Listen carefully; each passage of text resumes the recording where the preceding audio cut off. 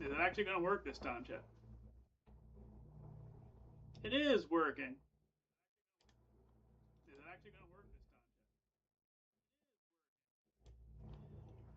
chat? It is working.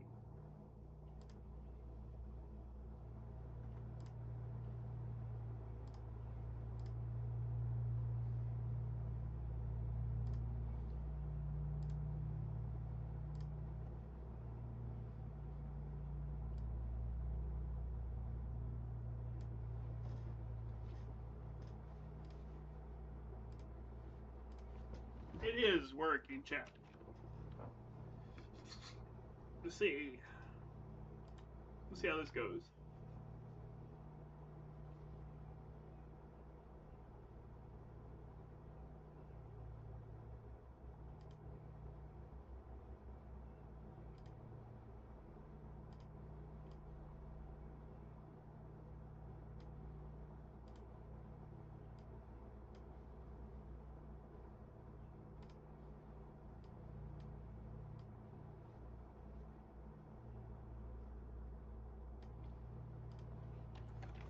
Got all three things up.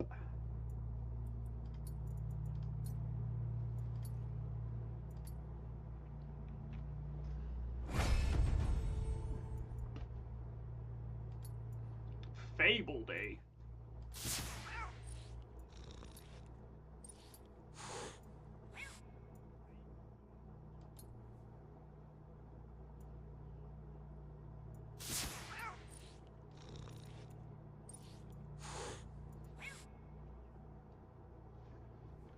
Yeah, we got 4 kills that didn't involve the cats.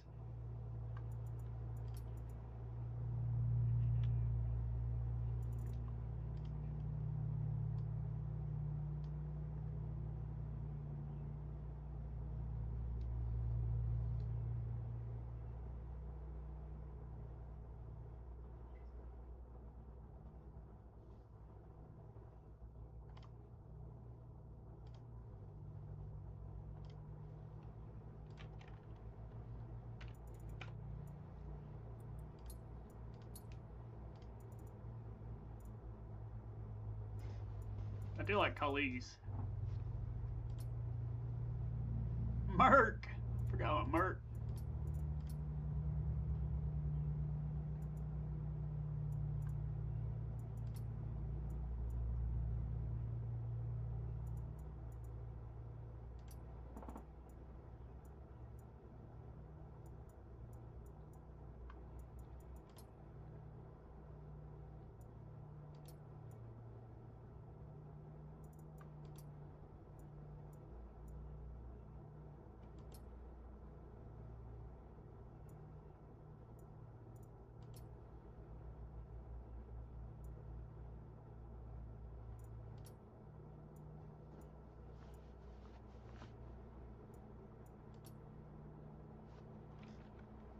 Select your god.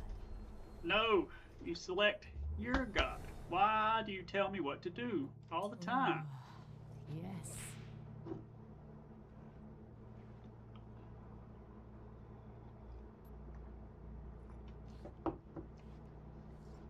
Zab in lane sucks.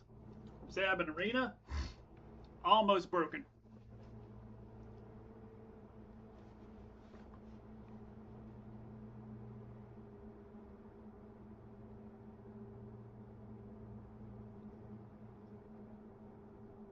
Almost fucking broken.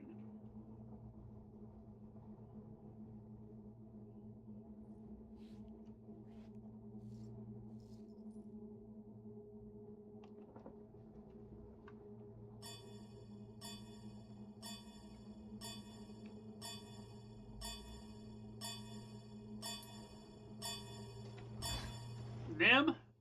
We like a Nim? Noble 49. I think that was the horse that was on my team.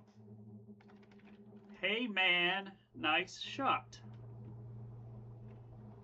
I respect that.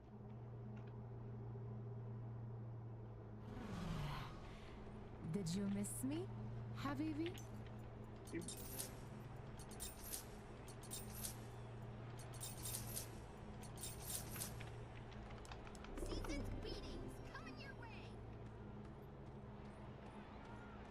Ooh, I should jump out. Nah, I don't think I have enough This time. will help me track my prey. I only got 4 seconds.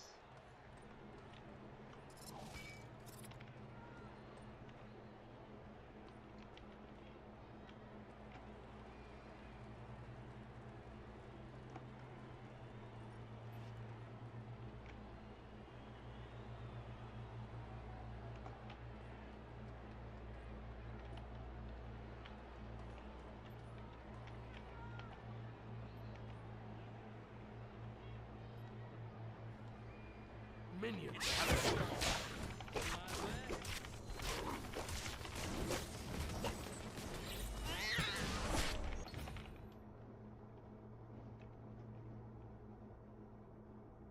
I got 2 more gold than us, Chet.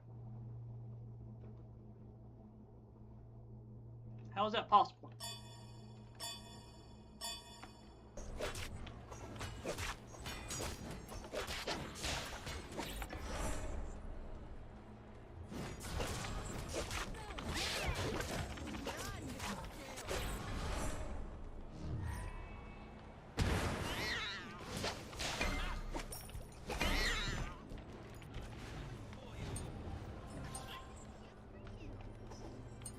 I hurt the cuckoo bad, man.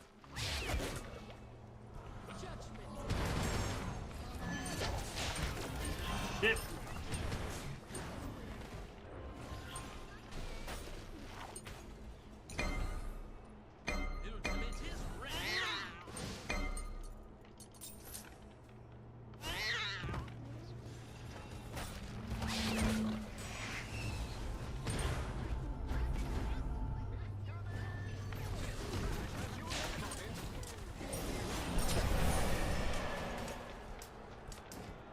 Where my fucking cats go, man?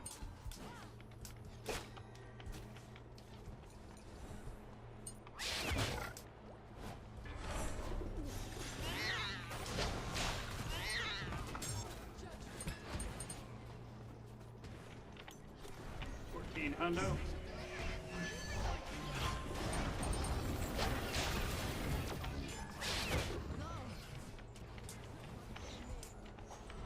Be right back.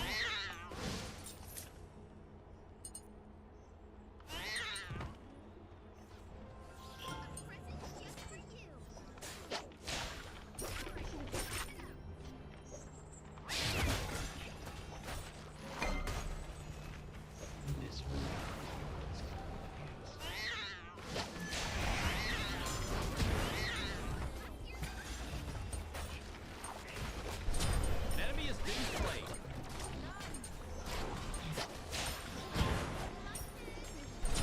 Oh hey, we got a team this time.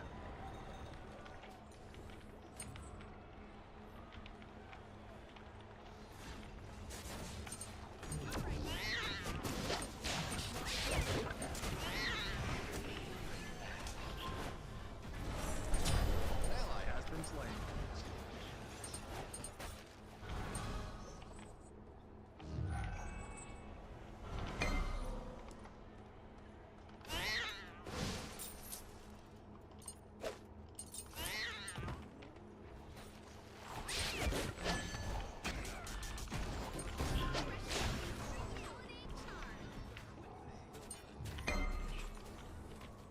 That horse hurt like hell, man.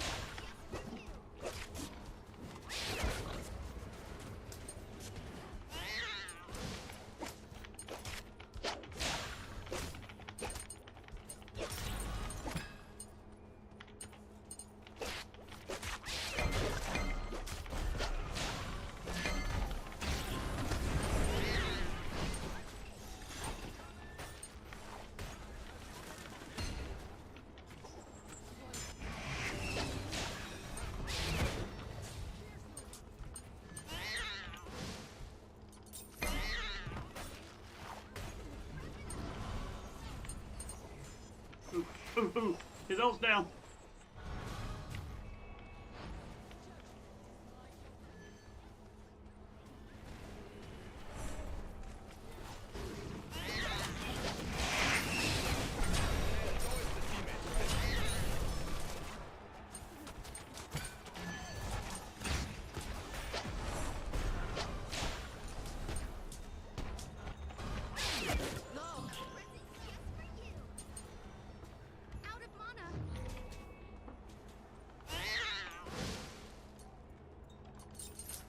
I don't know, I always want to buy Dagger Frenzy.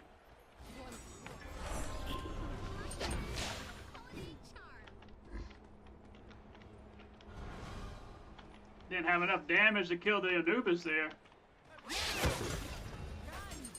I have to go anti-heal this game. It's okay. This makes us tankier, right? It's okay. It is a pretty gold efficient item. Kind of loaded with stats.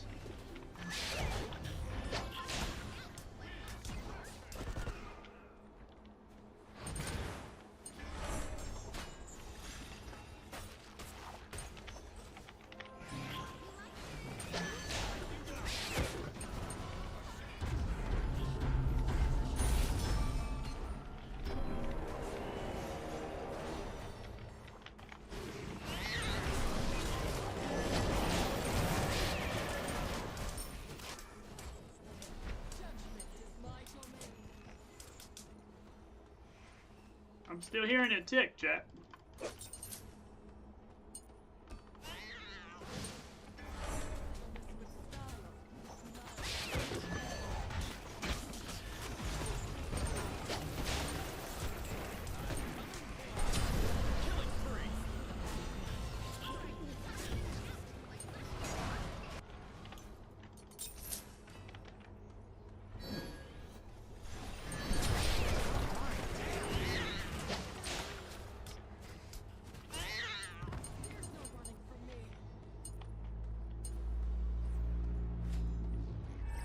Probably lose this.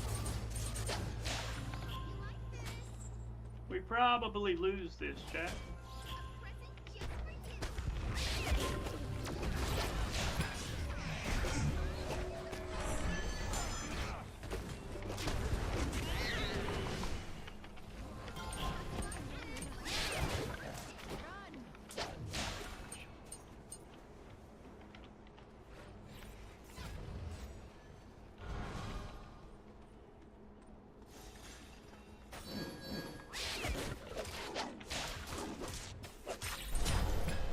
Easy Street now.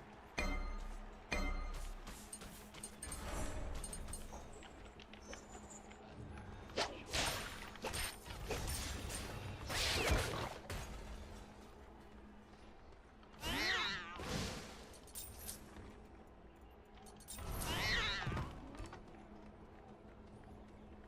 gotta deal with this Horus, man. Oh, I gotta get anti-heal. So we drop Crusher, right?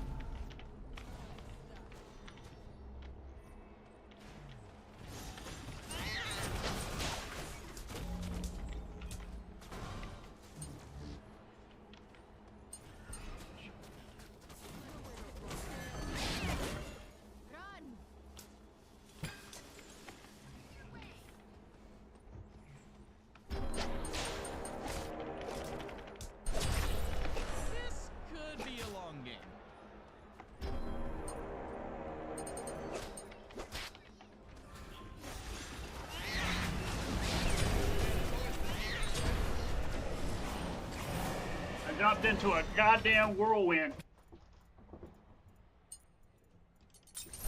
Double kill.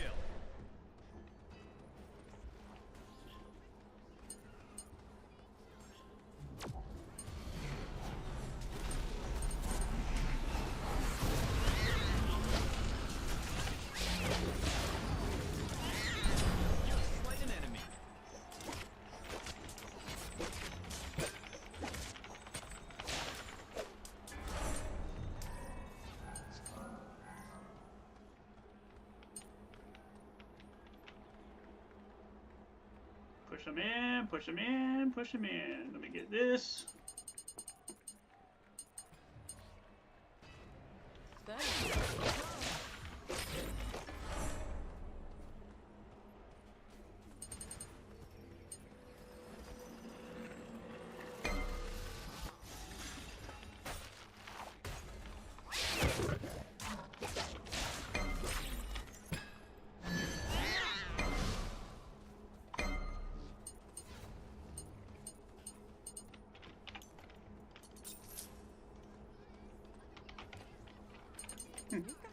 Hit my old auto run there, chat.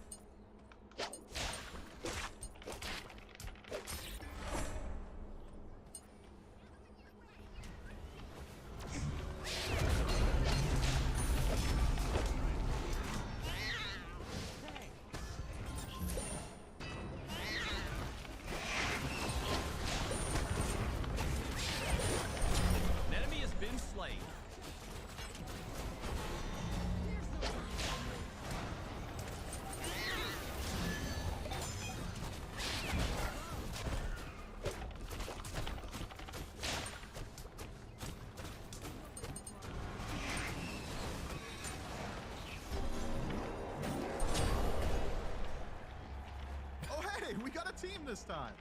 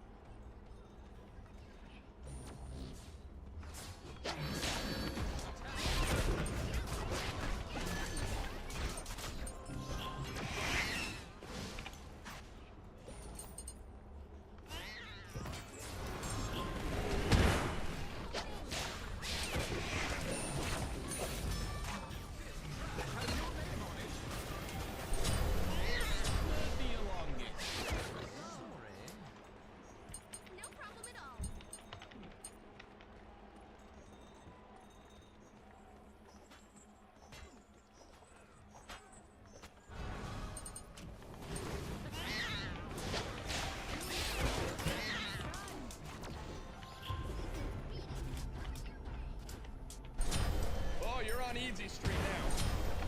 Well, Mommy, you got something out.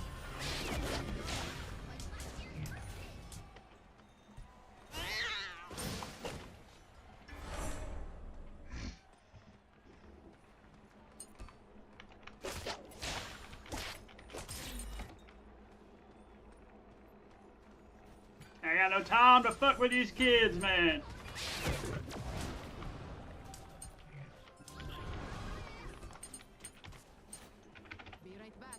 Get the starter.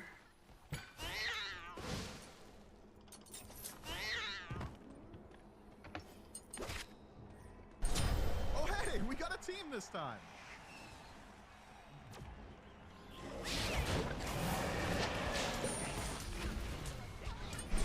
An ally has been slain. Stop dying, damn!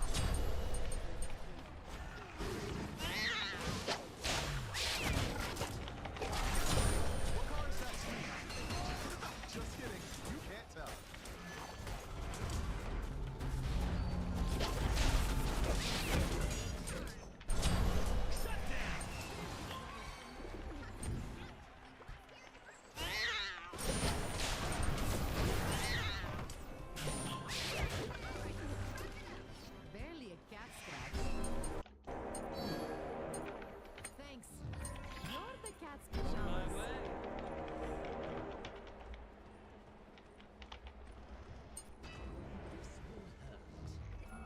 don't know what I hit, but I hit something. And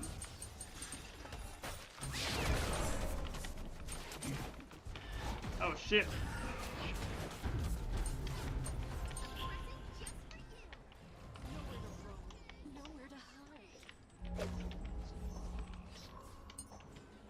Oh shit, chat.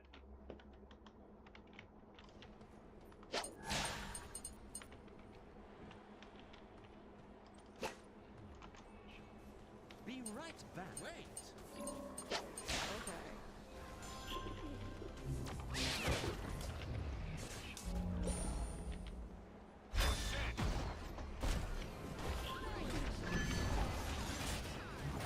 What the fuck?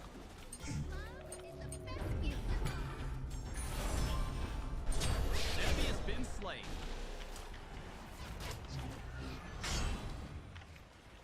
Minions have reached your portal. Can't play this, man. This could be a long game.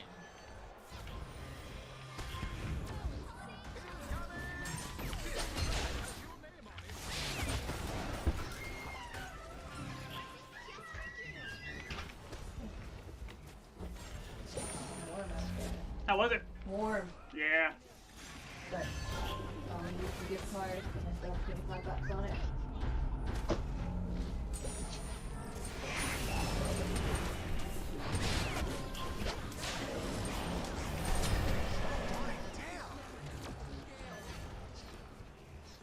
Man, it's always the teammates, right?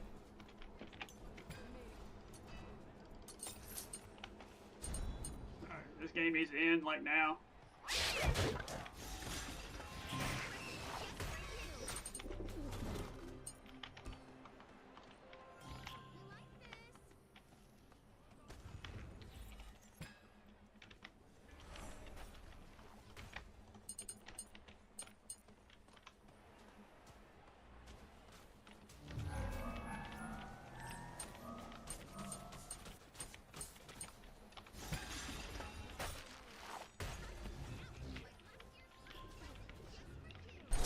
An ally has been slain.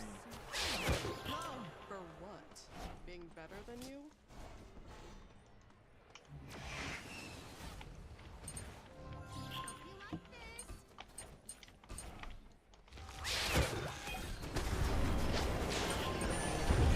Man, it's always the teammates, right?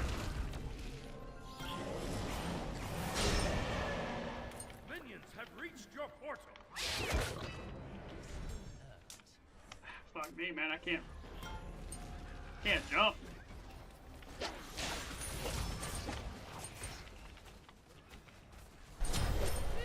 could be a long game.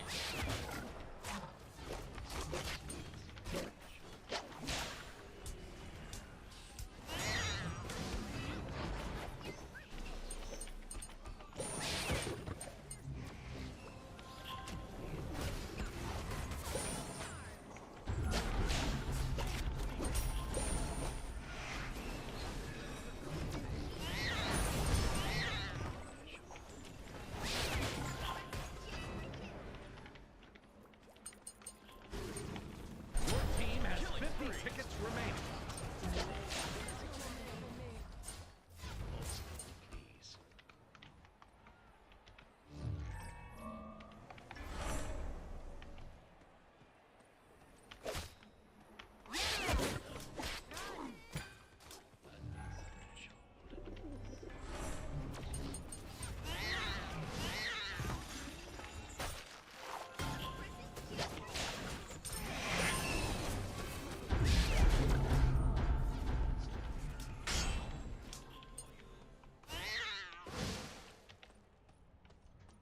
Alright, you're nuts.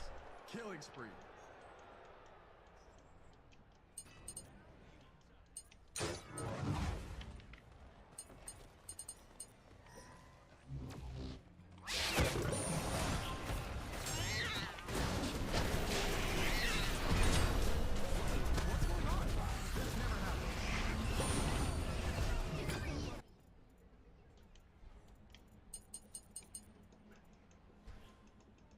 The enemy has 50 tickets remaining.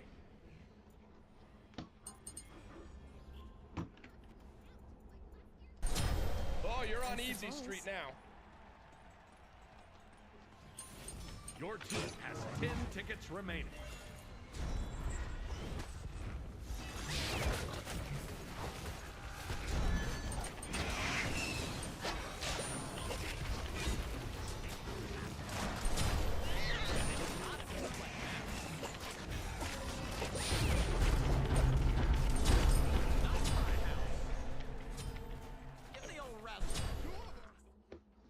Justice was Mouse served. chat. Mouse has fucked up.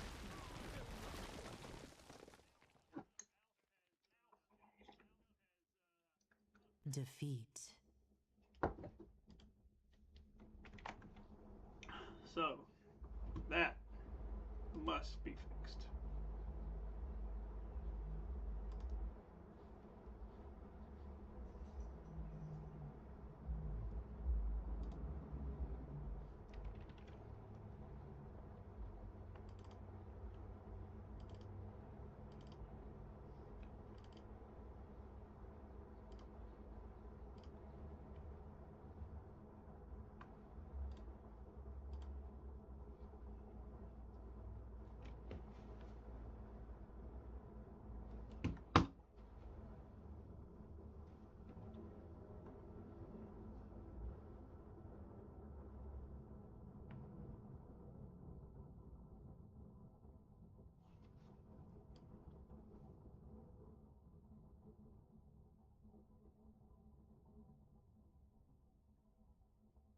I don't know how in the fuck I changed my profile,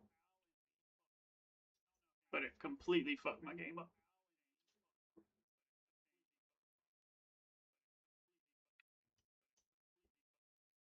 Completely fucked my game up, chat.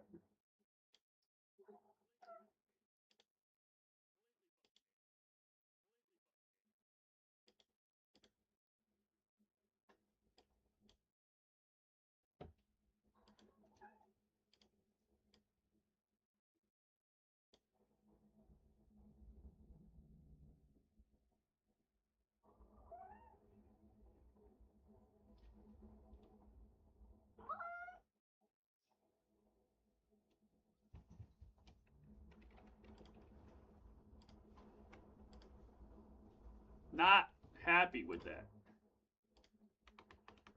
Alright, it's fixed. It's fixed, chat.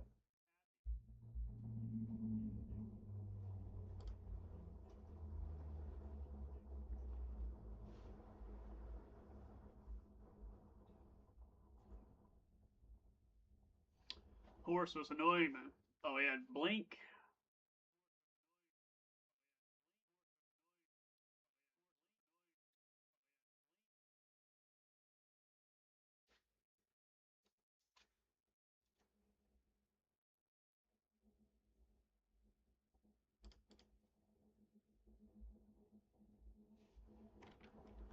Select your god. I see, chat. Oh, yes.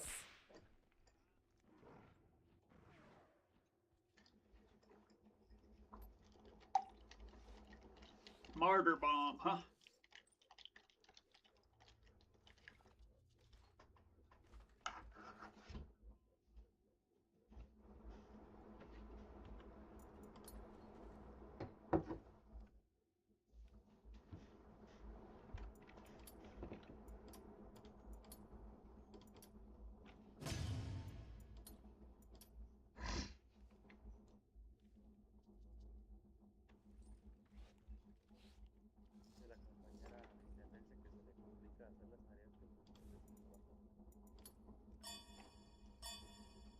We'll go ahead and just get rid of that shit. I shoot through Kush. Whatever.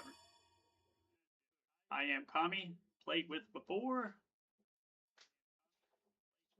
The all damage.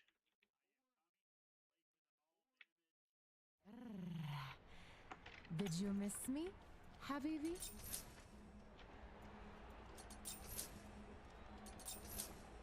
I suppose. Somebody else buy fucking wars. Nah.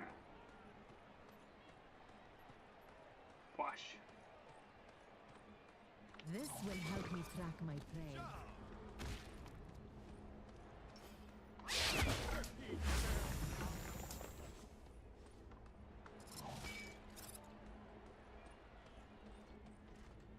It's a trap. Oh, oops. Yoki doki.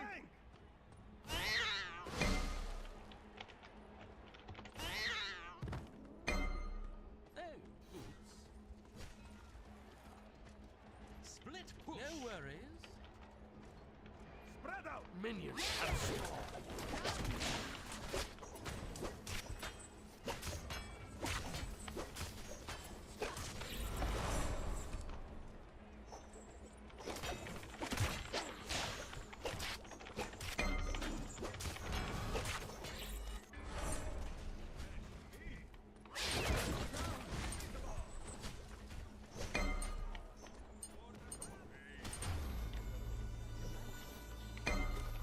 About to hit 5 here, chat.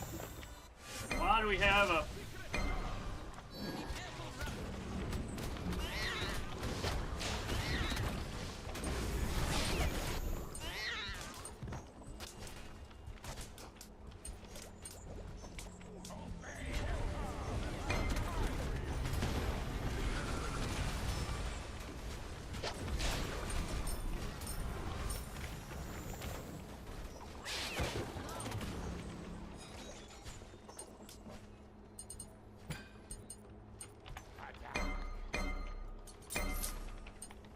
I don't understand our Cerberus here.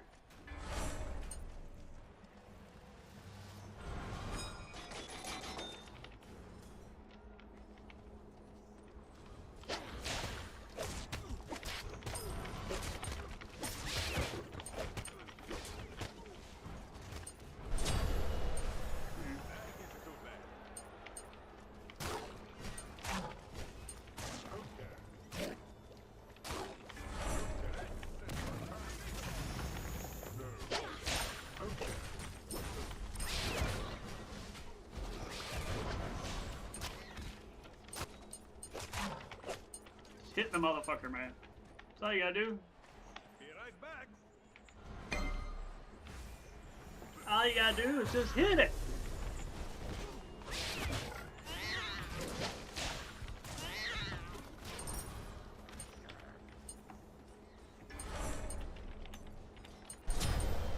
Oh, so. be a Oh long my game. god, dude.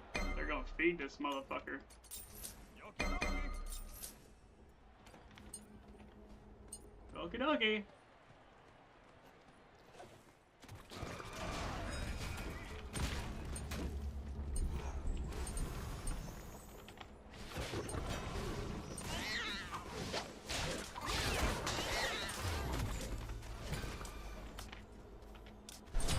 Oh, you're on easy street now. Nah, Jack.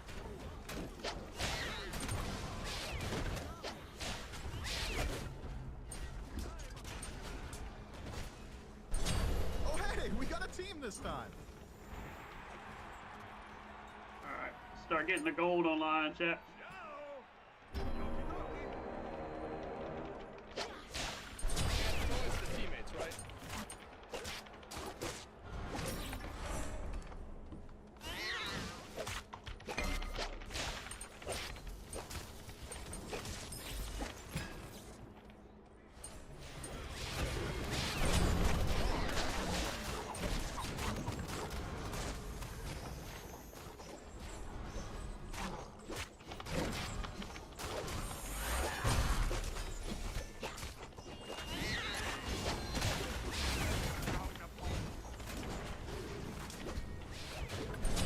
Enemy has been slain.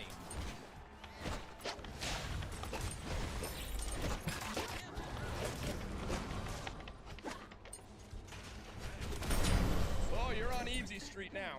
The fuck was she doing over there, man?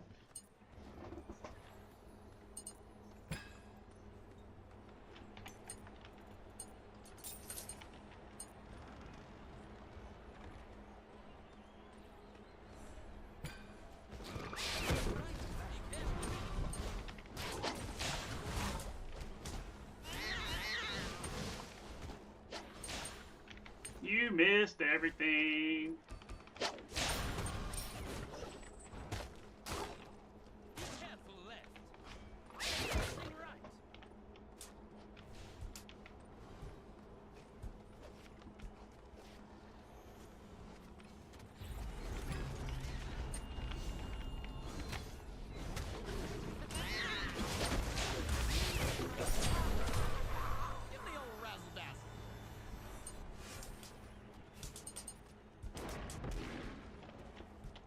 doing over here, Zab? Scaring people.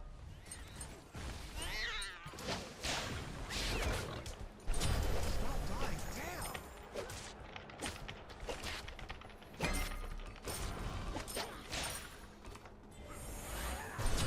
This could be a long game.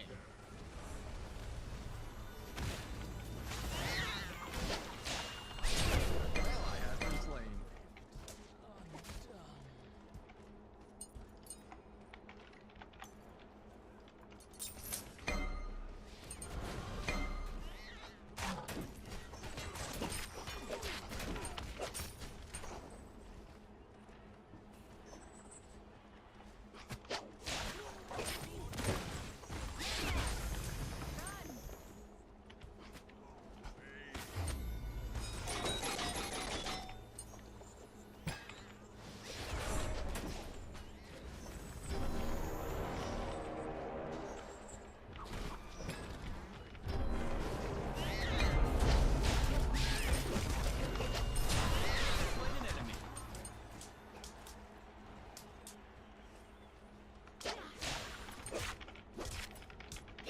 I can just go raw whenever I want, man.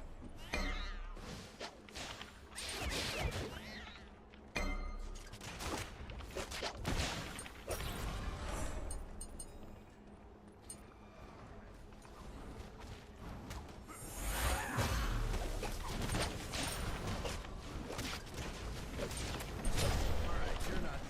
Killing spree.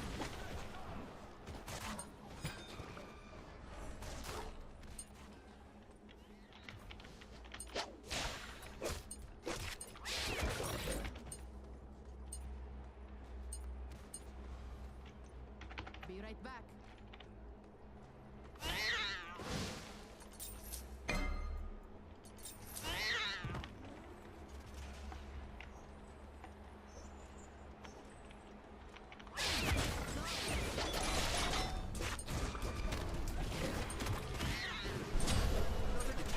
We'll get him next time. That was a good play by her.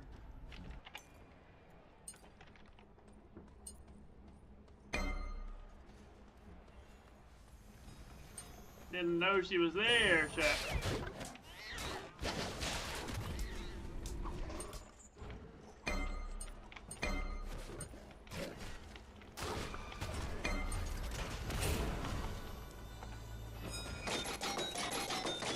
We're down a little far, man.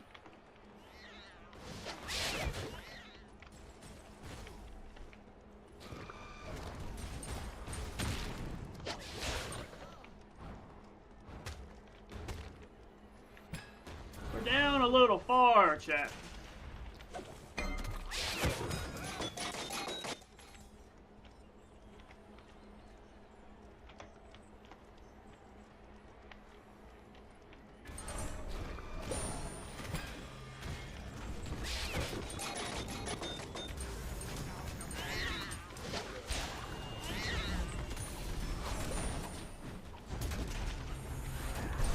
Stop dying, damn!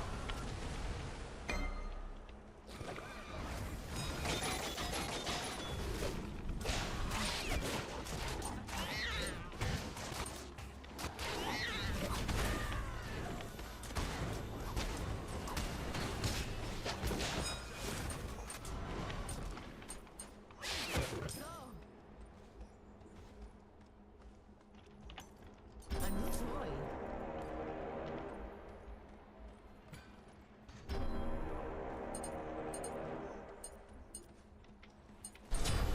Man, they gotta be sweating now.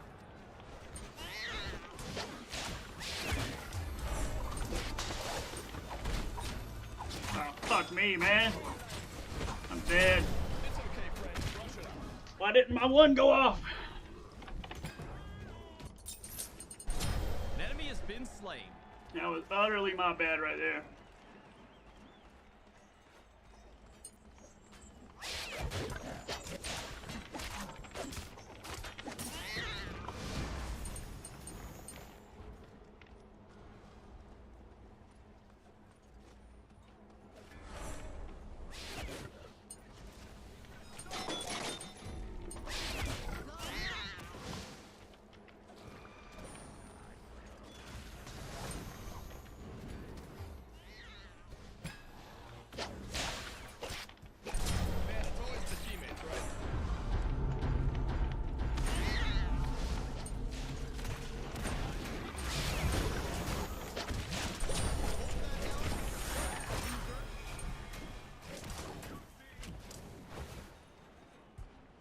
to lick my wounds. You've done it.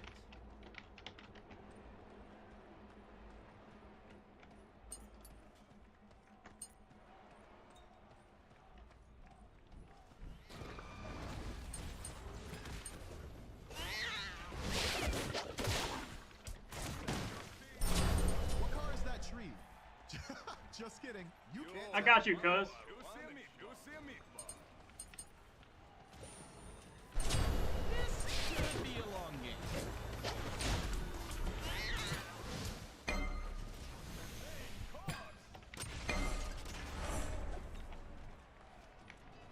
We're down by a fucking shitload, man.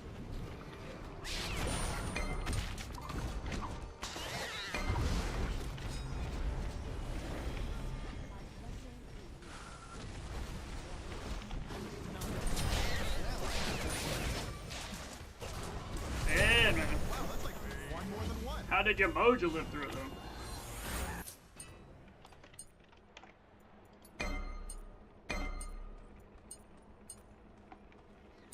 Stop dying. Damn.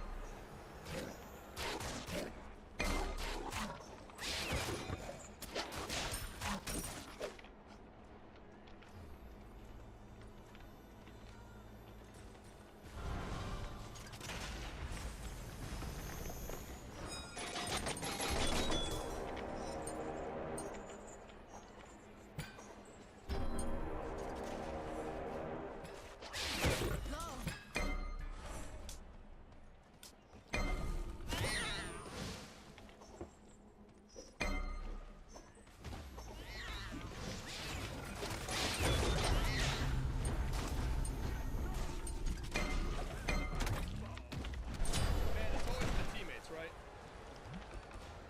Stop dying. Damn.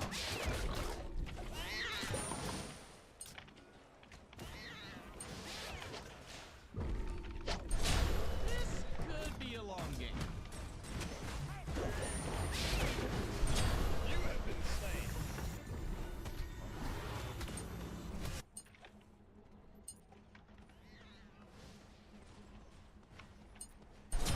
Killing spree.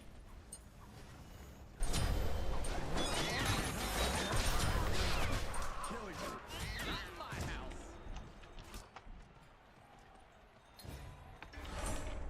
I mean, this probably is a loss, but Buon appetito.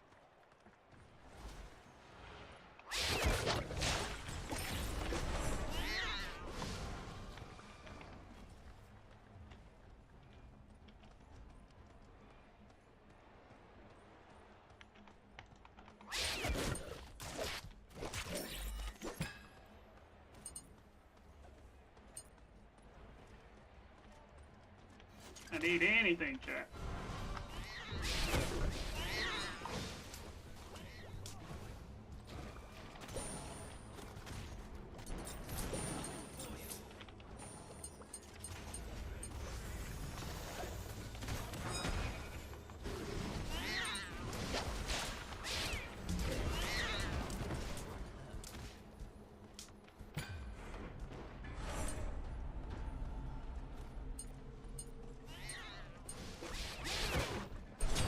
Ally has been slain.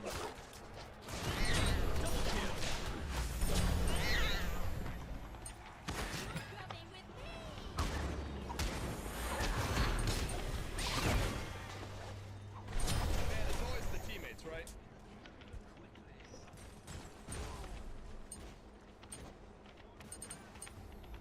Let me just go back and heal up, chat.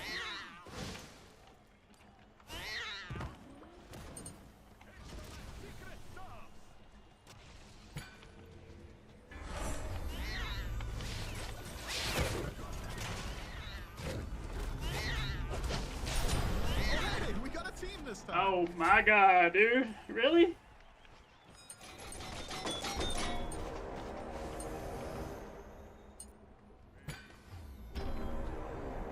We're gonna get Bane.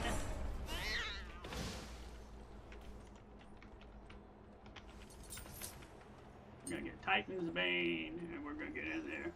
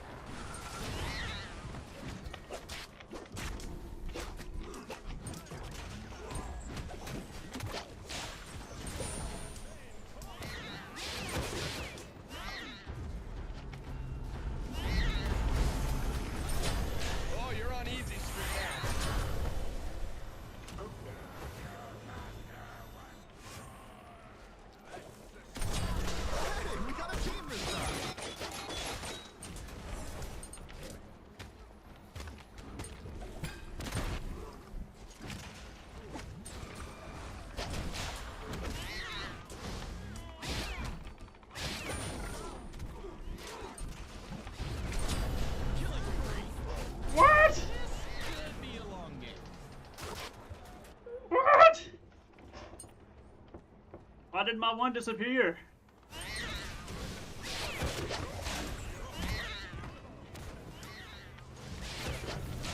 Your team has 50 tickets Man, remaining. it's always the teammates, right?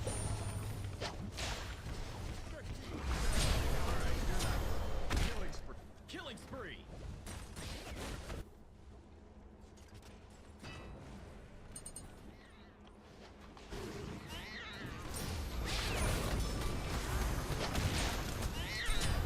Oh, you're nuts!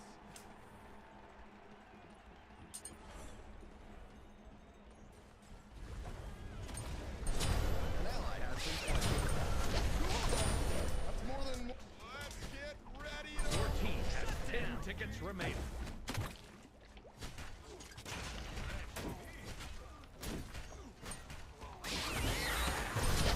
Your share is just better. Wow, that's like one more than one. Fuck!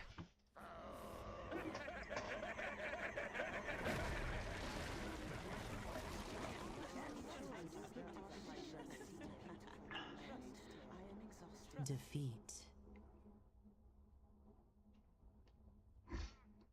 Our front line, not good.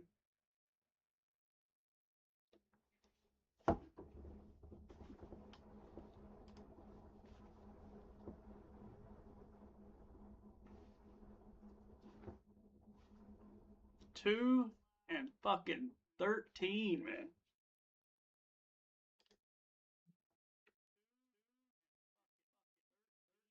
I see. We didn't have a front line.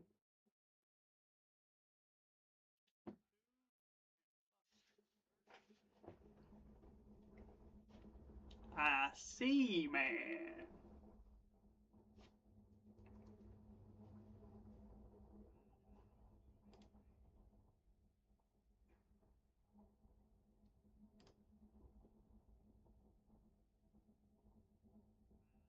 Me, or Vulcan, and myself.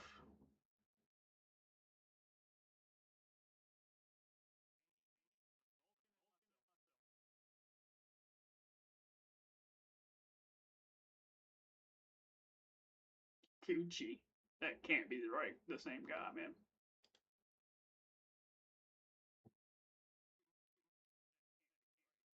Can't be the same guy. Wasn't it like Gucci 007 or something?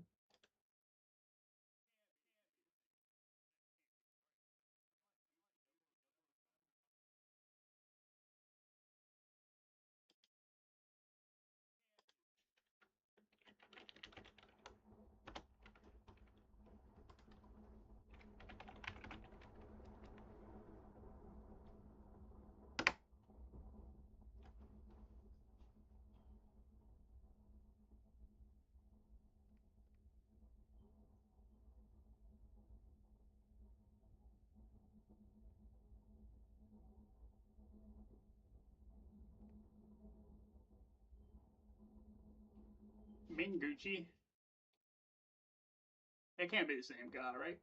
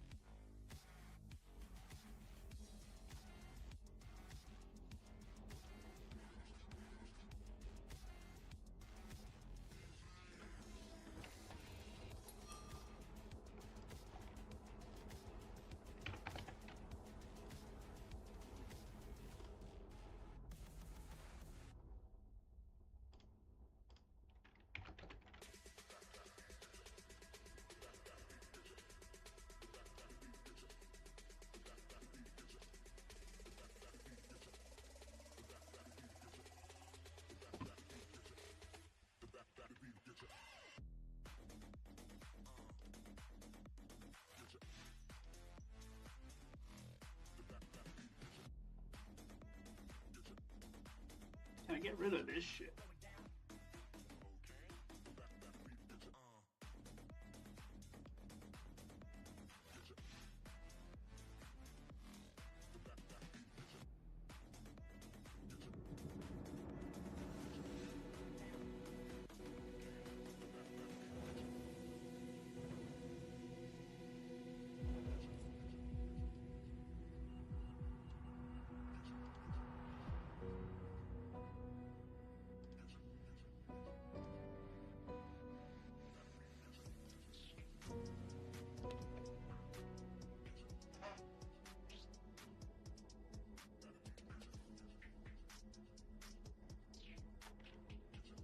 Oh, we dropped some frames, chat. It's not good.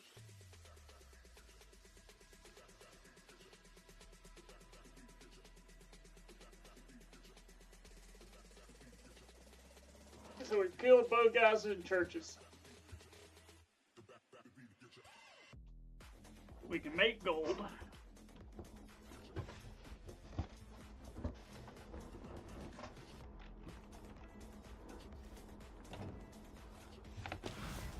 A pleasing slumber. Today, we'll attempt to feat once thought impossible, overcoming high-interest credit card debt. It requires merely one thing, a SoFi personal loan. With it, you could save big on interest charges by consolidating into one low fixed-rate monthly payment. Defy high-interest debt with a SoFi personal loan. Visit SoFi.com/defy. I gotta find these. Oh, there's one. By SoFi Bank. That was easy. Member FDIC. Terms and conditions Shit, apply. I got a lot of stuff. NMLS 696891. Having insurance isn't the same as having State Farm. It's like needing a lawyer, but getting I got a lot of stuff, Jack. just watches courtroom dramas. How does the defendant plead? Guilty. Also object. You object to what? Erroneous. Counsel will approach the bench. You wouldn't settle for just any lawyer, so don't settle for just any insurance. Get the real deal with State Farm. Like a good neighbor, State Farm is there.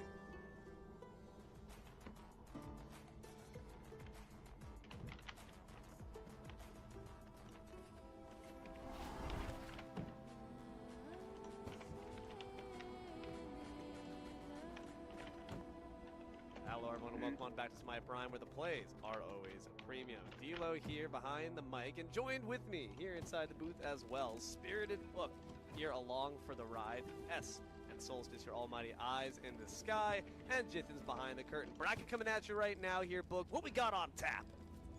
Yeah, so a couple of matches have already been played here. But Butt Lovers obviously taking a spill to Dirty Water. Butt early on. Lovers. Just saw that happen. But Singlebind taking down the Gospel of John. Singlebind looking good here. Fight off against Hostile Takeover, who took down the, was it Chingle Blorgan? I think is how you enunciate it, something like that. I think that's how you say their name. But yeah, they're gonna go down the losers bracket. But Singlebind versus Hostile Takeover. A matchup we've seen time and time again, D'Lo. But this time, some new faces on this Hostile Takeover team. So curious to see if they can, change the pace of how things have been going recently for this roster. I'll tell you, Buck, I gotta speak for a little bit with our friend Happen on Hostile Takeover. Despite those roster shifts, with of course Hydrogen now being on Bomb Squad, and now having Rat Milk step into the jungle role and Tegbeer shift on over to ADC, Happen is still feeling very confident that Hostile Takeover can kind of retake the mantle of the dominance that they once held over Smite Prime, having reigned for several month circuits before it was put to an end by Singlebind itself. So they're feeling good. They got a spreadsheet out, 3,000-word document is what Happen sent out to the team. So hopefully that comes up and comes to fruition as we hop into P's and B's. We'll see if that strategy rings true. Yeah, and I mean, Mort and I kind of briefly touched on it. Happen getting some experience last weekend, playing with the likes of Adapting and team, getting a lot of experience there. I'm curious to see if that has maybe changed his perspective a little bit going into this, circuit finals weekend here. Have some of the picks and bans shifted a little bit for how Happen really plays these ones out? Well, the Newt ban is certainly nothing new. She's been quite dominant across the P's and B's board. So we'll see what role ends up getting prioritized in the lead. So when it comes to Singlebind, we think of what players are on this team, of course. I think of the fact that it's the Aurora team. I think the fact that Scylla support could potentially be something that rears its ugly head. Given that it's such an atypical pick, though, I wonder if we see maybe a different lane get prioritized when it comes to his role we're looking for. Potentially, I think Ramakami and Karmic have similar god pools that I think oftentimes when we see these teams play, that solo laners are often prioritized between these two teams, but also mid laners as well. You know, oftentimes Benny Q will pull out some of the weird picks, but in terms of the more standard picks, oftentimes these two mid laners often clash. While lately I feel like Mazel has been playing more of the likes of the Merlins, Benny Q has been playing more of the burst mages, so once you get past the Agni and Discordia, the god pools do start to kind of shift away from each other a little bit. Snowflower, in terms of the top gods right now, both these two mid laners really do play a lot of what's available.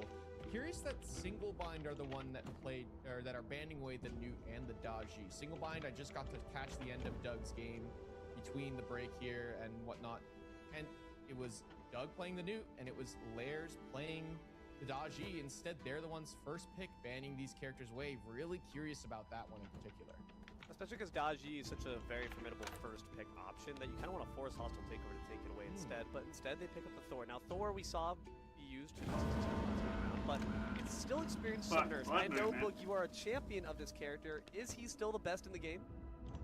No, because Bastet exists. I think Bastet takes that one away. Yeah. But once she's gone, she's gone. So maybe Thor might be the best this game this time around. I do think he's still really good. You know, I think this is easily a flex potential between Lairs and Ramakami. We've seen both these two players pilot it to great success, but I worry immediately across the way. This Horus, I mean, something Aurora loves, but also Happen loves it as well. I feel like this should have been maybe a potential higher prio pick between these two supports. Horus and the Mordred front line already established, a lot of rotation ability, and a lot of really great gank potential between To Disguise from the Horus and Pursue the Weak from the Mordred. It evades walls and just kind of hits you out of nowhere. The Geb is the response. Cleanse isn't too shabby against the Mordred if they find that knockup, and the Opwash as well. Singlebind got some artillery in the back. I kind of like this idea here that Singlebind have gone. They see the Horus on the other side and they're like, okay, this composition from Hostile Takeover wants to dive. The Mordred wants to get in your face. The Horus wants to step forward and CC you. Geb can cleanse that single target stun from the Horus, while Alpwash really denies a lot of the dive idea space that Hostile Takeover want to go for. They want to play forward in the face, in the back line of Singlebind. Get out. Geb and Alpwash are going to deny a lot of that spacing that Hostile Takeover want to, no pun intended, take over. Jeez. Dude, Opwash, Fleeting Breath. If you try to Protector's Surge over to any teammate, all of a sudden now, hey, buddy, you just gave their teammate a stun. Thank you very much. Opwash has got to make sure to keep an eye on this Horus and who they're dashing to ensure that they can find it, but that's going to be something really annoying for this Horus to have to keep in mind, since normally they really play around that Protector's Surge to stay safe. Hoi Yi, Aladdin, so much mobility from Hostile Takeover. Dive to thrive. Yeah, I think the idea for the Aladdin is really nice. I love that it's in response to the Alpwash in particular I just mentioned, and the Geb as well. Just mentioned how these two characters really deny a lot of what Hostile Takeover want to do in their top two. Well, the Aladdin can deny some of that from the Geb and the Alpwash. I was really ready for Geb ADC here. I think that was my immediate response to seeing it. Was Doug has played this before with the aspect going for the Geb ADC. But Cupid being the final selection, and don't get me wrong, it's a great answer to the Hoi Yi, the Aladdin, and Horse. A lot of mobility, like you mentioned, and Cupid shuts all that down. But I hate Geb's support. I think he's the worst support in the game. He gives you no lane priority in the duo lane. He just does nothing for so long. Don't get me wrong, the shield's best part of his kit. It's a cleanse, gives you more, you know, kind of health, you know, fake health, you know, the nice little shield. But in terms of the lane, and I think lanes are so important just to be able to thrive in the mid to late game, this Geb is gonna put a real hindrance on Donut Doug, I think, for a hot minute. I don't know, Book. I heard about a certain arena lobby you hopped into against a certain Smite Prime caster that played Geb, where they kind of put in some work. So that might be some bias coloring your thoughts there, but Kate is the response from Hostile Takeover. Now, this is a god that definitely stands out amongst the rest. Not much mobility here on Sakate, though she could build that point to try to assuage that weakness. What are your thoughts on the logic behind Hostile Takeover taking that mage as the last pick? I don't mind it here. I don't think there are a lot of options, though Discordia is still available and maybe a character that could punish a lot of the lack of mobility on this Outwash, but I think Hecate might fit the bill a little bit better. Why dive forward when you can pull them towards you instead? Put some of the players on single bind in an awkward spot where you don't have to full send the dive the back line if the dive is, or the back line is isolated from the front line because of this Hecate ult. So I don't mind the idea here, but I do think it is a little counterintuitive to I'm not loving. a lot of what the rest of the composition from Hostile Takeover want to do. They want to dive. They want to be in the face of single bind and play to kill this Outwash and Cupid right away. But the Hecate doesn't really fit that outside of the shield ring. This is such an interesting matchup between the Outwash and Gab. It's very stand and deliver. We stand our ground inside the Fields of Love, inside the Empty the Crypts. You want to take the fight to us, that's okay. This takeover won't be as hostile as we get put down. That being said, I feel like a lot of times it comes down to who pulls that trigger first. When the game comes out first, Assassinate comes up, but the game might be spots, and then Loki can find themselves in a bit of a problem once the CC comes out.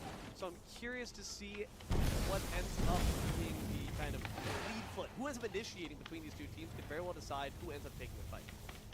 I'll tell you what, Here to go over here, man. better initiation here than as a Gek being Hecate ulted into 4 people. So Good point. We're gonna be a little bit careful of who they pull as the game goes on, because Aurora might just say, yeah, I don't need beads. I don't need to use my ult as a chilling. tool. Because if I just use this, it's gonna go in and then ult right away, and there's 4 people around me probably getting stunned.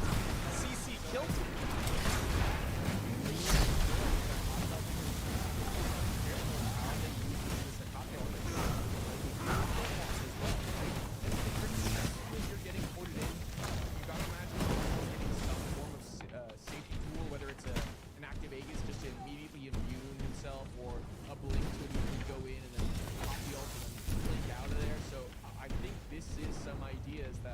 Takeover might have to worry about in terms of this Hecate. I think something else, maybe even a Merlin or Fallen. But damage would have been nicer for this team. And we're talking about worries for Hostile Takeover. If it's Aladdin, such a survive or high starting character, and it's definitely trying to find a place in this game. You know, with the competition. Hostile Takeover bring a lot of faith in it. That's paid. You know, if you have that love, all of a sudden you die early, you're left with nothing. I think Aladdin could do really well in the late game, fantastically, but if you never get there, you're irrelevant for a long time. You want to get to the point where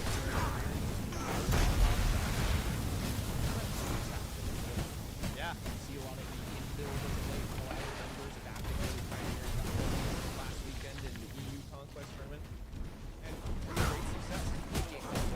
On the other side, so worry a little bit for Rat Milk, especially against a Loki, a character that can sort of just drive the pace of the early game once they hit level 5, look to make plays across the map. Aladdin wants to spend a little bit more time sitting back, on their own games, making sure here, someone in the neutral farm, the rocks, the elementals, taking their time versus layers can get active early. I'm concerned when I look at the matchup as well, just on paper. Loki, Assassinate, Cripple. All of a sudden, 2 of my abilities are gone. They're toast. So, as it's allowed, you're going to want to maybe shake that off. Again, it's about who hits Elton first. If I'm ripping a lamp, my instant response is layers, I'm hitting Assassinate. And vice versa. So, it's really who blinks first. It's guns drawn at high noon, and the bell's tolling. Yeah, I think it is definitely that. That's going to be what happens, I imagine, between these 2 junglers. But I think there are a lot of tools that can also get involved in that. You know, touched on the Thor previously, going to Ramikami in the solo lane. That's going to be a good tool to engage fights outside of the Geb and whatnot. So I like this idea, at the very least, to try and help out Loki in the early mid. We'll see how it goes in the early games. Single bind, Hostile Takeover. We're going to hop right in and a bit of a look to see what these 2 top teams are, because these are the top 3 teams after all, book. So you very well could be seeing a bit of a sneak peek of the grand finals of today to see who takes home that game. Second seed. What are you doing here? Against each other. Hydrogen Bomb, the first seed on the other side of the upper bracket for now, and one of these 2 teams will go up to face, I imagine, Hydrogen Bomb. Potentially another upset could be brewing on the other side, though, that they're facing their opponents there. I believe the run is 31 for their opponents, and those teams also really good. So that matchup could be really important, but for now we get to look at this one. Single bind versus hostile takeover. Again, a match we've seen for a God long damn it. time. Aspect? I was just gonna say, Ramakami is the one rocking the Loki in the soul lane, and it's layers in the jungle in the core, and it's Loki aspect. Walk me through. What's the logic? Why is Single Bind deciding to opt for a less traditional card to lead? You know, I've been playing this for a long time, so I feel like I have a lot of experience now. A lot of teams like to play the game, like to draft and whatnot. I'm gonna be honest here. I have no idea. I have the this year for Ramakami on this Loki aspect. I mean, it's some, you know, I don't know. It's just damage in the mid to late. He's got a shell as well, which is gonna provide some help for his backliner. Look, Oh, this is a Karmic? full. This could be trouble already. Ramakami, some buyer's remorse. Even the minions can press the job done. Mordred is quite low as well. I'll give you one potential reason, my thought process. Whenever I have a semi-global ultimate, it's not... Blow as of late, especially with the recent aspect nerfs. But Loki has the answer. In the late game, Loki aspect.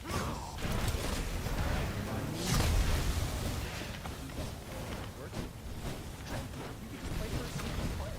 Get the back line without ever being seen. Alright, that's not Loki aspect anymore. Can we hover Loki aspect very briefly, please?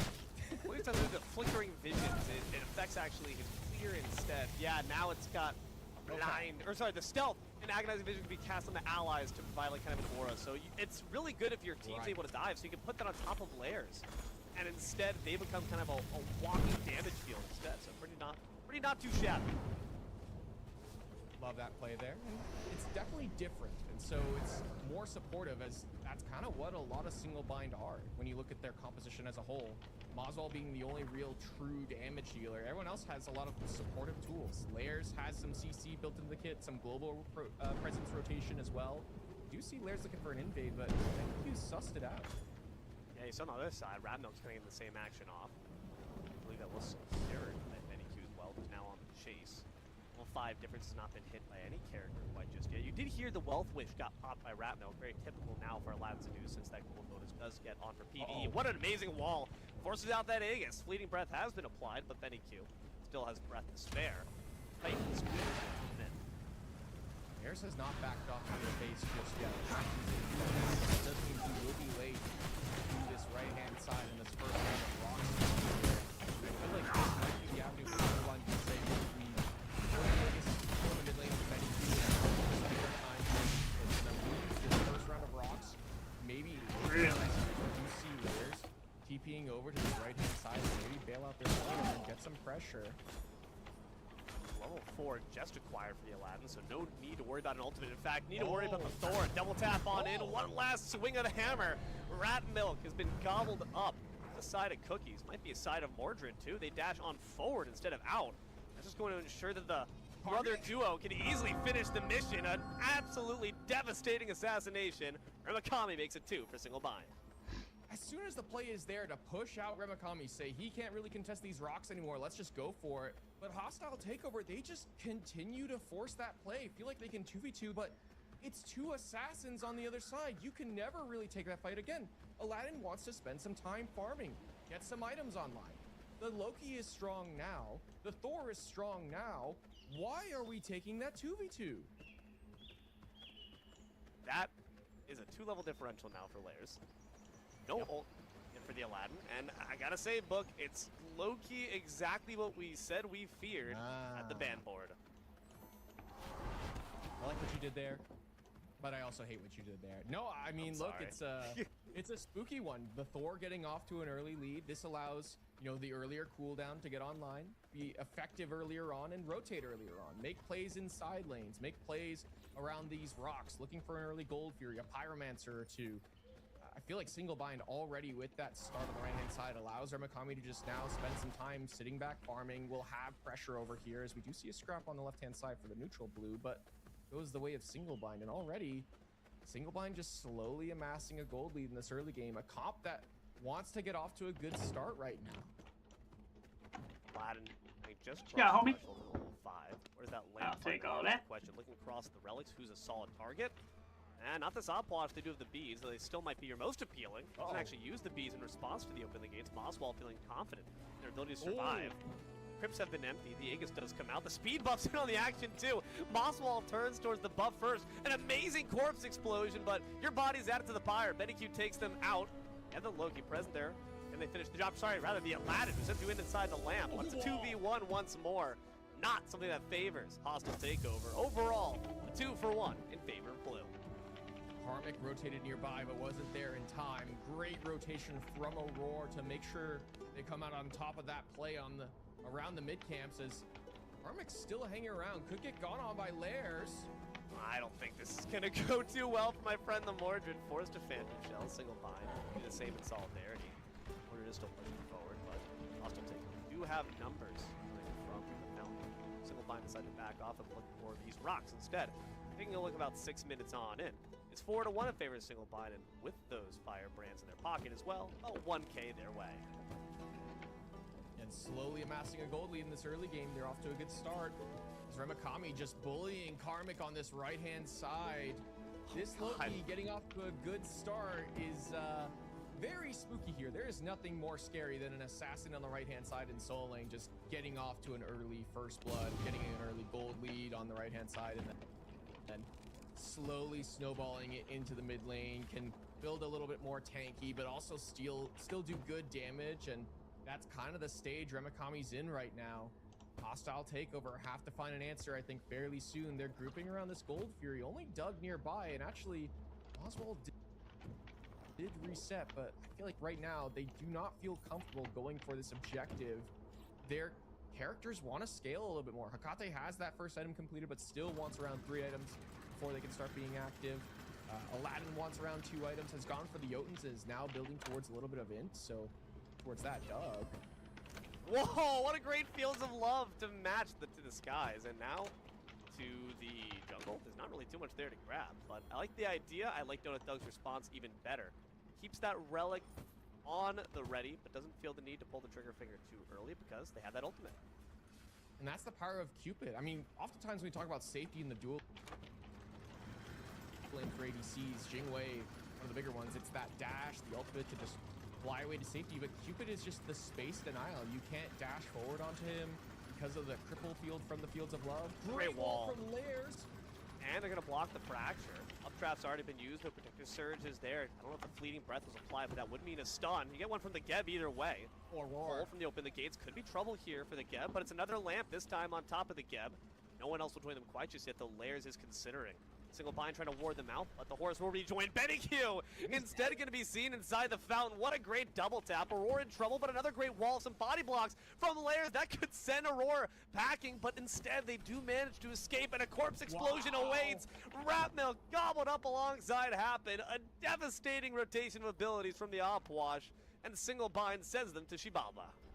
I thought that was so spooky for Aurora for a moment, getting pulled back in after they used the ultimate, and want to talk about Lairs just waiting that bush, waiting for Happen to look for a flank angle, and the flanker got flanked by Lairs. Great wall, Aurora shows up, denies Happen a lot of space, forces him to dash into mid, and then he's very low. Aurora pops the ultimate. Remakami, though, in trouble here. Karmic getting him low. He's going to deal with the escape. Scary stuff. Don't know where Thor would be after all. His brother, always there to back him up. Sibling assistance. 8 minutes in here. It's been pretty devastating so far for Hostile Takeover. I'm not going to lie to you. And I think we're starting to see, we were questioning, why is it a Loki in solo? Why is it Lairs in this Thor? I've forgotten that Lairs is stupid on this character. Yeah, Lairs is probably one of the better Thor players, if not the best Thor player in Smite Prime right now. I think it is criminal what he can get away with on this character. Just so comfortable. Very strong right now. 2 items completed here. Hydra's ready to go. And I mean, that double tap in mid onto Benny-Q, I don't even think he was expecting that level of damage, but Wolf Fury being pulled here, single bind, feeling comfortable. Benny-Q and Rat Milk not here. Horus has arrived. The Fields of Love been dropped. So much damage from the double tap, and already Happens dead. The sun's come dropping down, but single bind do not seem to care. Mothball secures them to the side of order. 1 pip as well as just further demoralization, a hostile takeover. What's their angle back in? Maybe it's this. Very low, on top of Lairs Aurora. going in. But now to the lamp. Aurora has that shield and rebuffs it with another one. Playing some ring around the Rosie, an easy game for this Geb who can just roll on out and around. Ufik Invocation for the shotgun spread, but Yeah, it does get cut off by the Sultan's Grace, so Ratmill can finally get something on the board, but if it's only a Roar, nah, it's not the best pick. It's at least something, though. Aurora and Moswell just going too far after that Gold Fury play there. They get the Gold Fury, they get the kill on to happen. They feel that they can keep going. They try and force it on a Benny Q. Don't even get the Aegis in that moment. A great ult from Benny Q. Keep himself alive, but also pull Aurora back in and take down the support. I do want to note, though, about this Outwash in a really good spot right now. You know, 1, 1, and 4, not the greatest slash line, sure, but what this Outwash can do in this composition in particular is fantastic. Yeah, Talisman of Purification as well. Again, needs a lot of safety tools against the other side of this hostile takeover team, and also kind of fits in the bill of that Chronos Pendant idea. Not the same level as CDR because you don't get that Chronos Pendant passive, but still 20 CDR to this Purification Beads is a really good kind of mini stat stick item here. I think we're seeing a lot more on these sort of immobile mages. I like this idea here for Moswell, but you look at what hostile takeover want to do. They want to Force ult it. They want to Aladdin ult someone. That kind of puts a lot of clear spacing of where their opponents are going to be at the right time, and you could just spend that time setting up the corpses for that corpse explosion. That's exactly what we saw in mid lane when the members of hostile takeover popped out of the lamp. Let me just tell you, man, you said Ramakami is bullying Karmic. You would be a terrible school principal, because someone's got to tell Odin that his son is actually stabbing other children with daggers. That's not bullying, that's assault. Yeah, I mean, Karmic really struggling, and a lot of it does stem back to that right-hand side play in the early game. They give up the first blood, and they give one of the kills to Ramakami as well, and just in such a good spot to start rotating out with this lead, and has gone for a classic sort of soul lane build that we're seeing as of late. Runeforge into Prophetic, and then here's to see what they go towards afterwards. Meanwhile, Karmic on the other side, very different idea here. It's Avenging Blade first overall. I mean, not something we see a whole lot on Mordred as of late. I feel like we see a lot more just kind of CDR, you know, some Barbed Carver as well to just be that lifesteal item as well. But, I mean, Avenging Blade is a very different idea, I think, for the soul lane on the side of hostile takeover. Single Bind did grab that Pyromancer for free, which now guarantees them about a 6k gold lead, or alongside their 6 kill differential too. Like, things are starting to rapidly spill out of control, and it's all according to plan, right? This is like what we calculated, this is what we drafted this team for. So the question is, can our friends on Hostile Takeover stretch this game for long enough? Who are we playing through to ensure that we can get this to 30 minutes? It certainly can't be through Horus, because they're about to be emptying into the crypts. Moswell take them out thanks to some assistance from Lairs. Another amazing kill from Single Bind. The CC lockdown in this mid 3-3 is disgusting, but you wanted to ask, you know, what are we playing for here? It's got to be this carry backline here in Hakate and Hui Yi, but these are not characters that can, you know, solo carry games for you. When we think about like ADCs that are so good right now, it's like Jingwei that can build some crit and kind of 1v9 once she gets enough Devour's and stacks the crit online, be really strong at that point. Hakate gets some items, can be relevant, but Hakate and Hui aren't, you know, 1v9 characters. They're characters that kind of need some help, can help out the rest of their team. You know, Hui not going for the aspect, so he's going to be another piece of the layered CC I kind of mentioned last game. But again, you look at the other side, you're like, oh, there's a Cupid that denies everything that we want to do, which is be mobile. Oh, there's a Geb on the other side that can do so much for survivability for himself and also peel for his backline. Oh, there's a Outwash. We don't really feel too comfortable diving that. Oh, and there's a low-key solo aspect on the other side that's slowly snowballing out of control at level 13 right now, has 2 items completed. We don't really have an answer to that. Oh yeah, and there's a 6-0-3 or on the other side in jungle that's, you know, 3 levels up over our own jungle. Yeah, what do we do here if we're hostile takeover? It really is just kind of farming out, find whatever gold and farm we can. Maybe go for a gold Fury Seal. Oh, blink ult in from Aurora. Wow, look how much that got out. That's all the value they need to blink on in, find the ult, force the beads out from Ratmill, put them even further on the back foot. This Aladdin just is really having a hard time. Maybe make a wish for some farm, buddy, or maybe War's got to wish for some better positioning. Once again, a bit too far up for their own good. The suns come crashing down, and the pebbles get disassembled. Thor is in the sky, and Horus might be going to the skies. A great hover there from the Hoi, but a wall will match. An amazing double tap. Might not even matter. Smooth moves, Tegvir, but Lairs got him better. Unstoppable. Tegvir had beads, but I don't think even he expected that level of damage coming through from Lairs. We keep saying that! 3 items completed. This Thor is swinging another great wall and a hammer away. Dude, 7-0 is disgusting work from Lairs. I like how many times we're gonna say that. Take a Baron's Brew, guys, for every single time we say it. I don't think they were expecting that much damage from Lairs at some point. You just gotta expect it. Take a Baron's I'm Brew. expecting it. I'm not expecting this one. I wasn't expecting the Lairs to do that much damage. Oh, 8-0. Disgusting work. Single bind now looking for the second Golden Fury. You do have Aladdin present. Akate is lurking. Forge is just trying to get something for the troubles. Gets the Jungle Eye camp. Is now begins to get whittled down. Seems that Hostile Takeover going to let this one go. I don't blame them for that decision, but this bleed out is starting to look a bit more profuse. Now 7K the way of single bind and 8 kills too. It's looking more and more dire by the second. This Hostile Takeover team just looks lost, Elo. I'm going to be honest with you. They have not looked kind of this lost in a hot second. Even when they made those initial roster changes, Ratmilk coming in as the jungler, Q in as the mid laner, and they had some struggles, sure, but they look so lost on how to play right now. They're really off tempo with each other. Ratmilk just trying to farm right now while Happen still feels comfortable being aggressive, and that's what you want to do on Horse. You want to be aggressive, but against the composition on the other side, you can't be this aggressive. You can't walk forward and not expect to get, you know, Cupid ulted or locked down by the Geb, knocked up by the Geb. You don't have those same tools of safety from the CC if you're being crippled, and it just, they feel lost. They feel disconjointed, and they're not on the same page.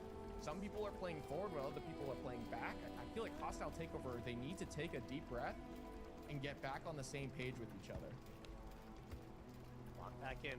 You reread one of those paragraphs from the 3,000-word document that Happens got typed up for you. But because of that, I will say I have faith that Hostile Takeover can find a way through because they have planned rigorously, dedicatedly. Open the gates in exchange for the Anvil of Dawn. I think Lairs is just fine. In fact, Lairs licking their chops, looking at the pasty morsels down below. Opts instead for safety. Gotta keep that kill streak safe. Look, you talk about prepping. I am a big fan of when teams really prep for a weekend like this, the top 8 teams of, hey, when we go up against this team, this is what we're gonna pick, this is what we're gonna ban, this is what we're gonna focus on. Doug in trouble here. Let's see, maybe this could be the moment you prepared for. The sun's come dropping down, but it's not gonna block the exit. Ratmilk tries to cut them off. Another great wall! Blocks them off completely, but now can Lairs escape? Unfortunately, no. Tegvir will say, we will take that for sure. Donut Doug barely able to escape. It's all thanks to your Thor's sacrifice. Big win on the left-hand side there. They finally take down the Thor.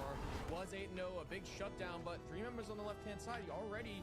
Donut Doug walking to the right. Queen Naga available. Roar and Moswell are hunting for a play here on a Benny Q. Instead, they're going to fall back, look towards this objective. So a big shutdown kill for Hostile Takeover, but they still lose another objective that goes the way of single bind. It's something, though. It's something to restore the mentals. Knocking off that goose egg from the Thor's slash line feels good. The fact that Ratmilk was participant to it is incredibly important. Now look at them, only a level behind, but a Pyromancer unfortunately also seemingly going the way of bind. Items though for Ratmilk here has that Book of Thoughts stacked up and Polynomicon completed here, so the Aladdin's starting to come online. Some wins going the way of Hostile Takeover. Is it enough though? I feel like Lairs still is in a commanding position. They give up another kill here, or another death here, and maybe it's a little more spooky for them, but they still gotta feel so comfortable as they go in here. I didn't expect him to do that much damage. Did you happen? Oh, it's Aurora who actually comes in the seismic shockwave to finish the job, but dude, that's a support. He just nearly one-taps him with one rotation of abilities. I don't think we need Flatpen. As long as Lairs is here, it's unnecessary. Yeah, just so much damage. It has an active Aegis now bought as well. I like this idea here. Don't give away another kill once you go in. Just pop that for a tool of safety. Keep yourself topped up in terms of your health, and also get a little bit of regen as well. I like this idea here for Lairs, and actually Fire Giant being looked at here by Single Bind just 18 minutes in. I mean, they have so much zone control. Fields of Love, empty the crypts. You do not want to walk here. Wear a hard hat. It's about to get rough, but hold on. Karmic in the front lines. The Pyro Bomb comes through. Donut Doug secures it for Single Bind. Karmic goes down as well. Hoi's in the sky, but not for long. What comes up must go down. Tegvir's dead too. Thor's in the sky hunting for the retreating members. It's a good beads, but it's actually instead the lamp. Lairs says, I laugh at your lamp. Ratmilk gets absolutely swallowed up by the God of Thunder. Hecate, the last one left on the field at the moment. Happen has already long abandoned the fight. Mosswall makes sure to take down their quarry on the killing spree, and now only the Horus remains. Single bind with a huge victory, just saying, look, we're not letting the gold lead go away. We're going to use this advantage that we've got for ourselves. Group up as 5, force the objective. Get that one, take the fight, win that one as well. Now they're looking to force down these towers. A lot of standing gold on the map here. Tier 2 in mid, Tier 1, Tier 2 on the left-hand side, a Tier 2 on the right. Gold Fury also available that once they don't feel too comfortable standing around these towers, they can fall back as Lairs has the dagger. Getting looked at here. They also have the beads. That's all they're going to really need. Does Karmic really want to step up to this? It does seem like Lairs doesn't know anyone's lurking in the bushes, any assistance, so they really surely would have taken that 1v1. 20 minutes, 16 to 4, 10K.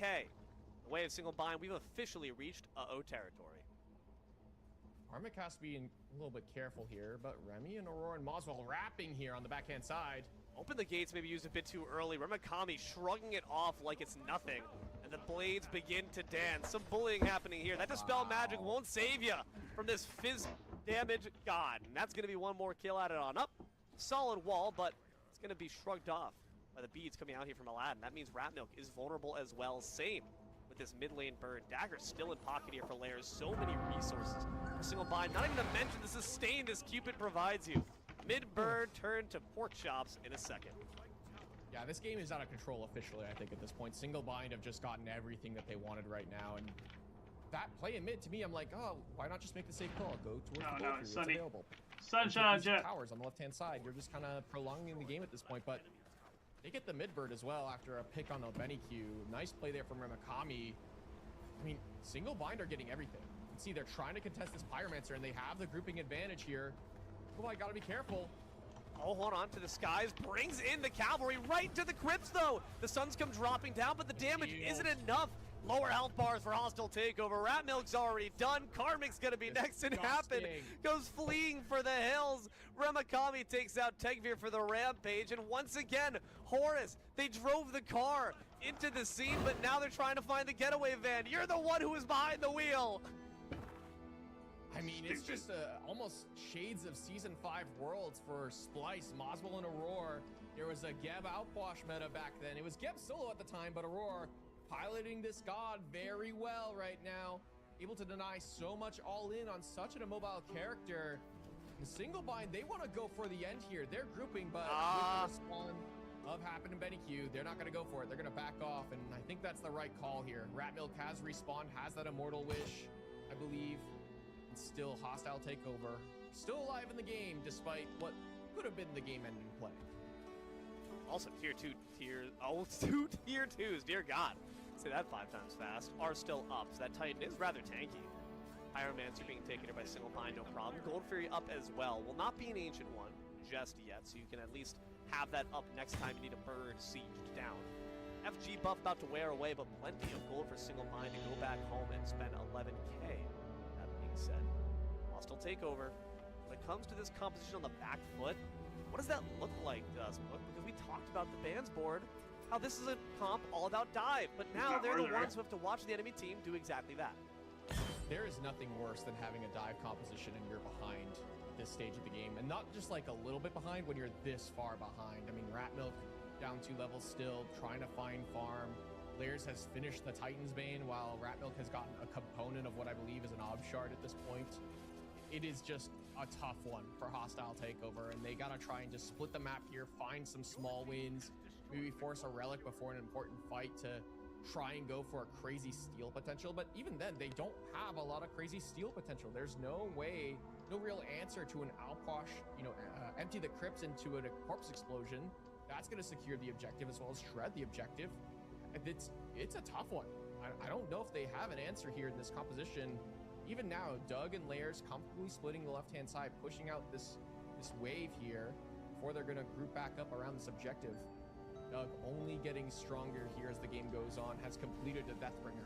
Aurora gets his bubble popped for an ultimate from Carmen. Like, that's fine. It's a small win, but like, really? I think we're okay with that if we're Geb. In fact, we're rolling on forward. That's a lot of damage already from Lairs. The great double stun as well. The suns come dropping down, which forces single bind to reconsider, but something like Remakami is going to be stopping and hesitating for too much longer. The blades are unleashed on Rat Milk, which forces them back, and with FG respawn, single bind, just zone the rest of hostile takeover away and whittle at the objective. Lairs and Doug are just doing the fire giant, by the way. Just all the while that this is happening, they're just zoning away 5 members. Now it's just 2 members zoning away 5 members, but yeah, fire giant's gone, and Rat Milk's dead. Dear God, Lairs takes down Happen as well. The Mordriddle once again finds Aurora's back. The bubbles pop, sure, but is their health bar any less affected? I don't think so. Donut Dog does get taken out by Benneq, significant to stop the damage on the future Titan Siege, but that being said, the rest of it is not going the way of Benneq. Lairs takes him out beneath the tier 2 in the mid lane. A fight amidst beneath that lamp. Ramakami taking significant amounts of damage. The wish for power. Wish to takes down Ramakami, exits out of the lamp, finds another one on top, but it's now Geb and Lairs inside. A handicap match, the 1v3, not what you wanted, and indeed it's gonna be met with an ill fate. Lairs will take him out as well. 12-1 for the God of Thunder. Let's add to the ledger just a bit more karmic. You want to be on the stat board? Doesn't matter. 13-1 and a near deicide for single bind. I still don't know if they can end here, D'Lo. I mean, 2 members are dead, and one of them is Donut Dog. That's a big part of your damage here. I can't imagine single bind are going to go for it here. They do nearby once again at the very least. And a big kill on the Doug, I think, just saves the game for hostile takeover, and Rat Milk buying a ton of time with that double lamp power wish. I love that, and Rat Milk really does feel like the saving grace for this team so far, despite being so far behind, not having the flashiest KDA. Rat Milk is really trying his best here to get his team back in this game, try and go for these all-in plays onto the back line. Really almost took down Moswell in the lamp once again. Kind of scared, Jeff. Put a shutdown gold there to the Aladdin. Has built the Ratatouille, now working on the Obsidian Shard here. So like this for the Aladdin at the very least, but has to be careful. Aurora's hunting here. What are you doing, Aurora? No one is there with you right now, pal. It doesn't seem like they care all that much. The magic cloak will be shrugged off for that ricochet stun. Tier 2 is finally being looked at, which is good. Expose those birds to that ancient fury. He doesn't do much damage to the wolves. Soon. Pursue the weak. Comes out, but won't find any targets. No, it's actually on Ramakami in the middle. That could be trouble for Karmic instead. You seek battle with a Belmont? You are Catalyst. They dodged him from Mordred. Utility down. Skies comes out. For Donut Dog knocks them up, but has no follow-up. The force out the eggs. Rat Milk forced into the grave once again by Lairs. Belmont's duty. Open the gates, not finding any targets. As Thor dies on him, Benneq swaps places, but that Aegis was a bit too fritzy. Corpse explosion finished the job. No, Donut Dog gets vengeance on Benneq. Karmic knocks right back into the grip. You're not getting out of the coffin anytime soon. Aurora escorts them by the hand. Tanker being looked at. That's the hunt to get back in a fountain. Now Titan finally being looked at here. A full fire wave comes pouring on in from the left side. And single bind is going to wrap on up hostile takeover and take them down for lunch. Degbeer gets 1 consolation kill. Change the end result. Order for the win. Through the darkness! Today we would see play Loki solo. Witness a hunter's technique! What are you talking about? Hey, bro! There's just no way, man. Like, in what world are we going to see Loki solo today with Asper? Back to the shadows, creature of the night! What's out of nowhere? What's out of the hat?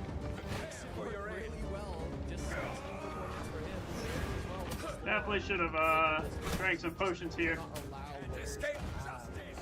In a hostile takeover, man, a team that has gone so much time and again has been sent to the losers bracket here. Want to climb their way up, try and make it to the finals yet again, try and go for another win.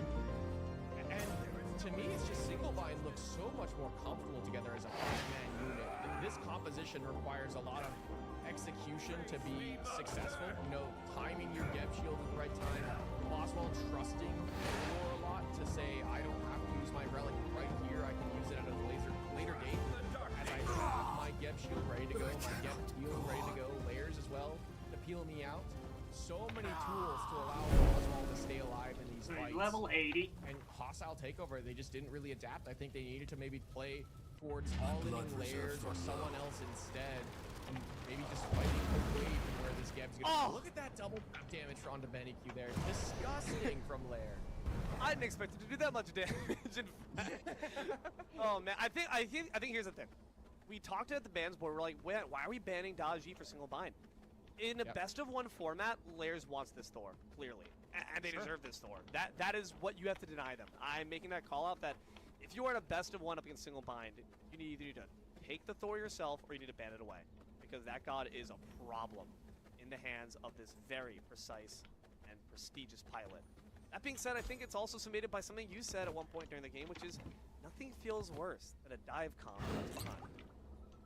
Yeah, I think we're seeing it here where they try to go in, but the damage on the other side is just, it's too much. Specifically when it was just Doug and Lairs on the Fire Giant, and then Hostile Takeover tried to all in on the Fire Giant to try and steal it away.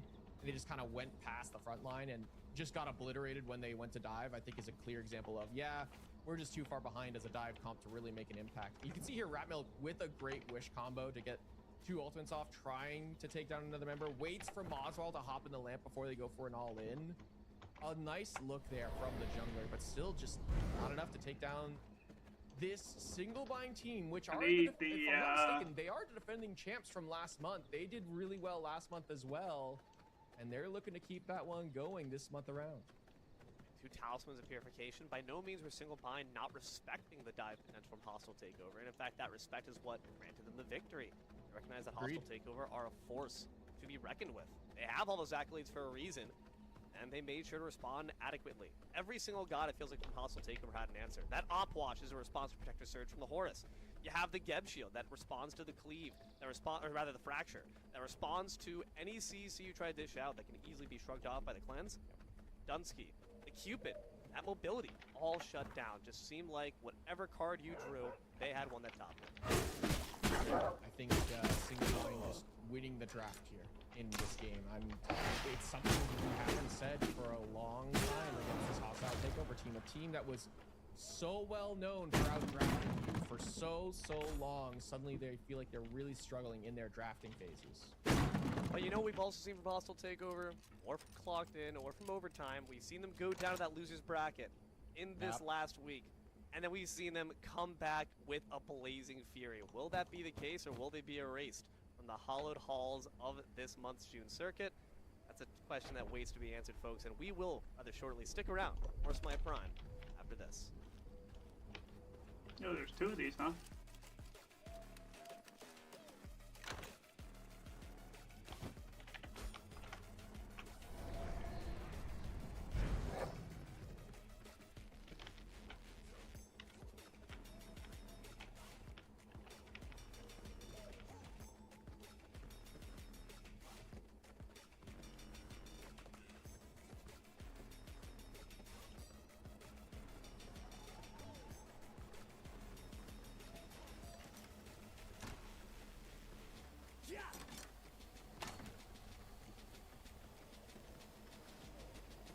A web of shredded pepperoni and toasted cheese?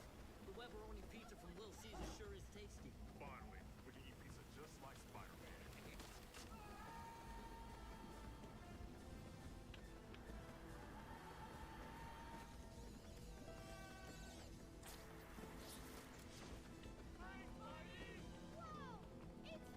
The Webberoni pizza for $8.99 at Little Caesars. See Spider-Man brand new day in theaters July 31st. Pizza.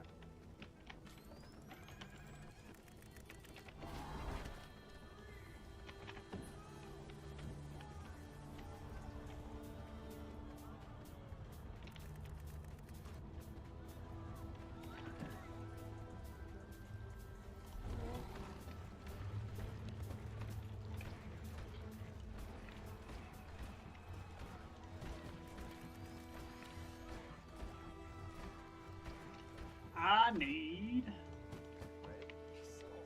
fish. Oh, okay. I got you.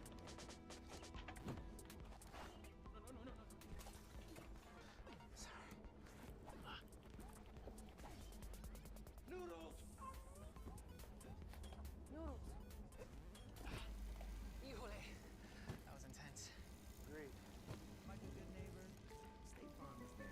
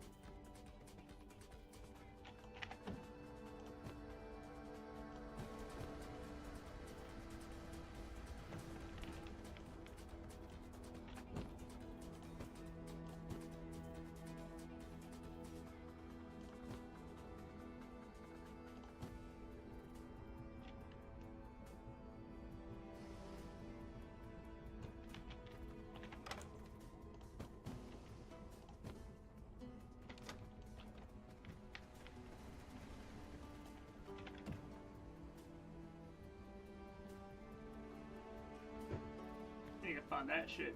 Oh, I know where that shit is. I know where that stuff is, chat.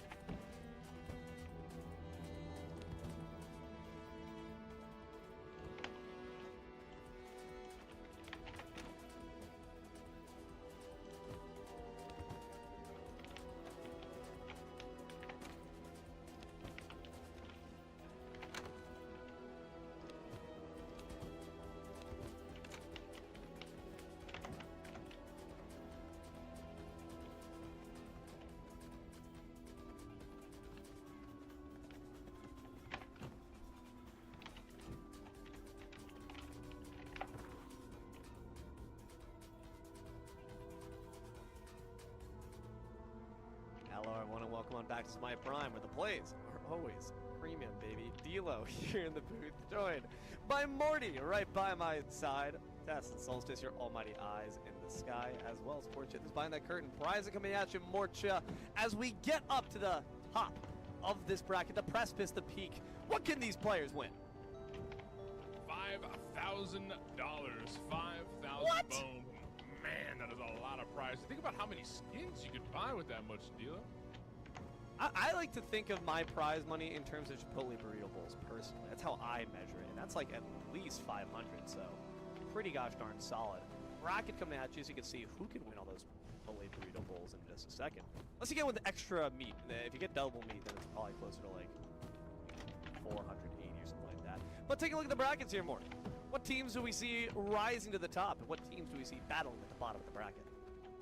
Well, I think there's some pretty intense matchups to watch. Hostile Takeover up against Butt Lovers, and while Hostile Takeover might have taken a bit of a spill, I think, you know, Butt Lovers really, hey, I should be on that team. Butt Lovers really they've got a fair shot. They've got a fair shot at taking it to this team, considering, you know, it's been a kind of a rough day for Hostile Takeover, considering the roster changes that they've gone through. They lost Hydrogen, you know, I'm sure when they heard the news, they probably freaked out. So Taggear moving over and Rat Milk, and it's kind of, you know, we've made this talking point a couple times. I'm not going to dive too deep into it, but it's changed things up for sure.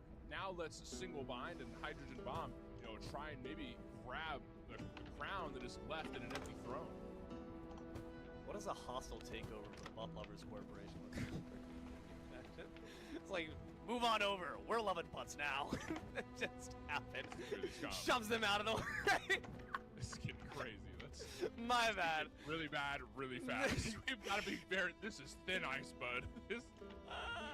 Well, guess it. I'm a Ymir main. I'm very familiar with the concept. So, Mort, we've gotten to see some themes kind of throughout the day here so far. What would you say between the two matches we've got is the recurring motif in terms of the gods being played and the gods being banned?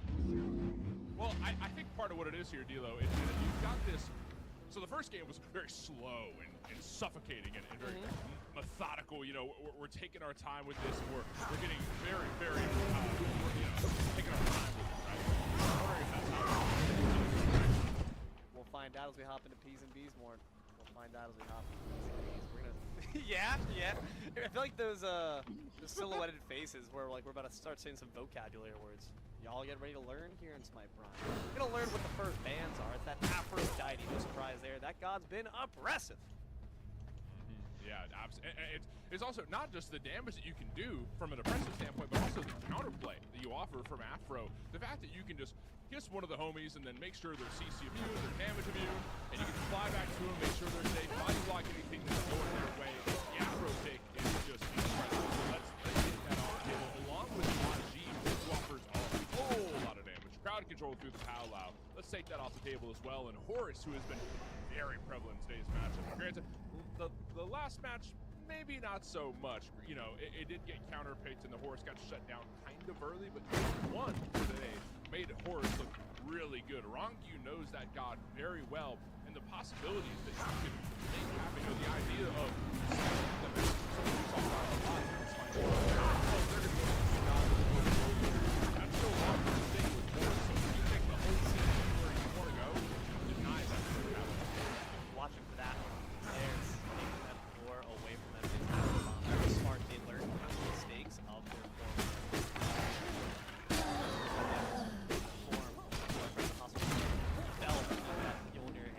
so many times. So I'm very glad to see that they're recognizing that. That being said, Mort, you notice he's open.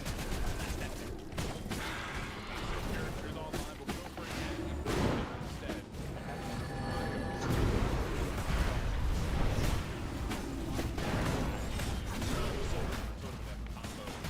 Very, very healthy still. And the dot damage that Agni applied to this mask does so anybody that can flame wave, fire, whatever. Agni is a very strong mid laner, and there is still a little bit of room for a counterpick. You know, maybe a Ymir wall, cage, something that blocks the dash for Agni. What could shut Hydrogen mid lane early, but we'll find out as we get down the draft. Dude's a good follow pick though. Hydrogen on this, sorry, not Hydrogen. Hydrogen Bomb with this Agni pick. Do have a bit of nerfs to contend with in terms of the rain fire. That early game poke will be a bit lower, though late game scaling is still the same. Newt, of course, as a response is typical. She's been top for quite some time. Mordred has been seeing a lot of play using, getting quite used to the best extent, and Harmon last go around. Hopefully, still find some credit to that.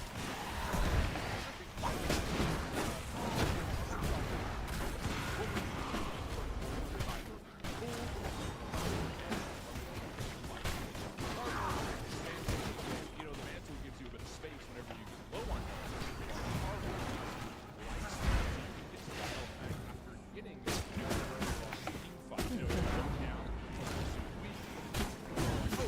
right there, let's blow him up.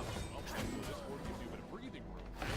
It's a life steal by so build up for a single mine from a comm, you might have a better idea of ordering it.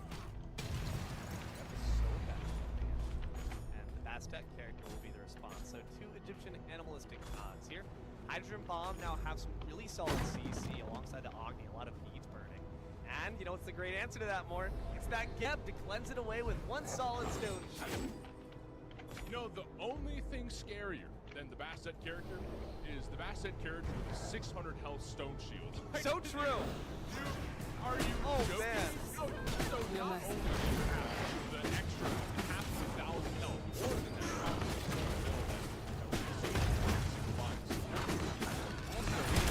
all of the mitigations that is a part of the rock. Less damage to basic attacks, less damage to abilities. You can take more than a quarter of your health with one ability. So we see a throwback gold that doesn't, kill anyone. It just doesn't. You're not going to take that much damage on her. Well, granted, there's a lot of DPS on that side, so not as prevalent of a talking point. But basic attacks from Yorn are not going to do as much on her. 2 Agni? 2 Agni? 2 Agni? 1 for each head, I guess. That's, I don't think that's allowed. Well, there's an aspect.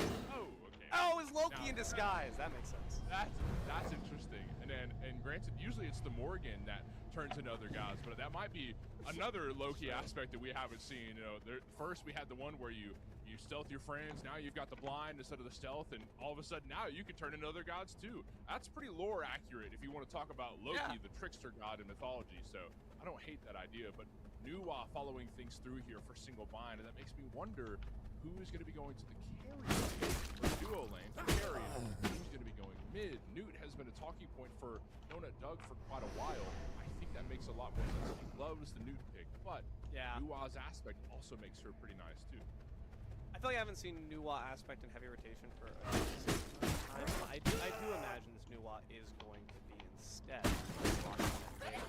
Soul Reaver. It's just good on-hit effects. That's kind of been the deal so far in a lot of mages. So I think Nuwa fits into that role relatively well. The question is, how does she stack up against that god of fire, Agni? Well, the thing is, as Nuwa, you send out your little clay minions, And then Agni's like, well, I'm heat. I can melt the clay. And then he just destroys them. Depending on, you know, are you maxing the minions or not? I don't really depend things. We will find out as Hydrogen Bomb step the single bind. This time the first seed versus the second. Once again, what could very well be the old iteration could be our grand final. Kilo and Morning. It's Solstice in the sky. Well, getting into things today, I had to touch up with Musi and say, Musi, I'm doing some analyst work today. I need some help on what I could be doing. So he gave me a whole checklist. So we're going to be going down the checklist here. And on the top is starters. Any significant starters that we can look at. And really, it's just a whole lot of bluestone, right? You get a lot of early clear, a bit of extra pressure along with health and regen, and health and mana regen. So sustain and lane is the name of the game for a lot of these guys you see on screen. Let us bathe this nocturnal theater in blood. Big fan of that. Forcing an egg is My chamber of misery. that's less than half your health taken so early on. I get a little frustrated. That actually changes things up. It's really only interesting Shit. Embrace the agony. for a much more style. In the despair of your futile Really want to make sure that struggle. don't know you stay alive for as long as possible. Sanguine rain. Don't run. Drink in Next the on the despair music of your futile struggle. The shadows come to the rhythm of your demise. Gray hairs on my chinny chin Feel chin. the night fall.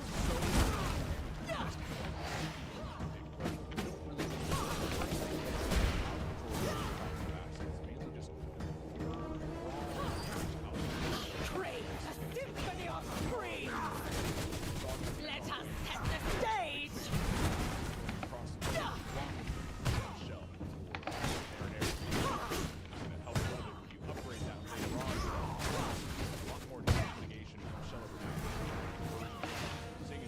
sanguine rain. I think as well that these against Mossball on this new one. Witness the artistry of your demise. Perhaps this will show you torment.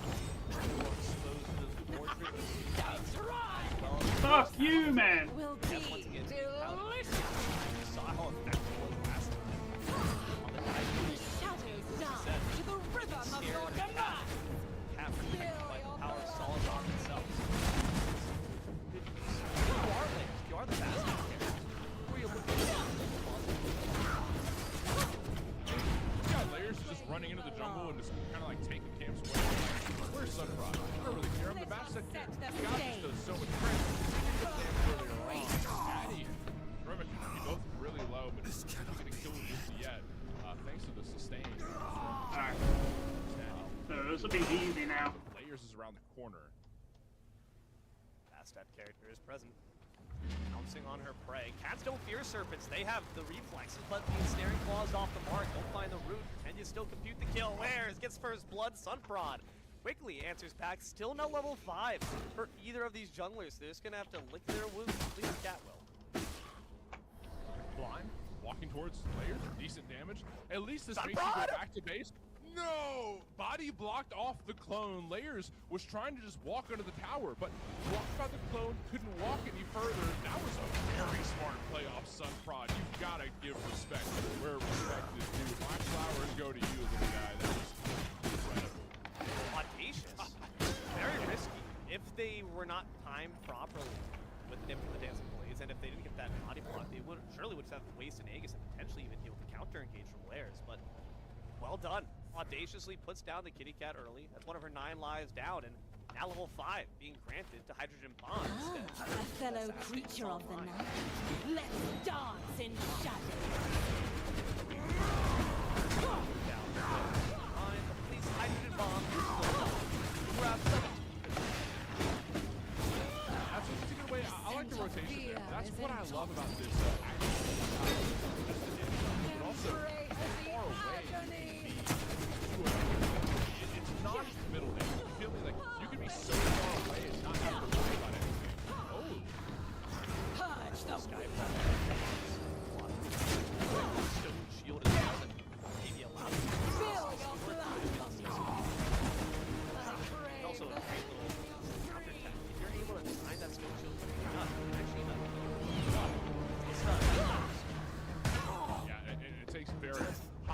What? Ball knowledge to know something like that. I mean, the Stone Shield, it's hard to make that timing happen. While it's true, I don't disagree with it. The timing is it's like milliseconds. You know what I mean? Granted, Aurora has that timing, you know, memorized. He doesn't have the timing of the blue buff sun memorized, so he did get stunned by the blue buff. That's fine. Layer shows up just to throw some damage away and then go back to base. At least show face over by the left side of the map. And nothing really to be concerned about on the right side since brands are down. I don't mind you rotating over this early. First items online already for Layers and Sunprod. Barb Carver pickup. Oh no, what a great double stun into the convergence autos as well. Desert Fury inside the Soap execute, but they're going to recognize Threshold is not going to be able to be reached with the Stone Shield up. Now it's Sobek instead in danger. That Land Shark just got beached. BB Gup is down, but reinforcements have arrived. In the form of the Loki. Trying to look for the kill, but instead sinks into an Aegis. A great assassinate, Sunfrog. Gobbles up the donut, and the Impale finishes off Aurora. Fire Shards will find Bubkiss. Great 2 kills in response from Hydrogen Bomb. The big thing to note at the end of that is I talked a lot about how Aegis is going to counteract what Layers can do damage-wise on Bastet. Part of that, too, is also Mazwal's ultimate, which is I'm going to go over the air and hurt everybody for free. I press this button and everybody takes a couple hundred damage. I can score some kills depending on the situation. That scenario right there, you know, if it weren't for the Aegis that Sunfrog could have been a tower shot, lost the Mazwal, that probably would have been something. But because of that, he needs to continue his kill streak, 3-0-1, and that's very nice. Like I was talking about earlier, he's already got his first item. Offers a lot of between basic abilities. Very often, jump on somebody, you know, Artistry of your demise. or assassinate. Go back and forth. Perhaps this will show you Smart play, but talk. he does lose his blue buff. Very important. We all know Marcel Leader's Give yourself to the night. Gets him 5.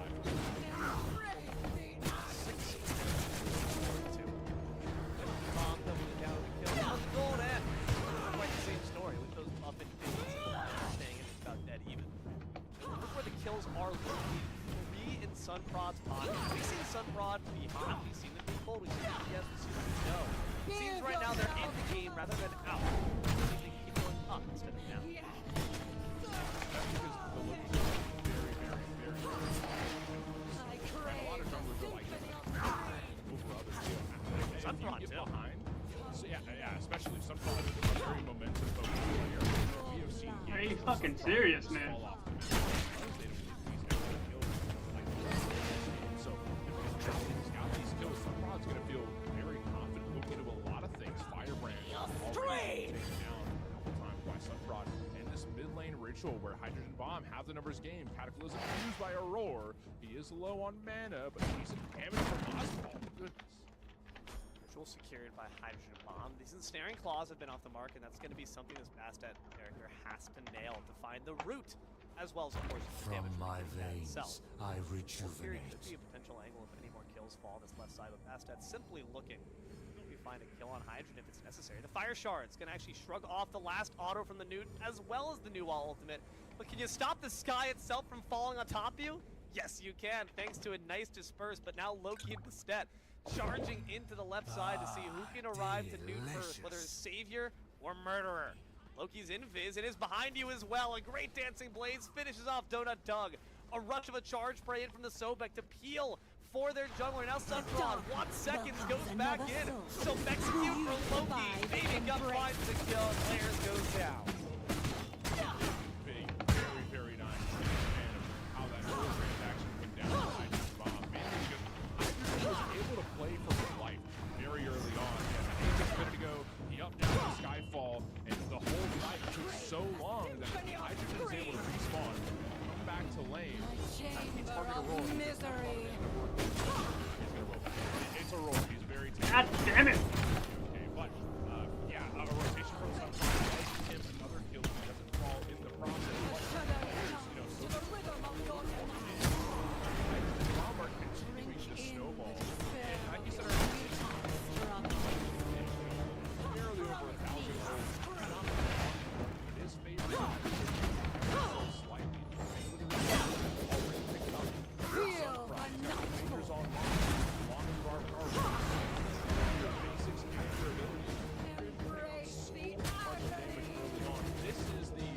gonna run out you with the extra 10 minutes still. Sunprod and sequel future. Sanguine rain! Great impel stun against the wall. Sunprod's more Shadows dance to the rhythm of your demise! Aztec character. Let the ritual come! Let us set the stage! Skyfall, but he's immune as well. Fire not getting enough run here since Oswald's gonna get a few more levels up before they can hit hard. Really good use of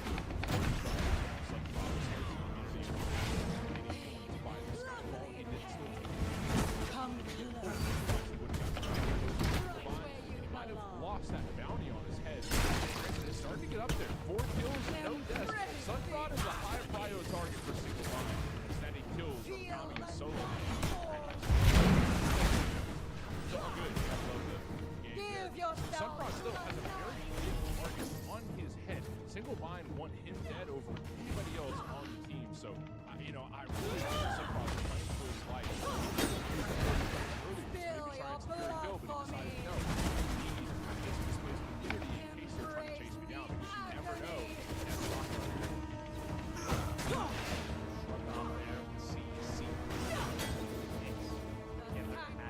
Second item built.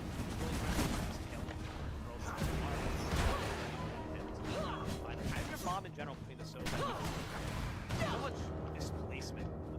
Witness the artistry of your demise. Perhaps Not this even will the biggest split thing. us It's made this look. The question is from single mind. That's the best hope to finally put that in something. There's the mass set here. That's really the highest hope here. That's still like a bit of a random category, but we'll let it slide. I mean, just for the love of the game, right? Just putting out damage where damage is due. Farm PD over there. No, I think Layers is the one who does that, mainly because look at how much She strength takes your that blood. Layers has. We saw that from Basset in the first game of the day with me and Book. We're seeing it yet again. High strength from Erendite and Yotes. And that is 100 strength from these two items alone. 95 or 100, one of those two. You're going to be hitting like a truck already. Erendite. With the invis speed buff off his one, still it's going to be hard to catch up. It's not going to be hard to run. It will be hard to run for that guy. It won't be hard to catch up to him. That's what I'm trying to say.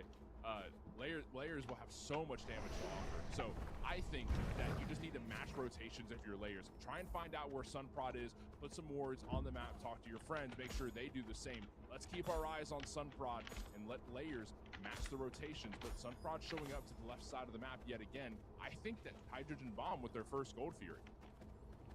Let's see if they can end up taking something away. There's not really too much in the form of secure ultimates except for the Rain of Fire. Hydrogen Bomb, I do believe, between the burn from the On Her as well as the burn from the God of Fire, I'll secure those pretty handily. Another blue buff invade on the right side. Pressure on Snatty has been matched despite getting that solo dolo kill. Or Mikami is still caught up in levels. The purple buff invade there from the Sun Prod himself. First And the time, man, I Submerge had him dead. alongside the World Serpent can ensure that Snatty easily shrugs off the gank from the Bastet character. That's all you can do, right? You know, it's going to be hard to get kills on this guy, right? Because he's got that ult every single time you show up over there. So you just have to take away farm from him. I think the blue buff invades are shutting down Snatty just as much as kills would. So I'm a big fan of that. Hydrogen Bomb burning this Gold Fury, but they drop it because Aurora is gaining vision as well. And it said, single bind friend, we need to do something about this. Hydrogen Bomb drop it instead, deciding it's not.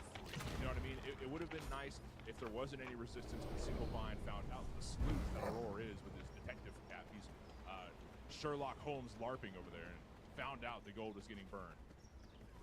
I'm also scratching my chin rather inquisitively wondering, when do one of these mid laners do something? Oh, and oh. Boring! Yawn, falling asleep here. Yeah, I'm feeling the same way, honestly. I'm so glad that our camera person Solstice has just been keeping eyes off mid lane. There's nothing happening over there. It's just, you know, there's like a gank or two from Layers earlier on, but that's about it. You know, let's just let them do their thing. If we want to see something from Kaidon or Mazball, it'll be Mazball's ult, which we've already seen a couple times, you know, a bit of extra player damage, or Kaidon, who hasn't been rotating too much just yet, but it's because Kaidon's playing for his life. you don't know when Layers is lurking in the jungle. You know what I mean? So you got to play it safe. Seeing it right now, the Submerge comes out. The World Serpent is back up. I think that they were relying on that not being the case. Razor Whip nearly finishes the job, but the dot's not quite enough. So once again, the Snake is able to stay safe. I'm just not quite sure if all this pressure will amount to much. At the very least, you're keeping Snatty up to par. Jormungandr can be quite the lane bully after all. And Ramakami is doing rather well in this Mordred, so I'm curious to see what happens when all these different pieces come into play. The mids and the solos. Who's got the better 5v5? The better 5v5 is... It's something I haven't given too much thought to. I mean, I really do think single bind on paper have a really good team fight, but then you have to keep in mind where we're at game state wise here, D'Lo. I mean, there's a lot more itemization for Hydrogen Bomb. The gold lead isn't too big, but it does affect damage ever so slightly, especially when we're investing in these expensive items. Ramakami got Dwarven Plate, and Soul Reaver does cost a pretty penny too.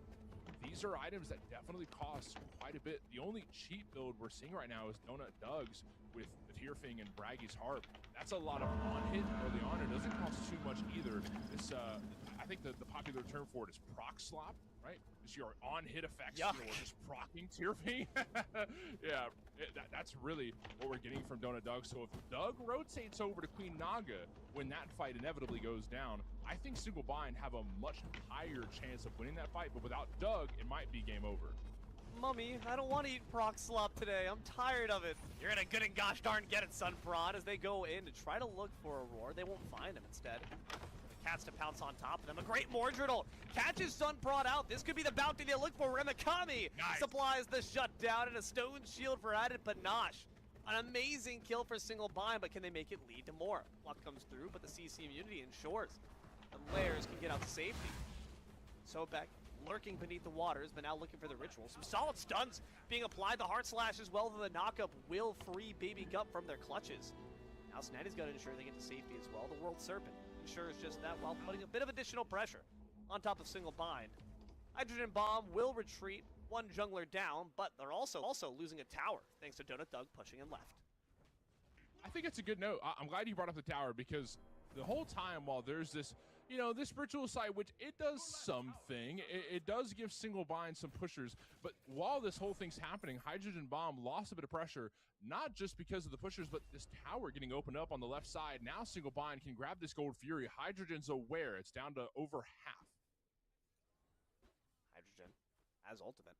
Not the best steal tool, but it certainly is something. Cat for cat. Who's got the sharper claws? We'll find out as the Aegis comes out in response to the seismic shockwave. Dispersing right into that Harpies camp, and that means that the retreat horn's been called. Single Bind grabbed that. We'll have to lose something for it. It's the Moonlight Naga Queen. At this point in the game, very easy to split the map with so many objectives up. Yeb arrives far too late to the scene, but that rollout will actually grant them safety. Baby Gup tries to find the knockup, but that Magi's Cloak, once again, saving Aurora's life. You know, I think this Magi is really solid up against Bayro specifically. I feel like Magi's was like a safe item that I was baited into believing is good for carry specifically, right? Like, oh, you don't want to get picked out of position. You don't want to get exploded, so maybe you should get a Magi towards the end of the build for carries. Granted, that was more of like a Smite 1 talking point, but I really like it for Aurora too, because it doesn't just give you the shield, it also gives you a lot of prots too. The protections that you get, the tankiness that Aurora is going to have from the Magi's, along with the Shell of Rebuke. So if we glance over the itemization from Aurora, you've got 30 and 30 from Eye of Providence. You get 20 and 20 from Shell of Rebuke. You also get prots from Magi's. That's 100 of each prot with just 3 items, along with the health that you're getting from Selflessness. I think this build for Aurora, while it does lack a bit of mana and mana regen and some cooldowns too, you're very tanky. Spit over the wall. The Pyromancer is the now new focus from Single Bind, and they will drop it, recognizing that Hydrogen Bomb do have manpower here to muster. Between this Loki and this Yorm, a lot of invisibility, a lot of stealthiness, though. We're going full frontal right through the wall on top of Hydrogen. Can this bomb be defused? Already so low, but can the Kitty Cat escape? They're able to back on out. Ramakami can't say the same. They're dead thanks to Snatty, the World Serpent. Gonna try to provide some backup there for the Sobek. Sunprod gets to work with the Blaze, and a great knockup. Cuts off Geb's escape. The doors won't open for you. Instead, to the pearly gates you go.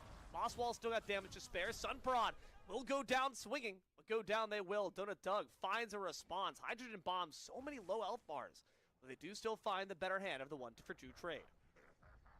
Like that. I like that a whole lot, especially Sunprod targeting Aurora right there. You know, once Geb's rollout's gone, he doesn't go anywhere. I mean, yeah, the Stone Shield makes him tanky. He is tanky What an alone impale! too, but Nice disperse, goes for the Aegis. In response, that's going to ensure that Mosswall is able to escape, though Snatty is certainly lurking.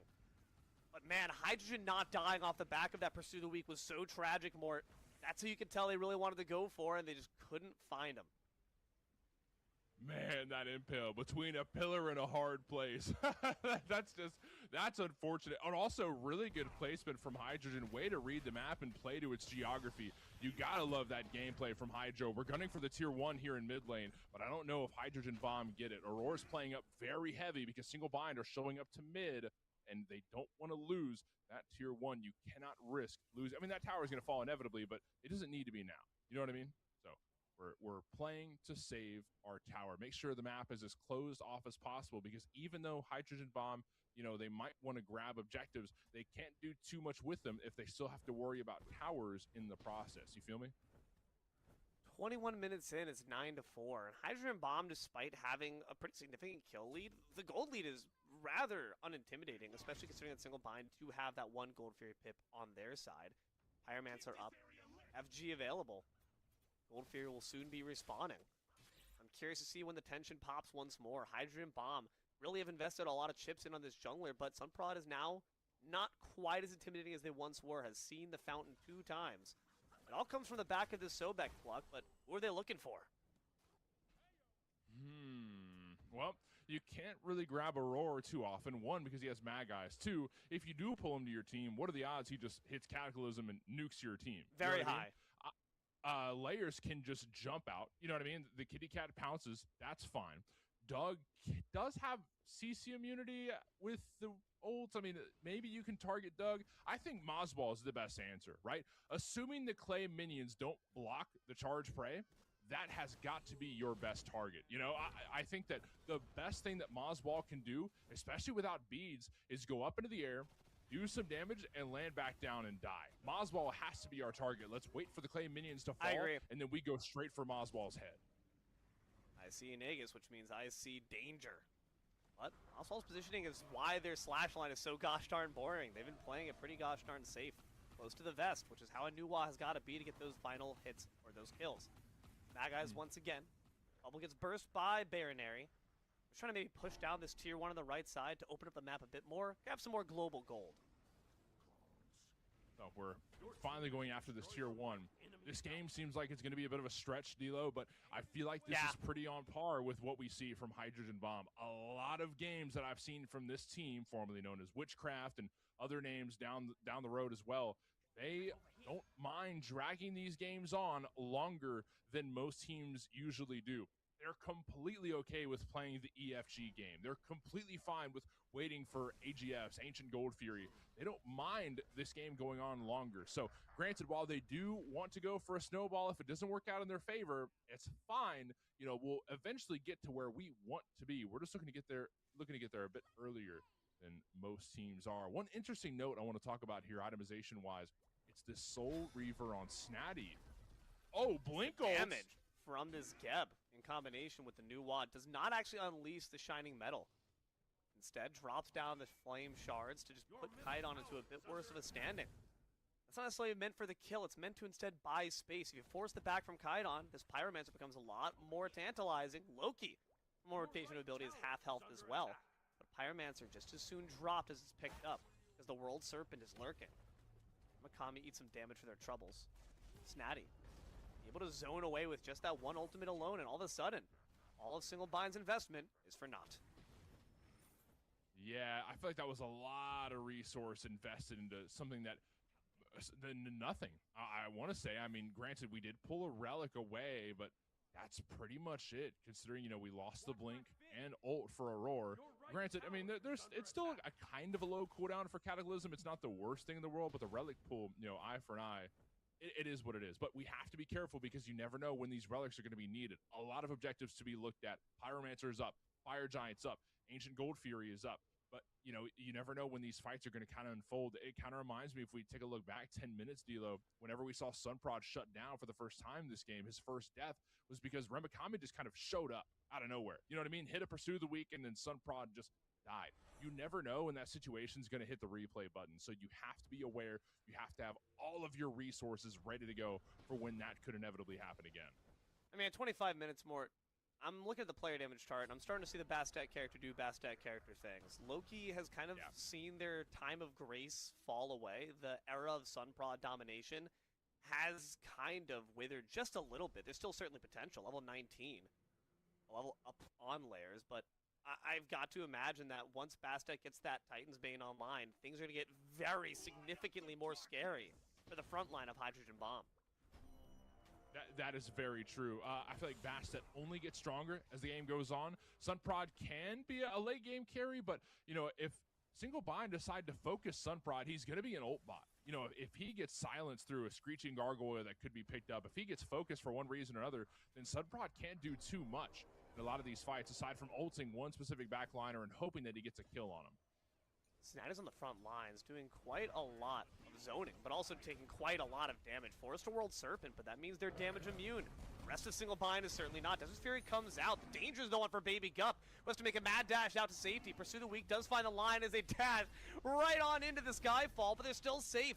The Ensnaring Claw does find Kaidon, but instead it's Aurora who go down first. Hydrogen is still alive, which means they can pump out these autos no longer. Kitty Cat for Kitty Cat. Lairs scratches back. 2 for 1 in favor of Single Bind. And you want to know why I hate the Bastet character, D'Lo? It's because 3 members of Hydrogen Bomb all use their Aegis against the Bastet character, and they still died. Because the cats last that long, and she's still going. Do you see what I mean? Like, you just are quivering in your boots because you see the Bastet character with now 4 items. The Titan's Bane has been picked up, and good lords, Lairs hurts very bad. You're just so scared because you never know when your health bar is just gonna disappear. And this is without the flat pen changes. I'm getting on a tangent. I've got to cool down for a minute. Nah. So, more. You heard of the back rooms? These are the Bastet rooms now. Oh my God, that'd be a terrible movie. I'd be the lowest Rotten Tomato score I've seen in my life. Negative 30%. I hate it here. Single Bind do grab that Pyromancer. So another bomb in their pocket. Now 27 minutes in, they're starting to work back from that deficit. It's nearly even at this point, Mort. Yeah, it is. It really is. Even though Hydrogen Bomb did have a bit of an early lead kill-wise, it never amounted to much gold, really, but it did look good as far as, I guess, mentals, you know? I mean, Sunprod had a bit of a moment earlier on. That moment is kind of, you know, it's a smoldering fire rather than a raging fire at this point. I still think there's a chance that Sunprod can do more in these team fights. He just has to be given an opportunity. And granted, there isn't a solid engage for Sunprod to really back up off of. If we think about how Hydrogen Bomb start a lot of these fights, it's off of Snatty's ult, which isn't the best engage tool.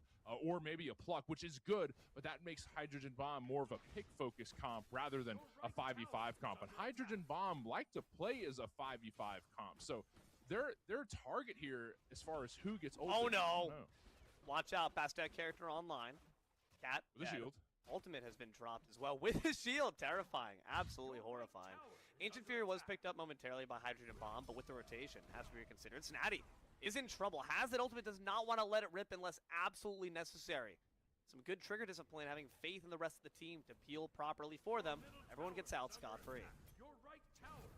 Scot-free. You know, it was 27 years that I was saying scotch-free. I wasn't making fun of me in the YouTube comments. Jithins just told me like 2 weeks ago. It's yeah, crazy. Thanks for telling me earlier, guys. Anyways, irrelevant point. Fire Giant, Ancient Gold Fury. Still more objectives for both these teams to look at. Good pluck. Unfortunately, the rollout, man, just not the pluck you're looking for. Again, that should be Mosswall. He's right there. Well, he's in the fog, so it's a bit hard to see him. But something in the mist. Kill it. The mist. Finally, the Tier 1 tower falls. We're starting to take down towers and open up this map. Both Tier 1s in the solo lane are down, and a couple towers for Hydrogen Bomb. They lost their tier 1 on the left side, but just took the tier 1 in the mid. So we're starting to see the map get opened up a little bit more. Granted, at this point of the game, we're not too worried about towers. I mean, we do have some level 20 characters already. Most supports are almost level 20. Full build. We're starting to get to that territory, but not quite yet. Pyromancer getting burned as we speak. All right. Full dedication from Single Bind, and Kaidon will secure it instead from Hydrogen Bomb. Ripped away from Single Bind. Now the fight begins in earnest. Here's the World Serpent coming out from Snatty. The last pick of it will be used to retreat instead. Ramakami, low, will not be participant. Any fight that continues, which is none. It seems that we only wanted the OBJ, and that's going to go to Hydrogen Bomb, which is very fitting, after all, for their name. Big Bomb in pocket for both Kaidon and Donut Doug. So when either team can make a siege happen, you do have a bit of extra pressure on these towers that are left up. Or if we go for a side lane, a single bind, then maybe we can grab a bird thanks to the help of the bomb. But the Fire Giant's getting burned. This is scary. Maggie's still up for a roar, but quickly burned away. Some solid poke on them as well. In fact, a pluck this time around could potentially result in the Geb's end. Single Bind are forced to retreat, knowing that front line being weakened. Puts them in a far worse standing. Hydrogen Bomb say, thank you very much. We'll take it from here, boys. I don't think Single Bind's going to quite like that. It changes hand. The merry-go-round continues. Snatty once again on the front lines. You can see that Sobek positioned behind the snake, trying to find a big pluck off of the holes that Snatty opens up in the enemy team. You know, it's kind of weird to me that Single Bind haven't had more solid engages against this comp because, granted, there is CC immunity with a couple members of Hydrogen Bomb, but there's no beads on their side. There's a lot of Aegises to counteract the damage that Layers, Mozball, Donut Doug can do, but not a lot of CC immunity after the ults have been burned. And I feel like this comp really can just run at people if done correctly. We've got Blink for Geb. We have Rollout, too, to put us in a good position as well. Remakami has Pursue the Weak, which is a really solid engage tool if used correctly. I feel like this, on paper, Single Bind have a comp that can start fights with ease, but I feel like they're not very confident because they've been a little down for a majority of this game. Granted, you know, it's a 1K goal lead for Hydrogen Bomb. This isn't like a scary talking point, you know, the uh-oh territory that we talk about. They don't feel confident. I feel like this is a team comp that needs confidence to work as it's planned on paper, but we're not seeing that confidence just yet. But how long can you operate without having that confidence? This needs to be a thing that shows up sooner than later. Otherwise, Hydrogen Bomb are going to start taking advantage of it, picking out your team and going for objectives. Granted, they haven't done too much of yet. We've only seen one Gold Fury in 33 minutes. Kind of crazy. But you've got to start hitting these ults. You've got to start getting ready for team fights in your favor. Well, you said it, more. 33 minutes on the horizon. You know what that means. EFG is in the game. Ancient Fury available on the left side. Splitting the map is certainly an option, but not one that really favors the team who only grabs the Fury. Without any global ultimates to really rotate around and get to the fight quickly enough, save for Snatties, not an appealing option here for Single Bind. Pyromancer's going to be the appetizer, the hors d'oeuvre. Hydrogen Bomb will begin to burn it, but quickly decide to let it go. Especially with an objective as valuable as the EFG, no sense in needlessly giving bombs to the enemy. We've got time to talk about it during the song and dance. What is an hors d'oeuvre? It's the same thing as an appetizer, if I'm not mistaken. Could be this Geb. Nope, never mind. It could be these clay minions. Decent damage. A great pillar to stall the approach from Mikami to ensure the area stays safe. They do still have to use the lurking waters to ensure such. Mikami needs some poke from Snatty as well. But once again, we just go back to the dance that we do. But now we've got a couple resources taken away from Hydrogen Bomb. Single Bind surely have to be confident that they can take something sooner than later, and especially with some poke damage from Mozball, that lowers a lot of health bars actually. Hydrogen's less than half. He's played very far back. That Mozball's ult damage alone sends Hydrogen Bomb packing as a team. Let's at least go for Pyro, but instead we're splitting blue buff. It's about decisions that we're making. I think that, granted, these fights could go very well in their favor if they feel confident. I feel like I'm really driving this point to the ground, but I don't know. I mean, I love this team comp. I love the team. The players are very talented. You just have to take advantage of the tools that you're given. You know what I mean? I definitely think that the new wall ultimate is something that we need to see used at the beginning of the fight, maybe, instead of at the end. Aegis is going to get forced out here by the Bastet, sure, so it might be tantalized and go for kills with the new ultimate, but I think it's a lot better to start with the advantage, to start with Hydrogen Bomb on the back foot. Maybe the back paw if you're Hydrogen here instead. Cataclysm only going to be used against the Sobek, and it's instantly matched by the Impale. Again, big ultimate for not much value. So fighting over the ritual site, that's something that can just be touched, you know what I mean? It doesn't have to be, you know, something that's killing you like the EFG or the Ancient Gold Fear. You can just kind of be in this zone and get the crystal shards, which will give you pushers and a bit of pressure onto these lanes as you go for an objective. Hydrogen Bomb seem to have the upper hand for now. Single Bind still lacking confidence. So much damage, doesn't even need the Impale stun. Instead, it's set up by Kaidan oh so well. Pursue the Weak could not get you through the wall quickly enough, and now Hydrogen Bomb have punched a hole through Single Bind wide enough to openly go for the Pyro. And Pyro's a good tool. A second Runic Bomb. An hors d'oeuvre. One for Baby Gup. And another, a second hors d'oeuvre. I mean, we're getting filled up on appetizers here. We got the main course still waiting bread for us. basket. Yeah. Very calorie heavy, man. I'm carb loading, baby. Hydrogen Bomb. Now starting to put that energy to good work. Counting calories, counting kills. Could be. Counting the amount of times we see Snatty go with his ultimate. Already one charge used. A good leap over the wall. A nice disperse, but a better Cataclysm finds the double stun. Now it could be the Bastet character leaping right into an Impale. Leaping into death. Sunprod finished the job and Aurora's got nowhere to go. 3 bodies tacked up just so. Hydrogen Bomb resumed the burn on the EFG. And with Donut Doug, less than half health, does have an ult to maybe try and steal this. I honestly would like, you know, a non-committal Skyfall. Donut Doug takes off into the air, but it might have been a little bit too early. Yeah, very early, but he didn't have vision, so I don't want to, you know, harp on it too much. It's just kind of one of those it is what it is situations. Remikami's not going to pursue the Weak in there to try and steal. I don't blame him. Hydrogen Bomb, get this Fire Giant scot-free yet again. A couple kills along with that, and Hydrogen Bomb are starting to get back into a more comfortable game state where they feel like they can just rip objective, especially with this EFG. We could go for Ancient Fury.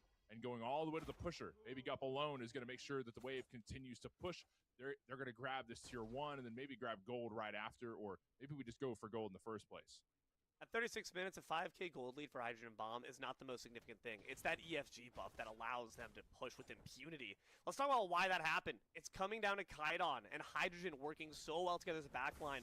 Taking out Remikami there in the mid lane was what the first domino that needed to fall, and everything else comes crashing down. Bastet character leaps in, Bastet character gets impaled, beads and leaps out, opening the way for Sunprod to find the assassinate. At that point, Aurora's barbecue chicken and the objective as well. Tier 2, Tier 1, never even heard of ya, they're gone. Talking about hors d'oeuvres, barbecue chicken, dealer, you were supposed to eat before the cast. Did you forget?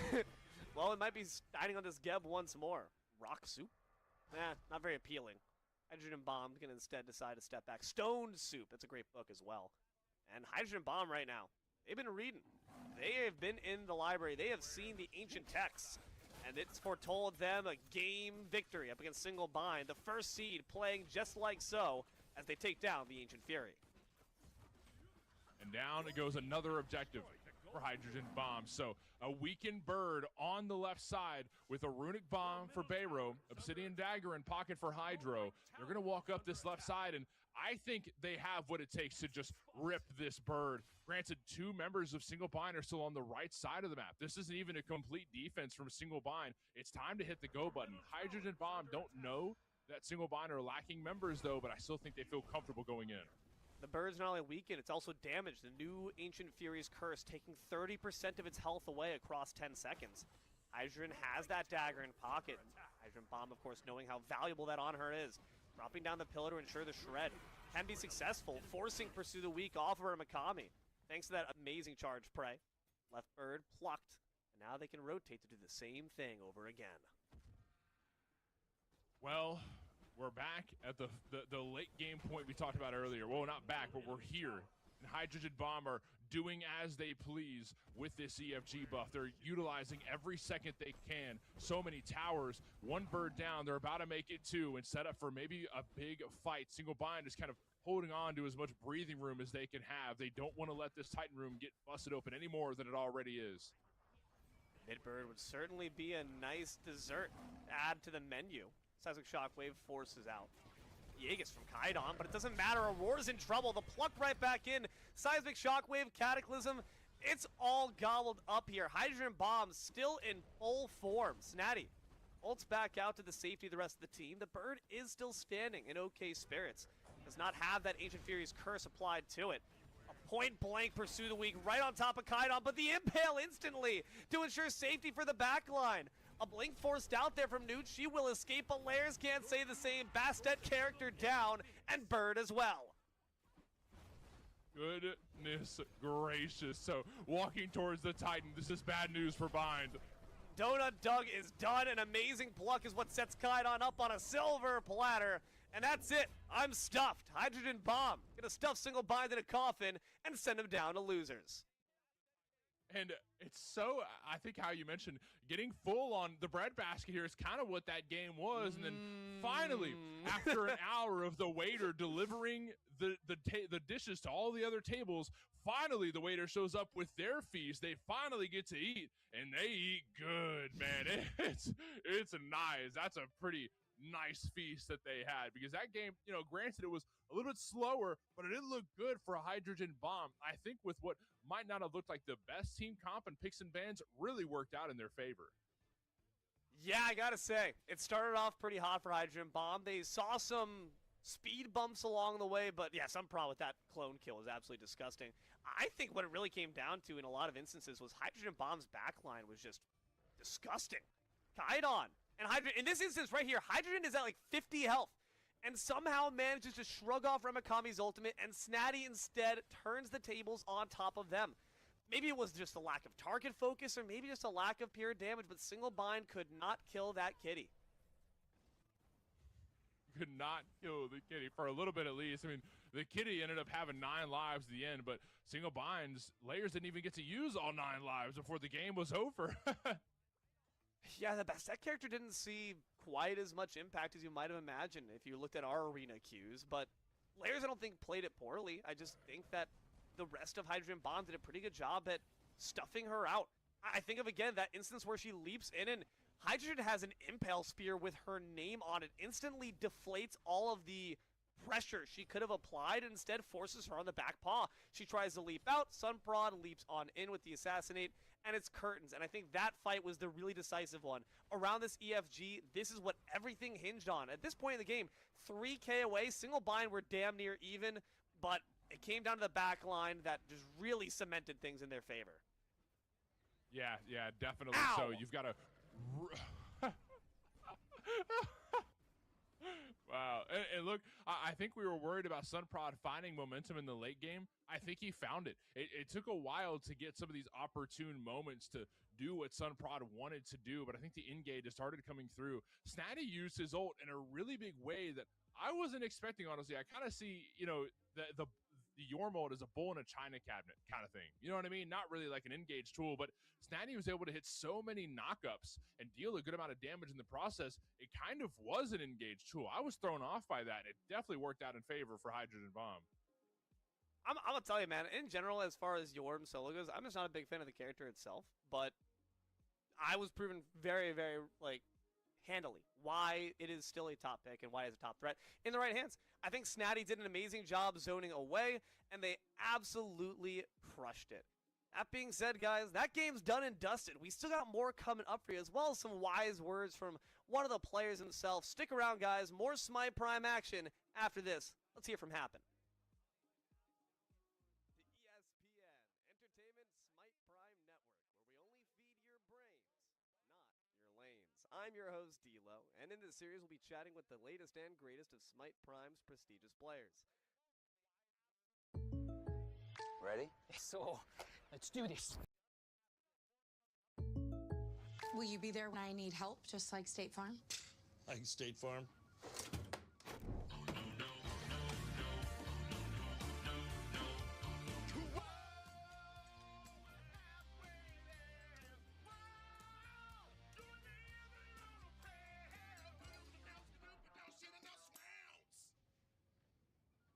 So you're not like State Farm? Correct.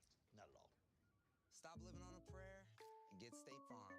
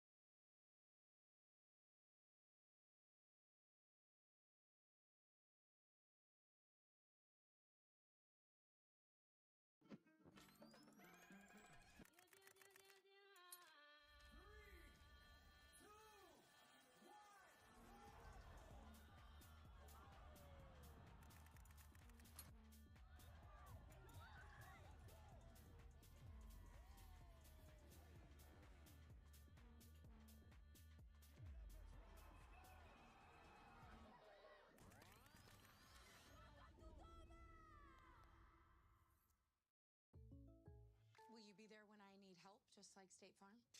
Like State Farm.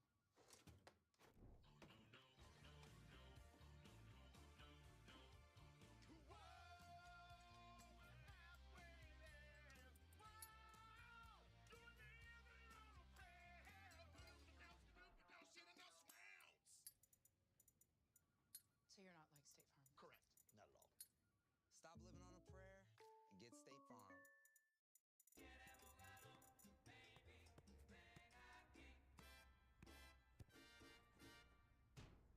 ¿Así?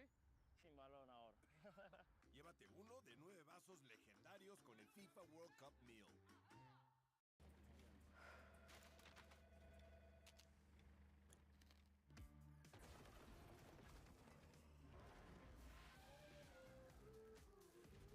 Refresh the everyday with Mentos Gum. Yes to fresh. How? Just like that, that.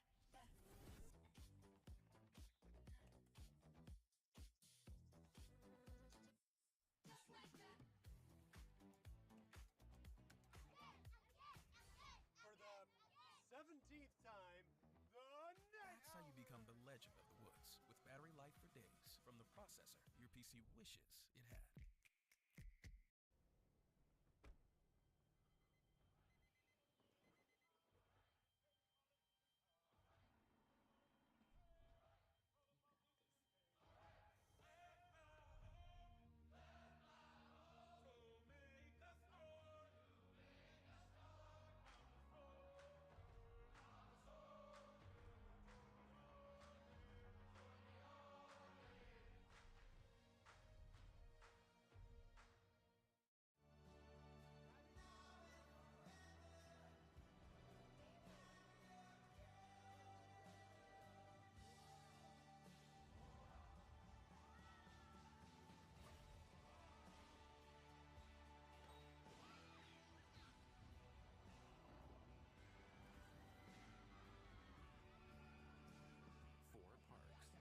One vacation that changes everything. Universal Orlando Resort.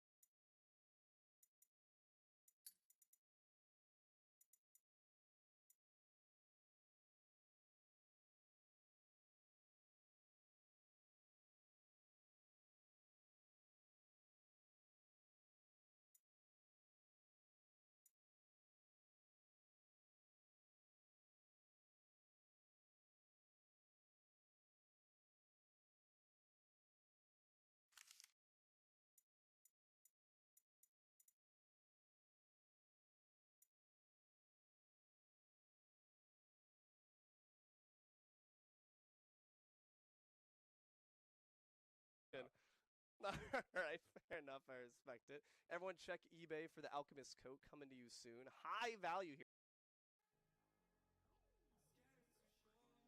Need John on like Yorm or Cab. I'm presuming Cab got banned. But we could have gotten him on Yorm. John's not a big Yorm guy, that's kind of part of the problem.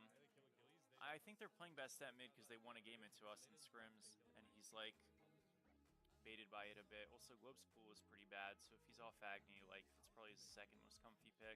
Okay, Cheerio. Right and left. You Four mid. There we go. There's four in mid. Now we have the game to watch. They're pushing the poke off wave. There's a right wave again. This bird is spawning. I think it's probably just gone. It's hard to fight this without my play. No, I want to... Can we bolt? We should fight, we should fight, we should fight. Backline. Backline. That's double Aegis. Who's one? Who's one? I have nothing. You're a rogue They're just useless, man. All 1 HP. Try to get birds up. He's gonna try and fuck Their you. carries can't chase, they're all low. The Faye's getting the burden right. I'm backing on The Faye gets the burden, right? Careful. Oh, I didn't Oh, realize he's he was dead. there. Okay, to the dot, the Reaper. The other two back, by the way, just these three. I need to clear the base, guys. Okay, Quebec's team loses here, I think. Probably just done. I think I'm just gonna stampede Is this. there a way I can up the quality? Nope. We miss our stun.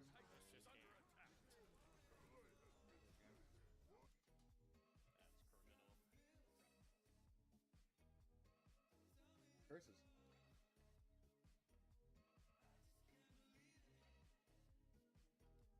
Unlucky. Like there is like an NA week, an EU week, and then an NA Joust week and an EU Joust week. Then there will be stuff resuming in August. Our team is sticking together, so you know, we'll play in the NA Prime week. I don't think we'll play S5 in the EU Prime. I don't think I'm gonna play in it, but yeah. They have like such an anti-dive as well. I hope these teams stick though. Wait, when's the interview then? I mean, this. So what's Death doing? Is he AFK? Might be. Check cross stream. Get the good skin on the screen, I respect it. Benny?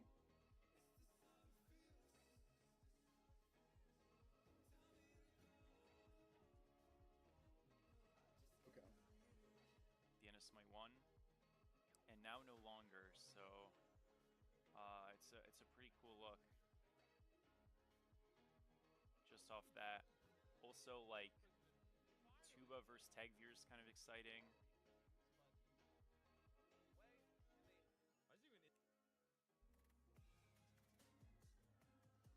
Okay. Hostile takeover versus to be decided.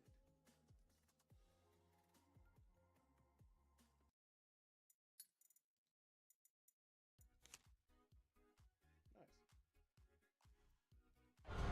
Welcome to Smite 2, Neath, Egyptian Weaver of Fate.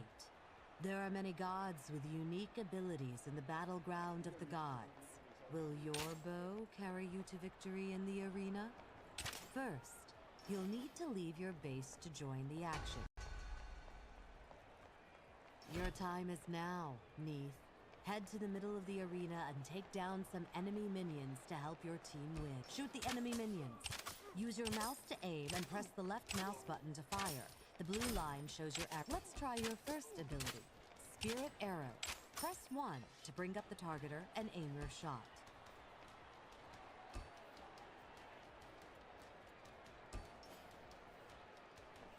With the targeter visible, click the left mouse button to fire. Defeating minions or gods earns you gold and experience. Get enough experience and you'll level up and unlock new or stronger abilities. To win a game of Arena, reduce the enemy team's tickets to 0. Do this by killing minions or gods, or by escorting your minions into the enemy portal. Try escorting your minions. You've reached level 5 and unlocked your ultimate ability. And just in time. The Norse Frost giant Ymir is trying to stop you. Let's take him out with your ultimate. Part of the stream where we do songs. Like you put Ymir on ice. Time to win the game. Kill minions and gods and escort minions to the portal to reduce the enemy team's tickets to 0.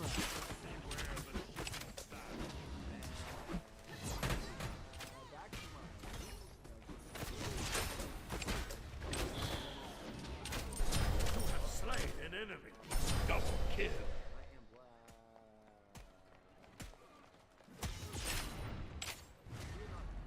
Luke's not a big kind of rock genre entirely. After anything from 1960 changed from the music to being a carpenter on Disney Channel. So it's good to see that there's always something rock genre. Everyone open your ears, put your mics up while you The world is no barrier to you.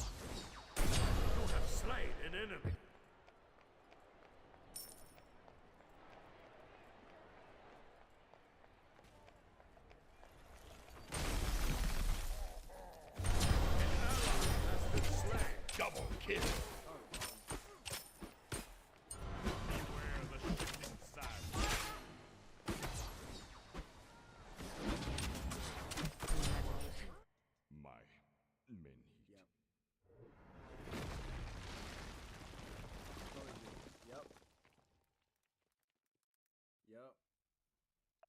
Victory.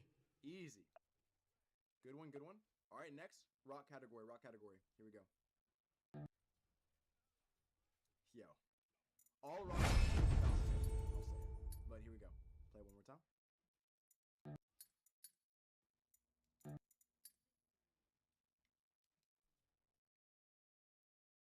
Come As You Are. By Nirvana? Yeah, you're crazy. Like, dude, what? Okay, all category, here we go.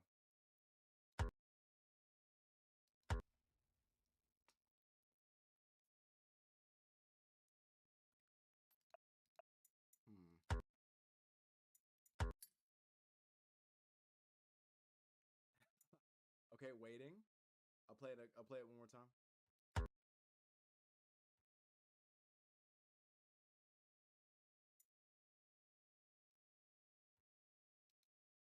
Oh, okay, wait.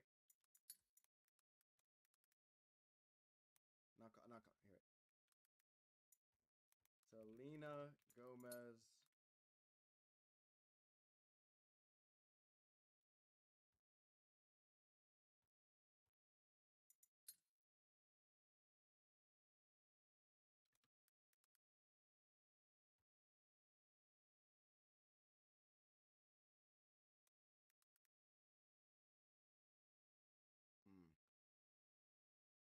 I'm calling out my Rima.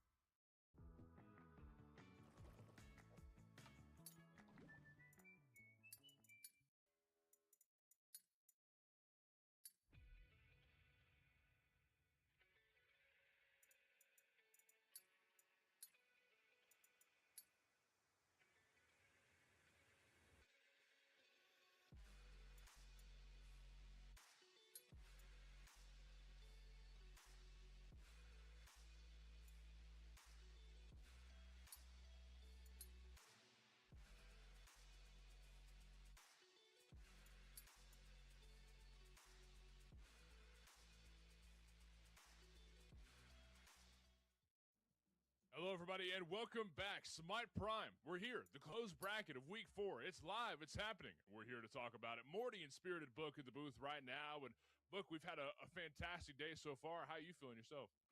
Feeling good, Morton. I agree. We've had fantastic games so far. And we've started off the day in a pretty interesting spot. And as we're moving through the day, we're getting closer and closer to our finals. But first, you get to watch this matchup coming up right here.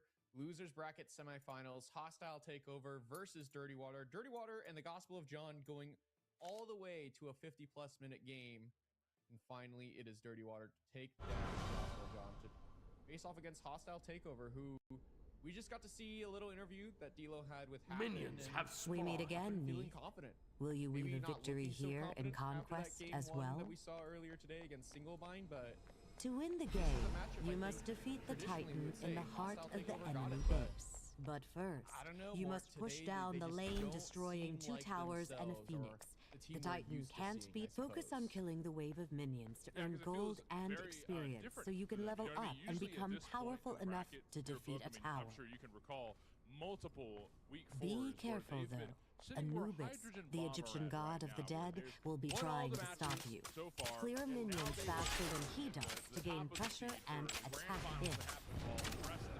Are fighting for their chance to maybe try and, but now they lost their, so they're having to fight their way through. Retreat. The tower attacks if you hit a god. Enter its range before your minions, or if all your minions die. Looking to but this next matchup won't be so easy for them. Dirty Water. Use your abilities to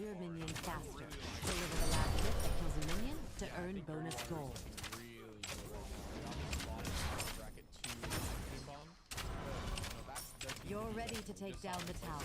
Follow your minions into range, then attack and destroy. Towers ignore you. You need to use basic attacks to damage. Well done, me. You destroyed your first tower and earned a lot of gold.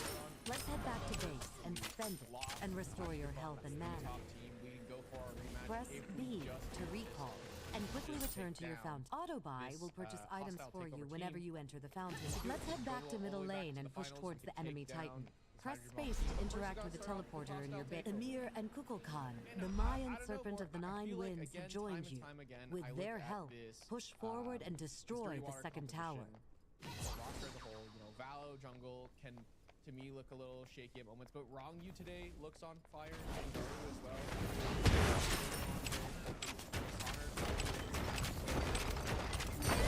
Destroyed a middle enemy tower. Only the Phoenix remains. Clear defenders, then destroy it with your minions' help. Act quickly. Phoenixes will regenerate over time. Be successful. Part of you talk about, Zengar setting up so well because he has to get the pick is also the central one. You want to play a setup like your team has destroyed a middle enemy Phoenix. Use your abilities and attacks to take down the enemy Titan and win the game. Earlier today was because they had a Horus to prevent this whole splitting the map thing that a lot of players like to do. Where, that's a Horus. It's like 5-2 on top lane. Yeah, I think Picks and Bangs is a very important reminder. This is still our best of ones. Best of threes is our next round, but for now, this is going to be really important. Hostile takeover over on the Chaos side. They have second pick. Bastet, we're seeing time and time again. I've seen one of her first loss on Cass at least today. Obviously, Lair's not having the greatest performance on it, but I still think an important pick. I mean, we saw Valo play it earlier today with great success, had a lot of CC tools around him, which I think made the pick look a lot better. And I'm looking at Wrong Use Horus as well. I think that could be an angle of contention here between these two teams. I mean, Happen we saw play it earlier today as well, but maybe one of these two teams, Hostile Takeover, taking a page out of the book of Hydrogen Bomb, the team Single Bind, the team they played, and saying, oh, you just draft a counter the Horus, you draft the Cupid, the Cripple Fields, and all the space control, the anti-dive composition. Maybe that is the avenue here that Hostile Takeover go towards if Dirty Water really prioritize this Horus pick. I think you're exactly right. There's a lot of gods that have cripples that counter out. You mentioned the Cupid, which is a great mention, along with Ardio, who's been a popular solo laner for quite a while with the Boomba's pickup. And the cripple field from Ardio lasts I think 6 or 8 seconds or something. Like, as long as Ardio can get to Horus, then he loses not one, but 2 abilities. You can't use Fracture. You can't use Protector Surge. You'd be lucky to get a knockup in and then maybe get away afterwards. I mean, how that matchup plays definitely changes things up, but our bans are already gone. Mordred, Willix, and Agni banned away from Hostile Takeover, and then Bracken, Afro, and Thor on the bans list as well. So 6 gods that we won't see. A lot of high mobility gods taken away. Newt is going to be picked up by Dirty Water. Yeah, so Newt is the first lock-in here for Dirty Water. That does leave the kitty cat open, and she will be locked in early on for Hostile Takeover. High priority here over for the side of Hostile Takeover. Kind of a little bit surprised. I feel like we've been seeing her locked in, towards the bottom 2, maybe in that third pick slot, just because there's still a lot of things open. The Horus, the Jormungandr we're seeing a little bit as of late as well. Just really surprised that it's picked this early on. I don't know. I worry a little bit for the side of Hostile Takeover's comp already. I can definitely see that already. Hu Yi is going to be on the list too. So a lot of Hu Yi and Newt. Now, granted, Doug likes to take the Newt into carry, but something tells me this is probably Newt in the mid lane and then Hu Yi carry. That sounds about right to get some good burst damage, and then Horus goes back the way of Dirty Water. And I love how this affects the macro play, but granted, a big talking point we've had for a long time with this team of Hostile Takeover, one of their strongest points is macro play. They're very good at macro play, but I wonder how the Horus will change up how they move about objectives. Yeah, I think they have to be really aware of where Wrong You is on the map at all times, being aware of his positioning and where exactly he's sitting and is he in the right place at the right time to make the ult happen where, hey, well, they're in right-hand side. Okay, let's do this objective right now. Okay, what's the timer of which it takes Wrong You to walk to the mid lane, then pop the ultimates, get them over into the skies, and then at the Gold Fury pit while they're on Queen Noggin, we're doing the Gold Fury. So that is something that they have to be aware of at the very least over on the side of Hostile Takeover. But already they're drafting a lot of tools, I think, to really allow this best set to work effectively. A Neath and an Achilles, 2 CC tools that can allow this best set to play aggressively. But across the way, I think there's a very important tool locked in here that really denies this best set a lot of mobility. Oh, so that's a very nice. We talked about how Ardio can counter the Horus. So not only are you taking the Ardio away from Hostile Takeover so they don't counter the Horus, you're also countering the Bastet in the process. So you're kind of getting like 2 birds stoned at once. I mean, that's a huge play there. I love this idea here for Dirty Water and the Nemesis to go along with that. So you've got a pretty dominant front line. But Atlas, yeah, I gotta imagine this is Atlas mid maybe for Hostile Takeover. If it's locked in here, this would be a Benny Q classic that he's been playing since Atlas was released. Very different. Look, it's really tanky here. And you now have a ton of CC setup tools to set up for the Bastet. But I don't know, man. I worry a little bit that this Hostile Takeover comp might have overcooked a little bit for themselves. I'm looking at Dirty Waters comp, and I got CC tools in the Horus, the Ardio as well. The Cripple Field, like we mentioned, denies not only the Bastet, but this Neath and Achilles, and now this Atlas as well. All characters that rely on their dash for safety tools. Ardio is going to deny a lot of that. The Horus as well can play really safe with that 3. No outwash on the other side that they have to worry about, you know, stunning them in place. And then the Nemesis as well. You have a tanky composition on the other side. Well, Nemesis is going to chew through tanks. That's kind of what she does best. You know, I think it's interesting that we see the Atlas here, and you are right. Benny Q did run this for quite a while because obviously Atlas aspect really strong for a while before it got disabled and changed up.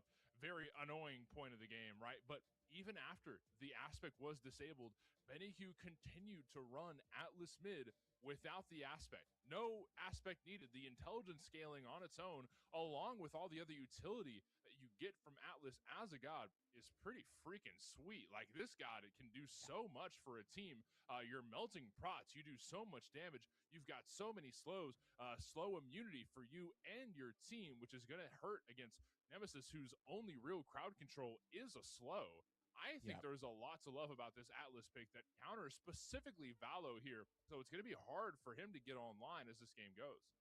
Yeah, I agree. I think Valo's going to have a really hard time with this Nemesis pick. And I am kind of curious what the thought process behind this Nemesis pick is, in all honesty. There's still a lot of characters open. We're not seeing a whole lot of Tsukiyomi as late, but Nemesis doesn't scream as high priority right now to me. Is she worth the high prio? Let's find out. We're getting in the game. We're live with the losers bracket semifinals, the last game 1 of the day. It's happening. It's here, and it's on screen with Morty and Spirited Book in the booth today. And Book, we've got our aces in our places. What do you like to talk about? So immediately I was curious, is it going to be Atlas mid? And it is. Benny Q is going to be rocking that. No aspect, like you mentioned, this time around for the Atlas. So reliant on a lot of that sort of Bluestone proc build that we're seeing a lot as of late in the mid lane. Atlas, I feel like one of those characters that can use it really well with the dot damage and whatnot. Bastet paired alongside it could be a ton of damage. You got CC set up. Look towards this mid 2v2 for Hostile Takeover to be aggressive in this early game. Try and force the dash out of Jengaru and then go for an all-in. Because Valo, a character that doesn't provide a lot of peel. Like you mentioned, just that slow.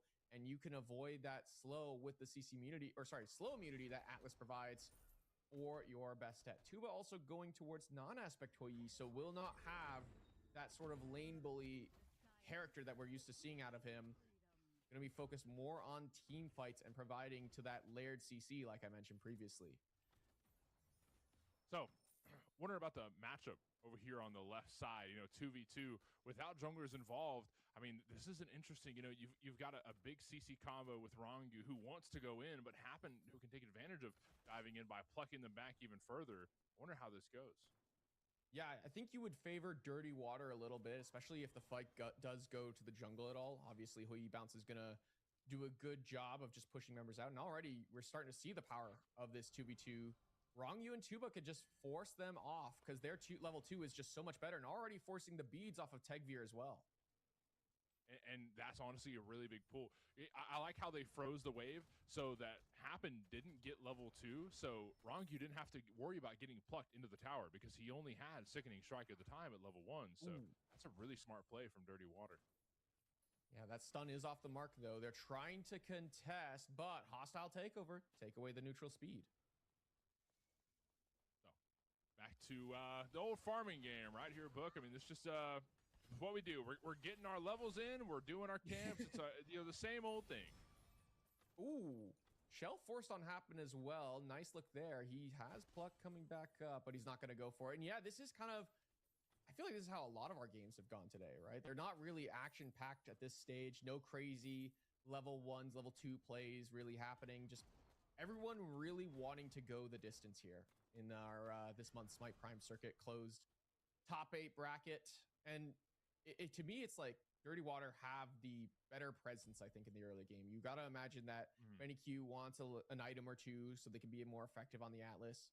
Rat Milk as well wants to get the Jotuns, the Transcendence potentially here, or go towards that Barbed Carver like we saw earlier in the day from Valo. I feel like it's on Dirty Water to get the ball rolling early because you look at the tools, you have a horse that can roam effectively, provide good CC off the stun knock-up combo. Valo is going to bring the damage in this early game as well once they get even first item completed here. Jengaru as well, a character that just can cycle his one so effectively with the help of the dash. Maybe going towards a Mirrodin first item. No, I believe that's a Spear of Deso first overall. So already, I got to imagine, it's Dirty Water. And with this rotation out of Valo to the right-hand side, they're getting priority for the RDO to rotate on over to this first round of rocks. And 2-on-2. They're on the right side of the map. Dirty Water are going to bring it to hostile takeover as the cat dives in, but maybe a kill here in mid lane as well. The gamma ray burst used by Benny Q, but doesn't find a kill. Karmic down to 100 health in the life tab. Right onto Karmic. He's down to 50, but Radmilk's going for somewhere. But Valo gets the slice and dice. Radmilk goes for Dishonored, so both solos dead, but we're continuing for more. Divine Judgment right on to Radmilk. But the cats will scratch a little bit harder. A bit of a sharper blade there. Benny Q with the trembling basic will take down Jengaru. So now we're starting to see some action.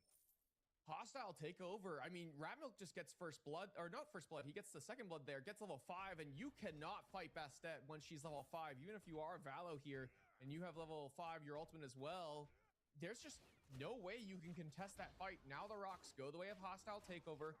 A solo kill in mid lane for Benny Q as well as big play here. Valo hunting with this blink, but can't find Radmilk with the help of that pounce. So now we've got a bit of a bigger talking point here now that we're putting so much focus on solo lane is what it looks like. I don't know if we're going to see that continuing, after the Firebrands. That's usually when we see the biggest amount of solo focus is Firebrands, but we got the first round done with. Are we going to see more focus over there? That will be determined later on. A big part that I'm thinking about is the matchup between Karmic and Dishonored. Ardio is a really big counter for Karmic on this Achilles pick because he's not going to be able to dodge and move through these entangling vines. Yeah, and that is a big part of Achilles' sort of clear in this early game is using that dash to effectively clear, but also trade in the lane. So probably leveling the 1 here, I would imagine, on the Achilles, just having access to more damage on that stun because your clear isn't going to be as effective with the help of these dashes. So Karmic just kind of has to play this lane a little bit slower, I think. Maybe played a little too aggressive there. I feel like Dishonored and Valo got into a really good spot initially, and then Radmilk just finding the kill, both junglers trading out soul laners in that moment. And of course, it's going to favor Radmilk all the way there on that Bastet in this early game. But now it's a matter of, okay, what can Dishonored do against Karmic? Can he continue to bully out this Achilles in this early game? Can he continue to push the lane? Be on rotation first to these rocks, I think is going to be really important for both soul laners. And I do feel like Dishonored should have the early clear potential because of that cripple field. His clear is going to be a little bit more effective against Karmic. And so Karmic kind of has to take a moment, take a breath, and just maybe have Radmilk rotate over first, help him push the wave, and then make the rotation to the rocks. 5 minutes into the game, 1-3, a 1K gold lead, a little bit less than that for Hostile Takeover. They've, they're not exactly taking over just yet, but I think that it's a talking point. Rat Milk's 2-0. Yep. That's always good news. Letting your Bastet snowball. That's pretty scary for Dirty Water, right? Yeah, I think for sure. And you're getting the next round of rocks as well. I mean, this is huge for Hostile Takeover. Free stats going their way, especially to the Bastet that is snowballing. Again, Timmy, I come back to this Nemesis pick. I don't fully understand how it synergizes with the rest of the composition. How does it fare into Hostile Takeover's comp? To me, this is maybe just Valo saying, I need a comfort pick this game, guys, and I'll try to make it work as best I can. As Rongu looking to be aggressive here, but Happen relatively safe on this Sobek in the early game. Probably not going to get punished for his positioning for a while. So we've got our first items online here. A couple interesting ones. The Daybreak Gavel from Valo. I didn't even know that Nem had a heal. I guess from the old? I mean... the 3. The shield as well.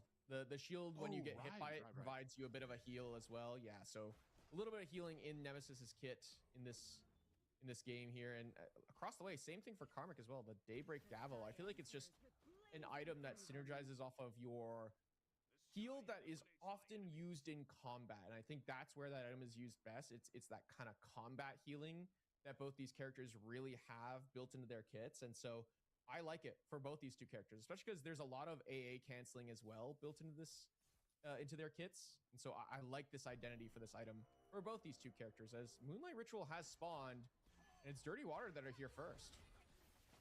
Oh, I like the updraft fracture combo instead of the fracture updraft combo. So you get stunned and then you're slowed right after. That's a cool way to go about it. It's different from Rongu. Ritual being fought over 3-on-3. Decent damage from Ratmilk. Rongu taken down to less than half health, and Catcall takes the kitty cats right to Rongu and saying there's no getting away from them. You will just take damage because I want you to. That will let Hostile Takeover get a bit of pressure on the Ritual site. Rongu still around, Happen waiting for the right opportunity to pluck, and man, the damage from Benny Q was online. Gamma Ray Burst thrown down. This could spell bad news for Rongu. Could get chomped at a moment's notice. A great play from Happen will let the bird get swallowed by the shark, and I'm not sure if that's how things work in the food chain, but it certainly just happened. Rongu steps up, just tries to look at Benny Q there, hoping that maybe Jengaru and Valo can throw out a little bit of long-range damage in that moment, and immediately Hostile Takeover say, all in this guy. I'm popping Stampede, says Happen. We're going for this kill. Pops the ult as well to get that execute. Hostile Takeover find another kill in this early game, and another round of rocks go the way of Ratmilk as well. This Bastet getting a little bit out of hand, I feel like, and Dirty Water aren't exactly looking to answer it just yet. They have not been on top of this timer at all, and it hasn't been through the priority of the mids rotating. It hasn't been the priority of the soul laners rotating. It's just the jungler going back there twice in a row on their own, able to clear it effectively. 9 minutes in, and it's 1-4. No Gold Furies burn just yet, but Rongu's getting vision. Has dropped a ward, and he's getting a couple gold pots while he's in the neighborhood. Why not stop and smell the roses? So, a bit of extra gold for Rongu. I'm wondering when we start to see this Hostile Takeover team, show its colors. You know what I mean? I think they really do well with macro play, but with not too much to look at, I guess we got to wait a little bit longer, huh? Yeah, I think they're not able to go to these objectives because they don't have a traditional mage in the mid lane. Oftentimes, that's a big part of both your secure or your objective burn in most instances. And Atlas can provide the burn, but they don't really have the best secure, as Valo's over here. Okay, Entangling Vines don't stop the Fatal Strike, unfortunately. Life Tap finds a root. Dishonor does take a couple tower shots to let Valo get some damage in, but not a lot of response from Valo. Karmic's okay. He's going to go to his blue buff. Pray to God that he gets it and that, Ratmilk is able to maybe show up. No, Ratmilk's over here by Gold Fury. Hostile Takeover have 4 members. They saw the gank from Dirty Water in Reddit and said, let's go gold. I think it's a smart play. They're burning it right now as we speak, and this are Dirty Water. They're ready to maybe make a play on this. Horse ult is online, but with gold down to 500. Skyfall late. Ratmilk secures. Gold Fury Happen is having to dash back to the homies, and he's going to be alive. So no kills suffered and a free Gold Fury for Hostile Takeover. At the very least, Dirty Water do get the right-hand side tier 1 tower, so some gold going their way. But they ended up giving away the blue buff up to Hostile Takeover. I think they... Oh, wrong you. Oh my goodness, Rongu, no! He's got nowhere to dash to. He couldn't quite make it to Tuba, but Tuba's able to dash back over the wall. Tuba doesn't lose his life, but Rongu falls. Unfortunately, that's just how it goes. You get caught by the kitty cat, and that's the name of the game. Yeah, nothing. I feel like Rongu, it's weird to say like nothing he could do there because he's just kind of walking forward, doesn't really expect them to be there. I mean, what are they doing? Just 3 members sitting in that bush. Why would they be there? I'm just going up to ward, right? There's no way there's going to be 3 people waiting for me. And sure enough, there was. And Rongu, again, getting punished for this sort of over-aggression pick right now, trying to be aggressive, trying to be the one walking first. You know, historically, Horus, a very safe character, someone you could be aggressive on and not really get punished for it. I feel like in Smite 2, that hasn't really been the case. Jengaru in mid lane dead. Nah, no way. Rongu's able to escape, though. Couldn't quite get Jengaru out. The horse ult would have been a nice response, but the timing just didn't work out. So I like the idea, but unfortunate. Hostile takeover on top of the Pyromancer. BennyQ providing a bit of space and then dashing back away. Down to 1,500 on the Pyromancer. Dishonored's in the area as well. Life Tap finds a route, but no way that anybody gets into the Pyromancer pit. So Tekvir secures and running back to the team. Dishonored on the run, retreating as Hostile Takeover look to find some kills, but can't quite find an engage, and that's perfectly okay. They got the objective, and that's what they wanted after all. This feels like the classic Hostile Takeover we're used to seeing. The game earlier today, maybe just a one-off, because they just did not look on the same page. This game, they're all on the right timers. They're all where they need to be at the right time. Blink it from Karmic.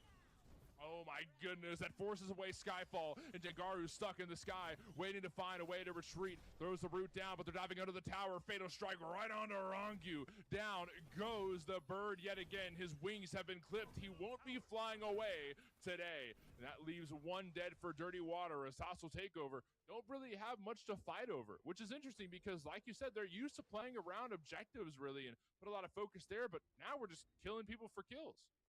Yeah, I feel like the addition of BennyQ and Ratmilk has really changed the playstyle of Hostile Takeover. Previously, it was, you know, Tekvir and Paul, kind of this slow playstyle of, okay, we'll let them get a Gold Fury, and then we'll just kind of group up, force a fight around an objective, and we'll win the fight because we're better. We're playing these small little moments just a little bit better than our opponents. But BennyQ and Ratmilk as players are scrappers. They want to get in there, fight, even if there's no real objective to fight for. They just want to go in and fight, take the fight, and go for it.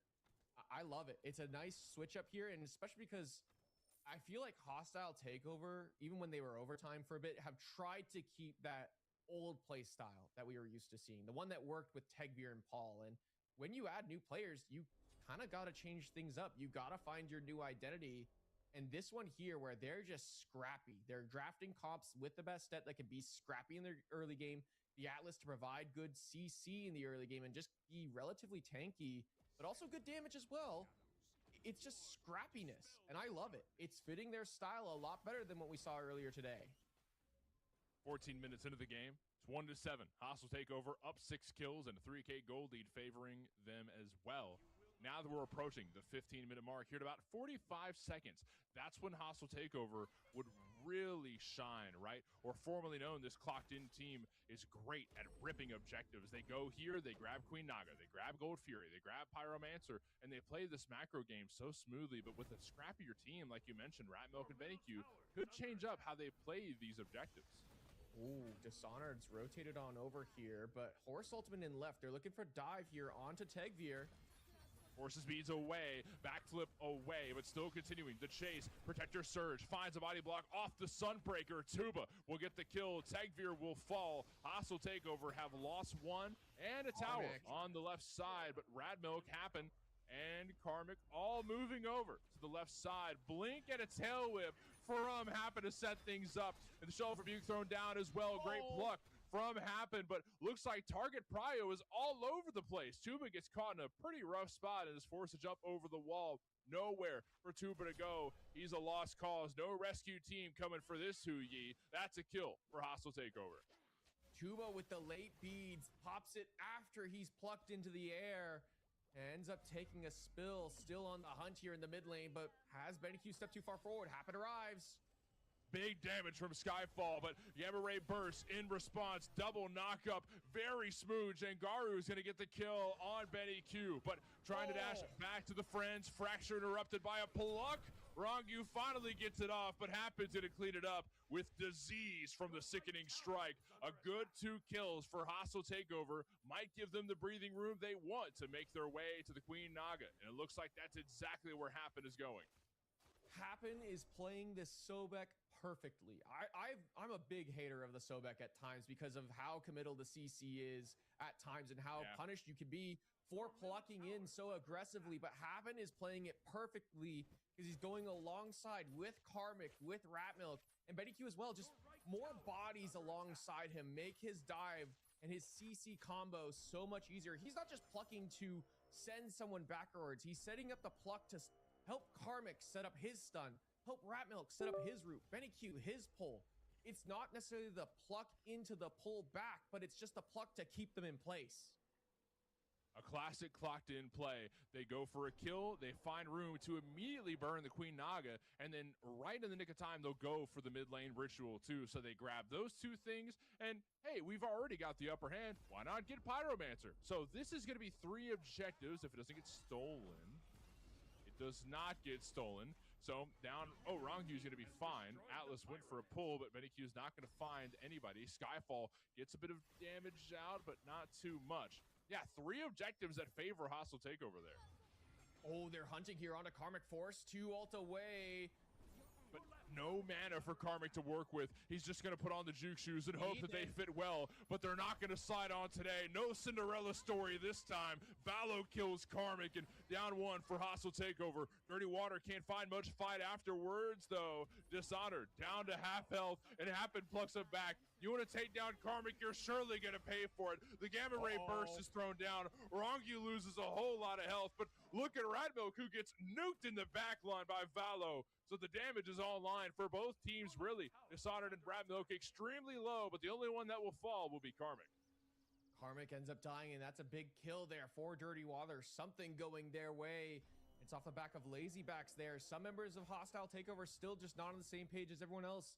Karmic sticks around a little too long, gets punished for it, but at the very least, Hostile Takeover, they don't lose anyone else, and that fight could have gone a lot worse there. Some great CC pulls, just no follow-up damage off of Benny Q's, great pulls into the Gamma Ray burst. Still just no follow-up just yet from Tegveer or Ratmilk in that moment, but the damage is coming soon here. But Ratmilk has gone for an interesting build here. No Barb Carver just yet as Rongu dashing in. Okay, decent damage set up with the Prod Shred, and Gengaru will follow with a bit of damage of their own, but right now we're just playing to defend this tier 1. You cannot let Hostile Takeover dominate the map. I mean, they have with objectives, but granted, there's still a lot of tier 1s up for Dirty Water, which is good news for them, Yeah, I think there's a lot for them to look forward to. Fire Giant still on the table if they want to go for it. Gold Fury hasn't been taken anytime soon, even though I feel like Hostile Takeover were on track to, wipe the right side of objectives and then go to the left-hand side, take that one as well. But they've just kind of slowed down here since that last, pick on the Karmic. And Dirty Water has been allowed to farm up, get some gold to their name.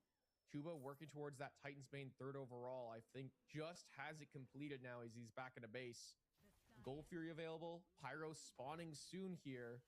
Dirty Water and Hostile Takeover, though, positioning like they want to scrap a little bit more. Actually, Tuba still hanging around the left-hand side. Maybe just doesn't have enough gold just yet for that 3rd item. Has to be so close to it. So close, but yet so far. 20 minutes into the game, and 4-9 is where the scoreboard sits. Dirty Water down a couple kills, but Hostile Takeover on top of the Gold Fury, burning it. It's down to 5K. Tuba realizes this, but doesn't have reinforcements. Jangaru does have an ultimate, but can he steal with Skyfall? He's not even gonna try. Gold Fury goes the way of Hostile, and that's their 2nd of the game. Happen forced to stampede back to the team because he almost got caught by the Fracture Updraft combo, but he's able to escape just fine. Karmic is fine with picking a fight, though. Yeah, that was a good pull there from Dirty Water to get the stampede off of the side of Happen, as we do see a quick pause come through here. I really like that play. You're not able to contest this Gold Fury. Let's look for a little pull. Try and pull an active item. Try and pull a relic. It's some important cooldown off of our opponent because we know this Pyromancer is spawning soon. Let's look towards that objective immediately after here. And sure enough, that's where they are. Right on top of the Pyromancer, and without missing a beat, perfect rhythm from Dirty Water. They're on top of the Pyro. Karmic blinks in and goes for a nasty stun, and Bennyq's able to steal with the Gamma Ray Burst. Tuba throws down the Sunbreaker and takes to the sky as Tuba's out of there. Dishonored is running. He got sprayed with Bear Mace. The Artio can no longer fight. Tuba's looking to get some damage out while Hostile Takeover pick apart what they can from the jungle and a leave after taking the Pyromancer. Yet again, they got what they wanted. What a pull there from Bennyq, getting that steal in that moment on the Pyromancer through all the chaos of that fight as well. You don't have good secure on the side of Dirty Water. You have to just take the fight instead. Instead, they go for the 50-50 and they lose. Now more objectives, more gold going the way of Hostile Takeover and a Pyro Bomb. We've been seeing teams really stack these Pyro Bombs as of late to just continue to get better and better secure for either your first or second Fire Giant pull or a late game Gold Fury. And Hostile Takeover looking to stack that one up. Right now, it's Dirty Water still trying to find an answer to this 5,000 gold lead that Hostile Takeover have amassed for themselves. And it is only going to get worse unless Dirty Water can find a response. Granted, the last time we did a recap, I mean, they were down one more kill than they have now. They've scored a kill recently, but losing the Pyro, losing another gold, these are all steps in the wrong direction for Dirty Water. So what do you think the right steps are? I feel like they just have to start looking to deathball and look for a pick here before a good team fight. Look to find a pick. Spend some time just taking it easy. Look, the game goes late. They do scale really well, right? The Nem gets stronger. The Huyi and the Nuke can get stronger as the game goes on. But for now, it feels like they got to be a little bit more cautious around these objectives. They got to allow Huyi to farm up this fourth important item, the Odibo, online soon. The Nemesis has good damage. It just feels like you have to execute properly. Really avoid a lot of the all-in on the side of Hostile Takeover, not get caught out, not have things forced before the team fight. But I do think Dirty Water, there is a window for them to fight and get back into this one. They just have to execute their comp properly. So now we're in a bit of a pickle for Dirty Water. I mean, you grab the farm that you can, and you pray that minion waves get to you sooner than later because you need to recoup. You need to get gold, XP, everything you can, because we're starting to see a pretty apparent advantage as far as itemization goes. A lot of Hostile Takeover are up one item over their opponents. Speaking of items, check out Tegvir's build. Jabalban Effigy online here for the Neath, down there in the bottom right-hand corner. A very interesting pickup that I have not seen in a hot second. And I'm curious to see what it really will do here in this game. So just damage dealt to it allows, or damage dealt by the item specifically, allows its wearer to just kind of have reduced protections. Or sorry, when you hit it, they reduce their protections. Kind of like a little bit of an avenging blade, if I'm not mistaken. I am curious to see how it really works here. It's just a little bit more defensive as an option. As Rongyu in trouble. Okay, Shell of Rebuke thrown down. Rongyu is able to escape back to the friends with Protector Surge. Get a bit of heals in the process. Shout out to Resolute. His passive just gets him all that health back, and granted, he's still kind of low. Hostile Takeover takes that as enough breathing room to go for a burn on the Pyromancer. Dirty Water have vision and are aware of this happening. Karmic's around the corner, hits a nasty shield bash. Rongyu gets plucked in the process and barely dashes back to the team to find safety. A lot of damage through Gamma Ray Burst. A meltdown, a couple backliners too. Dishonored has been caught, and Valo has too. Down goes Valo. Wait, Horus is diving into the backline? With who? What is happening? He's chasing down Happen? Oh, Ratmilk is just eating at the back line. Down goes with one. Valo, Jengaru, Tuba dead, and Rongyu all by himself. The bird flew too far from its nest, and his eggs got eaten fresh out of the carton. So Fire Giant will get burned by Hostile Takeover. Dirty Water, the initial play there, after Rongyu is able to get away to safety, they just gotta leave. They gotta walk away. Instead, they try to lock down Happen. The Croc lives forever, gets out with his life intact, and just buys so much time with how much Dirty Water were trying to lock and chase him down. A nice play there from the side of Hostile Takeover. They avoid so much damage, so much CC potential to take them down. And I thought it was a fight going the way of Dirty Water for a moment. And then they can't lock a target down. Valo goes too deep, is in the middle of 4 people, takes a spill, and the rest of the fight falls apart after that. Hostile takeover, 25 minutes in. They got a Fire Giant and looking to push their lead. Exactly what you said earlier. This is the clocked in we know and love. They are showing their true colors. Macro play on point, and they've got an FG. What will they burn with it now? I mean, Ancient Fury looks pretty good here, but granted, a lot of tier 1s are still up. So do we want to use Ancient Fury on 2 tier 1 towers? Or maybe we grab some towers and then go back to Ancient Fury? I think you could afford to go for the Ancient Fury now. I don't think you're really ending the game or even looking for a Phoenix with this Fire Giant. Just making it a little easier to siege some of these towers quicker is a good idea here. Tuba on his own on the left-hand side. Okay, a pluck on a Tuba, and Sunbreaker thrown down, but that's not going to provide him enough space. It is what it is. Those things happen. You call it a pluck, and that's just how it goes. Dishonored fighting by himself in the mid lane, though. There's reinforcements from Rangu, and Valo's there as well. Skyfall to help out with a bit of damage on their own. Dishonored kills 1 and chasing down another. Karmic is just so darn tanky. Look at this guy, but he's going to commit the fatal strike to trying to escape, but he's not going to get much farther. A decent stun will help with Mantle, but again, just look at this guy just tanking so much to distract for the team while the rest of Hostile Takeover marching up the left side of the map. A Horsoul back. Horsoul just showed up with Dirty Water, but no, Hostile Takeover melts them as soon as they land. So down 3 bodies. Dirty Water tried to defend their Phoenix, but not much can be done against the demons known as Hostile Takeover. In goes Ratmilk looking for the deicide. Can you melt the bear? Can the cat scratch hard enough? Dishonored with 100 health. Tuba just showed up, throws a couple basics. Ratmilk's extremely low. Same with Happen and Tagbeer, but they're going to retreat right after. You got what you wanted. Now get out with your lives.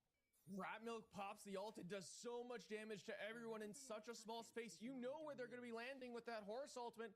Yeah, I'll just wait and wait and wait. And as soon as they show up, pop the ult, pop the pounce, and do over half their HP so quickly. Tagbeer as well just stays alive for so long.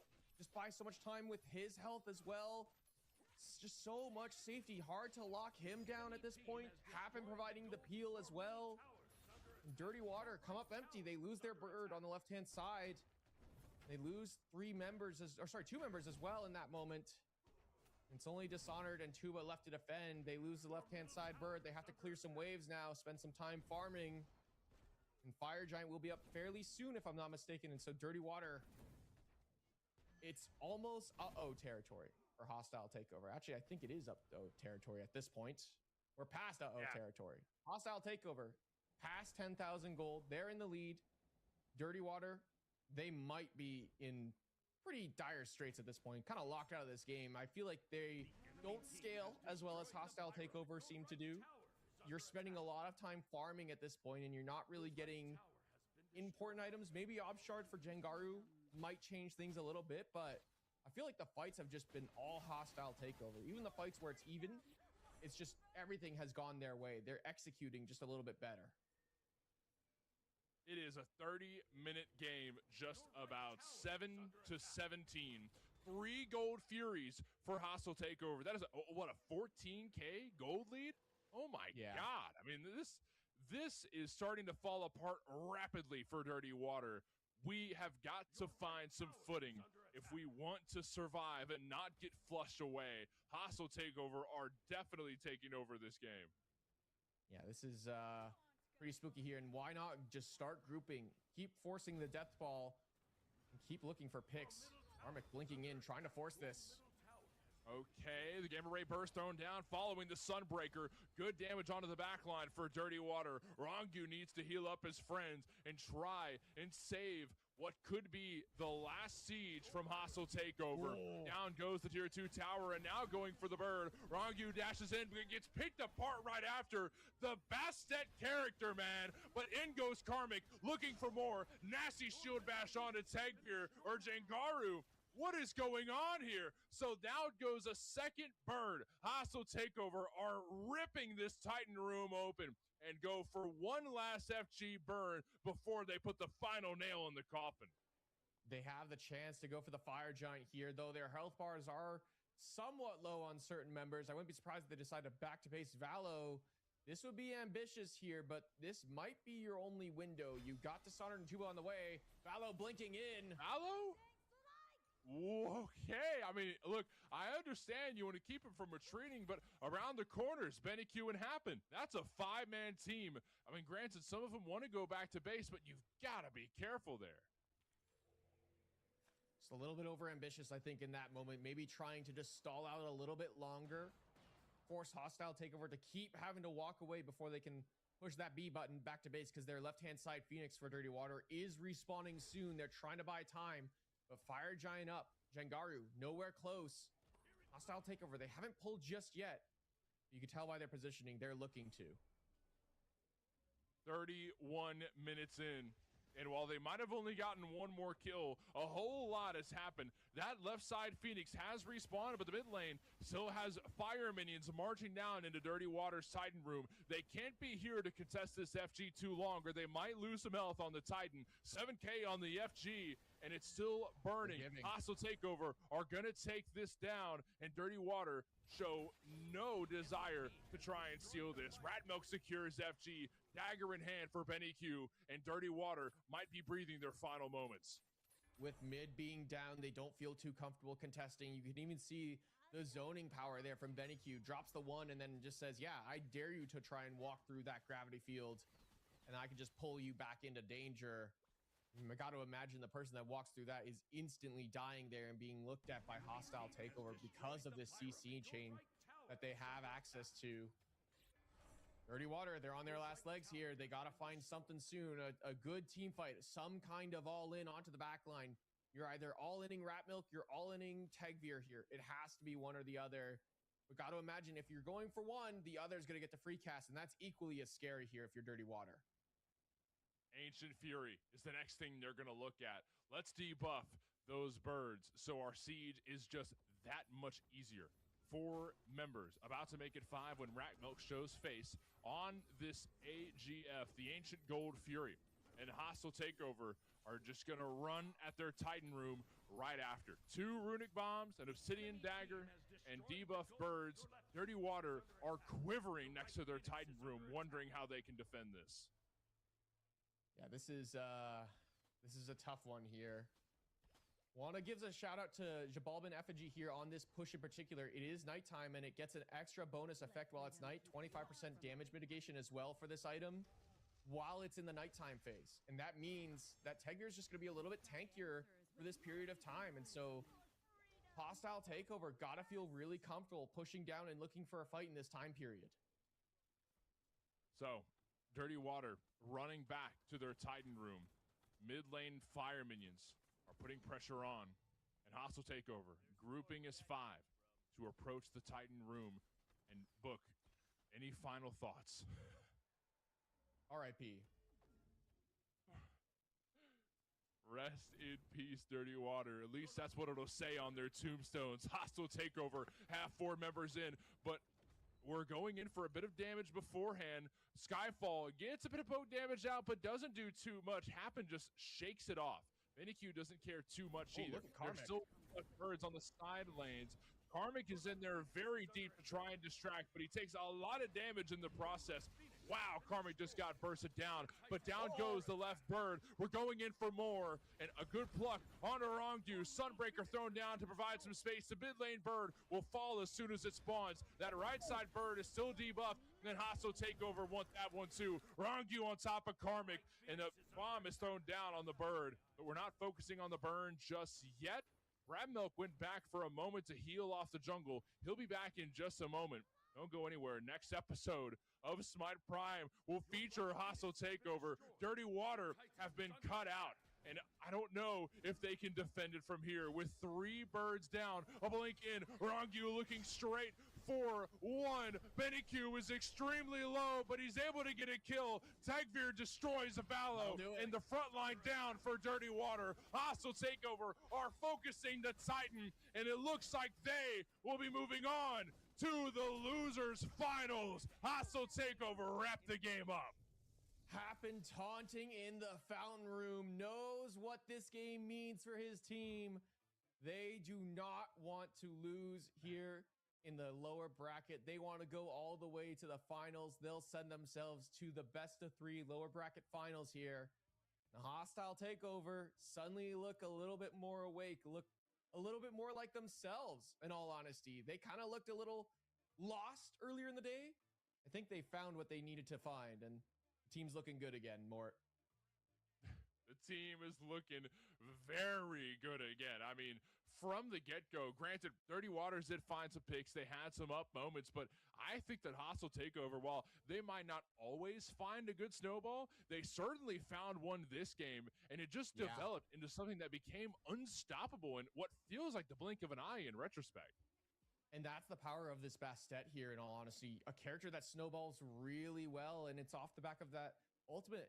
I mean, we see right there, hits level 5, and Ratmilk's level 5 just better than Valo's in this fight. And in almost every fight. I feel like this Nemesis, to me, just does not work with this composition in particular. And Nem really does want to kill tanks, and I get it. You're trying to play this front-to-back style with the power of Huyi and Newt. That's what this comp's designed to do.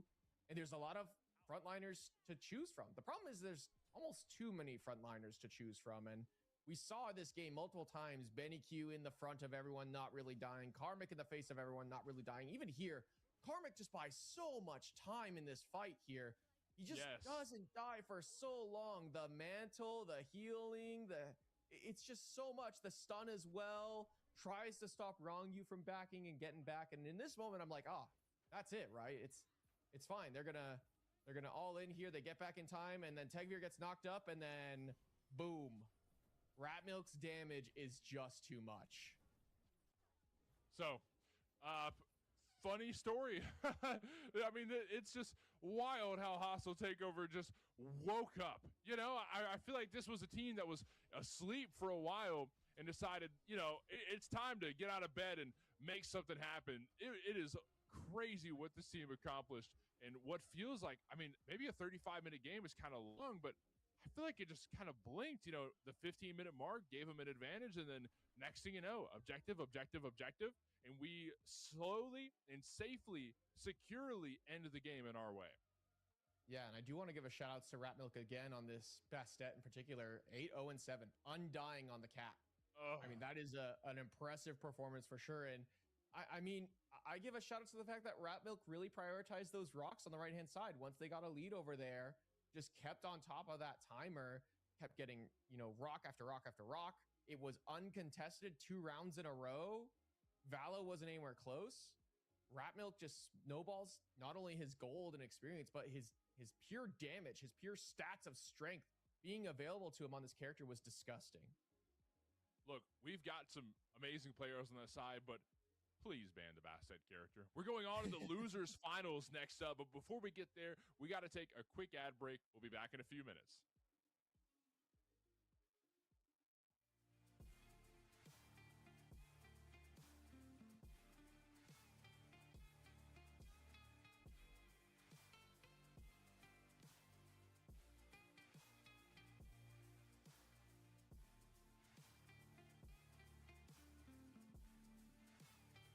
Hey, Weekend Warriors, how's a little trail therapy sound right now? Hop in. Let's go for a ride in the Nissan Armada Pro 4X. Tune out all those work emails and turn up that twin-turbo V6 engine. Instead of letting the kids play online, show them some epic inclines. Turn your 8-person family dinner into an exhilarating off-road adventure. Nissan Armada is here.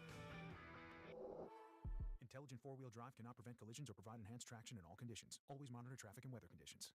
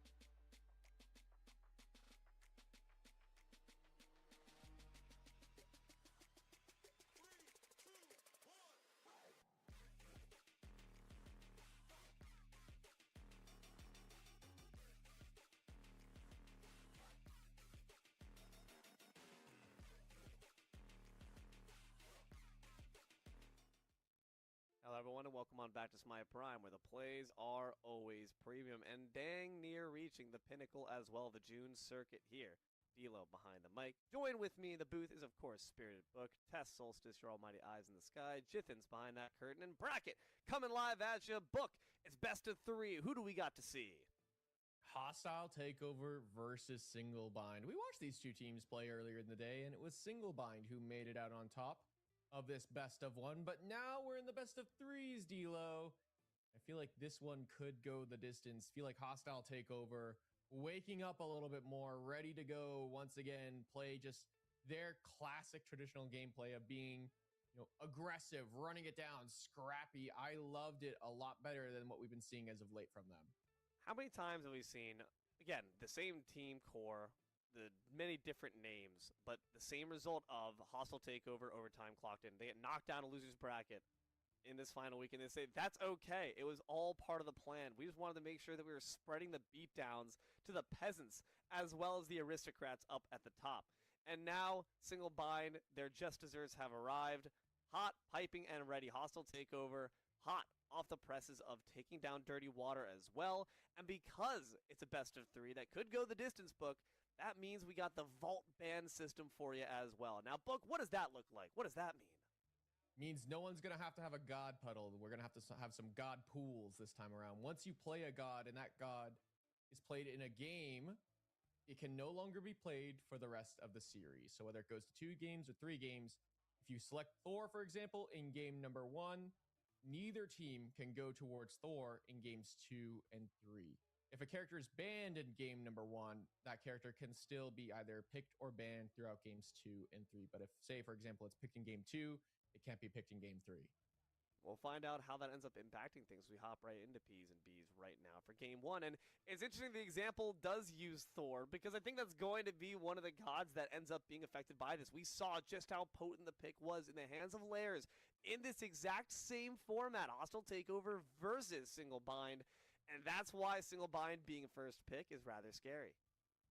Yeah, and Hostile Takeover have to prioritize the ban on this Thor, I imagine. And I do worry a little bit. I've seen a little bit on Twitter as of late that Lairs has been like, oh, these vault bans, they're not, if there's no vault ban system, I would run everyone every game. And so I think that is a little note that maybe Lairs not a big fan of having the wide god pool, would rather stick to 2 or 3 gods right now. And I do worry a little bit if Single Bind go to a game 3, what Lairs' priority is going to be in terms of what god. Jungler after my own heart. I respect it. Ymir and nothing else for me. A wheel expand away. The Bastet character is banned too. Agni taken down. And the Daji, once again, Single Bind are trying to force Hostile Takeover into the exact same spot we saw before, because Hostile Takeover only have 1 ban left. Yeah, you got to imagine it's Thor here with the performance we saw earlier. Instead, it's the Loki. So Single Bind. And the Kami. I got to imagine they're going to go right back. Oh, we okay. forgot. We forgot about her. Did. That's not good. We did, but our Hostile Takeover, you got to imagine you lock in Thor here. You got to imagine you put it on Rat Milk, you put it on someone. This is a nice adaptation, though. I think this is really smart from Hostile Takeover to take away this outwash. Not only is it a snatch away from Moswell, but it's a great pickup here. I feel like Hostile Takeover might have outplayed Single Bind in the picks and bans just a little bit already.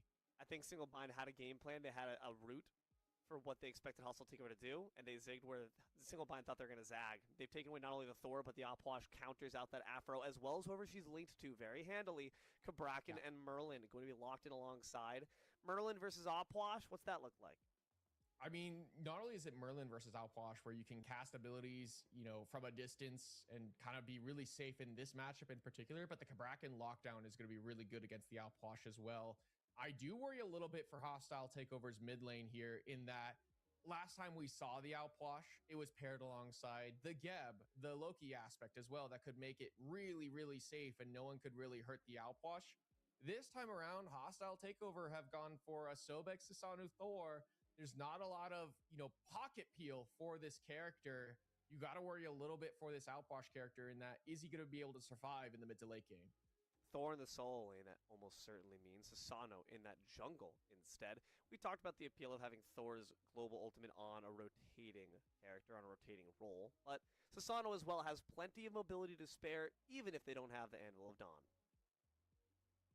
Interesting. Yeah, I definitely agree here. I think the Thor lock-in here is really smart, and Susano paired alongside it can be very mobile. And I do think Susano is really good right now because of how mobile he is, can be very aggressive on the right-hand side and use that mobility to rotate around the map often. So not only are you able to prioritize the rocks on the right-hand side, but immediately put pressure on the left-hand side by walking over with your high mobility.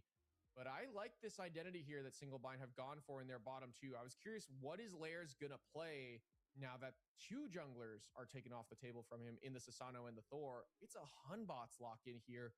More all-in damage and CC to try and deal with this Outwash. Man, the Jingwei is also, I think, a pretty solid shot. You talked about the safety that character provides in the game that we covered between these two same teams. And here it's up against a Sobek who knocks you up with a charge prey, but you're only actually making her day. Doubles the length of that agility dash. As well as the Susano off the Typhoon or the Wind Siphon can also provide some means for Jingwei to get a bit of an updraft to that dash as well. Neath is the final lock for Hostile Takeover. Between Anvil of Dawn and the World Weaver, a lot of global pressure. Yeah, a lot of global pressure and a lot of all-in potential here between the Susano, Neath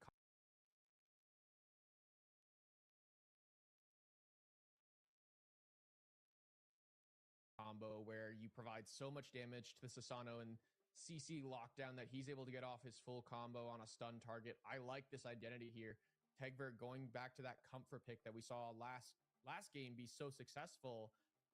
I do wish that we had seen the Hui Yi, though, a little bit. Add some more AoE CC to set up here for the safety of this Outwash, and because everyone wants to dive the Outwash here. Everyone wants to get on top of this Kabrakan, this Hunbots, and then free damage from the Merlin from a distance will be really nice to take down this Outwash.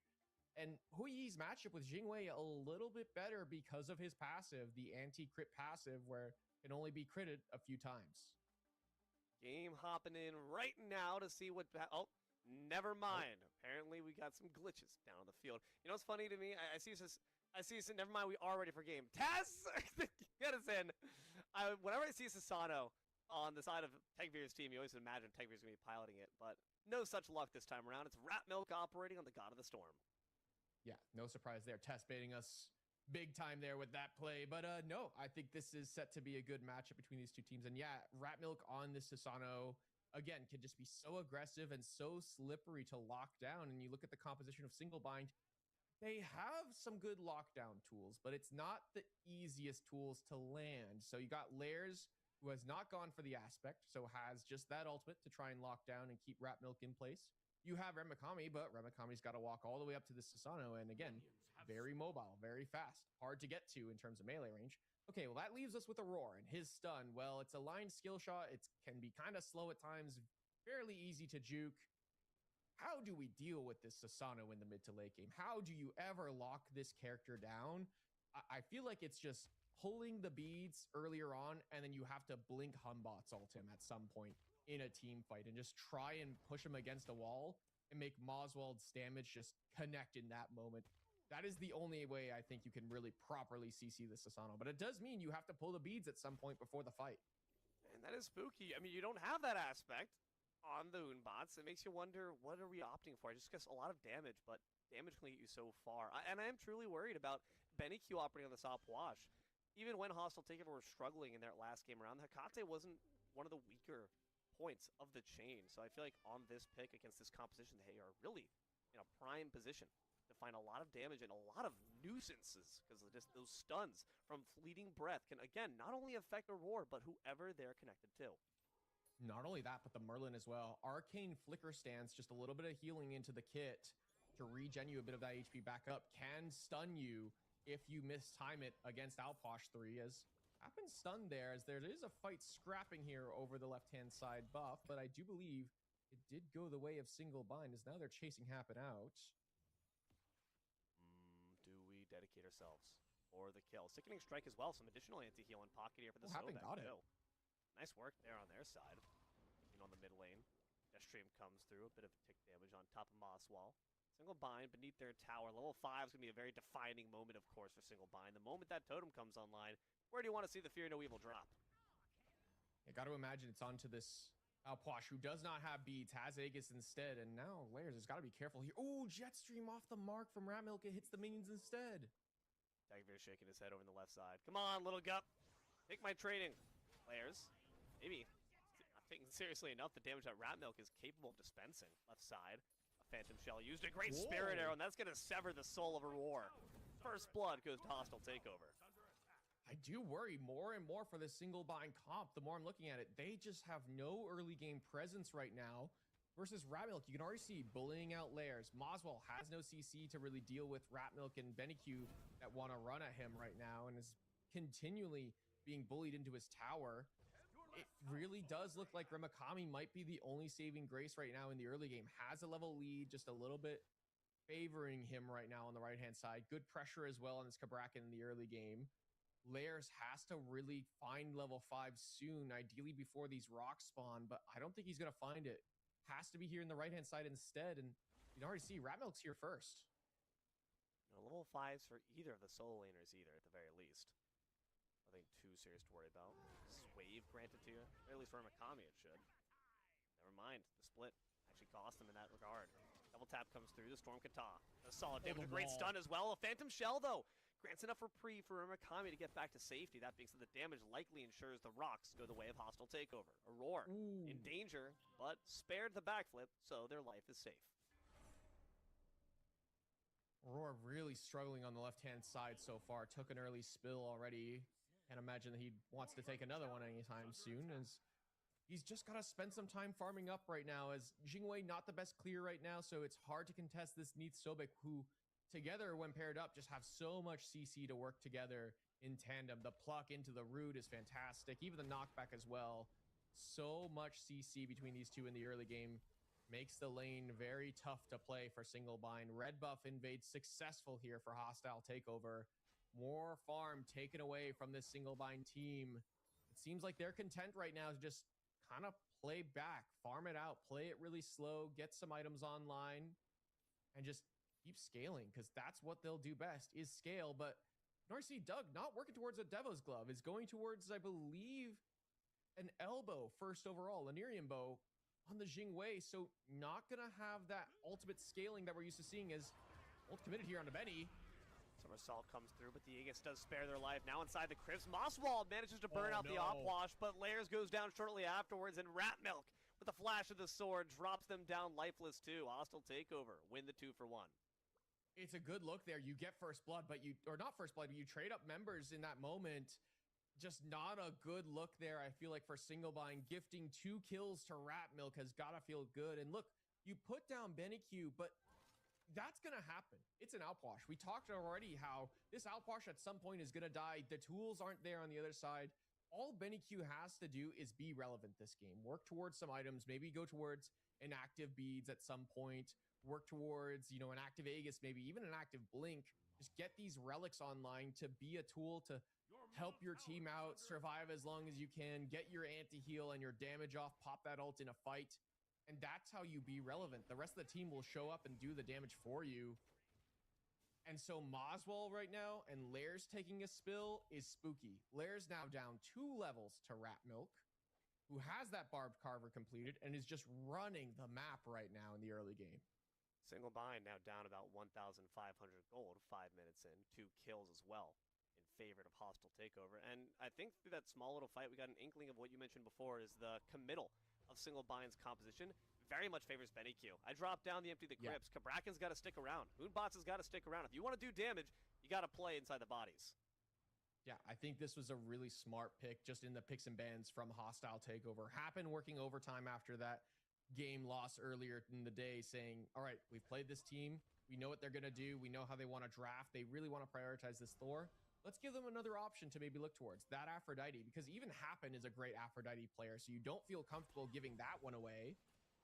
And so you really have to prioritize this pick in particular. So you got to imagine as the game goes on, Aurora has to have a good performance, has to make this first pick option work so well as the game goes on. Because if it doesn't, you're looking really scared as the series goes on here, because again, all 10 of these characters are gone.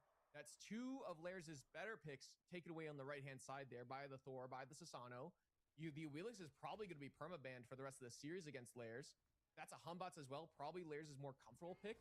You're looking scared. Oh, this is scary, at least for the Thor. Can they get to the sky quickly enough? No, Lairs takes them down, but rotation from the Opwash. Again, Kabrakan's got to dedicate if they want to stick around, but the Empty the Crypts forces them back, and Lairs has the reticle on them from beneath, was insurance for the kill, but Ratmilk doesn't even need it. Kabrakan is able to get back out, but now their attention shift over to Merlin.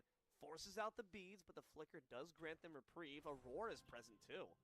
Maybe a bit too late to the party, but nonetheless, finds the stun. And the Sobek instead be looked at. Do they have charge prey up? Doesn't quite matter. Ritual is up, and overall, hostile takeover. Now could be seeing a bit of a switch up. Aphrodite walked into the back line. Here comes the fleeting breath. The stun's gonna come for everyone who's affected by the heal, and Ratmilk will take the kill. Aurora goes down once more. The link broke between Aurora and Moswell in that moment, and he gets pulled away there. You gotta just pop that ultimate if you're Aurora. Popped it way too late. And takes a spill in that moment. Not a good look here already for single bind. Tagveer could get ganked here. Lairs on the way. Is there an ultimate in pocket, though? I'm not convinced that there's much to be had here without that Fear No Evil to back you up, especially if you're not stun bots. You don't have the CC between the Jing Wei and the Hoonbots unless there's a big fat diamond. Happens lurking around here, and Roar's here also are present. Airstrike is going to get Jing Wei out, but tossed right back inside the Typhoon. Drops the Fear No Evil now, and the last tick is not able to finish the job. Lairs barely alive, has Blink as well, will utilize it to grant some distance, though Sobek is still lurking around. Does seem like Lairs is out of dodge for now. Lairs lives, and no Gold Fury pull for hostile takeovers. A win there for single bind, but again, Lairs has to back to base. And I was going to say on the right-hand side, that scrap earlier where you're trading Lairs for Karmic doesn't feel worth if you're single bind, because again, Ratmilk is just building a lead here. 2 levels up, working towards what I believe is a Reaper second item here on the Susano. Feeling really comfortable right now for the jungler of hostile takeover. The ADC on the left-hand side, Donut Doug, has to keep scaling, is going towards the traditional build that we often see from him, but again, I worry a little bit about this build in particular. I feel like if you're already giving the pressure in this left-hand side, you're already giving up these neutral camps you don't feel comfortable contesting, you have to make it worthwhile. And so scaling with the Devourer's Gauntlet makes it kind of worthwhile, because you'll be stronger than your opponent in the late game. Susano wants that 5th kill. Wants to adorn themselves with more accolades. They're looking for Aurora to do it. A great win siphon, but this time they do have Undying Love, TPing over to Donut Doug to ensure some safety. Then the lane pusher will continue to apply all that pressure on the left side. Hoonbots is present, but instantly gets plucked for their troubles. Typhoon's charging up, gonna instantly find their backside. They are displacement immune, not death immune. Ratmilk will ensure it for the rampage. Lairs looks so uncomfortable on this Humbots there. Didn't have access to that ultimate, so couldn't really make the impact they wanted to. Just now, coming up off of cooldown. You can't imagine you could take that fight there without that ultimate. That's such an important tool for his all-in potential. Ratmilk now building a lead even further as they get to keep farming while Lairs is back in base, spending some time dead. This is going to be another red buff invade between Benny Q and Karmic. Mikami not able to rotate on over. You talked about the CC and a lack of it we're seeing from single bind. I think we're starting to see the doldrums from it as well. Hostile takeover have it in spades, and it's so funny. It's a complete coin flip from the last game that you and I saw, these 2 exact same teams, where we say single bind completely outdrafted hostile takeover, and now it's a complete different beast. You want to know why that is, Book? It's because it's hostile takeover in the losers bracket. Yeah, I mean, it's just hostile takeover week 4, man. I mean, this is what they're known for. It's not even the losers bracket, upper bracket. They just, for whatever reason, week 4, they come out swinging. Seeing it here. Moswald trying to make some swings, but good poke. A foul ball. That could very well be the hope for this Merlin. Be the one to step it up. They are still lagging a bit behind Benny Q, but nonetheless, hopefully those damage numbers will rise a bit more once they get some items in the back pocket. Yeah, I think Moswell has potential to have good damage. Speaking of, Lairs hovering here, trying to contest these rocks. Double tap or they engage. Sacred Monkey, but Lairs again. Do you have what it takes? You have the ultimate, but that Thor is rather tanky. The Typhoon knocks up the Kabrakan. The ultimate comes out, but just as soon after, the double tap ensures Thor is safe. Now Lairs could be in danger, separated from the team by the empty of the crypts, though it could look to for Rat Milk to go down first. Benny Q finds 1 kill, but Rat Milk taken out by Aurora. Benny Q doubles down on top of Lairs. A 1 for 2, though it is a shutdown going the way of Single Bind. Oh! Nice! With the float there, finds Karmic, is now in a little bit of trouble. Benny Q and Happen hunting. Sobek lurking in the waters, the ticks of fleeting breath, not going to be able to put them inside the range. That's okay. Benny Q makes change of Moss Wall anyway for a killing spree on Opwash. Happen feeling himself here on this Croc, man. Taunting again here on the Moswall for finding that kill. Just stands there and taunts. I mean, it's the mental warfare with this guy today, it feels like. He's just walking forward in the face of his opponents, taunting away whenever he can. Just letting him know, we are better than you, and we're here to show it. Happen. Definitely feels like he stepped up as of late for the team leader since the loss of Paul, the loss of Hydrogen. It feels like Happen has really taken a step forward as being a more of a leadership position on this team. You know, he's the one writing those 3,000 word docs. He's the one prepping the picks and bans for their games, their best of 3 series, you know, using the vault bans as well for games 2 and 3. I feel like Happen has just been on point ever since that 1 loss. You know, he was the one that was really punished as Rat Milk hunting here. Here's Rat Milk. Finds a great double win siphon, but it's an instant stun as a response. There's no real backup. Sasana would have liked to see the Neath kind of push up alongside them. Happens present, but is warded off by a lone rogue monkey god. And Lairs decides to turn back as well. 13 minutes in, it's 4-9 in favor of Hostile Takeover. About a 3,000 gold lead their way with no big objectives on the mark quite just yet. This is, I feel like, as bad as it it can get for Single Bind. You know, they don't want it to get any worse than it is right now. I think you can sit comfortably at a 3,000 gold lead favoring Hostile Takeover right now. But if you just can keep it there, if you can play the map smart, just keep up your farm, keep finding small objective wins, some small picks here and there, and keep it just at around 3,000, they're comfortable and they can take it to the late game. But if it gets a little more out of hand for Hostile Takeover, you're worried for Single Bind. Speaking of, worried for Lairs for a moment there. Seems like Karmic might fully dedicate. Tectonic shift comes out from Akami. Not going to be engaged on. Karmic only opting for safety. Sobek lurks in the wings and stops Aurora's back, which means Donut Doug has to do the same. Very wise of the carry to make sure that Aurora gets back to tower safe and sound, else that Afro might have been toast. Yeah, Aurora would lose that extra movement speed if the link was broken there between those two, and that makes Aurora a lot more vulnerable. Is going for a full CDR build on the Afro, and I really like it here. Going for the Chronos Pendant into the Breastplate of Valor. Just going to be spamming those heals and kisses as much as humanly possible, just to either peel or provide more healing. Thank you, Dilo. Appreciate that one. It doesn't heal you, but, you know, the sentiment's there. Rat Milk. Of course. Nice little attempt at the gank there on the left side. We've been seeing a lot of pressure come out, but not too many kills for it. This Jingwei, I mean, you said it earlier in the day, Book. Safest god of the gosh darn game.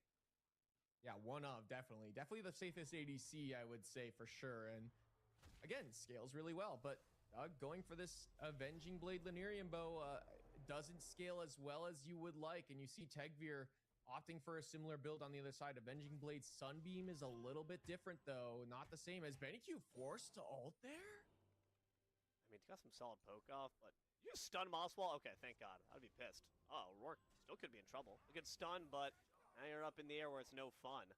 Can the Corpse Explosion finish the job? Undying Love not going to save you from the Subexecute waiting on the other side. Lairs can only watch in horror as Aurora swallowed up by the Beck. I mean, Afro was locked first, and what was the immediate response? It was Alposh, Thor, and then Sobek paired up alongside it. So much anti-heal, so much taken away here from Single Bind to the picks and bans. Queen Naga is the target here for Hostile Takeover. Doug has said, we're not even looking for it, boys. I'm pushing left-hand side. I'm getting whatever gold I can. Tegvir's rotated on over, so Doug gets to spend some time free farming. But look at this, Single Bind. They don't even feel comfortable contesting a Gold Fury, looking to pull it right now because Happens nearby. I feel like Hostile Takeover, they're just playing the map better than Single Bind right now. They grab a Pyromancer in exchange, and Happen could even go for a sneaky little steal here as they hip-hop on over. Seeing the Pyromancer is done is all Single Bind needs to know. Now it's being resumed by Lairs. You have backup in the form of Aurora, but Happen quickly saunters up to let you know, I don't think so, buddy. They put a finger to Lairs' lips and say, shh, no objectives for you. Yeah, That's exactly what they did there, D'Lo. As Moswell forced the beats here against Happen, they're really trying to contest this ritual. I feel like Single Bind are realizing if we let this game get any more out of control, it is spooky. Moswell taking a ton of damage, though, has to back. NQ at the top of the player damage charts, right alongside Ratmilk, battling for the top accolades. Jingwei is present in that left channel. Empty the Crypt's going to force some space back. Look at Thor surveying the chaos, wants to find a good target. Could be the Kabrakan. No, instead we're looking for Aurora. Happen's already dead. Donut Doug finds an impact, but Aurora's dead too. No supports left. Kabrakan front line from Single Bind being decimated apart by BennyQ with the double. And now Thor tries to take down Layers. They TP into the back line, but they can't find anything but a stun. A good shield gives him alive for a bit longer. Layers is out of dodge, but Thor is as well. A daring dive from the solo doesn't result in too much more. And all the while, Tegvir's over there on the Gold Fury, just taking that one away in a 4v5. Well done to him. He's like, yeah, you guys get him, team. Go get him. Yeah, you got it. Yeah, good job. And then, yeah, well, I'll get the Gold Fury. It's fine. Moswell here hunting on a BennyQ. Forced the Aegis. Feel like he could have kept going there. Oh, no. Ratmilk's here. Maybe not. Maybe you should have. At least get something for your own life, but they tried to play for themselves and instead find their life thrown into the dirt. 18 minutes in with that Gold Fury in pocket, that gold lead has crescendoed to 6K for Hostile Takeover. Things just have gotten worse upon worse. You said the Single Bind couldn't afford to let it unspool to further dividends, and unfortunately, they could not prevent the backslide. Yeah, it's just getting out of control here, and I feel like you can already see Hostile Takeover with these Naga minions pushing all three lanes. Tegvir's over here on the right-hand side around the Fire Giant. 1850-ish is, you know, around the mark. We've been seeing a lot of Fire Giants of late. Aurora gets plucked in, though. Go on, heal Aurora. I dare you. They got the mark applied. XU coming on through, but Aurora is somehow able to survive through it all. No! The last breath taken away by the Opwash 3. Happens in a bit of danger, but no more kit left for Layers means that they can't do too much about it. Remakami neither. Tegvir finds the rotation to the right side. Layers trying to finish off BennyQ as the burn comes through, but it's a great tail whip to ensure peel for the rest of the team. And now it's Moswell peeling away from the Undead Surge. Meanwhile, in the left lane, Donut Doug farming at this left side tier 2, but Hostile Takeover say that's A-okay. We'll take over from here, boys. Looking at this big ol' FG. Moswell has got some flames to spare, but I don't know if they can stand up to the Neath Ratmilk combo.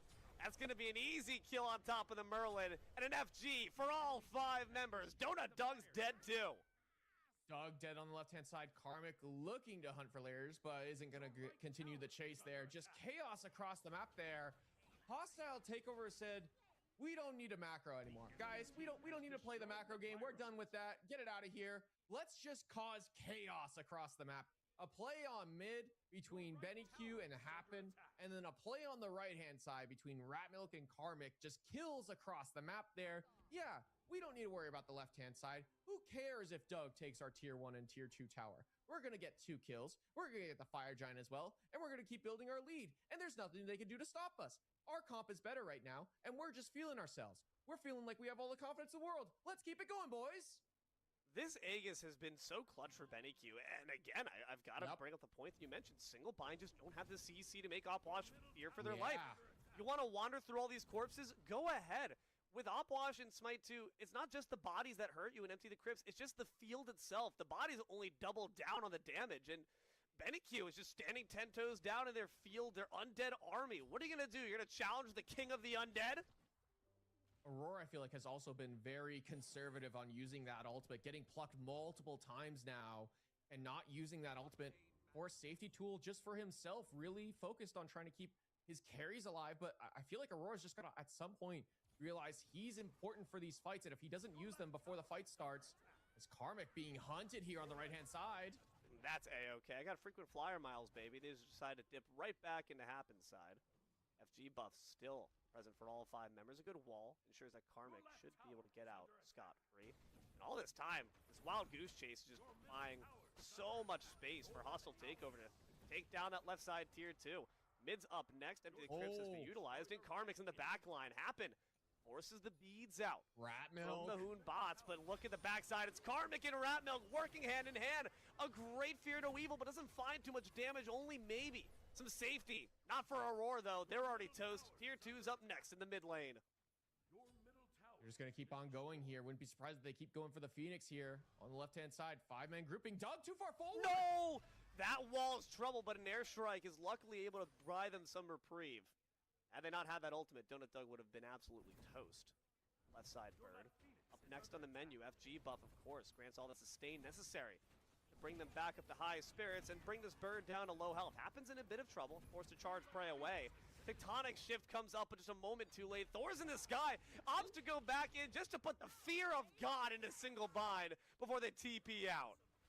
Moswell looking here, but can't find the angle. Instead, hostile takeover. They're on full retreat. Their health bars are low, and they'll back up to the Gold Fury. Look to take that one down. Lairs hunting on the left-hand side, has no ultimate, but I feel like single bind realized they can't keep losing these fights. They're going to group and look to force a 5-on-5. There's a lot of gold in pocket here for hostile takeover. It's not a bad fight look for single bind as long as they can isolate a target, but they have to find those stuns. Now where's your CC? Aurora does hit the Undying Love in response to the pluck. Now we have to find the kill in response. Donut Doug goes in, Lairs goes down. The Empty the Crypts has been used, but Donut Doug, they're separated from their one true love, star-crossed lovers. It's a Greek tragedy. Remigami might be experiencing the same gosh darn thing. Isolated, decimated, hold on! The Trembles and Mosswall through the wall. Finds the shutdown, but Remigami can't stay alive. Moswell nearly saves the life of his soul inner. Aurora gonna take a spill as well. Moswell, the only one left alive, but Karmic is in the sky, spots him out. Great flicker. I don't know if you want to go back in on that, but the Vortex is off the mark. Great stun, a great beads in response. The flames bring enough pain to finally burn out the Thor, but Benny Q responds with a thundering deicide from Hostile Takeover. 10,000 gold for Hostile Takeover. This was the team that lost to single bind earlier in the day, and it wasn't even close, and they're making it look easy right now. Lairs has respawn, has ultimate. Doug on the right-hand side, though, means they're not going to chase out onto Benny Q, though, who takes away that speed and gets out with his life intact. Doug on this Pyromancer, though, realizes we got to get something to our name, guys. Let's get an objective right now. Pyromancer being taken up here with Lairs as well to back them up, but Happen is present, trying to finish the job. But Doug instead grabs it. Oh no, Doug got it, I able to dash on out. Indeed, Doug grabs that bomb for themselves, takes it for a later rainy day. At the very least, single bind finds something for their efforts, but still gosh darn scary. Let's talk about just the fight plan. Ideally from single bind, we know that their CC's lacking. How does an ideal fight go for this team? Ugh, I mean, I think at some point you just have to be able to kill the carries, kill the front line at some point. Beck has been in the face. You know, Thor has been in the face of their carries right now on single bind, and they're just chasing people down. Fire Giant's up, and single bind, their carries are nowhere close. The question of what an ideal fight looks like, it's not this, I'll tell you that much. Hostile Takeover. Able to easily drop that FG. The Ancient Fury is the response, but Karmic's got ultimate and is liable to join the way. Neith, of course, also has got that diamond charged up. She can be participant at any moment. It's all of a sudden becomes a handicap match. Here comes Karmic, goes right back out. That's okay. Single bind actually stays stuck to the objective. Pretty solid pick on their part. Can they get Karmic as well? The stun finds the mark, but the follow-up's not there. That's the way for Happen to get their pluck on in. An airstrike from Jingwei. Donut Doug's got to stay alive. The sunbeam striking, and the wall's got him pinned down. Rat Milk does go down in trade, but Lairs is awfully low and has that ultimate. A pivotal tool for single bind to use. Does they have the cojones to step back up and assist? Benny Q takes down a roar, and Lairs is still trying to find their way to get something for the team. Tegvir's got dagger in pocket, and they know it. But Lairs has already used their ultimate. That means the CC's gone. Hope is as well. Mosswall's dead, courtesy of Happen. Great backflip from Tegvir at the, in that fight to chase down Donut Doug. Doug has to ult over the wall to keep his life intact there. Karmic still hunting here, just buying time. You can't back there, buddy. End the game. Okay, all right. We're just being cheeky. We're just being cheeky there. A little good monkey somersault from Lairs to ensure safety from the Anvil of Dawn. Wait, what? We're in the throne room already. Thor did not actually stop the back from Lairs, which might have been the pivotal piece to allow single bind to stay alive. In fact, Lairs has the Sacred Monkey, but does not have the will to continue the fight. I can't quite blame them given the situation. 26 minutes and a kill for each one. Man, this game for Singlebind has been tough. It feels like they just can't find the wins in these fights. Tons of damage there onto Remikami and Aurora, and they can't even heal it back up because it's outwash. What you gonna do? What you gonna do when Shibalba is calling for you? All those marks applied again. Nice. Forcing the partner, whoever Afro is linked to reconsider beats. Forced off the Merlin, a wall, forces the flicker. The mid-bird's dead, and only one tier 2 and a bird stand before the Titan is inevitably looked at next. Naga minions pushing down all 3 lanes as well. Hostile Takeover have everything to their name to look to push down this remaining Phoenix on the right-hand side. They'll look for the Pyromancer, I imagine, as well soon. As Doug is in the left-hand side, pushing out waves, trying to keep farming up his build. As I really don't like it, D'Lo. I do not like this Odibo paired up with the death. I feel like you can go for a full yellow numbers build with Odibo, or you can go a crit build without Odibo, and you get the Deathbringer, you know, you get the Musashis. There's a kin size missing here, I feel like. As Blink in from Happen. But there's no follow-up. Happen actually could be in trouble. Empty the crypts through the walls, the lurking waters. Thor is going to be in the sky, but the rest of the team, can they rejoin them quickly enough? Happen is already dead. Thor finds a massive ultimate, a great double stun, and the double tap to follow, but there's no kill still. You have Remikami in the front lines trying to zone, but Benny Q is too much to bear. Aurora is dead, and Lairs and Mosswall have got to retreat. The Spirit Arrow catches him at the final extent of its range. That needs the sharpshooter. That should be pretty close to game. They're going to keep going. No, they back off, actually. No tanky health bars for Karmic. No real full health for Ratmilk and Tegveer as well. It means they're going to back to base. They can't keep going. But I feel like the damage is done. 2 kills and some shells taken off from Remikami as well. Fire Giant due to spawn here. Same with the Gold Fury. Hostile Takeover have everything to their name right now. Donut Doug just now working towards that starter upgrade. He got to imagine he's really close here. He needs that extra damage, that extra crit to make this Deathbringer worthwhile here. Because so far, it has been a toughie for the Jingwei to get good damage off in these fights. He's almost as much damage as Aurora has been on this Aphrodite pick. 2 motes of chaos as well being built up by Mosswall as well as Aurora. Those relics will be incredibly important to ensure safety in these fights. That Abyssal Blink from the Susano, now in this patch, being used aggressively, reduces so much of that cooldown. Allows Ratmilk to provide the same devastation over and over again. Tegveer just slinging away at this bowstring. Ouch. Ancient Fury. Torn apart like rice paper. Yeah, just so much damage here in the build for Tegveer. Has gone for that item yet again, the Jabalban effigy. Just keeps him a little bit tankier. There's the blink. In fights, especially in the Moonlight phase. And yeah, a blink as well. And this is such a weird stat item here for me, 3rd item here. But I mean, take a look at it. On use, take 50% of damage for 4 seconds after physical damage equal to, or sorry, after take physical damage equal to mitigated damage. You can't drop below 5% health. So it's just an item that keeps him alive earlier on in the game. And during the Moonlight phase, 50% of the mitigated damage is dealt back. So it's kind of like a mini, you know, Nemean Lion almost. FG, a big buff. 3 minutes will become the EFG, but Remikami gonna be an effigy in second if they're taken out. Great pluck is what initiated it, but they are still able to stay alive. Can they get the speed to get on out? No, Happen denies them the chance with a snap of the jaws. Benny-Q with a snap of the fingers takes one more down. Ratmilk's in the back line, and Lairs has to somersault over the wall, lest they be torn asunder as well. It's a double kill from the Opwash. It's an Immortal from the mid laner, and a deicide from Hostile Takeover. Yeah, I remember when we said we thought that this Outwash might be the target, and he's going to have a really hard time playing this game because he doesn't have a lot of tools to keep him alive. Well, that doesn't matter if there's no real answers on the other side to go and stop him from playing the game. First game 1 going the way of Hostile Takeover, and they make it look clean and easy so far, D'Lo. Not only is that a game that obviously of itself was very impactful, but it's a game that has implications to the rest of the series because of what you mentioned. We're taking picks off from Lairs that prevent them from making the same thing we saw in the winner's bracket happen again. You've taken away that Thor. You've taken down Sasano. Wheelix is permabanned. You're never going to see the light of day with the Panther Goddess for today. And that is a scary situation here. when you consider that Layers was such a fundamental part of single bind success before. Yeah, I mean, a big part of Layers' success for sure. Or sorry, single bind success has been Layers, I agree. And again, I worry about that one tweet. That one tweet where Layers is saying, guys, if only Hold the tweet, Vault Band.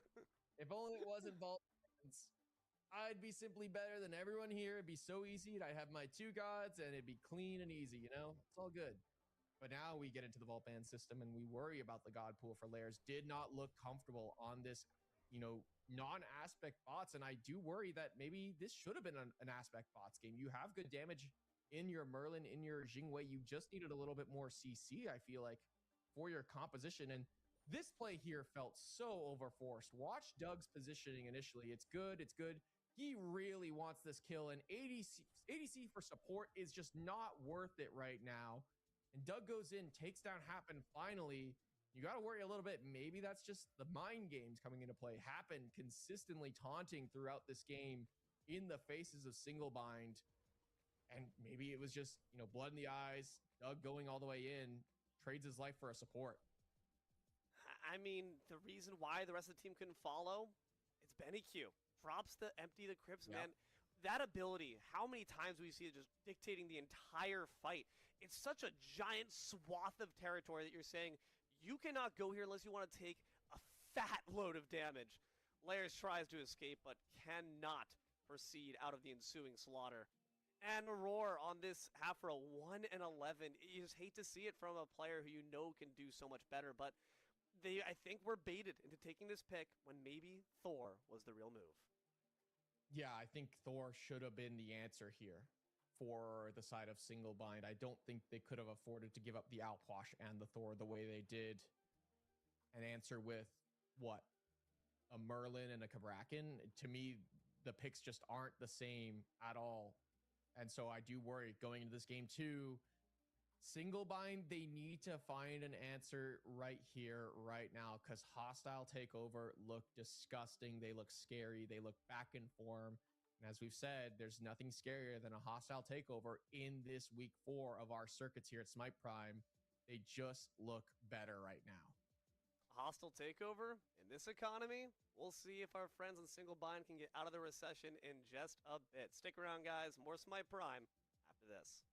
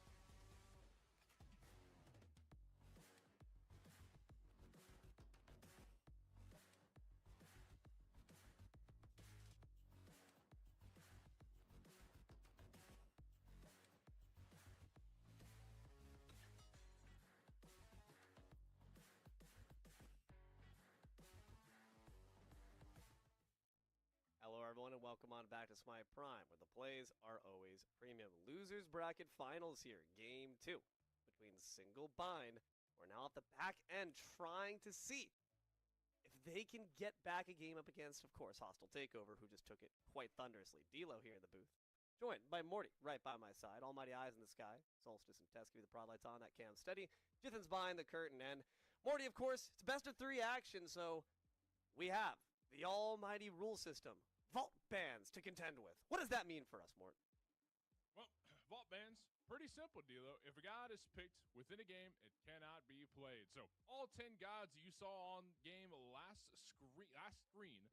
game, you can no longer see again for the rest of the set. All 10 gods are gone, along with the 6 gods that are banned away in the coming up picks and bans. There are going to be 16 gods eliminated from play. So now we're going to have to be drawing a little bit deeper into our god pools. We can't see, any more one tricks. That's where we're going to see, more team comps that are created from, you already get the drill, D'Lo. Lovingly created from scratch, with a nice little chef's kiss thrown in there as well.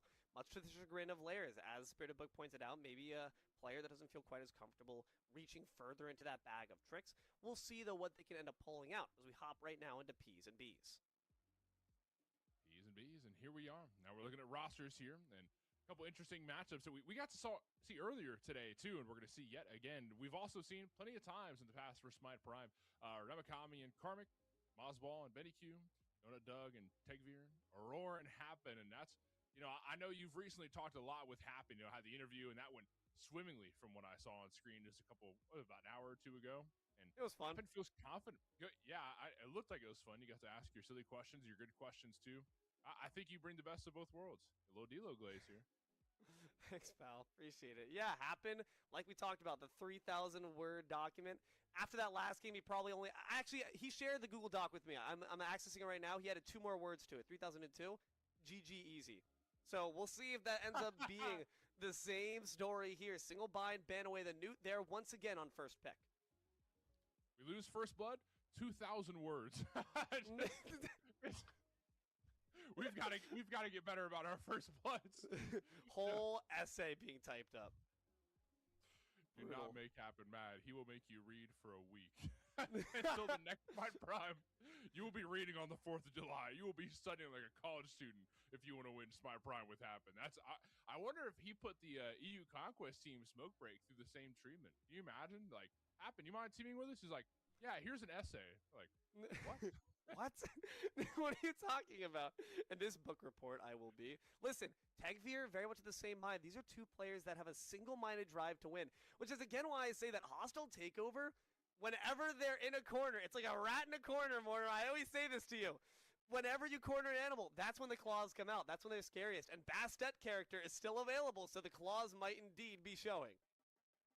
Well, will they make like a rat and fight for their life? Will they make like a cat and scratch the claws, or will they make like a raccoon and play dead? Yamoja lock-in is very interesting. Yamoja from Happen, or is this a Benny Q mid lane pick?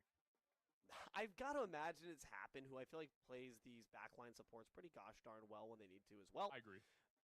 Mordred is going to be the pickup there alongside that, so frontline now secure for Hostile Takeover. The Jormungandr makes its return. We've seen this before, and on her, locked alongside it. This is interesting. Kitty Cats unite here for Single Bind. I really like these 2 gods picked up from Hostile Takeover because let's just imagine this. Just visualize this with me here, D'Lo. So you get Pursue the Weak from Mordred, right? And Karmic's going to have plenty of time to set up, let's say, 3 or 4 gods, and that gives plenty of time for Happen to reposition and align the Rivers of Buke in a perfect manner. Pair that alongside Petrify, which is a whole lot of crowd control. You already have so much CC. Now, Single Bind are going to be having to worry about beads in their kit, but along with Aladdin, too. Interesting. Rat Milk pick. Rat Milk played this pick before against Single Bind. It did not operate well, but now it's a new Hostile Takeover. It's a new bracket, and it's honestly low-key feeling like a new Rat Milk. They played this Asado incredibly well last game around, and that's a snowball-oriented god as well. This time around as well, I think the composition is more suited to assist Aladdin with the Mordred and Yamoja initiations of their own right. Discordia and Horus are the responses, though. Single Bind have got some power picks. They absolutely do. A lot of gods that can individually like put games on their back, in their backpack. You know what I mean? But you know, you put these players together, these picks, they coagulate into one team, and now you've got this incredible amount of damage that you're going to have to grab Aegis for, but then you have to worry about beads because the fracture updraft combo leaves you CC'd for like seconds at a time, not to mention you've got the pillar combo, the pillar impale, which will also leave you stunned in a wall for seconds at a time and maybe even blocked off depending on where you're at in the map. You know, geography is a big part of that. Your molt too, which, I mean, if we're talking about how, you know, we've seen the your molts all day, that has been incredible. I mean, there's so much to worry about, not just damage-wise, but crowd control-wise for Hostile Takeover 2. Relics are going to be very important with not just which ones you choose, but who you use to give them to. I'm just looking across Single Bind's composition right now to see what stops this Aladdin. And before that, a Cupid. Now they don't. I think that Hostile Takeover have done a really good job of slotting in their picks at the right time. It's not just about what gods you pick, but it's about when you pick them. You have less time for Single Bind to find countermeasures. So I think Rat Milk, alongside now this Atlas, they got a field day. This is a massive corridor that you are setting up for this Gamma Ray Blast of Atlas. You drop down the River's Rebuke, all of a sudden, it's a red carpet for Atlas to send that laser right through. I'm glad you brought up the Cupid that we saw earlier, too, to counteract, you know, a couple different high mobility gods. But I think the on her pick from Donut Doug is a lot less of, let's counter you and make sure you don't do anything. More so like, come on, give me your best shot. I'm on her. Like, I can do this all day. The Captain America of Smite Prime here, Donut Doug, says, I'm ready for this fight. Bring it on, big dog. That's true. Single Bind do also have 4 CEC immune ultimates to try to shrug off that lamp and counter with their own damage. Bastet being the only one who's going to be immune to or rather excluded from that, assuming she doesn't go the cat spec, which I really don't see happening here. So when you look across the board here, Mort, what are these two compositions going for? What's the identity of each team? Well, Hostile Takeover, they're going to do what they always do, and that's fight around big objectives. Is there potential for an early snowball? Sure. That's why we want Aladdin for Rat Milk, right? You want this early snowball optimally, but if not, it's cool too. We'll find out if they can get it rolling on over to finally crush Single Bind and put them in their place. We're going to hop right into game. Take a look across the board here, Mort. What starters you seeing? What relics you're seeing? This is a crazy invade. Oh, hold on. I got to pull up my music checklist here. Starters, yes. So the Conduit Gem from Rat Milk is pretty... Wait, there are 5 people there? This is not on the checklist. I'm freaking out. Oh, God. What do I do? I got to do something. Muzi, are you awake? Okay. So we're good. We're good. All right. Starters. Back to the checklist. Back in pattern here. Conduit Gem. So this gives a huge amount of burst damage for Rat Milk early on, and that pairs alongside with what we talked about before getting into the game. You want to get this snowball started as soon as possible. Pop that Wealth Wish and get some ganks in. Make sure your ult's online as soon as possible. Don't be afraid to use your Power Wish, and let's get Rat Milk online as quickly as possible. We talk about this all the time with, you know, multiple junglers that use this Aladdin pick commonly, Layers, Lem, whoever. They all want to get the snowball started very, very quickly. How you use the Wealth Wish will define how this game goes for you, Rat Milk. And that's the Wealth Wish right on time. So you're milking the camps for all the gold that they're worth, and then you're going to probably show up, I'm assuming, duo lane side because Rat Milk's on the right side of the map. Let's see if we can kill Aurora or Doug or both on optimally, right? Game 1 was a tale of the mid laners. I'm also looking to that role in particular. Benny Q. Obviously, Atlas in Smite 1 was by no means a typical mid you'd expect, but I feel like it's really slotted incredibly well into the god pool that Benny Q operates well with. Can throw out so much damage with that Astrolabe. And also, of course, stay pretty safe as well. Kinetic Charge is a great way to shrug off the slows and actually give a speed buff to the rest of your allies. So when Layers tries to apply the Razor Whip or tries to use the cats to slow down the enemy, you're actually only buffing Benny Q. Exactly. And there's also no Ice Wall, no Odin Cage to block off Benny Q from wherever he wants to run to. So there's not a lot of counterpick on the side of Single Bind. You know, really the only thing he has to worry about is maybe a Horus Stun or a Pillar maybe, which could at some point or another could find something, but I think it's going to be rough to try and take down Benny Q, especially with, you got to keep in mind here, Dilo, this is base Atlas. There is no aspect. So you have very tanky base stats to get this game started off with. You're practically fighting a Guardian who does damage too. Like, it's kind of like the best of both worlds for Benekyu in the early game. This is going to be a very hard god to gank, considering Layers doesn't have a lot of crowd control to work with. One root doesn't mean anything to Benekyu. Those little kitty cats just don't matter too much. He's got base stats, bro. He ain't stressing about that. Why is a Roar here in mid lane at level 2? Now what happens here? Look what you've made us do. Now this could be trouble, actually, for Roar. What are you doing? Oh, what a great strife, though. As a response from Moswall, forces off Beads. Benekyu's in trouble. Beads down from Layers to ensure the kill. Benekyu is down. Protector Surge gets a Roar to the back line. Now Happen could be in danger. But there are snakes in the grass, namely Tegvir. Will eat the updraft combination. Now they're in trouble. Egg is forced out. Ratmilk is present with the Kufik Invocations. Not going to be enough. Kitty Cat will pounce and have their prey. Double kill for Layers. The Bastet character is online. And this is the worst character for Hostile Takeover to get online. The Bastet character. It does so much damage. We're barely getting started into this game. Less than 3 minutes. Nobody even has an ultimate yet. And the Bastet character has 2 kills. So this is very, very, very, very bad for Hostile Takeover. But good news for Single Bind, because before you even have Firebrands, granted, that's not really going to matter because Karmic walks over there scot-free. There is so much damage that you're going to have on board. Layers can grab a couple more camps and then go grab a first item. The Jotuns, a Barb Carver. You've got a couple different options depending on what Layers wants to grab. But we'll see what they grab later on. You know, still a little bit more farmed. Oh, it's the Jotuns. Roar, nearly grabbing a bit more than they could chew off. Single bind here, like you said. You can't feed up the kitty cat, man. Like, she's got so many friskies already. Looking for more cat food, want some kibble. Probably a nice ball of catnip. Now gonna be knocked up by the Submerge. The Stripe comes through, a great rotation from the Golden Apple, which isn't even necessary. The bank shot, not gonna find the mark, but it's certainly nice for added panache. Single bind, grab a blue buff invade on top, and now things are really starting to look out of hand. Well, the Bastet character is not done yet. After grabbing the blue buff, looking for Ratmilk, but Ratmilk dashed away. And unfortunately, this is not great for Ratmilk. We talked about how you have to maximize everything you can out of the Wealth Wish. It's been past that couple-minute threshold where Wealth Wish, you know, you get that added gold benefit. Now you're kind of just back to farming. Ratmilk didn't get too much out of it. It's kind of rough.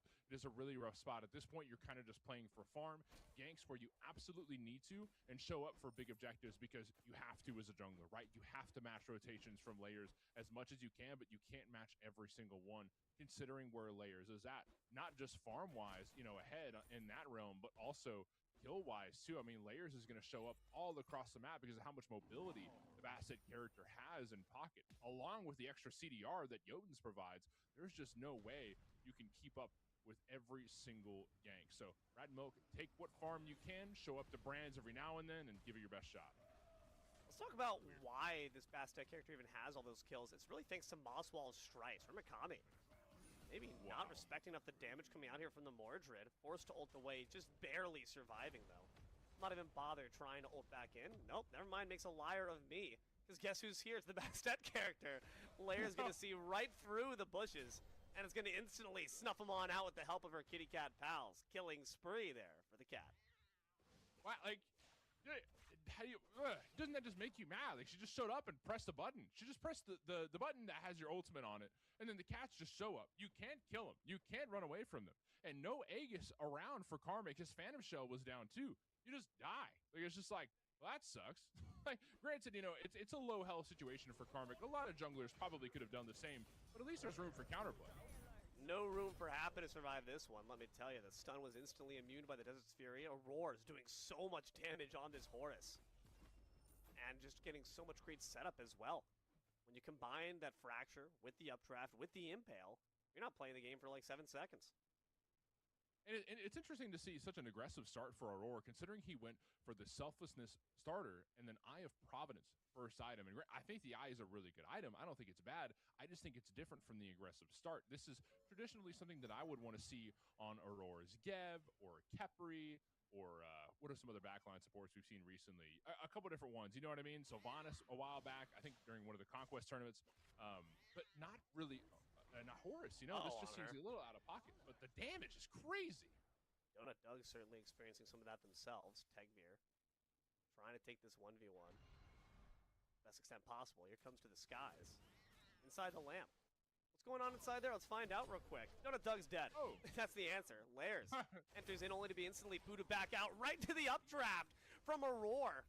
Just T-poses for a second there before getting stunned in place, and then that Moonstrike powerful enough to stun the entire game. A little pause coming out there, but a solid 1v1 initiated there by Rapmilk, and overall, we're finally starting to see at least a bit of momentum being brought up here by the Aladdin, though Aurora seems intent on instantly shutting all that nonsense down.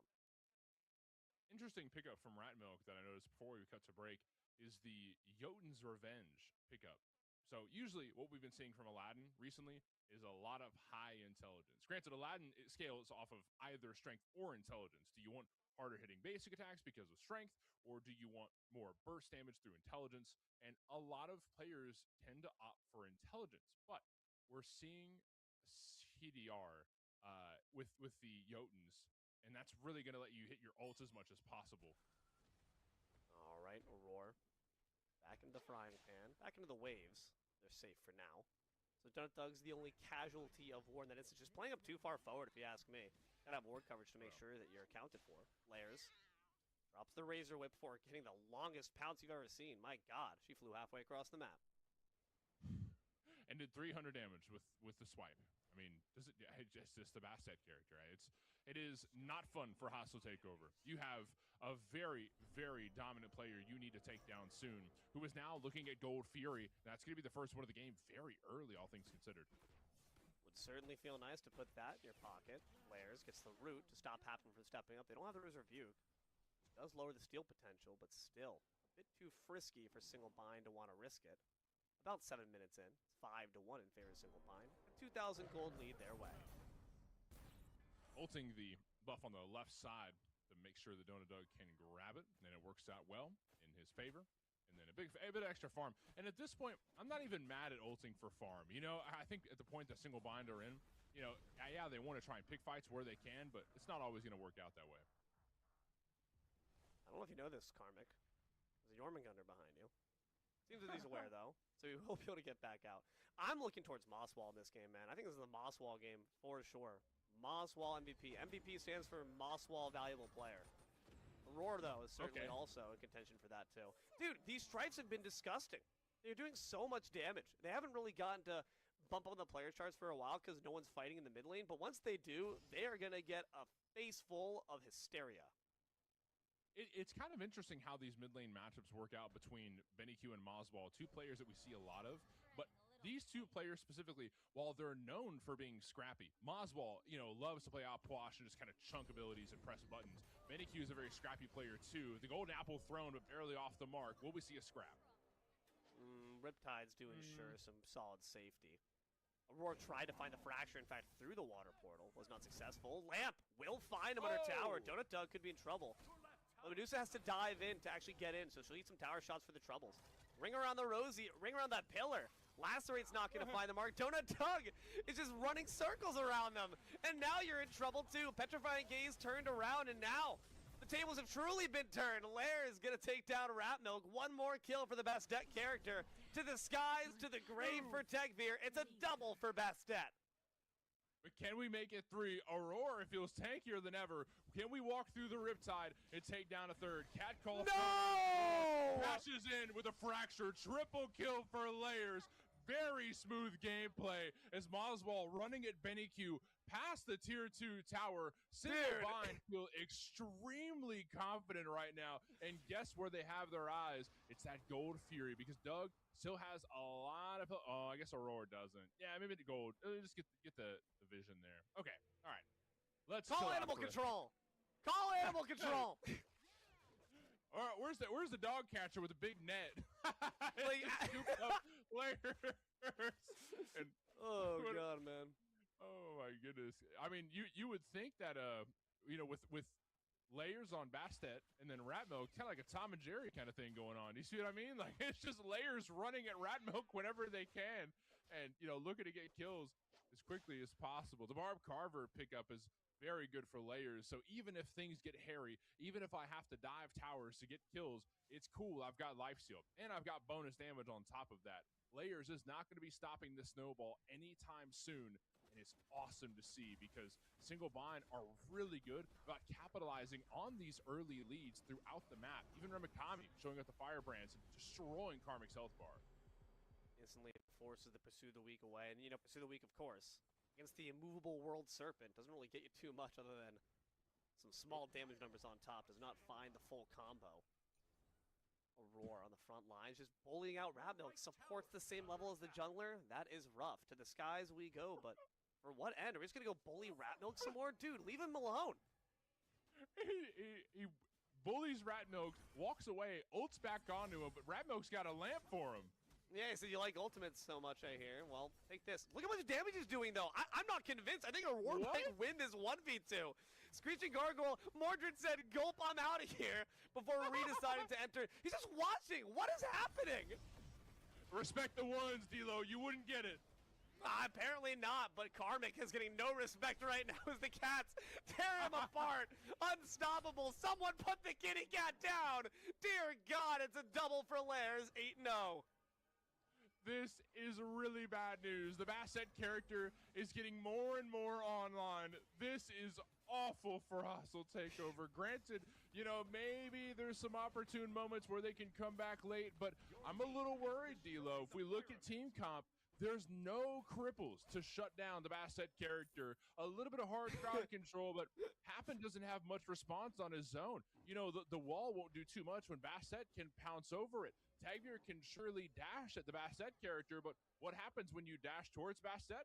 Layers probably kills you right after. If we go down the list of gods, what do we do to slow down and kill the Basset character? I mean, there's no crowd control that really shuts her down.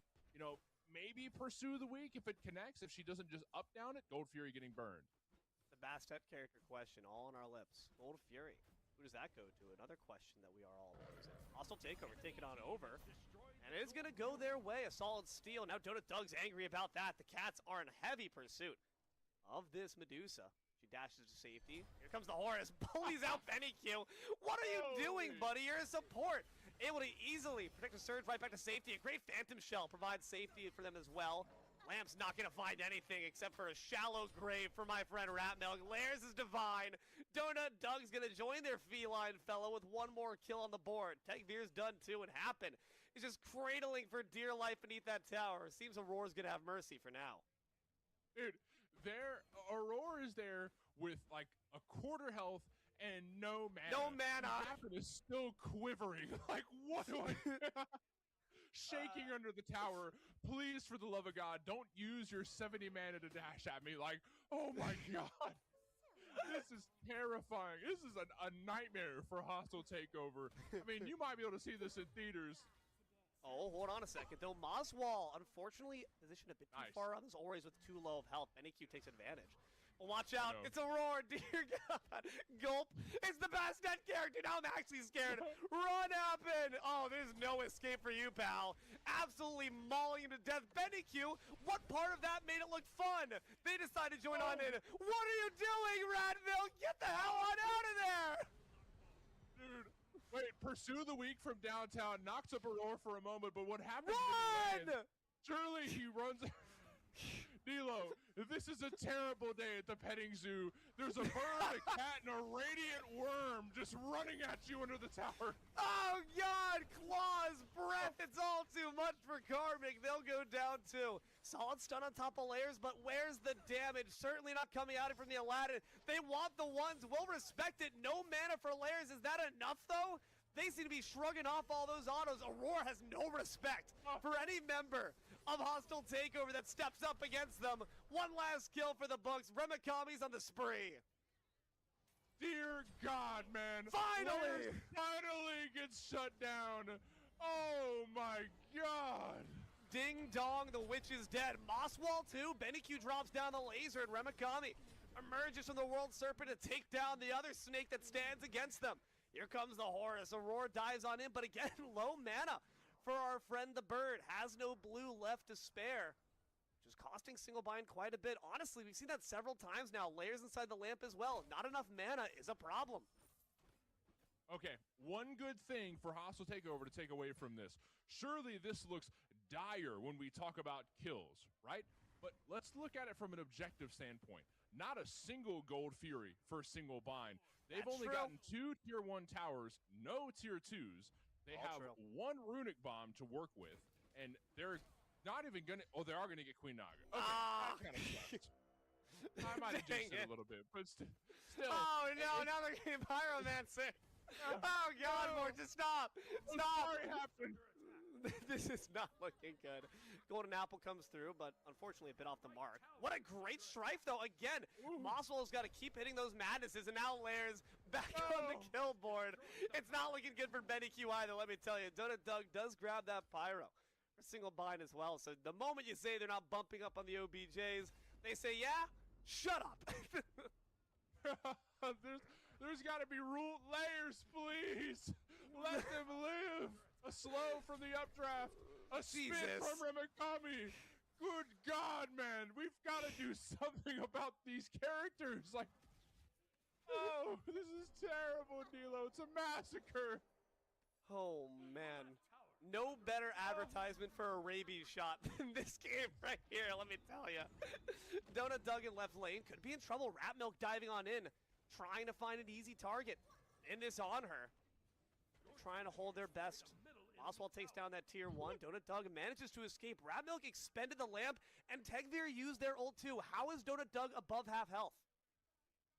Dude, Layers is like, dude, I completely forgot I had camps. I gotta go back and get those. That's inconvenient. Yeah, I got a whole set of camps up. Like, I guess I better go back and get those before I start running at people again. I mean, that'd be pretty nice. A bit of free XP and gold. Man, this is a crazy game, dude. This Basset, I'm just so glad, Dilo, that I'm in the booth here with you, my friend, and not on Hostile Takeover's team, because I would have went through 3 keyboards at this point looking at what Layers is doing. Like, this is one after the other.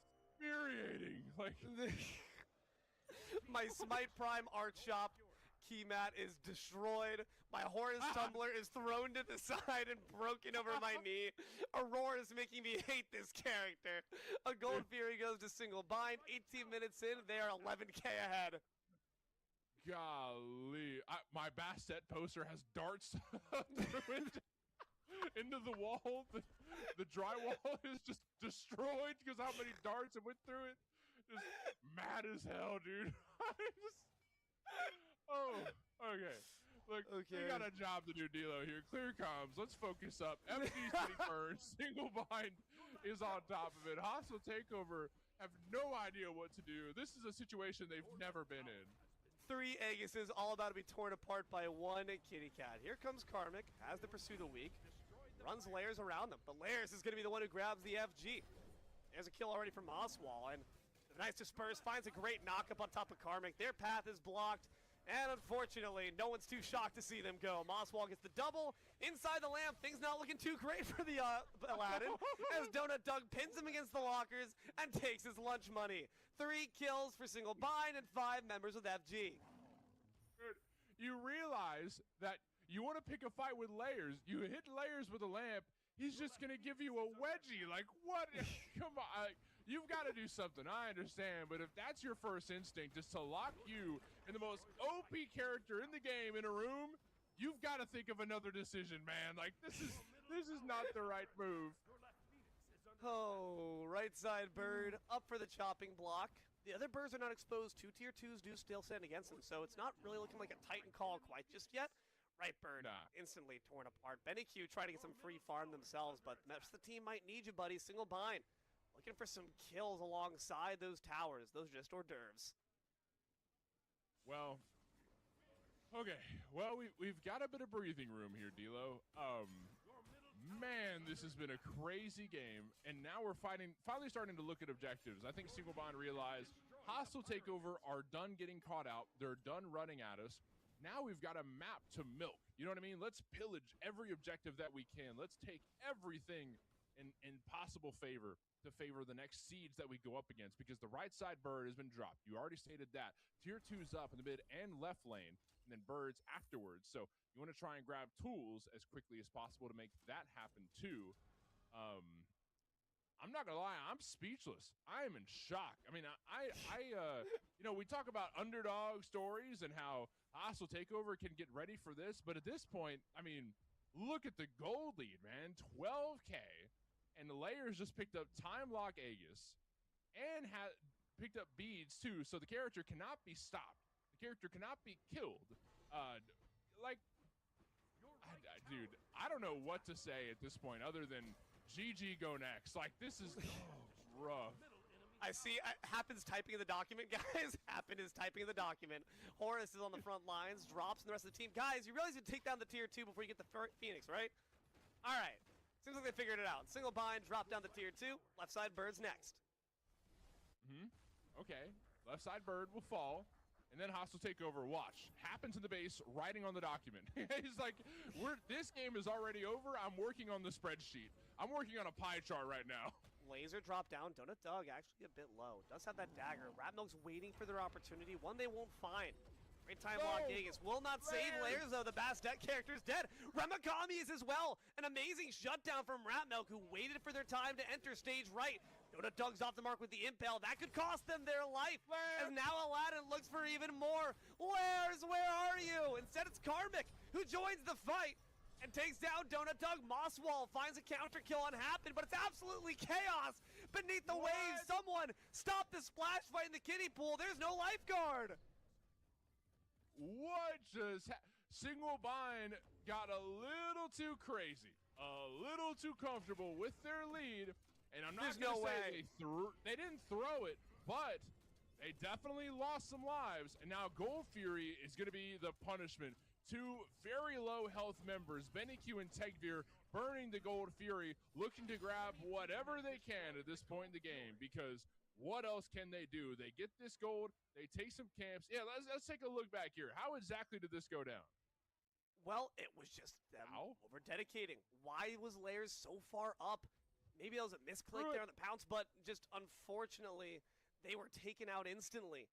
Afterwards, Ramakami did not have enough time to submerge into the World Serpent. Ratmilk waiting for their opportunity. That impale being off the mark as well cost precious time for Single Bind to retreat. And that's what resulted in Donut Dog meeting their end as well. They did fall very violently, but Mosswall even getting that kill is just not enough. Just so much chaos. Finally, I feel like the River's Rebuke actually able to serve its intended purpose, because when have we really seen that ultimate be impactful so far? Not until right now. Mort, I gotta say it, there's a chance. There's always a chance, D'Lo. I just didn't want to jinx it for him. I want Hostile Takeover to make this comeback because I hate the Bastet character.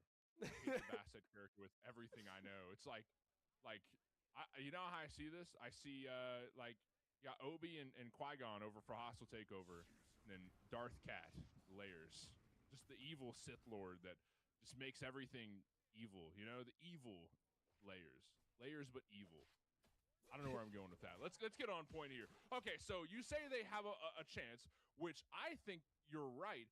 And a part of that reasoning being, look at the difference in gold. It was like 12K earlier. Now it's down to 5. Hostile Takeover can catch up itemization-wise, and they're already almost there in levels. Granted, I mean, think about where Single Bind are at right now in levels. They haven't been farming. They've been running at people. That's what happens when you play PvP and you forget about the PvE. You don't really get ahead in levels. You just make Hostile Takeover feel really bad and mentally boom. But with how confident, you've talked about this in the interview, Happen and Tegvir want success no matter what. Their mentals cannot be oppressed. They're still fine with letting this game go late. Where Single Bind messed up is not ending this game while they had the lead. Well, they still do, but, you know, it's time to make the end game plays happen rather than, you know, let what's happening right now happen, which is Hostile Takeover finding footing, realizing that the gods are not indestructible, right? We can get kills. We can catch people out. We can even win team fights. They just got a deicide a minute ago. So Hostile Takeover need to channel that energy and bring it over to the FG, the only objective left up on the map until the ritual site spawns, and maybe they fight for that too. almost 25 minutes into this game here. It's about 6K gold lead now for Single Bind. What used to be 11K cut down pretty reasonably by Hostile Takeover off the back of that one fight and several shutdowns. If there's any Sith Lord here to be paired alongside Layers, I think it's Remakami by this side. The rule of two, after all. And getting both of those kills on top of him really is a heavy death blow to Single Bind's momentum. FG's up. Yeah. Won't be EFG in the game for some time.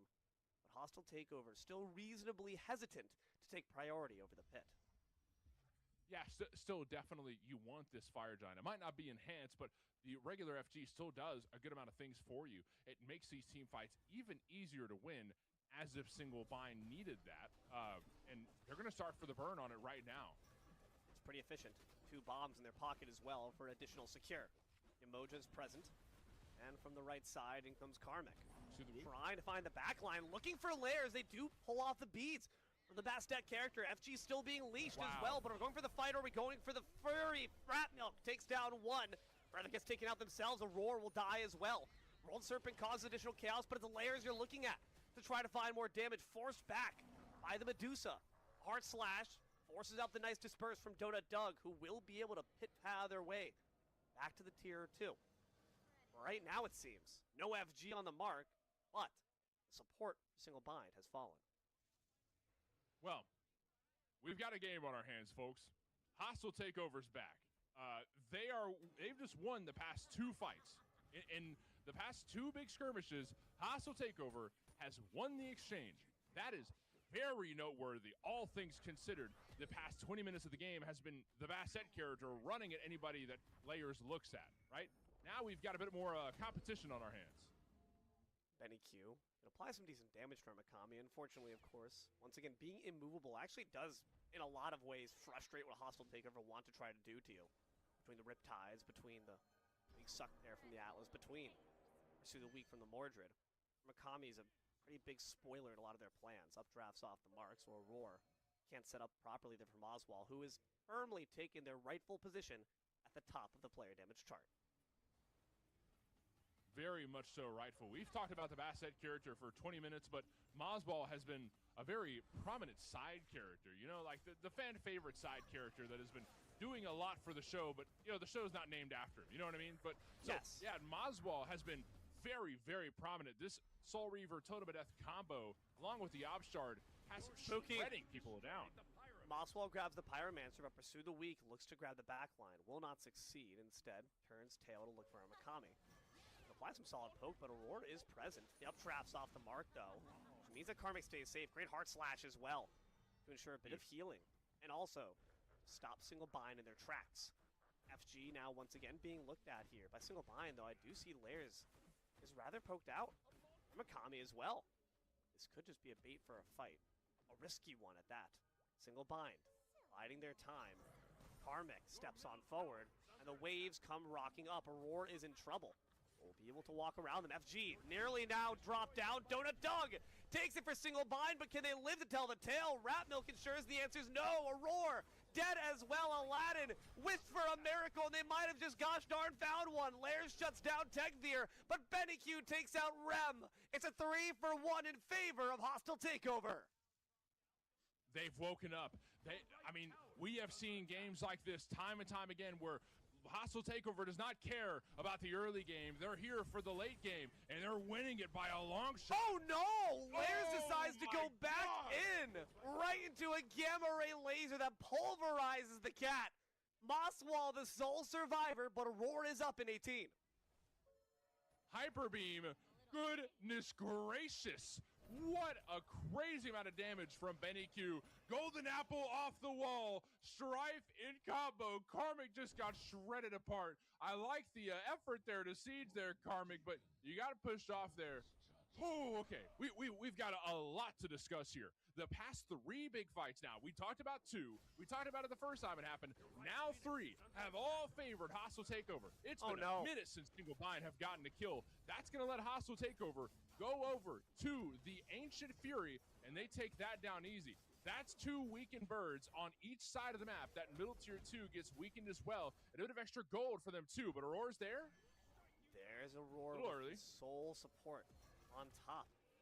of that Ancient Fury. Discordia is now present to provide a bit of backup. And Single Bind now can begin to look to pull this Ancient Fury for themselves. The Gamma Ray Laser will try to find the steal, will not succeed, and Single Bind rip it away, but again, can they live to see the end of the day? The Emojo waves will actually stall away. Single Bind were on the right side of it, though, so most are able to disengage. It's going to be up to Layers to try to find some additional kills. They do on top of Karmic. Aurora's dead too, but Rat Milk, a key damage element of Hostile Takeover, is no longer present, nor is Tegveer. Single Bind regain control and retake the OBJ.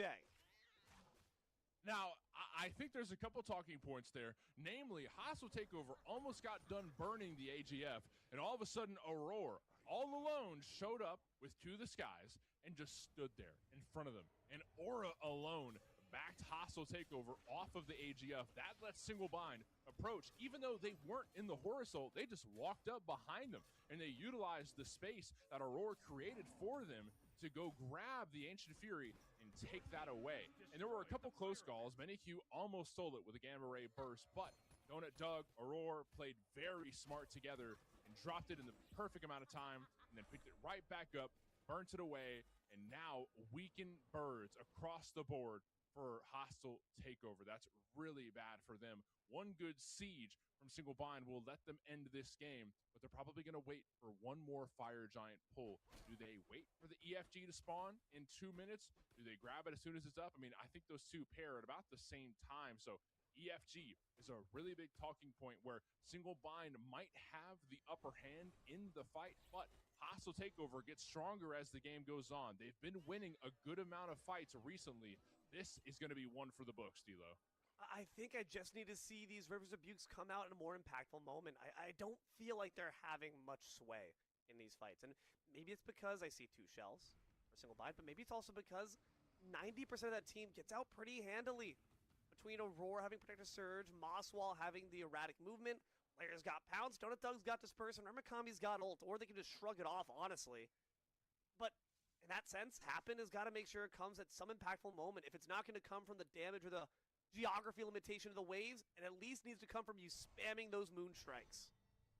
Yeah, that's very true. Even if you can't offer utility, you know, no amount of Mending Waters, you could drown in Mending Waters, and that still wouldn't save you from the damage that the Bastet character can provide.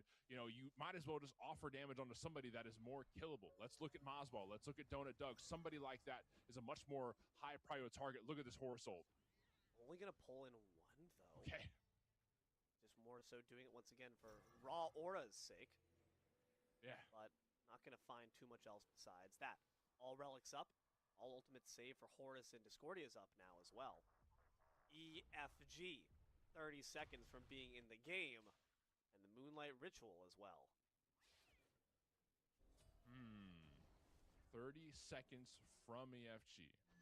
And we've got a little bit of we got a couple things to knock off the checklist, right? Some healing to do, some gold to spend for both teams, and some some minions to look at. Make sure our waves are in a good state before we walk over and pressure this as 5. The Eye of Erebus thrown down, and it's going to make sure that there's a bit of extra breathing room for Single Bind, a bit of extra damage as well. The damage from Eye of Erebus is based off of how much max health the enemy that takes the damage has. So Karmic, especially with, you know, a pretty fair amount of health, not a crazy amount from the build, but just because it's Mordred, you know what I mean? A tank alone will have a good amount of health. Same thing with Yamoja.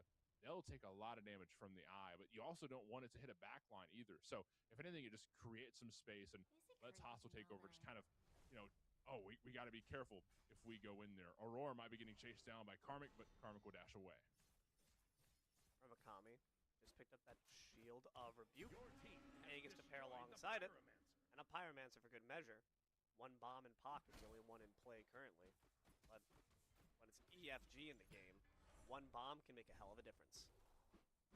It absolutely can. You never know when that 1,000 damage on an objective could be the securing tool. Especially because when we look at it, I don't really see a lot of secure on the side of Single Bind. A Remikami one doesn't do too much. Layers, you're more focused on peeling apart the backline from their skin, right? You're not really worried about the objective itself.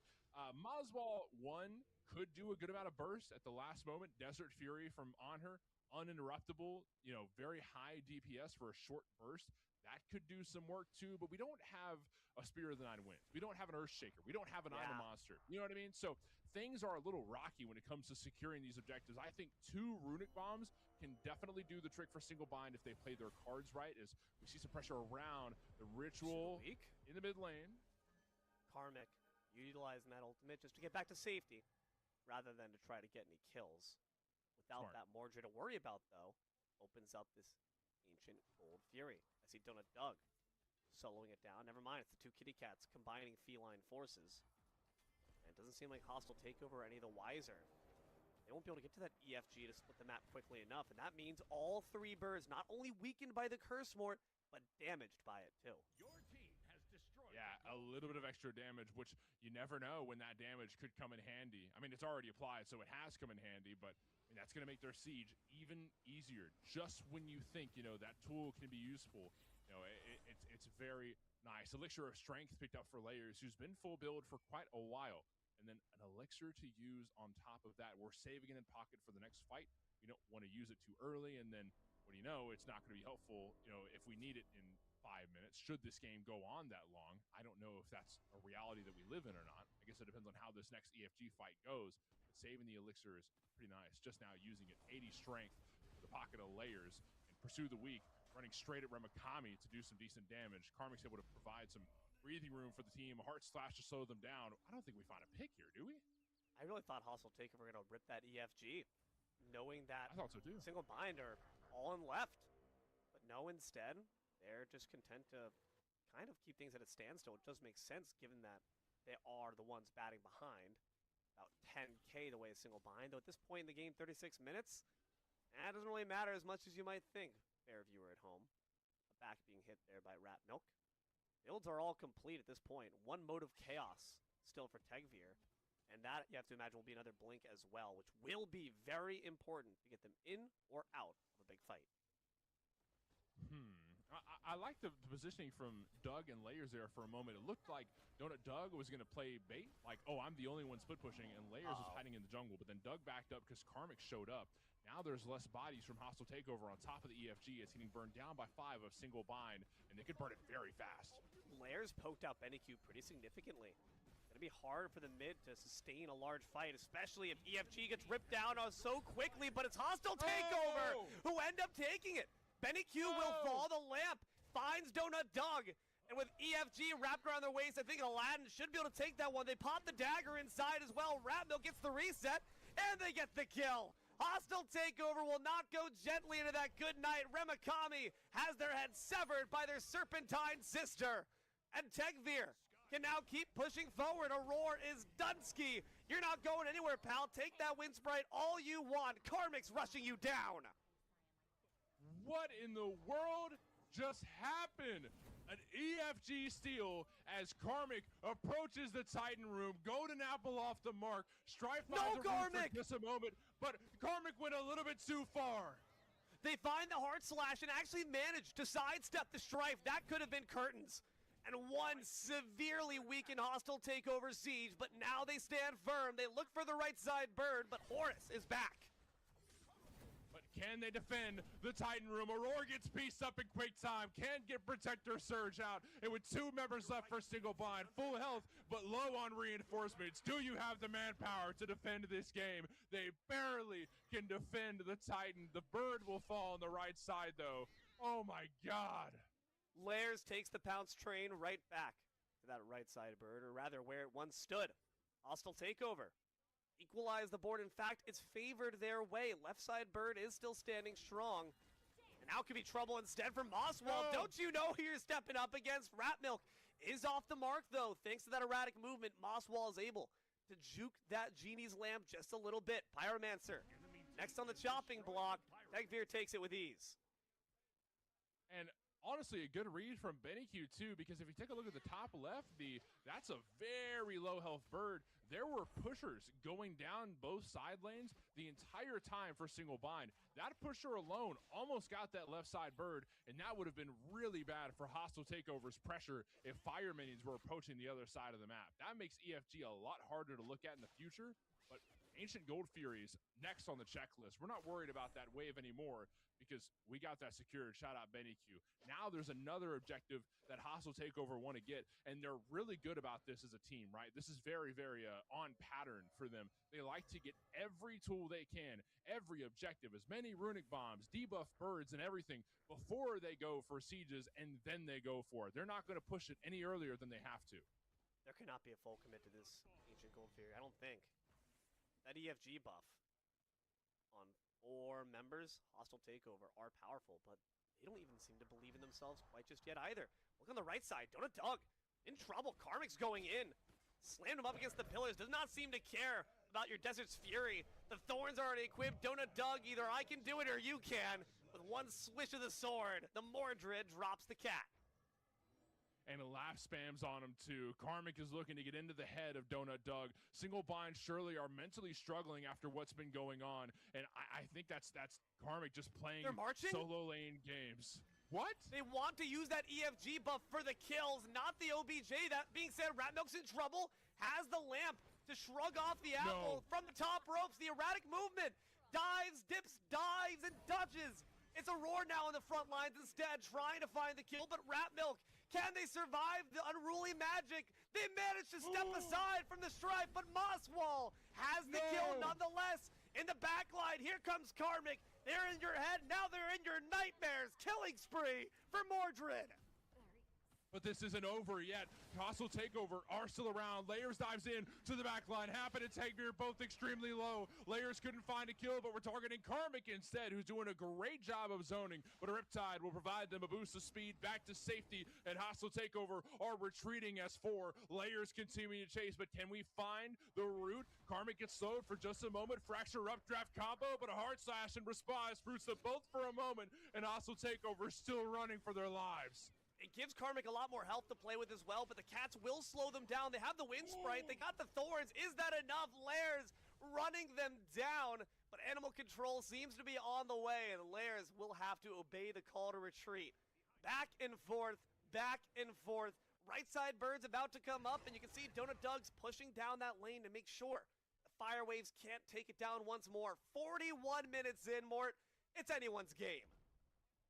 It is truly anyone's game. Now, it feels like forever ago, D-Lo, but 20 minutes ago, I remember Layers running at anyone he wanted to because he felt like it. One fight went wrong, and Hostile Takeover swung it in an entirely different direction than what we have expected. If you would have told me back when Layers was 9-0 that this game was going to go to 42 minutes and we would be where we're at now, I would have laughed at you. I would have laughed all the way to the bank and cashed the check.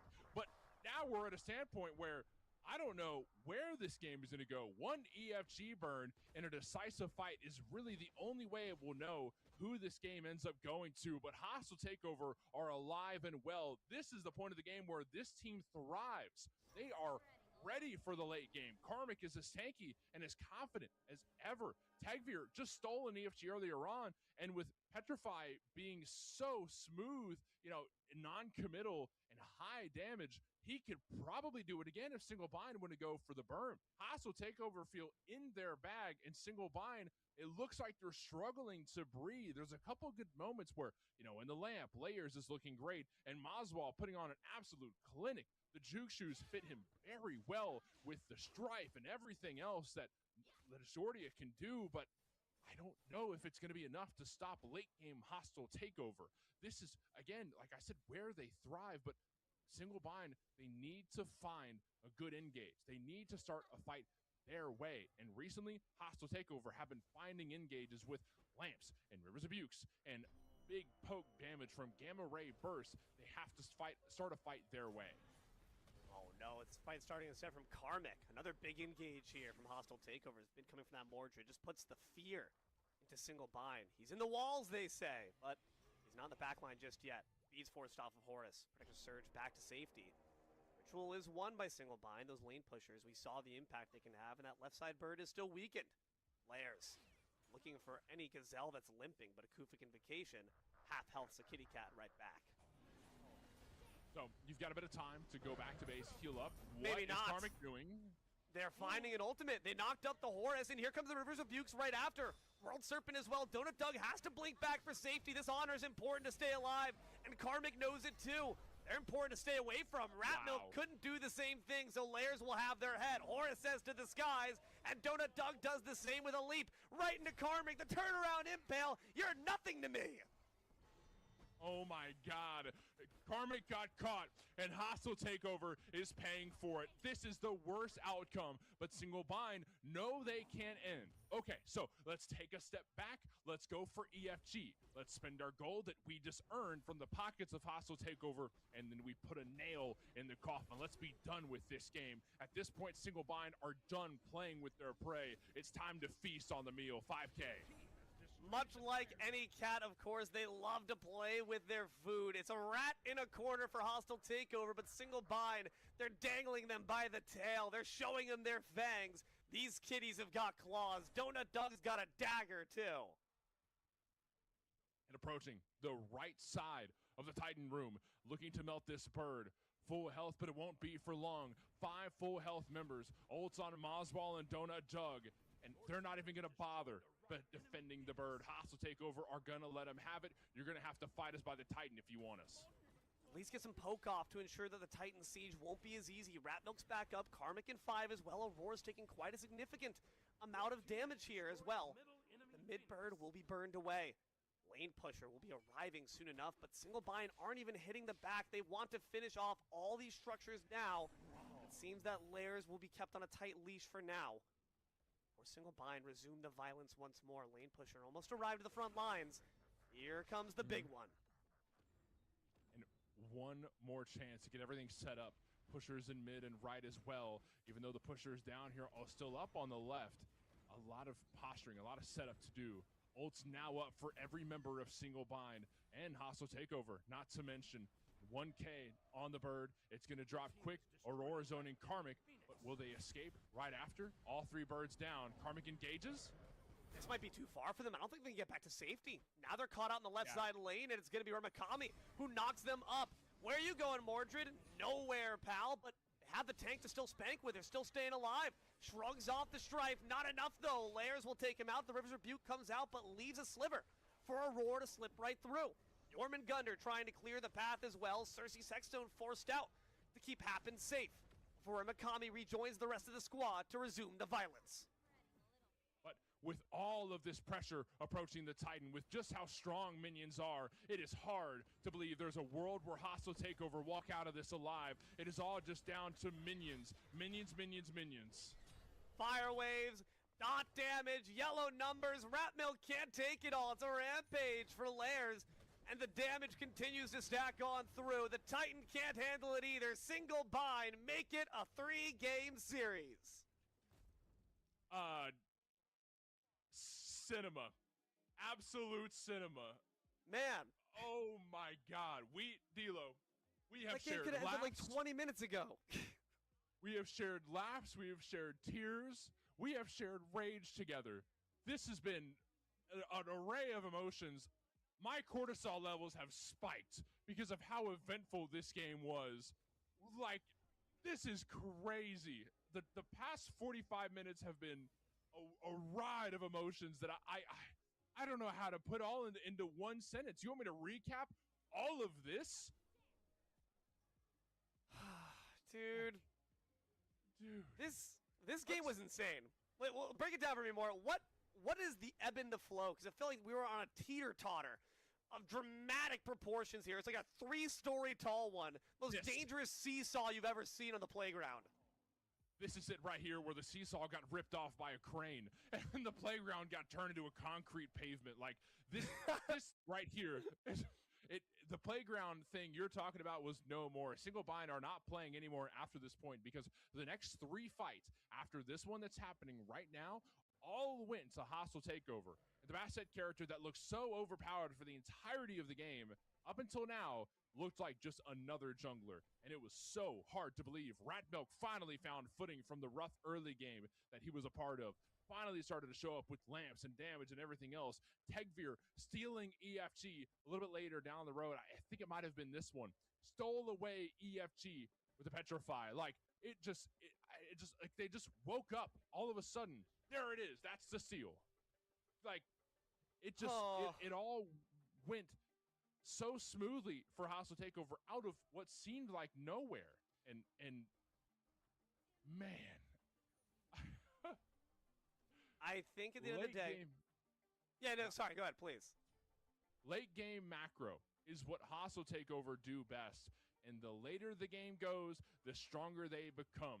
And granted, while they had a lot of good moments and almost won it at a certain point, they approached the Titan room. They got a bird away from single bind, and that's not easy to do, especially not in a situation like this. But single bind locked in, they said, let's take him seriously for a moment. That playground stuff is gone. We have to lock in, grab an objective, win a fight, and we have to catch out Karma. Karma got caught out off of a rough ult, and the rest is history from there. That plus minions.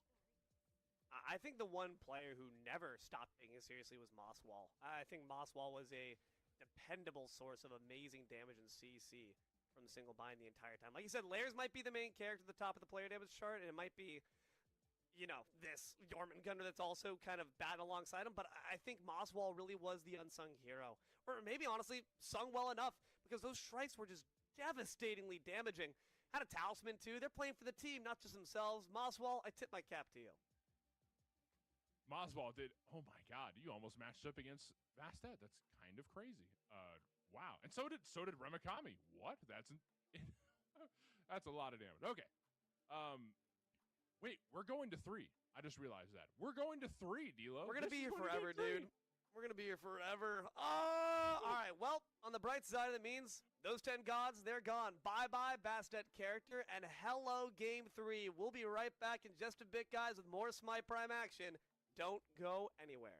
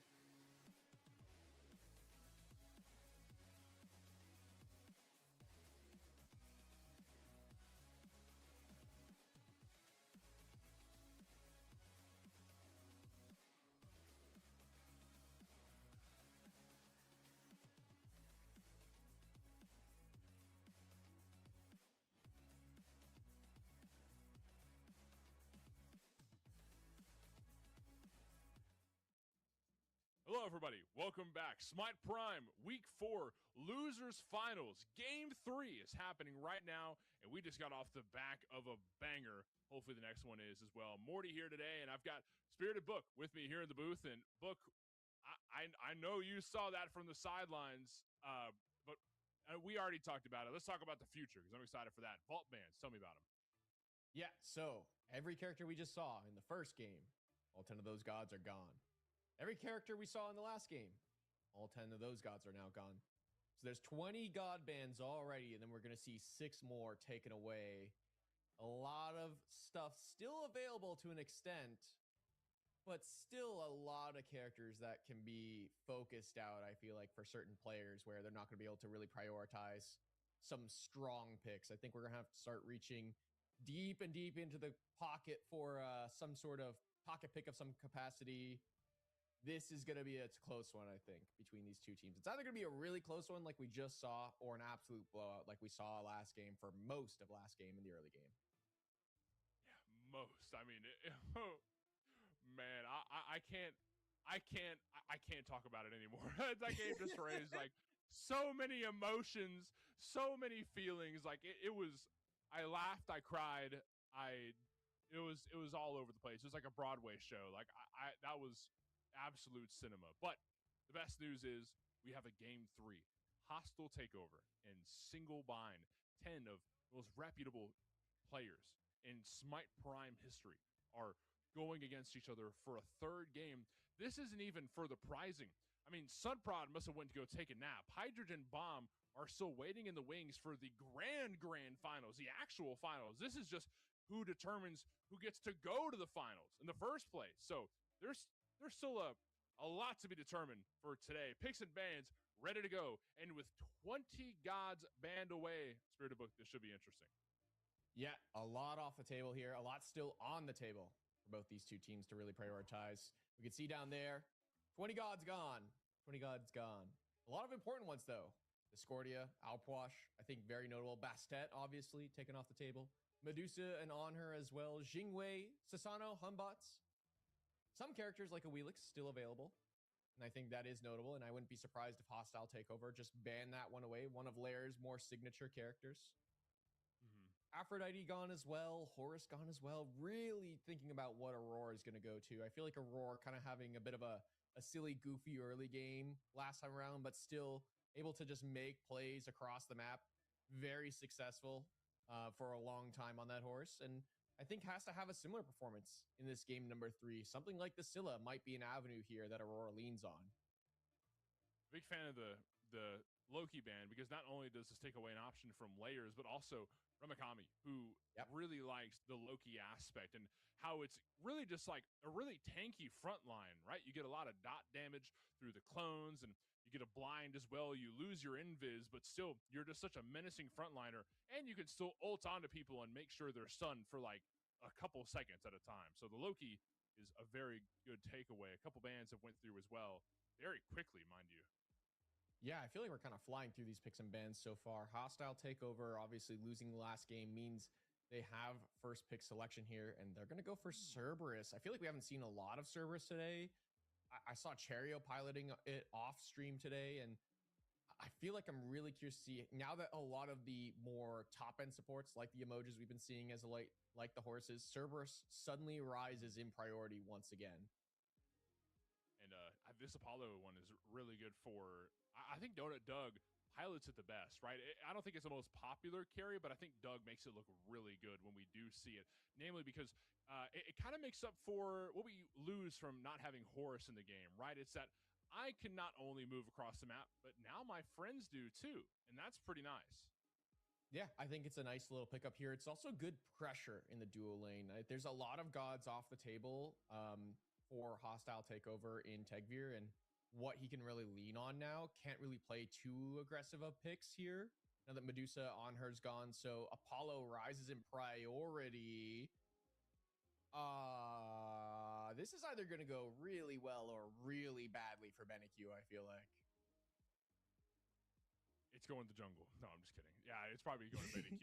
Well, they're just talking crazy. Gab! Maybe not jungle, but Tegvir once upon a time played a lot of Zeus ADC. Ooh. Oh, you're right. That was like an Artemis 2. Wait, Apollo. Hold on. Yeah. What is happening? We're getting funky here on the side of single bind. I wouldn't be surprised if that's Apollo jungle here. I feel like it's got to be Zeus mid here for BenQ. I think the composition really allows for it. Doug going for the Artemis has got to be the angle here, and it makes a lot of sense here with what's across the way. He needs some means of self-peel, and the Boar can provide that, as well as CC immunity. But got to be careful here. Got to respect the all-in potential of this Cerberus RDO dive identity. They're going to try and kill this Artemis as much as humanly possible. But you have a Geb to peel for yourself with. So, crazy idea. Apollo, Artemis, Geb aspect, triple ADC. No, I'm just kidding. That would be fun though, right? I mean, if we're getting spicy, let's talk about how funny that would be. But no, this is definitely going to Aurora support. This guy does a lot for peeling and making sure that Doug can stay alive. Whether it's Apollo or Artemis, I have no idea at this point. It could be Artemis mid, could be Artemis jungle, could be Apollo jungle. Rat solo. Is it? That's a great question, Mort. And I wish I could answer that for you. I wish I could answer and tell you, yeah, that's gonna be Rat Solo. I wouldn't be surprised if it is Rat Solo, and maybe he leans on the aspect and just is a menace. Cross the way, Hoi Yi jungle is my best guess here for Rat Milk, and then it's gonna be Cern ADC for Tegveer.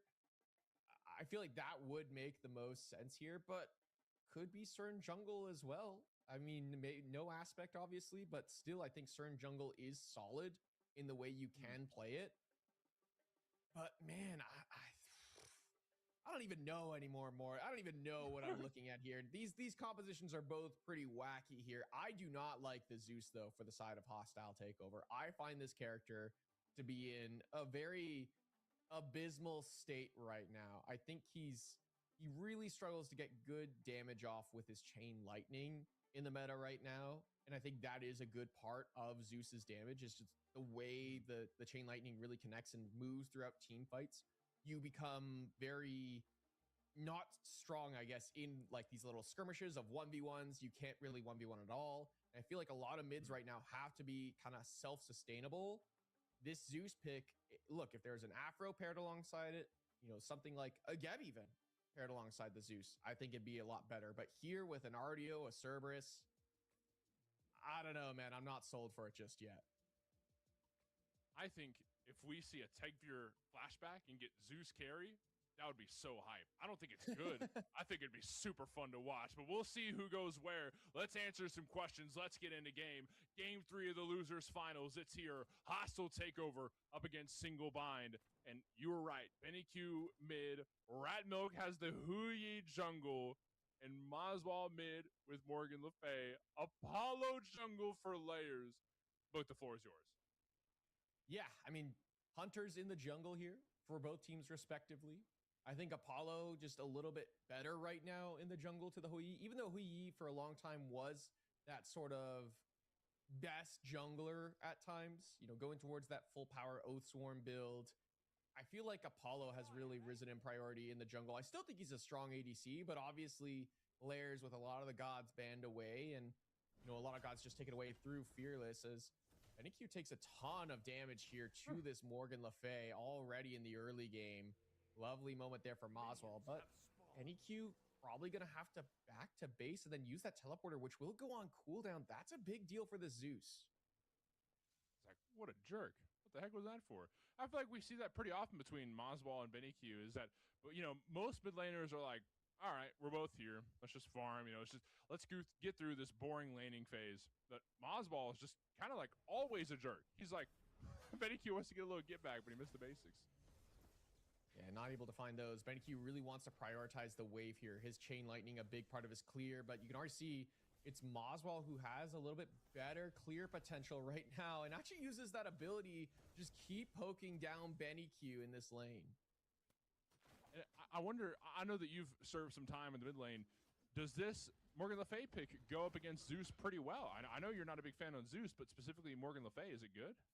Yeah, I think now that a lot of the top mids are taken away out of this series, I think Morgan Le Fay does start to rise in priority. Her damage isn't the strongest, but she brings a lot of crowd control to the fight, obviously, in the form of her 1, which is a fear, obviously a slow field as well, or on the respective 2 version of it. And the 3 just provides good damage when it spawns those minions that keep chasing you down. Yeah, they're easy to kill, but still a lot of damage on this character's 1 ability and a lot of versatility on her. But then she's also got a knock-up. She's got a CC Immune ultimate as well. She's got a lot of safety tools and self-peel reliant tools as well. So it's going to be very difficult to dive this backline. And I think that's why it's picked here, to just keep peeling for this Artemis in the late game.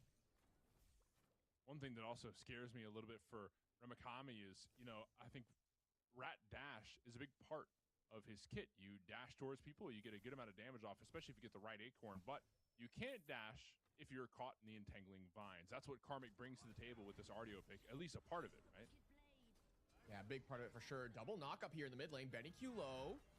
Oh my goodness, the damage forces away Aegis from Benny Q, who is down to a couple hundred health, but alive still, nonetheless. A very scary exchange for hostile takeover, but I don't think they're too afraid of how this early game goes. Granted, how last game went, if early game is a signifier, it doesn't mean anything. No, and I do think early game is important despite how last game went, but yeah, I think this time around means a little bit more. Moswell flanking, misses the 2 though. What is Aurora doing here? Level 2 and still showing up to mid lane? Aurora just loves to come check out Moswell and say, "What's up, man? I missed you. I haven't seen you since last game." He's just looking to get active early. And look, Aurora rotates there because he knows, like, look, if we get a kill here off my rotation, our mid 2v2 is set for most of the rest of this game, right? We're putting our mid 2v2 in a good spot. And we don't lose a whole lot for that rotation either. If you're Aurora, as Doug taking a ton of damage here between this 2v2, which you gotta imagine between Cernos and Cerberus, Tagveer and Happen feeling very happy to be aggressive here on the left-hand side. Keep pushing in this farm because between the Geb and the Artemis, your clear is abysmal on the left-hand side. I do like the Geb pick going into the serve, though, considering that lightning storm for the Firebrands. I respect that. I'm not mad at it. You need farm. I love it. It is what it is. Yeah, I think it's great. I love this Geb pick going into serve because the Stone Shield cleanses out the really long stun from Happen, and the Ghastly Breath can be interrupted by a knockup from Shockwave. So, granted, that does take a lot of mana away from Aurora, but it is a couple counter picks to Happen. Yeah, and I do think it's important to note that he also has CC immunity for his ultimate as well, so he can avoid being picked up by Happen's ultimate. A lot of this Geb, it's great. Once you get it out of the laning phase, it's fantastic. And I do wonder if Aurora might just abandon the left-hand side at some point. Moswell stepped pretty far forward here. Sunbreaker thrown down, forces away the ult from Oswald. And here comes Layers, who shows up from the sky. Hello, indeed. Your Uber's here. A huge mez will buy some space, but Radmilk kills Moswell in the back line. Layers, you ignored your friend, and he ended up falling for it. First blood goes to hostile takeover, but a kill for each team. Aurora low on the left-hand side, but is able to walk away with his life intact in that moment. And Chain Lightning, again, to me, just in that moment there, Benny Q throws it on the easy target of the minions, and the bounce just doesn't go and connect to Moswell at the right moment. And so a lot of that damage is just all for naught, and it's so hard to finish the kill right away off the back of that. And Layers is able to show up with his ultimate and make an impact there. Trades 1 for 1 at the end of the day, but still, first blood going the way of this Hou Yi, I think, is still a big deal. So he has that brief advantage there already. If we're looking at itemization, one funky thing that stands out to me is the Vamp Shroud starter for Ramakami. I feel like we never see Vamp Shroud. Am I crazy? Yeah, a little bit. It is nice lifesteal. Shout out to lifesteal as well with the Bang Cross. But yeah, I mean, Vamp Shroud, we're seeing it here on the Ratatasker. I think just more sustainability here for himself. And once you get access to that, permanent, you keep spamming the dashes, right? And you can see every time you hit an ability, just a little bit more health, a little bit more mana, so you keep spamming those dashes in fights. Like you mentioned, this cripple field is going to have to do good work. Otherwise, this Rat's going to keep able to just spam little bits of healing throughout these fights. And every little bit matters, especially when, each kit rotation after you get a specific acorn will get you so much health back from your 2, and then you get charges of your 2 as well. I really like what Rat can provide, but granted, when Rat first dropped, it had a pretty low win rate, was kind of underwhelming. I wonder if recent events have changed how Rat can favor in this, or maybe this is just a pocket pick for Ramakami specifically. Might not be the strongest, but at least a god that he likes to play. I think there's a lot to talk about, especially when we're this deep in vault bans. Game 3 took 26 gods away from the pool of gods that can be played. So, you've got to pull out some interesting picks every now and then. Yeah, I mean, a lot of top soul laners are off the table. The Jormungandr, the Mordred as well. RDO being picked away here on the side of hostile takeover. So yeah, you got to kind of reach deep into the pocket, pull something out. It's the Rat solo.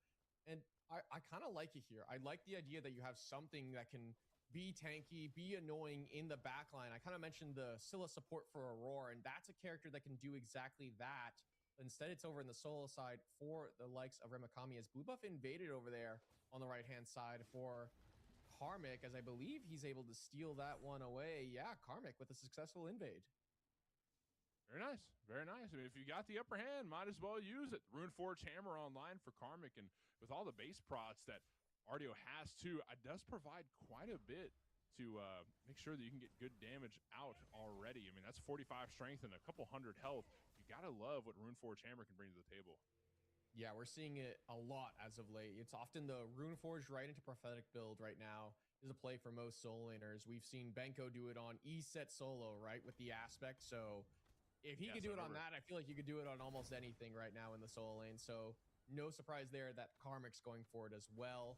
Is interesting to note, though, Remikami leaning towards more of the Acorns. Curious to see if he'll lean more on a couple more Acorns or maybe start to build some items as well. As Layers is over here. I don't know if he's in gank territory just yet, though.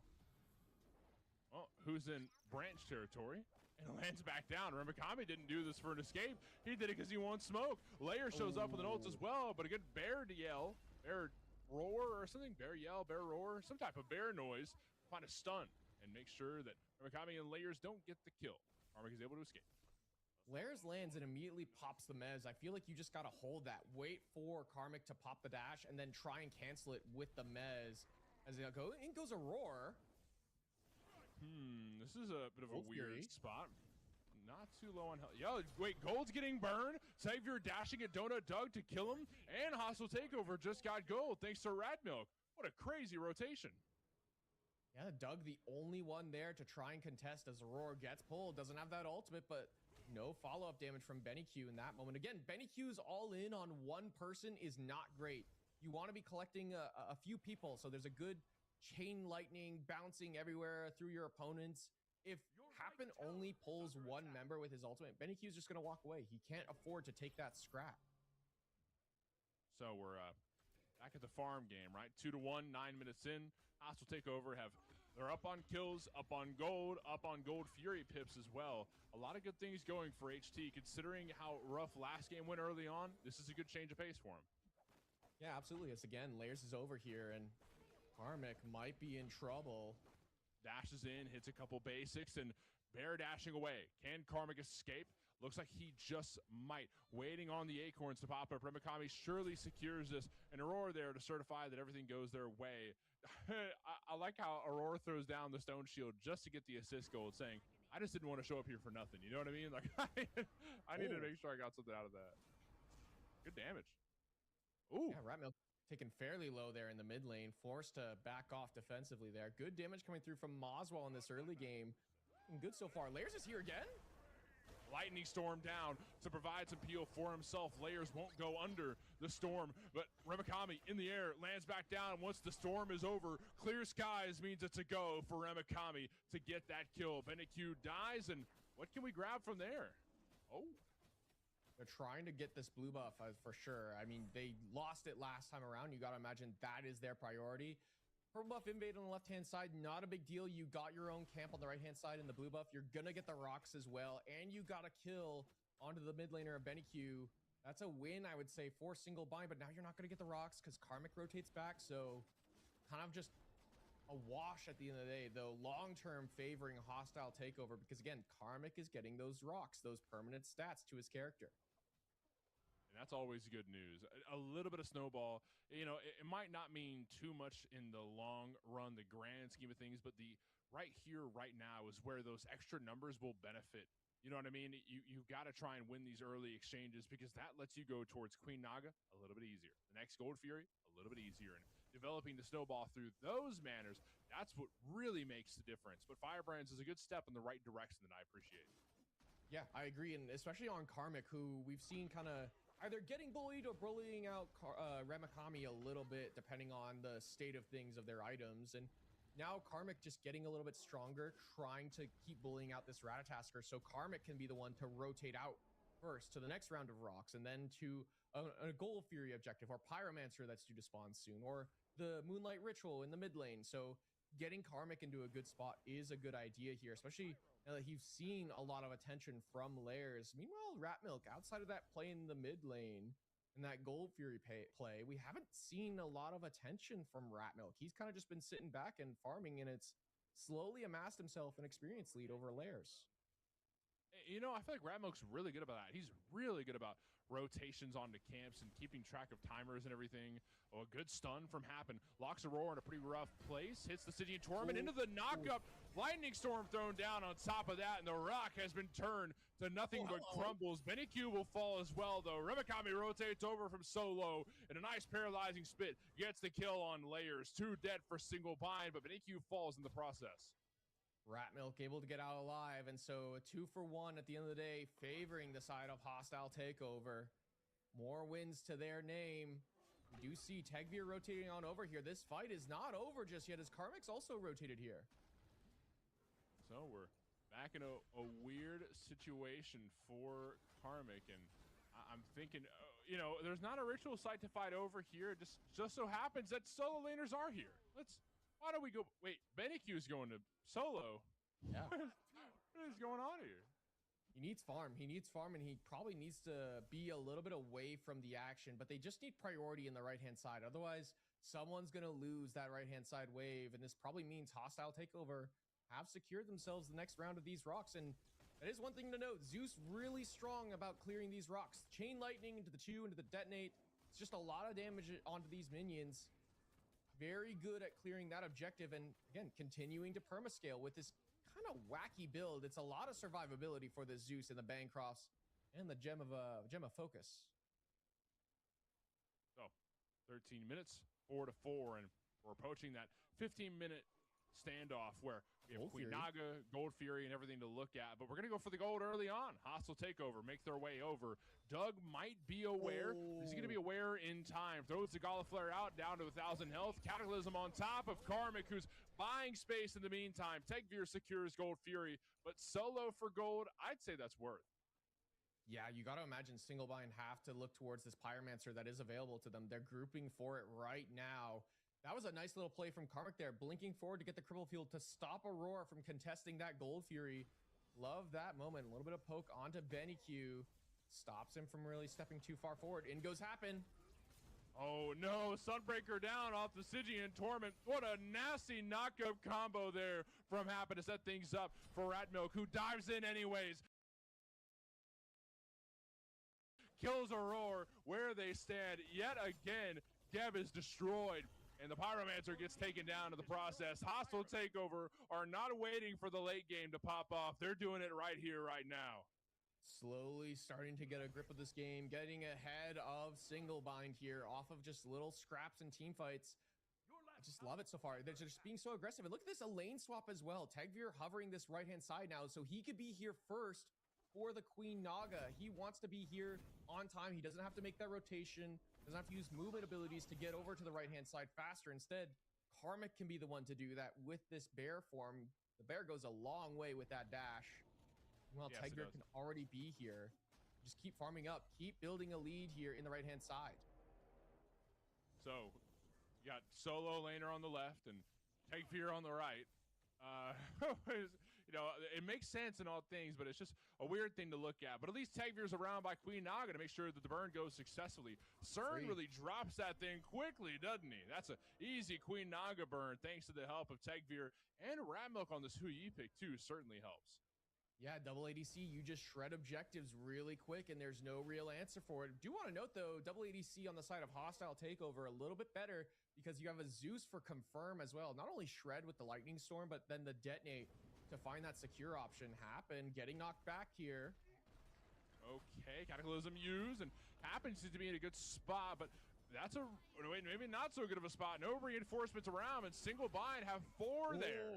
But Happens still around, hits the paralyzing spit, and Tegvir's fine with taking the fight, but Remikami from the skies, and it lands back down. Huge damage from a cosmic drop, and wait, Layers up as well, lands back down, but Benny Q shreds apart Donut Doug. Look at the damage from Benny. 1 Detonate could kill Layers, but instead he turns face and looks at Aurora. 2 dead for Single Bind. Off the back of the Queen Naga, and 2 Gold Furies in pocket. Hostile Takeover are really ahead now. Yeah, they're starting to get out of hand here as Fire Giant's available, and they're grouping for it.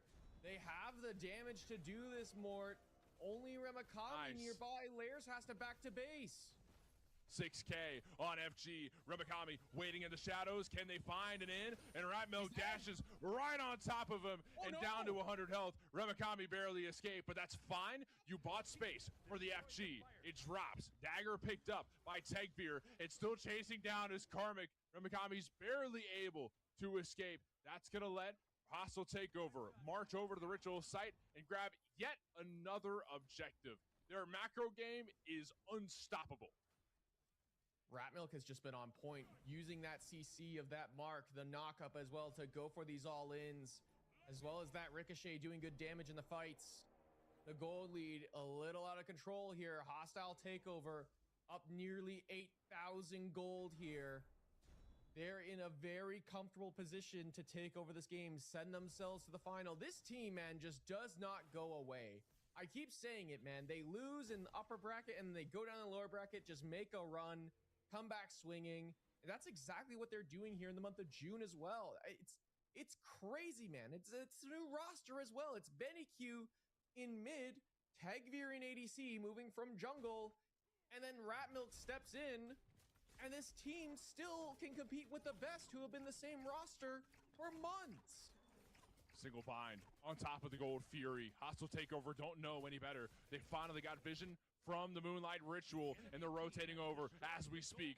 Happen dives in, looking for a Stygian Torment, but can't quite find the knockup. W Mez from Layers will give Single Bind enough space to escape with their lives. But look at Benny-Q, who went a little bit too far. You fly too close to the sun, and you get burned. Layers drops down off the chariot. We're not doing a drive-by, we're doing a walk-up. Layers kicks Benny-Q dead, and all of a sudden Hostile Takeover say, what are we doing taking fights like this? We gotta get out of here. Benny Q feeling himself a little bit too much there, goes way too deep chasing, and Aurora just says, we can kill this guy. It's a Zeus. What's he doing in our faces? Let's kill this guy. And they do exactly that. Now Aurora in trouble in the mid lane, though, taken very low, and Ratmilk and Tegveer are still comfortable to keep sieging with their fire. And down goes the tier 1 in the mid lane. Ultimate still up for Tegveer. Could set things up in a pretty big way. Remikami takes to the skies and barely able to escape Karmic. Where did that damage come from? Goodness, Karmic. I mean, I guess that's where all that mana went to, right?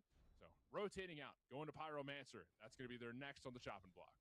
Oh, Happen blinks in, forces Layers to beads.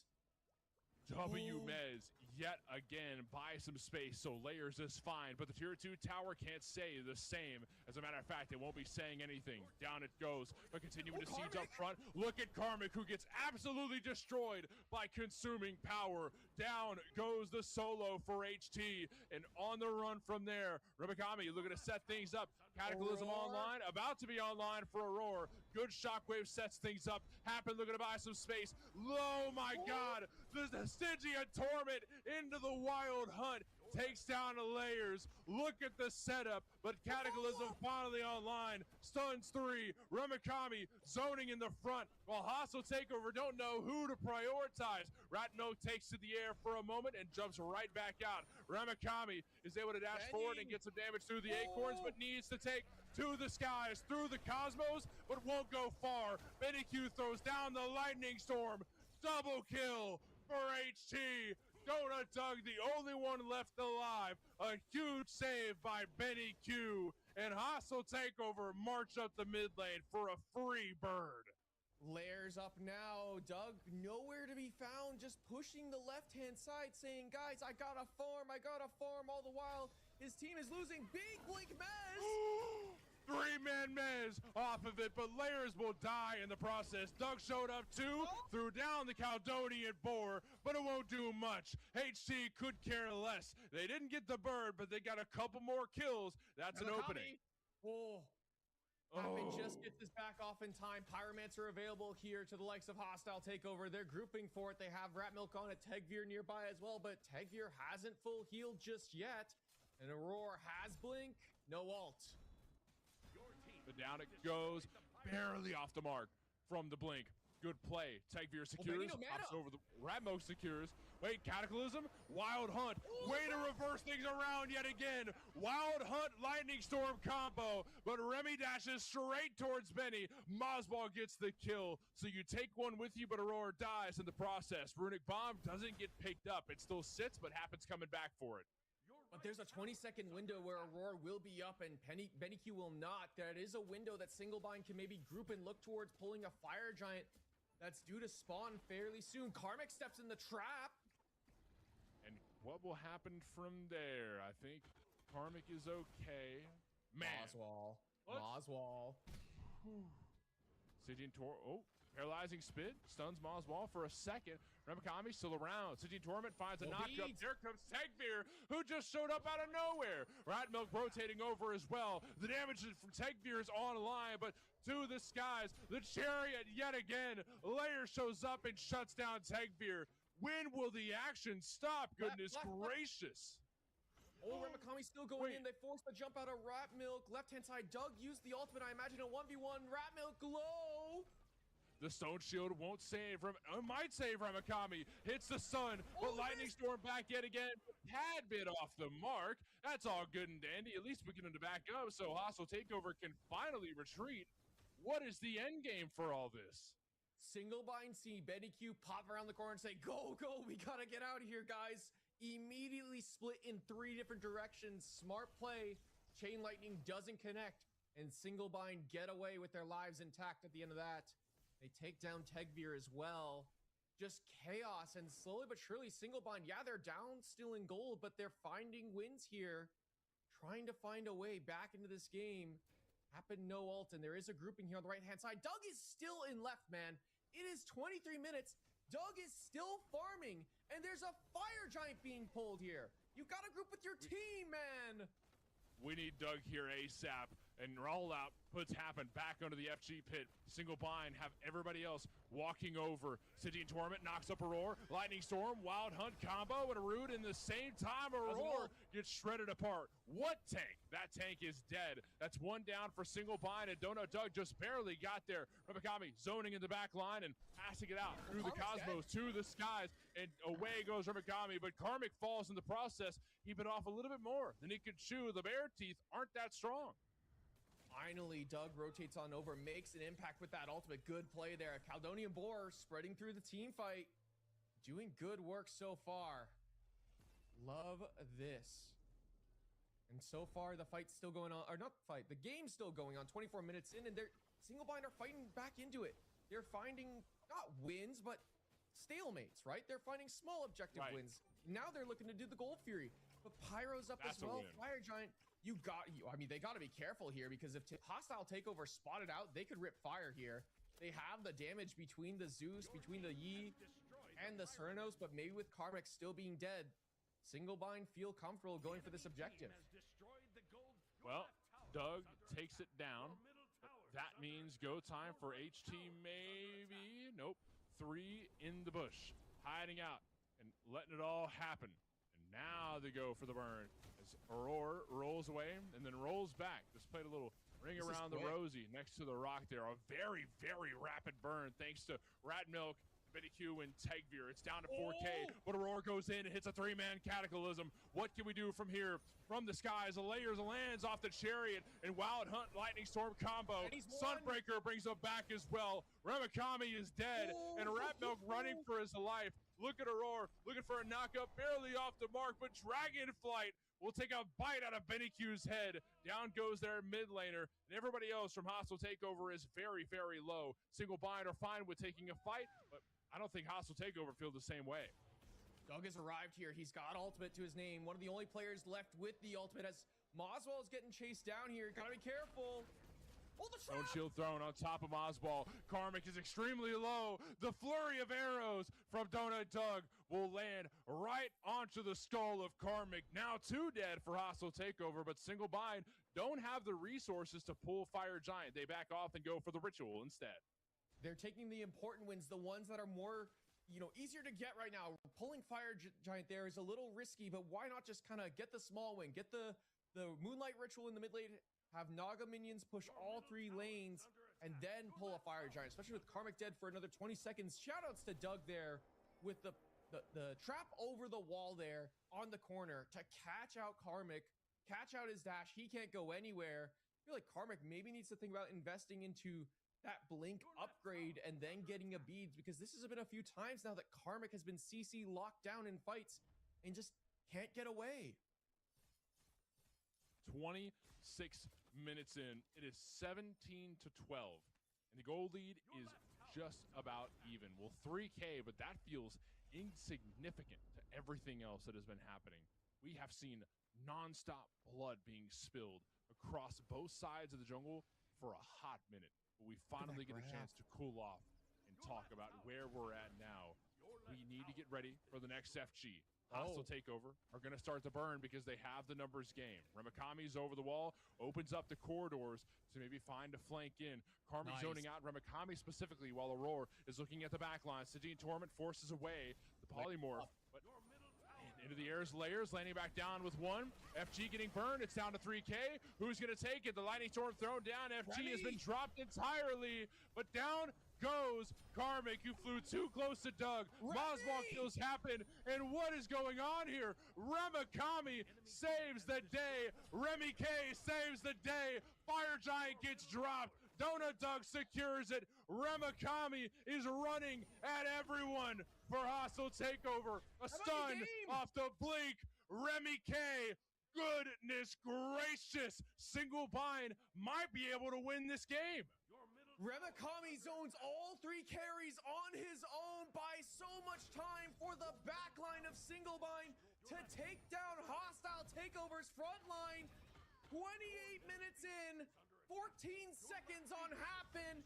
Singlebind looking to go to finals. And going straight for the Titan, and they're dropping it quick. They're putting everything they've got into this, a banger of a best of 3, but it will surely end here through the Cosmos one more time for the love of the game. Game 3 goes to Singlebind. What a game from Singlebind, down and on the brink in important moments. They fought back beautifully, Mort. That was crazy, insane, almost like a repeat of the last game where it's like, you know, we're so far behind. We're Hostile Takeover. We're so far behind. We find one win. We get ourselves back into the game, but we still lose. But Singlebind pull off such an important dub, probably the most important dub of this circuit, obviously, because they get to go to finals now.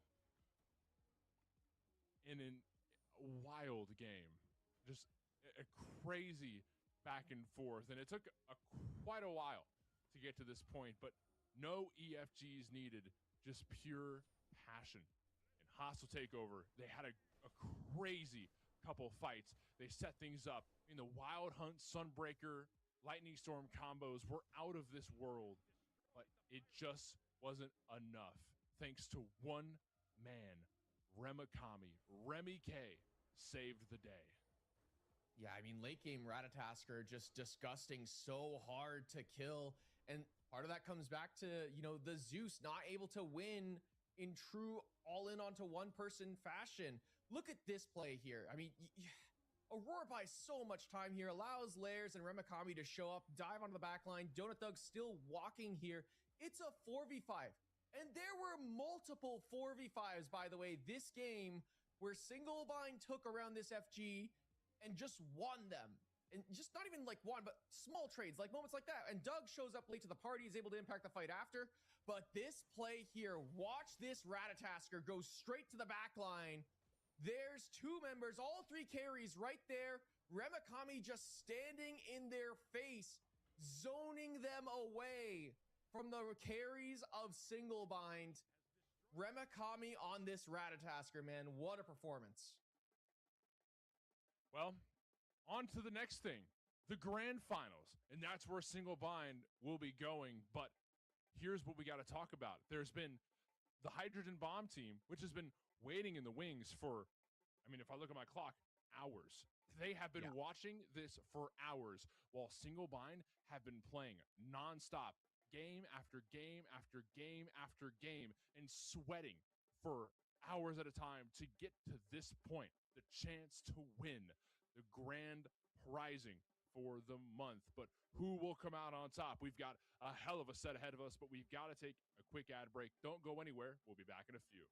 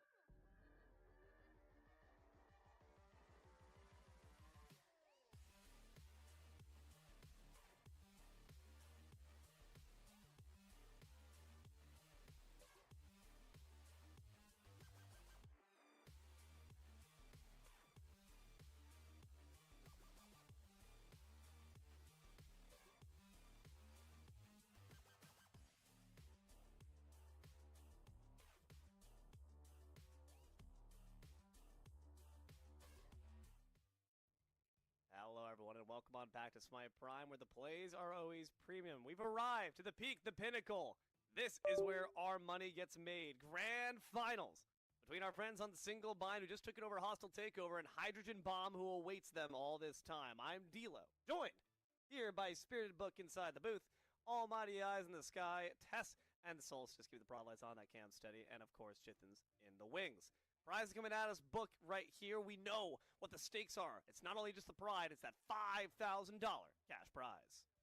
Yeah, both teams going to be vying for that for sure at the end of the day, as well as just pure bragging rights, it feels like. And a lot more at stake. It's just to say, like you said, you've conquered all the teams that are before us here in this bracket. You can see the painstaking ways that our friends from Hydrogen Bomb were able to carve that bloody wake down to Grand. Single bind, of course, having a bit of a tougher time. After having lost to Hydrogen Bomb, the slog up against Hostile Takeover, taking it all the way to 3. But they did take that last game rather convincingly. Vault bans, of course, are something to keep in mind. We saw that can rear its ugly head and affect layers prior, and we'll see if it's the same case here today.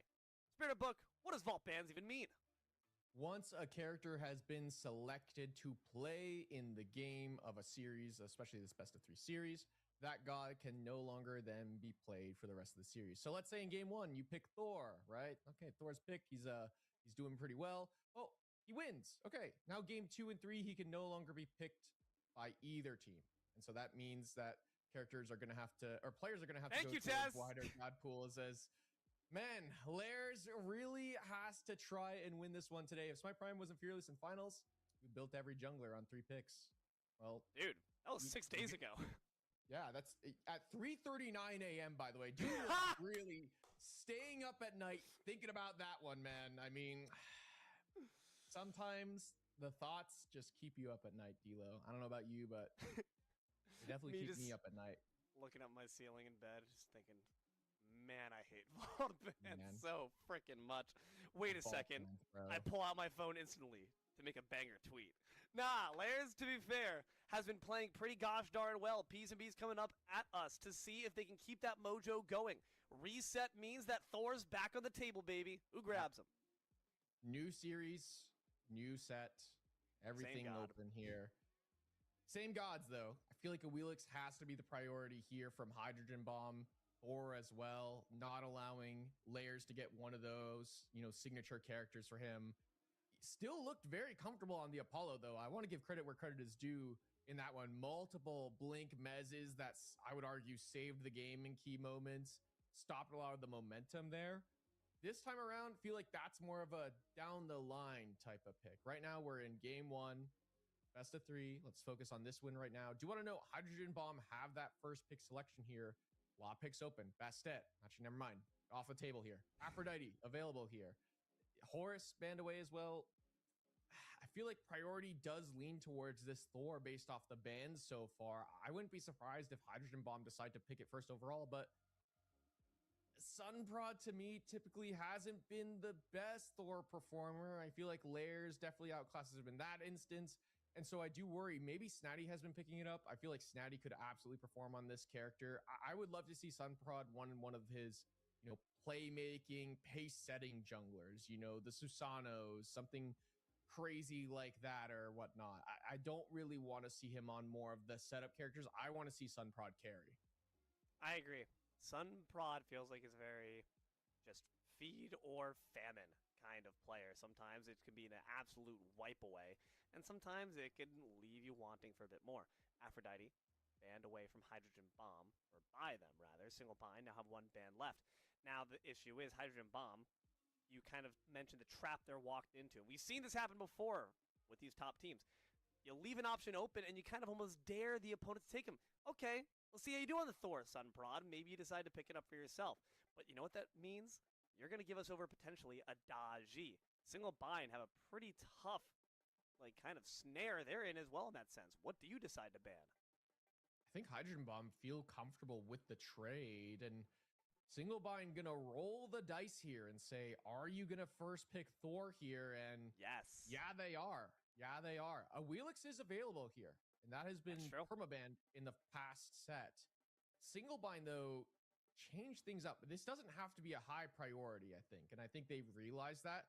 They're going to wait a little bit and then look for this Awilix. Because I think they realized that this lore is probably going to the hands of Sunprod. And there's higher contention picks. Is Sunprod really known for their Awilix? Not really. So again, force Sunprod to make that tough decision. Do you want to deny a good god for layers that might only be an okay god for you? I oftentimes always recommend that pro players, you kind of march to the beat of your own drum. Don't just take picks because they're good on the enemy team. Take picks because they're good for you. Yeah, I think that's really important. You can already see Singlebind are looking to set up for a potential Awilix angle, and I like this idea from Hydrogen Bomb. I think Jormungandr really strong at being that setup character for the Awilix, and I do worry a little bit for Singlebind in this priority of the Newt over Discordia. We loved Moswall on that Discordia earlier today that we saw just pop off in that game number 2. Why not go back towards it? Instead, Singlebind saying, nope, we're comfortable with our Sobek. Now they've gotten a safe mid lane pick, and I believe firmly that is probably going to the hands of Remakami. I was about to say, given how well they performed on Loki Aspect Pride in that solo lane, could be seeing Thor and Loki square off once more, but this time as bitter enemies rather than fast friends. And Jingwei, if you're looking for a god to pluck up with that Awilix, man, she does the job right for you, thanks to those persistent gusts. So things are looking a bit scary here. Last pick still available. Hydrogen Bomb. What do they need? Man, if you told me that Hydrogen would be able to pick Jingwei this late in a draft, I'd be like, what are you talking about, man? This is crazy here. That's a good pick. Cardio support? I guess so. Up against a Sobek. Would Sobek. have to be, yeah. Entangling Vines stops the charged prey at the very least. Yeah, okay. Let's talk about this. I like the idea here. Behind the RDO. It does deny the Sobek and the ability to go for all in, but you look at some of the tools that Singlebind have, the Loki's not gonna dash in. He's gonna, there it is. blink in with his ulti, so to speak, right? And he's just there at your backline. Same with the Awilix. She's jumping from a distance in. She's not looking to jump out. So yeah, you're denying this Sobek pluck, but I worry a little bit about this pick in particular to say, okay, we're going to go all in with an RDO support to deny one piece of committal CC that come late game, you kind of want your front line to be Sobek plucked, right? You want him to Sobek pluck you so then you can start the fight, kill the Sobek instantly, and punish him for getting close to you. So I worry a little bit that maybe we're going all in on this idea of pressure in the dual lane and then going for the identity of dealing with just one piece of CC. At the very least, you can deny a lot of the damage from this Newt as well, though. I do want to note that denying Newt that dash reset for her damage might be important here for Baneri. Well, I will say one thing that you keep in mind is that Sobek's got plenty of bullets in the chamber when it comes to ways to load up a Awilix. It doesn't just come from the charge prey. The tail whip is actually one of the easiest to apply forms of large AoE knock-up CC. Just have your pick of the litter at that point, and the layer's going to be eaten good. So that RDO, a lot of pressure on them, despite being last pick to make sure they try to halt the game plan of Singlebind. Hydrogen Bomb, though, they have tools, they have assets. This Thor, we've talked about Sunprod's performance on this particular god before. Hoping they show us today. Yeah, I think Hydrogen Bomb, their comp comes down to execution more than anything. I really like Singlebind's comp as well. We'll see if they end up performing to that same end. As we hop into Game 1, Grand Finals on the horizon here for the $5,000 cash prize. It's Dilo, it's Book, it's Solstice in the Sky, it's the aspect of the Dead Mother? Yep, so her ultimates do change based on which stance she's in, but she doesn't have access to that stance switch once she leaves the base. And so the Druid form of this ultimate is widely regarded as the better version, where it's just this big aligned skill shot you throw out, and it roots all enemies in its path, provides a shield and movement speed to allies also in the path. It's just this big AoE team fight ultimate that you have to worry about. This version is widely regarded as the better form of RDO as a support with her aspect. So curious to see how it translates, as well as you got to note the cripple field is in the Druid stance form as well. So you got to imagine that's why Baneri's going towards this selection more so over the Bayo stance. Ramakami, speaking of aspects, is rocking back with this Loki aspect in that solo lane. They performed rather well in it last time around.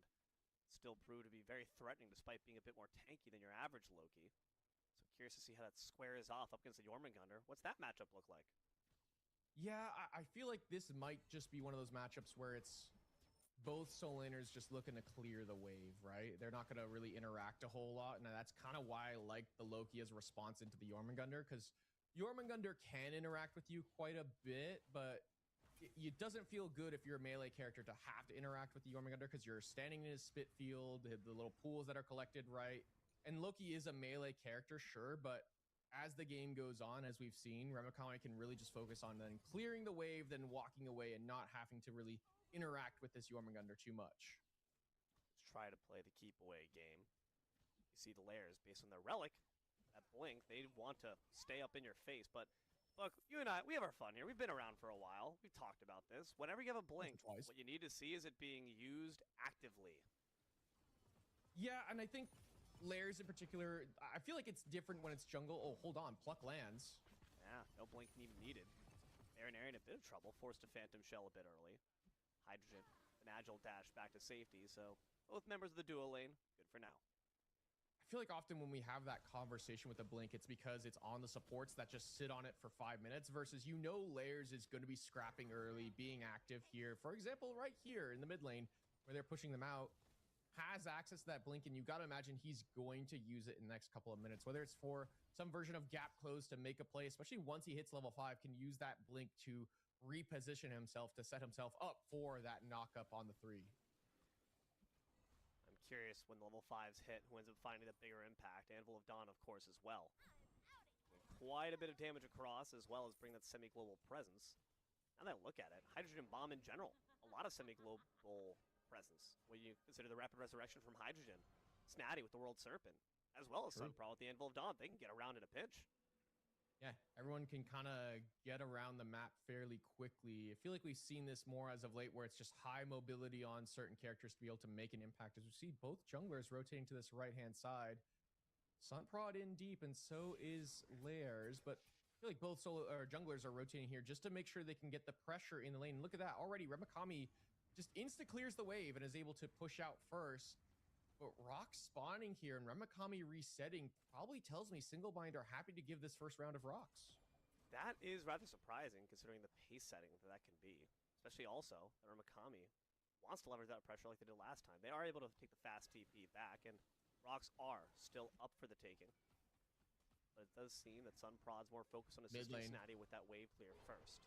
On the back, Lairs comes through, but misses the Suku charge, which means that Disco is able to get back to safety. Yeah, that was, look, Lairs wasn't level 5 just yet, so didn't have access to that ultimate, but still a big piece of CC to try and force Kite onto beads in that moment. Would have been an important look there. Rox do go the way of Hydrogen Bomb, first round, going to Sunprod. Wow, Lairs just happy to look for a play in mid, then head back to defend Ramakami's blue buff, and I do not mind them giving the first round of Rox at the end of the day. I think you're okay to focus on hitting level 5 if you're Lairs. Allow Ramakami to keep farming this right-hand side. Once he's got an item or two, the Loki can really start to swing around this objective on the right-hand side. I would not mind just kind of sitting back, waiting for the game to slowly come to you here on the right-hand side. Let Ramakami just keep farming it out. I mean, listen, I would say that you should go to the left side if you are this Wheelix, because Jingwei's right there, but the problem is she's got beads, and how do you bait those, honestly? She has that ultimate now online. Yeah. And anytime the Sobek knocks her up, she's just going to dash away. I suppose you maybe wait for that, but then even if you try to take advantage of the dash, the beads are going to come right afterwards. So Hydrogen's in a pretty good position, and like you said as well, it's kind of crazy we saw this go so late in the draft, considering it's like their favorite pick. Yeah, I mean, this is the tried and true special. We've seen Hydrogen pull off some pretty diabolical plays on this pick in particular. Going towards, not that, I think actually is going towards the Devourer's Gauntlet on this pick. You know, we saw Donut Doug playing this pick earlier today and went towards this Linearian Avenging Blade bow kind of game build, whatnot, and it had mixed success throughout that game, but this to me is the better Jingwei build. You already have pressure in this lane thanks to the help of the RDO. Why not just keep the ball rolling, focus on farming for now, get to a point where you can just arguably solo carry games in the late game with the crit built in, and then providing yourself a little bit more crit in terms of items. I'm curious to see how the game continues on, as we do see Sunprod hovering this left-hand side here. As ultimate, but instead decides to forego the fight and look for the farm. 5 minutes in, it's 0-0. And really the gold for that exact same reason is about even keel. Rocks are back up for anyone who dares to try to claim them. I gotta ask you, Book, just taking a wild swing for the fences here, a wild look into the future. Stare into your crystal ball. What's the win condition? If this happens, X happens, and they win. What is it? If Hydrogen goes Devourer's Gauntlet and has 200 plus stacks, he'll win the game, right? Just outright. But no, I think Hydrogen just needs a couple of items. You can see the Devourer's Gauntlet built online here. Gonna start stacking that one up. Once Hydrogen gets a couple of crit items here in the build as well, he will outscale and he will nearly one-shot. Layers will try and jump in to try and kill him, and he will die before he hits the ground. It's just, that's what's going to happen to Layers because the Jingwei damage is too strong. Curious to see, does Hydrogen go towards the one-shot build? We've not really been seeing a whole lot of as of late. You know, throwing in a Hydra somewhere in the build, or maybe leaning on more towards the true auto attack style that we saw Echrome kind of lean on in the EU Conquest tournament, of going towards the early attack speed and pen options and then leaning on some crit items afterwards. A build that I think scales really well, but is kind of makes you irrelevant in the early mid game. I'd say on the reverse side, a single bind just got to feed up Layers. That blink has gone untouched. And you know how I feel about that, Book. It's 6 minutes. Kill someone. Yeah, but you could argue the same thing for Sunprod, right? I mean, we mentioned Thor and as a character, and what does Thor kind of do? Well, that ultimate should always be on cooldown because you're always fishing for a play here. You're just looking for a side lane gank. You're using that ultimate to secure vision, you know, fight around objectives. Like, that is what that tool is there for. Has the Jotuns online, so has the cooldown as well, but we haven't really seen a Thor ultimate just yet. Both junglers seem really content in this early game to just sit back and farm right now. World Serpent for Stalber and Makami's just raw damage potential. Mid lane seems to be the focus instead for Hydrogen Bomb. As we see this Thor sneaking around in the bushes, waiting for this Merlin to stick their nose where it doesn't belong. My concern is this is that single bind. Their comp is more single target. They have this pick. Maybe from the Beck. Roar is here, but the Entangling Vines will stall off the charged prey for now. Joining forces with the Layers, though, now there's potential for some real damage. Aurora got the cripple field out from Bayaneri. Now, you got to be careful if you're the Ardio here. Aurora can pluck you into the enemy damage. Off the mark there, and that cripple field back up. You can't stay in range, though. Charge Prey is going to come up right afterwards. Unfortunately, they opted for the Tail Whip first. Bayaneri is able to back off successfully. Single bind, though. At the very least, take a ritual for their troubles. Hydrogen Bomb realizing that Remakami's rotating there says we can't really contest this. Pluck lands onto Kaidon, but not in a lot of danger just yet. Moswell nearby, though. Some decent damage over the wall, but Aurora's got no mana. Not really too much to contribute elsewise. In the meantime, in the right lane, Snatty just kind of being bullied by their own father. Sunprod might be fathering themselves. A great pluck there off of the knock-up, and Sunprod is first blood. Mosswall responsible. So Vexecute not going to be able to get the threshold, but does get some decent damage on Bayaneri. Finds the pluck, but who's there to back you up, pal? I think you're in trouble now, Aurora. You're no more. Bayaneri turns it around and gets the 1 kill in response.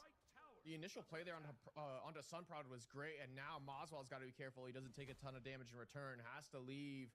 But after that, just walk away. Go away. Go keep farming it out. Aurora really wanted that there. Overforced it. Ends up taking the spill. I mean, just unfortunate there. And yeah, the damage coming through here from the new. This is the issue with the Jingwei early, though. She's just got to spend a bit of time under her tower on her own, farming it out for now. Once she gets the, 2, maybe 3 items, she can start to swing. And you can already see, Sunprod looking. Might not be on her own for much longer. Here they go on the left side. Andal of Dawn doesn't find the mark, but they do pin them against the wall. The dash might get enough distance. Gotta be careful of your position, buddy. You're on the right side of the wall, but the bear's gonna cut off your retreat. Into the Skyfall we go. Sobek's on the way, and Wheelix is rotating, but they won't be there for quite some time. At least the lane pusher's there to help you out, but I fear you're pushing up daisies instead. Hydrogen will grab the kill. Roar's present, and Mosswall manages to clean up Hydrogen in response. Beats forced off from Sunprod as they TP out to safety. Ardio's now here as well, a 1-for-1 overall. That's a win for single bind, I would argue. I mean, both ADCs die, sure, but you also get the beads off of Sunprod as well. A purple buff invade as well. Nice. Just a a lot going the way of single bind, and I wouldn't be surprised if they pull this Gold Fury all of a sudden. No, instead they'll just spread. No, they are going to go for it. Disco is ambling over. This could be dangerous. Newt in the mid lane, low-key present as well if they want to make that rotation. Kaidon takes safe pathing. Hydrogen Bomb, 4 strong, but Jingwei's over in the left lane instead. Thor's got no ultimate, and Gold Fury's dropped down to about a third. No real great confirm here, but single bind don't quite have that in spades either, so they decide to back on off. Smart. I don't feel like single bind could have gone for the 50-50 there. Discordia damage too strong right now. Definitely over the Merlin damage. You don't really have a lot of secure potential. If you're single bind, maybe Merlin Ice Stance 1 once you get an item or two, but it still just isn't as strong as this Discordia damage in the early game. And Remakami as well saying, I don't want to lose too much if this is a 50-50 call. I'm going back to the right-hand side early just so I can catch my wave, my blue buff as well. They don't lose a whole lot for just trying to pull the objective there and seeing the response from Hydrogen Bomb. We're going to stop the charge prey from safety. Well, that's okay. Sobek seems just fine for now. Aurora does it to make sure that when these plucks are hitting, that you have someone around you. Calm with your rest of your team. Say you're looking for the pluck, and make sure the rest of the team is also ready for that as well. If you just throw someone in the back line, there's no back line behind you to actually do something about it, it feels rough. I want to take a quick note to call out Moswell in this early game on the Merlin. We don't see Merlin a whole lot as of late, but in a really good spot. And for a long time, Paul was the premier Merlin player, you know, really pioneered the Polynomicon first, sometimes second overall. But now here in the hands of Moswell has gone for, you know, the classic build and whatnot, sure, but leaning towards this fire stance that we don't see a lot of in the early game. Just really sitting in that stance, using it for wave clear, but also confirmable damage with that fire 1 specifically, especially onto tanks. And that is something that the Sawilix right now will really struggle with, is to kill tanks, just kind of wants to one-shot a carry. And so Merlin in this fire stance, switching between the Void and the Arcane and the fire stance, has been very successful at getting good damage off. But now Gold Fury being pulled and burned by Hydrogen Bomb. Yeah, this is absolutely exploded damage. Good root there, but can they find the steal? The answer is no. Hydrogen Bomb, just too much damage to bear. And I do want to call back to your point, as it's interesting. Moswell's opting for that flame stance, probably because what can they really use to interrupt it? There's a lot of CC, I guess, but not really any stuns. Uh-oh. Ooh, a roar. Seeing some here beneath the tower. Golden Apple applied, but the Lurking Waters will keep them safe and CC free. That being said, no kills beneath the mid-tier 1 as well, so everyone's safe, at least for the moment. Try to bait Sunprod in, but no. Moswell's abilities off the mark here. He's able to go back to farming. And I agree, there's not a lot of interrupt. It's maybe just the Jormungandr knockup and Sunprod's wall once they get involved in these fights around the Merlin. But look at Layers, left-hand side, looking for a purple buff invade. Might look for Hydrogen, but that crit is swinging already. They're in the bushes. I see you, buddy. Layers has to hip-hop back to safety. Hydrogen just a bit too scary to deal with in the moment also. Of course, the ample threat of any rotations, such as this Ardio and the Thor Anvil of Dawn. Once again, Hydrogen Bomb. They can move a lot more slick and stealthily across the map. I don't care even if you have a Loki. 13 minutes, it's 2-2. Gold lead, really bupkis despite that gold Fury for Hydrogen Bomb. More used for them to catch up than pull ahead. Yeah, I think Singlebind just had a pretty strong early game so far in a composition where you gotta imagine they should have the lead, right? I mean, you see the Merlin is starting to get online, has good pressure in mid. Right-hand side, we're seeing Remakami consistently bully out Snatty. Left-hand side, Doug consistently pushing Hydrogen under the safety of his tower. Jungle, Layers is off to a pretty decent start over Sunprod, has some assist gold, no real deaths as Ianari getting plucked, getting stuck. Great ult there from the Wheelix, but the Cersei Sexton's a really solid response to instantly just get yourself out of that situation. So Baronary safe and a good ult you don't have to worry about for a while. Snatty getting taken low here. Remakami again just bullying out this Jormungandr on this Loki pick. I feel like teams, I mean, obviously we're at the end of the month now, and so this character is going to be banned for the next game and potentially the third game if we get that far, but I mean, this Loki has to start being, I think, a bit of a priority, either pick or ban between teams, allowing Remakami to get this pick and continue to bully on the right-hand side. And it's set them up in a good spot now that Snatty's ultimate is down for this Queen Naga that's due to spawn right now, actually. It's spawning right now as we speak. It's a tough one to contest for Hydrogen Bomb.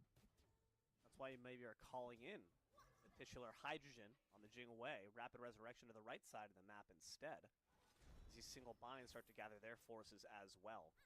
Quick clear. Thor's on the left side, but can try to make a rotation on over, looking for some action. Won't find it just yet, but Snatty's here as well. Trouble for the Artio. Eating a lot of damage, has a cripple field, but the moment it expires, the pluck's awaiting you. There's Baronary plucked away, kidnapped and taken down. Their parents will never find them. Snatty could be in trouble as well. But Skyfall looks for Hydrogen, pulls them away from Snatty, who really needed the help there from the Jing Wei. Beats forced out, but maybe not even necessary. Just the fear factor is enough. Kaidon has to run for the hills. Yeah, lack of communication there. Didn't realize that ultimate was down. In goes Sunprod looking for Moswall. This could be trouble if the Merlin sticks around a bit too much. They're trying to stand 10 toes down, but the Phantom Shell's not going to save you from Hydrogen. The damage is a bit too much to deal with, but that's okay. Single bind. They got their kills. They got their objective as well. Queen Naga goes the way of chaos. Yeah, the win for single bind. They lose Moswell, and I do think that is a big deal here. I feel like Moswell was really starting to get ahead in this game, but still, you get the objective at the end of the day. A couple kills as well. Every relic on the side of Hydrogen Bomb is also off the table. I think that's a bigger deal. So at the end of the day, a win for single bind, but they got to be careful around this Pyromancer pull here. Yeah, single bind let that go a bit early. That's early. That's already down low. That's going to be easy. Pyromancer take there from Hydrogen Bomb as they now find the stun. Taken out there, good pluck back in. Here's the airstrike, lines them all up, but it's Layers who takes him down. Hydrogen now looks for Aurora. Layers is dead too, but Hydrogen will not be denied their stacks as the bodies continue to be piled up here in the mid lane. It's a 1 for 2 in favor of the bomb. Lovely play there from Hydrogen Bomb. They're looking for more on the right-hand side. Remakami falls as well. They're going to get the Moonlight Ritual mid. Kaidon could get burned down, though. One more tick. Let's go. Red numbers, yellow numbers, it's all the same. Black and white's the only color you care about if you're that Discordia. Solid kill for there from the mid, and now 3 and 1 on the left. Jing Wei finds their get back on into Dota Doug. Killing spree there for the Jing Wei. We're approaching 200 stacks. I'm worried, Buck. It's getting spooky here on the left-hand side. Hydrogen in a good spot. Has that crit online. The Musashi's dual sword as Cersei's in from Bayaneri looking for Moswell. Ult off the mark, though. So excited. Dude, what did I even do? I just got here. Well, might be doing a lot more now. Those vines come up way too early, if you ask me. That means a pluck could be incoming. But the Merlin's got to be there to back you up. Life tap used.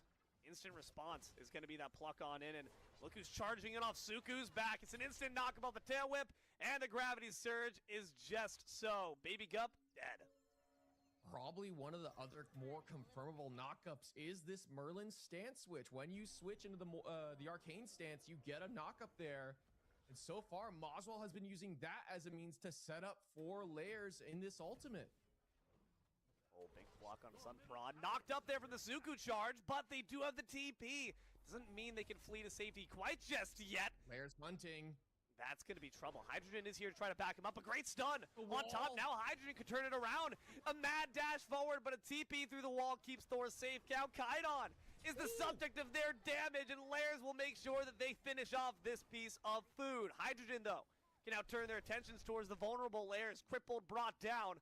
One more stack for Hydrogen, and they're looking for more, loading up the explosive bolts. Better watch out, Moswall. Hydrogen trying to get in range here, looking to contest this Gold Fury, but Doug taking it very low. Sunprod shows up, though. Whoa, where'd you come from? Skyfall drops through, but it's Sunprod who secures it. A second Fury for Hydrogen Bomb, but is Hydrogen maybe being hunted down by Moswall in the back? Sunprod will go down, but Hydrogen has eyes only for the Merlin, trying to dip, dive, duck, and dodge away from the flames, but they're burned away. It's an absolute massacre from the single bind. Hydrogen Bomb, 4 men down. Big win for single bind. Yeah, you lose the Gold Fury, but you kill 4 members. What a play from them at the end of the day. And Pyromancer spawning as well. That's got to be where they're looking for. And single bind, man, they've kind of taken a page out of Hostile Takeover's identity, and they're just fighting. Even now, Aurora has not backed yet, and he's still around. This is trouble for my friend Snatty. No mana, no friends, no business staying alive. Killing spree now from Oswald. 5 and 1 on this Merlin. This mid laner's just been having an absolute field day all across the bracket. Moswell, to me, is the top mid on the block right now. Has been so consistent throughout today.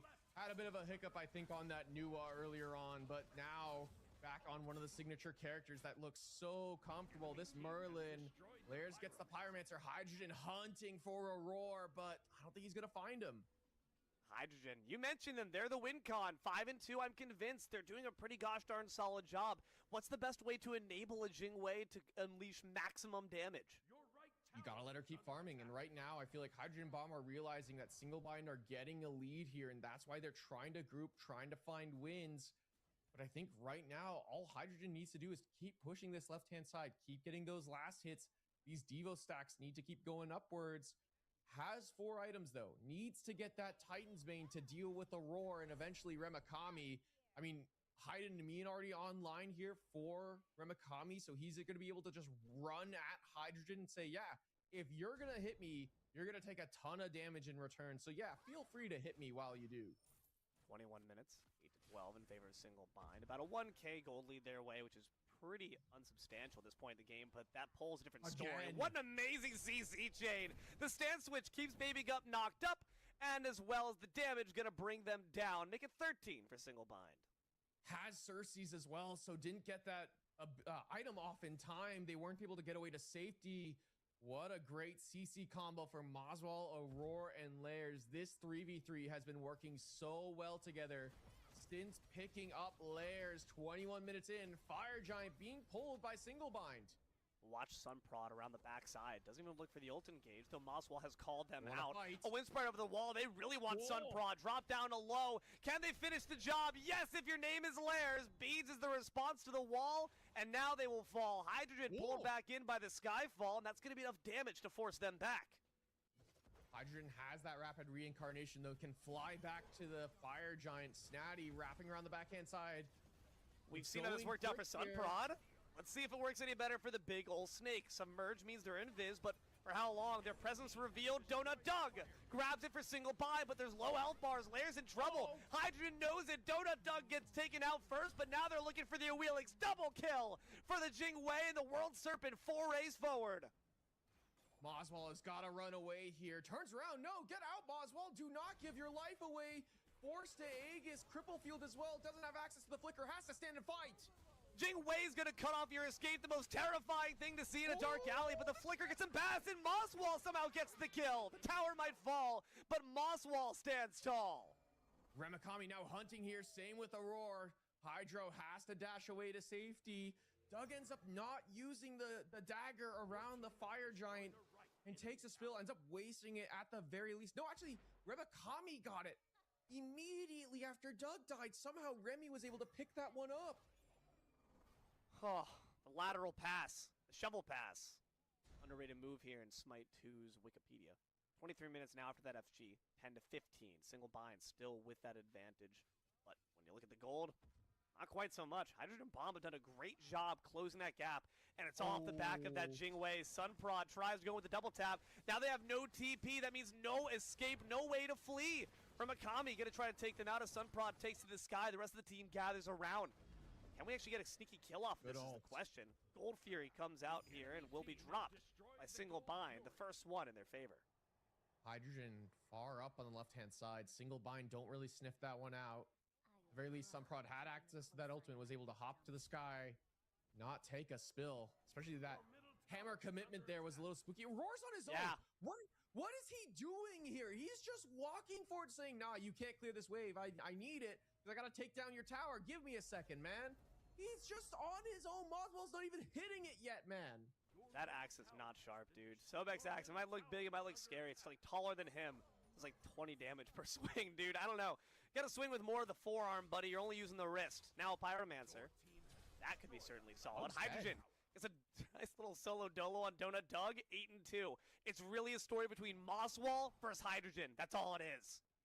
Yeah, I feel like you would have to argue that Lairs is in that conversation a little bit. I would argue it's, Lairs and Moswell versus the likes of Hydrogen. And, man, it is a tough one. The Jingwei is getting stronger here, has that starter item completed, which means the rest of the build will ramp up fairly quickly. Baby Gup with that ult off the mark, trying to find Moswell in that bush. Not going to get him. So back to farming here. And again, the later the game goes, the better you're feeling if you're Hydrogen Bomb. Jingwei's still stacking up that Devo's gloves. working on the Titan's main, only getting stronger. Single Bind did grab a Pyromancer for their troubles, so they have that bomb in pocket when another OBJ comes up. But that being said, not really much to look at. The mid-ritual will be the only thing we can really take our eyes on for some neutral farm. But beyond that, it's all just fighting for the sake of fighting. And like you said, Book, if you're Hydrogen Bomb, you're just very satisfied to just kind of wait for a stalemate until Hydrogen becomes the biggest raid boss on the map.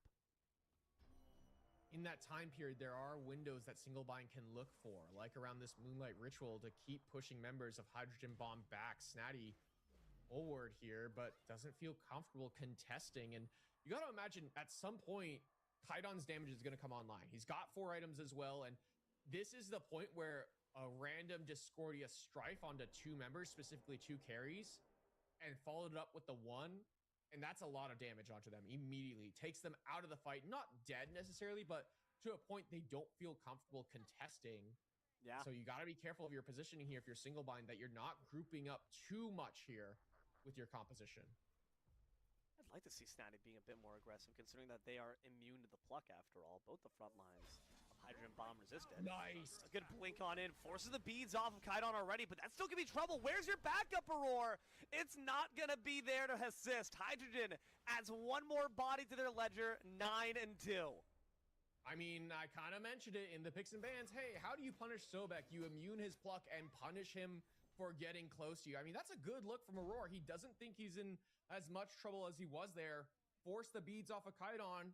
And Sunprod just drops the wall and says, you're doing what to my mid laner? Simply perish. The damage comes through from Hydrogen, and the Sobek does end up falling here. And that allows Hydrogen Bomb to now spend more time just sending their Jingwei to the left-hand side and keep scaling her up. She's only getting stronger. 92 stacks right now. She could honestly probably walk down the left-hand side and solo Doug again if Hydrogen wants to. But now that Doug has Blink, it might be a little more difficult to all in, but still is just so much stronger right now over this Newt. Gotta just communicate. Single Bind. They are a composition that requires a lot of moving pieces to lock into synchronization. That Sobek, that pluck, it's gotta come with someone else to follow up. This Pyromancer, this pluck, it's gotta come with enough pluckiness to commit to the bit. Front line of Hydrogen Bombs here. Thor ready through the wall, but it's Merlin who's going to be there to contest the flicker away. Donut Doug does secure it for Single Bind, but now it's going to be Aurora who escapes a blink away from Donut Doug. They want no part of this fight, having seen their Sobek already get poked out, and that means Single Bind are able to escape scot-free. Pyromancer in pocket. Hydrogen Bomb should rip fire right now. Maybe they just don't feel comfortable. It's just a Pyromancer is probably what they're saying, but with Aurora that low, you just bait another fight. You still have all your ultimates. You got to imagine at some point, you got to feel comfortable taking a full 5-on-5 with an advantage and pulling an objective. And now you've sent Hydrogen to left. Single Bind are pulling fire. Rapid Reincarnation gets them back into the action a bit quicker than your average carry, but it's still awfully scary. Sunprod has ultimate. Do they decide to use it now or wait for the later stages of the fight? Double tap through the wall, but they don't commit to the TP. FG not being committed to either. Single Bind begin to retreat. Donut Doug is after low. Has to instead ult away, but when they land, they find themselves in the midst of the maw of the serpent. Snatty gets the kill. Baby Gup forces off the Awheelix. There's no way for you to escape unless you use those beads, which Lair opts to do. Roar's in trouble. In hot pursuit is Hydrogen, but they'll decide to be reined on in. Solid 2 kills here from the bomb, despite Single Bind initiating. See, they're hunting here onto the Jingwei, but the Cripple Field does force the ult from Aurora. Fire Giant still not even being looked at here by Hydrogen Bomb. They're just taking it easy. They send their Jingwei to the left-hand side. Maybe for Gold Fury? No, they just don't feel comfortable pulling the objective, Hilo? I'm surprised. I'm surprised by this hesitance from Hydrogen Bomb. They are the first seed. They got to act like it. They got to throw their weight around a little bit more. Jingwei may be stepping up to this Ancient Fury instead. Now that I like. Yeah, I mean, you are only getting stronger, right? And that fight right there is evidence of the case that Hydrogen is just continuing to scale. This Gold Fury will make it easier for Hydrogen to deal more damage as the game goes on. But I don't know. I feel like that was not free necessarily, but definitely something that could have gone your way a lot easier. Now you got a back to base. Snatty's losing a ton of health. Fire Giant was briefly looked at there by single bind, but they'll back off, realizing they don't have as clear cut of an advantage as they think they do. And we're back to our Fire Giant dance while Hydrogen's in the left-hand side pushing the waves. That's a dance that Hydrogen Bomb are okay with taking. This is a bomb that only is going to keep on ticking down with that timer. And single bind need to cut the green wire. But they're all green wires. And let me tell you, Baby Gup on this RDO pick in that last fight really proved to us why this pick is actually pretty gosh darn useful. Forcing out the beads from the layers with just walking them down alone. It was a great spirit bear as well to root them, keep them inside the field. I thought that layers were going to be able to outrun them. Can't outrun a charging bear or a bear lady. Yeah, now that you've got a couple of tankier options here in terms of your items, it's a lot harder to kill this RDO all of a sudden. Don't think that she can be the prime target. You got to imagine that Jingwei has to be the target here for single bind. You have to use important cooldowns, but how do you get to this Jingwei here is going to be my question. You have to try and pull the beads earlier on, whether it's from Akami, layers, but again, there's a lot of committal CC on the side of single bind that it's going to be difficult to pull the beads and then the ultimate off of Hydrogen and put them in an unsafe spot. Pyromancer, sitting at about 1/3 of its health pool. Snatty is present, and it's let go. Snatty skips past the objective and looks instead for Aurora. Again, these plucks have got to be on the mark, and they've got to be with someone there behind you. Aurora, there's no one there to back you up, buddy. Your hubris will be your undoing. Forced to ult away. Danger now for the Sobek. That means Layers has got to pit-pat on out as well. See the difference there in positioning of these frontliners. Aurora, it's very committal CC as a new ultimate lands here, but no real dissuasion from that Pyromancer. Hydrogen gets it now. Snatty hunting for a knock-up here. That's A-okay. Sobek's not going to be present for some time. Hydrogen Bomb have the man advantage, but Sunprod is too hesitant to let the ripcord go. And I think that's a bit too much respect. Single Bind are a fantastic team, but gosh darn it, you're the bomb. And we'll get the bomb here in a moment. They got it. I got you, don't worry. So does Hydrogen Bomb. But now, yeah, to me, it's like at some point, pull an objective, the big one, get the Fire Giant. But still, just waiting and waiting. At this rate, we might reach EFG territory. And actually, two members here on their own. But no, I thought maybe Sunprod, maybe Hydrogen as well was going to rotate here, just find these picks instead. They send Hydrogen back to the mid lane just to keep farming. And I think the Layers isn't out of the conversation now, but now it really is a battle between Moswell on the Merlin and Hydrogen on the Jingwei. Moswell has got the build nearly online. Still needs to finish up one more item. Got to imagine it's something like a Rada Tahuti here. Meanwhile, Hydrogen has had the build completed for a hot second now. That starter item upgraded here. It just allows him to get just a little bit more gold than everyone else on the map. And so he's got 6 items. He's had it for a while. He's probably working towards a 3K pot. He's also got the Abyssal Blink, too. Unmitigated amounts of aggression, as well as safety. There's one more get-out-of-jail-free card they can utilize.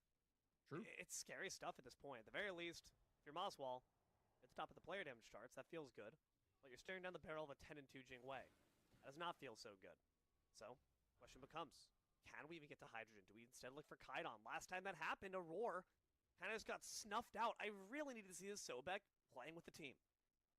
Yeah, I do too. I think Aurora needs to kind of take a bit of a chill pill here. And look, I appreciate that Aurora is going for these plays because if they go their way, they're huge, right? They're game-changing plays. They're just not going his way. And now Single Bind grouped on the left-hand side. Fire Giant is being pulled, and Hydrogen has good damage to rip this. Has no ordinary Fire Giant, though. That's an EFG in the game, so it's going to take a lot longer for them to whittle down. Hydrogen Bomb, though, successfully guarded the attention of the Newt, who now drops down the Skyfall. Hydrogen tiptoes out of it. And now it's going to be Aurora on the front lines, forced to charge prey away. Worth noting as well. Hold on, is that a Thor ultimate I just heard? I believe so. Anvil of Dawn. Hammer. Oh, no, okay. That scared the crap out of me. Well, we're good then in that respect. All 5 diamonds filled up for Hydrogen Bomb. I do want to throw one little shout out to a cheeky little item pick I see here for Baronary. That's the Ansile on top of this RDO, which with that life tap, that long rooting ability, can silence damn near everyone on Single Bind. Yeah, very long distance, long range ability they can use to silence out key members. Use it just there. Good root lands as well. It's a great form to stop people from dashing away from your slow to root, right? Like in that third ability. So I like that as an option. Just allows RDO to confirm that ability in that form of CC. Moonlight Ritual going the way of Hydrogen Bomb. Feels like they're all of a sudden a little bit more in the driver's seat of this game. Single Bind still trying to find an answer for this Jingwei. Right now, it feels like their answer has just been not fighting her, really. They've kind of just said, hey, let's just take a step back, wait till they pull the objective, and then we'll fight and hopefully kill them on it. It's the elephant in the room, begging to be addressed. Address me, says Hydrogen, and Single Bind say we are all good off that. 35 minutes, 14 to 15 in favor of Single Bind, but the gold lead, 4K, the way of Hydrogen Bomb. EFG's in the game, though, and 4K is definitely not going to be enough to give anyone a free pass at this big ol' OBJ. Lair's hovering this left-hand side of the jungle, though, looking for a long flank angle, maybe. Trying to find something, I gotta imagine. Can he solo Gold Fury, though, at this stage? Maybe not. I think he's just trying to keep finding relevant farm right now to make sure he's finishing up that build. Still need that important Titan's Bane online here for this Awilix, and has that Gilded Arrow upgraded as well. That's something we didn't even know. Awilix, as of late, have been going towards this Sharpshooter Arrow as their, or sorry, Gilded Arrow as their starter, then Sharpshooter Arrow in the upgraded version for their starter is just more bonus gold, adds to the basic attack power of Awilix in the early game as well as the late game, a little bit crit flavored in as well. And Lair's in a good spot, looking to just finish out that 6th item, and that might be what Single Bind as a whole are doing, because you look at their builds, they're just starting to round out their 6 items here, especially their mid laner. Moswell's got that Beads active item ready to go to help out the team. I just find it so interesting that the junglers have been, I feel like, the least active members of both of their teams. Look at them, bottom of the player names charts. You have this blink from Lairs, and I do fear we kind of saw the case where it hasn't been used too much. Sunprod has really been very hesitant to use these ultimates. But Hydrogen has got to be what you look out for as they wrap around the backside. Look out. Mosswall could be in trouble. The battle of the ages, the duel of the fates as the two backlines take a glimpse at each other, but Hydrogen says, no, not today. Save that for the direct-to-TV special. Only catch that one at your house on a Netflix special. We'll see as we get all of Hydrogen Bomb gathered once back up into the fountain. Single Bind, for their credit, still do not want the fight. I think this is smart. They realize Single Bind that they have to try and find some pick, some small win to get themselves a bigger win. And right now, it's just not going their way. So they're saying, okay, let's spread the map, find some farm, take it easy, not really force anything crazy. Just let the game come to us. Eventually, we'll get there. We're 37 minutes in. We haven't seen a whole lot of action as of late. And both teams are just happy to kind of sit on their hands for now. One small mistake, and the game's just over for either of these two teams. We're that late in the game. Everyone's nearing their 6 items completed. Book, I know you were joking when you said 200 Devo stacks, but we're starting to get pretty close. We're starting to get relatively close. Mosswall obviously can continue to scale as well. 3K pots are still on the line, and I don't think they have their build quite yet completed, but Hydrogen is the Hydrogen Bomb. They have become death, destroyer of worlds. What can you do when a Jingwei's charging you down? I'm truly afraid of the instance where they do decide to fully commit to a fight. As long as Sunprod is there alongside them, I need to see this Thor getting active when the Jingwei dives in too. Yeah, I agree. I think it has to be a full send dive angle here when Hydrogen says, guys, we're going in. And that has to be the go timer. It doesn't matter if you're getting one shot yourself, as long as Hydrogen is the one going in and dealing the damage, one-shotting the carries on the other side. You just have to be there alongside to support him. Be the body in the way. That's all Snatty has to do. That's all the likes of Sunprod has to do, is be there alongside your carry. Snatty, lurking in the wings, but nothing too much to be looked at, save for those big OBJs. Hydrogen Bomb are the ones with prio over the pit. Yala Flare will call them out. Aurora, once again, where are you, buddy? Why are you by yourself? Shield of Rebuke forced out. Hydrogen, luckily, not going to be able to find the last crit arrows to get the kill, but we're not pulling. No, why would we do that? No advantage, no nothing. Okay, we're just gonna do that again. Yep, we're just gonna do that again. We got Aurora's 200 stacks. we're getting there. 114 right now for Hydrogen. And Fire Giant being pulled here. But two members of Single Bind on left. That is not good. You need Ramakami. You need Lairs. But instead, they're all opting to stay in the wings. Single Bind have got to rely on this Newt to try to get the damage carried on instead. It's going to be Sobek on the front lines, poked out. Single Bind no longer even focused on the FG, nor is the bomb. They're looking for the fight, but Lairs on the sidelines. Still not present just yet. Sunprod's already backed on out, which means the man advantage is a great blink, but the bees early ensure Kaidon stays alive. The erratic movement as well. So once again, we return to a stalemate. Somehow, no one is dead. No, but all the while, Bayonary is keeping this leashed, and Aurora very low, had to back to base. Jingwei already here. It's getting lower and lower, and Kaidon has no beads. This is where Hydrogen Bomb's mobility really shines through. Sunprod can get back to a fight in a moment's notice. They're out. But instead, Hydrogen Bomb don't want to play with fire. They decide to just wait for a better opportunity to come. Wow. Okay. I get it. 40 minutes. We're just continuing to scale for the Jingwei at the very least. Gotta make sure she's getting those last hits, though, Snatty. Don't be taking those from your ADC. Like, what are you doing, man? You let him get that farm. Left-hand side, though, Ramakami and Lairs are there, splitting again, and Hydrogen actually on his own. If they spot this out.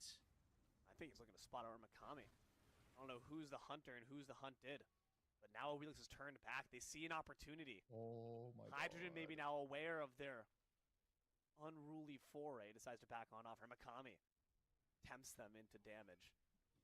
Some bait that they will not rise to. Ramakami is able to take down this tier 2 on the left side. But that means that Hydrogen can rejoin the rest of the squad in the mid. Pyromancer up next. Hydrogen Bomb probably not going to have any problem taking that one down. But again, it's not the whole enchilada. It's not the EFG. Snotty is the one that's going to go back to base and defend the left-hand side. Respond to Ramakami. Lairs going to take a reset potentially. No, sticks around. They lose the tier 2 on the left-hand side. That Phoenix is now exposed. 3 bombs. Single bind. One fight, and they can run down the left-hand side. Yeah, 3 bombs going the way of Hydrogen Bomb. You got to imagine, with those 3 bombs, with the damage from the Jingwei, you got to feel comfortable. 119 stacks. There's 3 people on this left-hand side from Single Bind, and it's been spotted out now, and now Hydrogen Bomb will rip this Fire Giant. We'll see as they now finally begin to burn. A great Skyfall, though. Hits 3. It's a lot of significant damage, though. Aurora's in trouble. Manages to outpace the wall with the dash. A lucky break for the Sobek, and that means Hydrogen Bomb have to reset again. We're going back to it again, D'Lo. Just continuing to farm it out.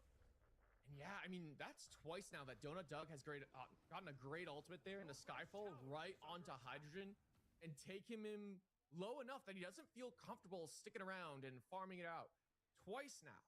And that is an important deal, I feel like, for Single Bind. They're trying to find an avenue, and if you look at those 2 plays, you're like, oh, Hydrogen's just going to stand in my Skyfall ultimate. I'll make him the target every single time, but again, the damage is just getting too much here.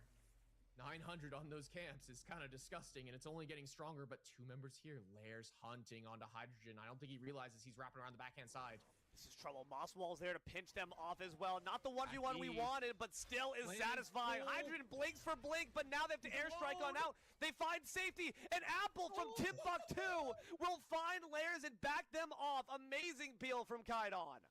But that should be it. Single Bind should feel comfortable as soon as their ults come back up to pull the Fire Giant. Instead, for now, they're pulling the Gold Fury, but they don't even feel comfortable sticking to that. They back up. I think that's fine. I don't mind that call there. Ramakami's still splitting on the left-hand side. Is going to keep pushing here, pulling Snatty away. And Single Bind, that's beads down on Hydrogen, ult down as well, blink down.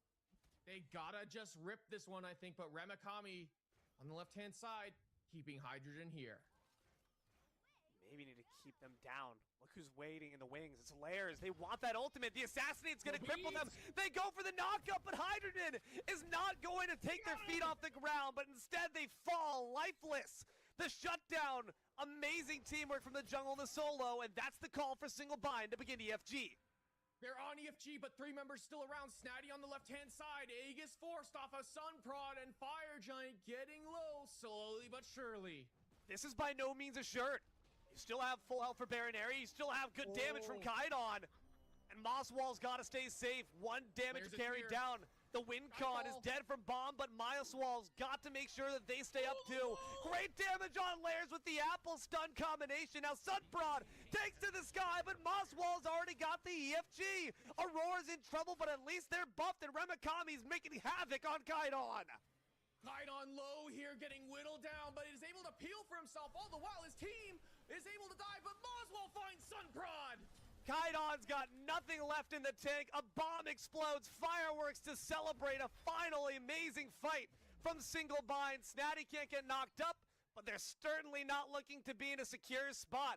Only the front line remains for Hydrogen Bomb, and finally this balloon of tension is burst.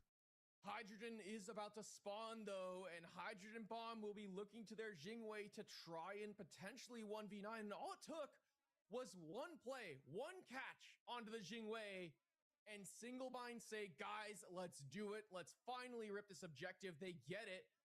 A huge play from Sunprod, by the way, to pick off Layers, who was diving their mid laner. What a wall in that moment, followed up by the golden apple from Kaidon. As we do have a brief pause here, hopefully we'll get back into the game soon. As Single Bind, they just need 1 more kill here. And I think they may just run it down and try and end the game.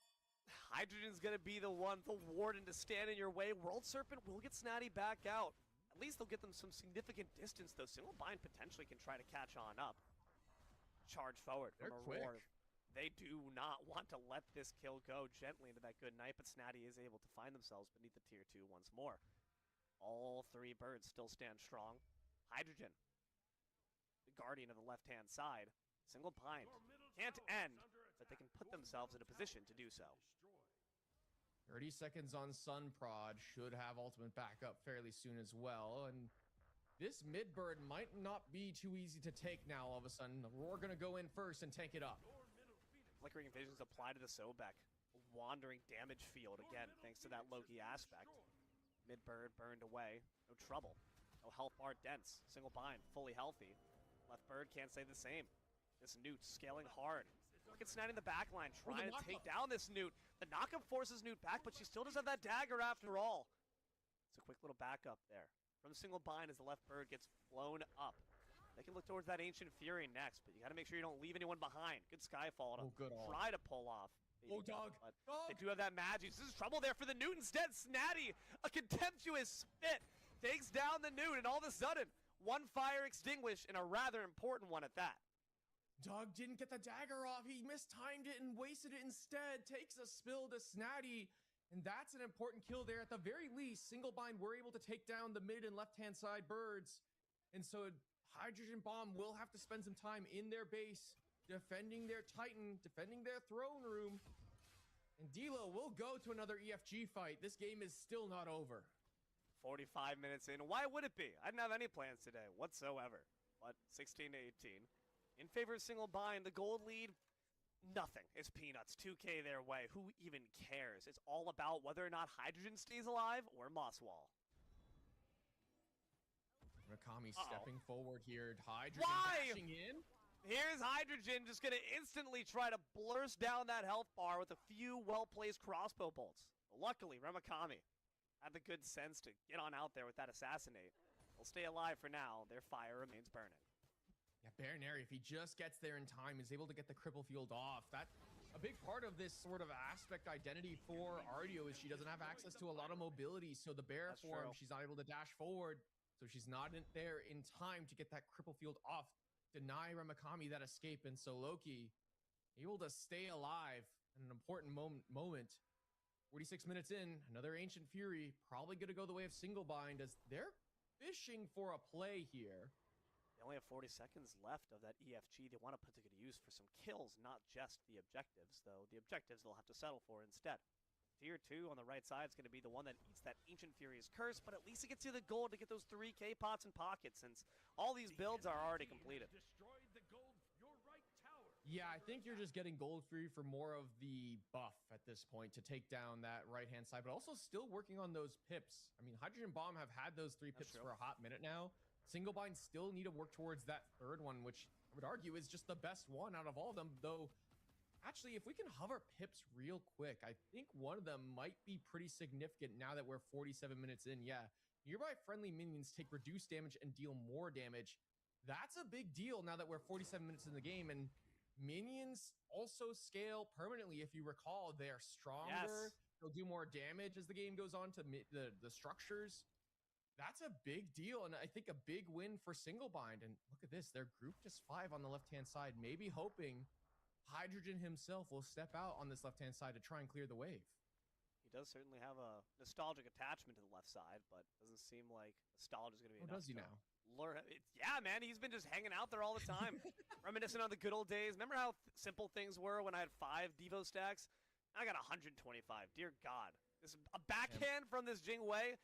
That hurts. Yeah, but then remember that time where he went back to the left-hand side, and then there were 2 goons just kind of waiting for him and just erased him. And then the rest of the goons went and got Fire Giant, and then it was just a toughie after that. Yeah. Maybe not so much of the good old days here on the left-hand side for Hydrogen anymore. Fair point.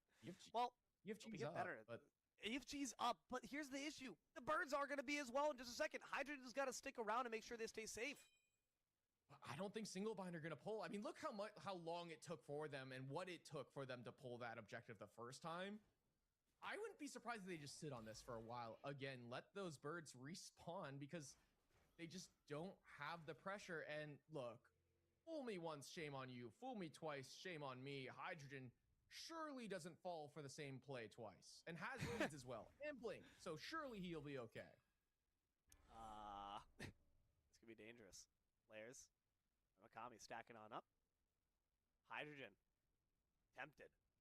But maybe it's actually all a bait. Look at Hydrogen Bomb slowly ambling to that left side as well. Snatty is a big enough presence to maybe earn the eyes of Single Bind for them to say, oh yeah, Hydrogen Bomb, they're near the FG pit. No such luck. Sunprod catches off Sobek with an amazing wall, forces off Lurking Waters, but no more. Sobek safe.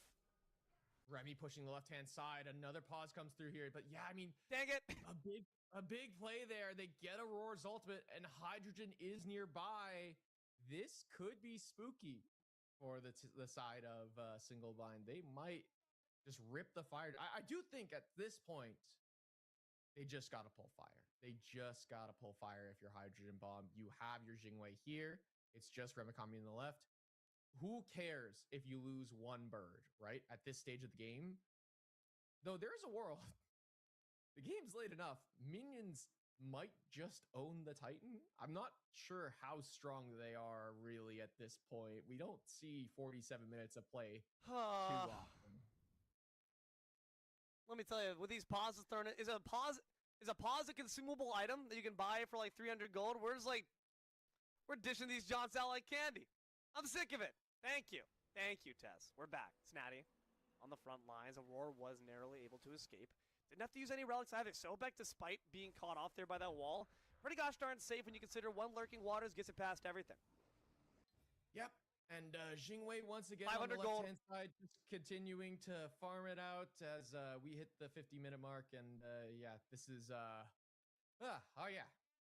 I mean, look, I'm still just a little bit flabbergasted why Hydrogen Bomb are so intent on not pulling this now that they have that ultimate being down. I understand, look, it's this late in the game, 1 small mistake, but you just got to trust yourself. You got to trust that you're going to hit the right buttons at the right time.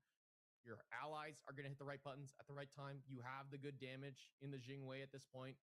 You are still scaling on the Jingwei, sure, but at what point, man? At what point? I would like to see someone die. Like, this taking a long time. Yeah, it's taking a whip. It's taking a bit, man. These games have been slow-paced, and it's because these 2 teams are very much of respecting of each other. And it makes sense, given their seedings as well. They are top. They understand the stakes. $5,000, the bragging rights you mentioned, and you want to start off on the right foot. A lot of these amazing picks that they're putting up. This is Hydrogen's Jingwei. They are no longer going to be able to play this. It's vaulted after this. That is the Oweelix as well.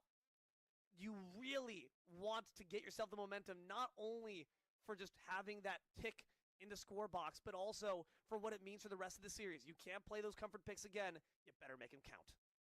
Yeah, I mean, we talk a little bit about the science of the series a little bit and how important game one is, specifically with vault bans, and how important it is that you win game one, because that is probably going to be your best draft in the series. Yes. Because you can really prioritize some of the better characters in terms of meta and in terms of what's going on and, you know, and how successful you can be with your best picks and whatnot. We're going to have to wait to find out how it ends up shaking out with this game. But nonetheless, what we can at the very least say is it's anyone's. One solid engagement from Hydrogen is all they need. And you know what? It's been interesting. Hydrogen has been taking various angles at this. Do you want to see Hydrogen on the front lines? Do you want to see them on these winding flanks? Where do you like a Jingwei in the heat of battle?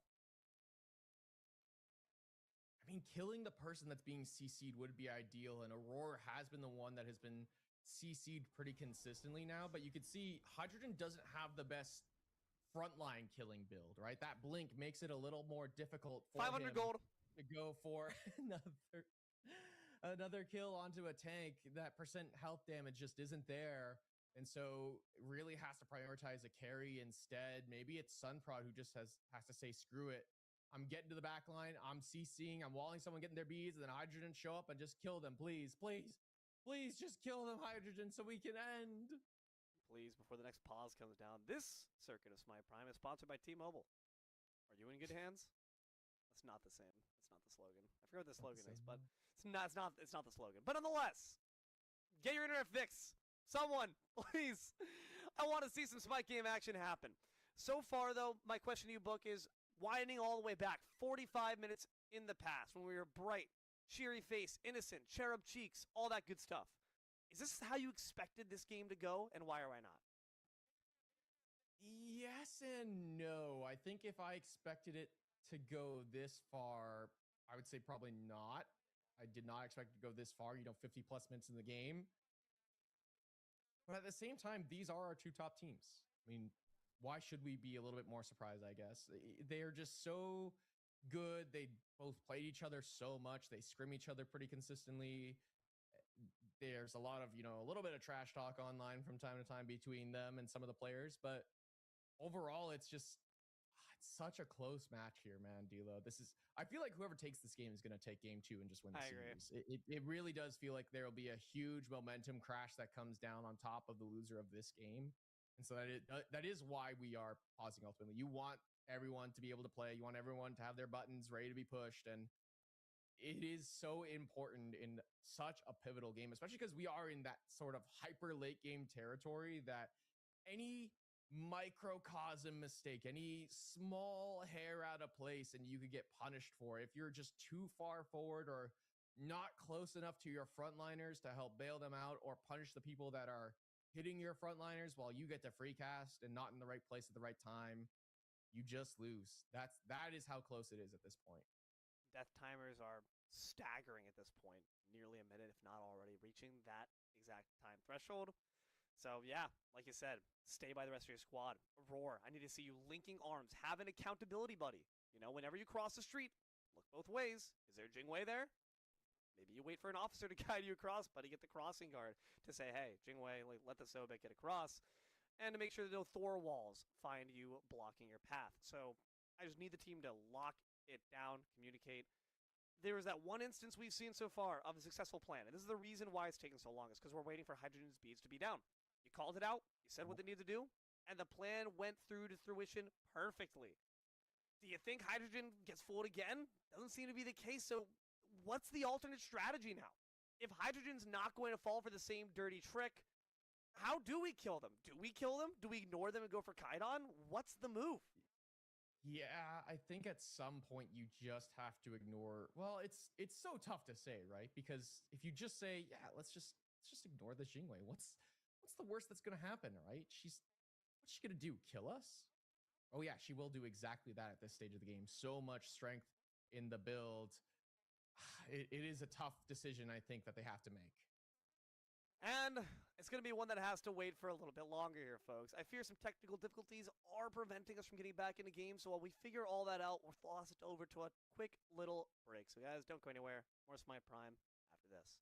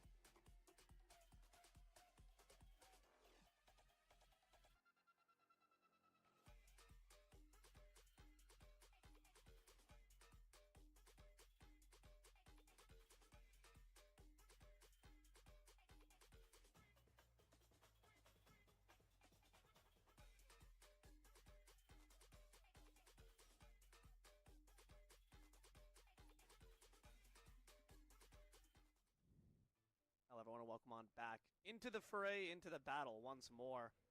4 members on each side now remain. You might see that the supports are choosing to remain inside the fountain. That is because, due to the technical difficulties, we did see that the Baronary's RDO was causing some breakage of the game. So, respectfully, to keep things all even, Aurora's out of it as well. It's Book, it's D'Lo. Finally, we're back. We're back in it. We're back in it. And Hydrogen is grouping around this Fire Giant immediately, ready to go. And I wouldn't be surprised if we just see them look to pull the objective sooner rather than later. Again, the Jingwei is only getting stronger as the game goes on. Might be more difficult for the likes of Hydrogen Bomb if Single Bind are allowed to split the map like they have been previously. But with this Moonlight Ritual also up, does mean Single Bind likely going to have to back off for now. Doesn't respawn just yet. Maybe they'll look to group once it is up. More blood stacks for the blood stack god. 29 being built up here, 52 minutes into the game. And look at that. Standing in the front lines, trying to catch out someone. They will. It's the Awheelix. Forced out the bees. Awheelix now having to flee for the hills. Thanks to that wind sprite, she will succeed in doing so. The Hydrogen looking very merry, is certainly probably frustrated they weren't able to get that kill. That could have been everything. That was just about everything. Blink now down for the Jingwei. Ultimate as well. Big safety tool off of the Jingwei. Remikami looking to step forward here. So is Moswell. That's twice now Snidey's been able to get a good knock up there. Gotta be careful of this Jormungandr's positioning here, of where he is on the map. One of the only, kind of engaged tools now for the side of Hydrogen Bomb outside of Sunprod. Another bomb going the way of Hydrogen Bomb as well. I mean, yeah, you speak of the engaged tools what's left in this new context with the 4v4. I feel like without a roar, you were talking about in the green room with me. True. Single Bind have a lot less to rely on. Anvil of Dawn, as well as that Submerge from Snatty, are 2 pretty easy flow charts to create, but Sunprod's got to be careful. Layers on the move. Manages to backstep off of that Tectonic Rift. Stays safe from the stun. But Hydrogen Bomb, you can't be on ones. You got to roll with the posse. Hydrogen on the left-hand side. Maybe that's the go button. Probably not. We can see both teams just kind of looking to position around the Gold Fury now, because we've been dancing around Fire Giant for so long that why not look to another objective? Why not try and make a play somewhere else? Snatty on his own has ultimate, but should be okay. What's wrong, D'Lo? I'm sick of it. I'm sick of it, Book. I want to see someone die, and I want to see him die now. But without those tanks to eat up all the damage being dispelled by that EFG, it makes sense why the Ancient Fury is the new play. Less manpower, less people to shoulder the burden. Yeah, and usually it's the solo laners that want to play zonage, so a carry would have to properly tank up that objective, and that's going to feel really bad for the side of Single Bind. At the very least, Hydrogen has some lifesteal, and they're using these minions now to push down. I think he was spotted on a ward, if I'm not mistaken, from Hydrogen Bomb, but he's still nowhere close. Knowing is half the battle. The real battle is arriving at this mid-lane Phoenix. Hydrogen Bomb stepping up from Akami. Yai. Taking a step to the side. All that positioning, and for what? Nothing. I hate it here. They got the mid-tier 2. They'll open up the base a little bit more, and so now they can get this Ancient Fury and have access to the mid and right-hand side. That'll be weakened here. Yeah, I wouldn't be surprised if either team really goes for this next Fire Giant at all. I wouldn't be surprised if this is what we see. The map play around these towers, the standing gold available for both these two teams. And check it out. Hydrogen has sold the Blink and gone for the Hydras. He wants the all-in. He wants the one-shot potential. I like that. I've been feeling like, honestly, when Aurora was getting caught out, that this Jingwei wasn't doing the easiest job of shredding. Of course, that is the Sobek, and now the Sobek's not even here. Anyone on the receiving end of those splash bolts, they are done. You're going to have to pick them up with a dustpan. But it does make the gap close a lot harder for Hydrogen to land those auto attacks onto a key target. You're going to have to go to them either with a dash or maybe the ulti to try and land a key auto attack to one-shot someone. So that does put Hydrogen in a pretty tough spot. This Jingwei just got a whole lot more vulnerable. The damage of Lairs and Remikami, Moswell as well. As Lairs and Remikami back on the left-hand side. Pyromancer spawning in 1 second. And no answer just yet. Easy burn. For Hydrogen Bomb. One of those bombs in the pocket of the RDO means it cannot be used. Now a 3K pot being popped here for Hydrogen as well. Actually, no, that's one in reserve instead. You can tell they're not even looking for the OBJ. They just want the kills, but single bind's not going to give it easily. There's fishing in the enemy jungle here, but Hydrogen Bomb grouping on the right-hand side might look to force this weakened Phoenix here. They've got good damage, 144 Devo stacks for Hydrogen. Snatty forward, but again, there's no damage to punish him just yet. 2 Yala flares call out the positioning of the enemy team, but do you know that Layers is there as well? Aegis forced out early, a solid victory for single bind. They're going to back off with that in tow. And no ults really committed in that moment as well, so lovely moment for single bind, but you can see they're grouping here on the right-hand side. They really want this Phoenix. They really want to get something to their name. They're just taking their time. They don't want to throw. Again, so much on the line here for this game one. Bomb drop, second bomb drop. Skyfall as well. Pulls back in the Jing Wei. Hydrogen is able to stay alive for now. A great route prevents the Loki from closing the distance. That assassinate surely would have followed. Snatty, head on a swivel. But look at Layers, maybe trying to pull off a nasty route of their retreat. No, instead, they pull it back. Phoenix is alive. Let's just be thankful for that. I was going to say, at the end of the day, that third bomb wasn't committed. Oh, no, it's on the hands of the RDO, so you can't commit the third bomb to get that Phoenix. And so, single bind happy with that trade. That's 2 important bombs that, you know, Hydrogen Bomb have slowly been building up over time to try and do a play exactly like that. Now it's wasted. You gotta wait again, D-Lo, for another round of 2 bombs. Dude. Before you can go for something like that again, I guess. I have 2 pizzas that are waiting to be put back in the oven. I took them out 8 minutes into cooking them. They're like 3 minutes away from a perfect cook. I hate every one of these players right now with all of my being. But man, it's going to be a really good set. And at the end of the day, as a competitive Smite enjoyer, I can't hate that. You just got to, you know, hate the player, not the game in this instance, D-Lo. It's a good game. I'm hungry! We've been here for a long time now. I mean, Remakami pushing the left-hand side. I feel like some of these players might be getting hungry as well. Maybe that's what happened. Oh, dash in! Kydon was looking for something to eat. Can't quite sink their teeth in. I'm not gonna lie, Kydon in this Discordia hasn't impressed as far as Moss Wall's legacy is left in comparison. You gotta hit those strifes. You gotta hit those roots and madnesses. And make sure to cause chaos with the apples as well. Remakami's on the front line. Once again, maybe he's waiting for Hydrogen to appear. And indeed they will.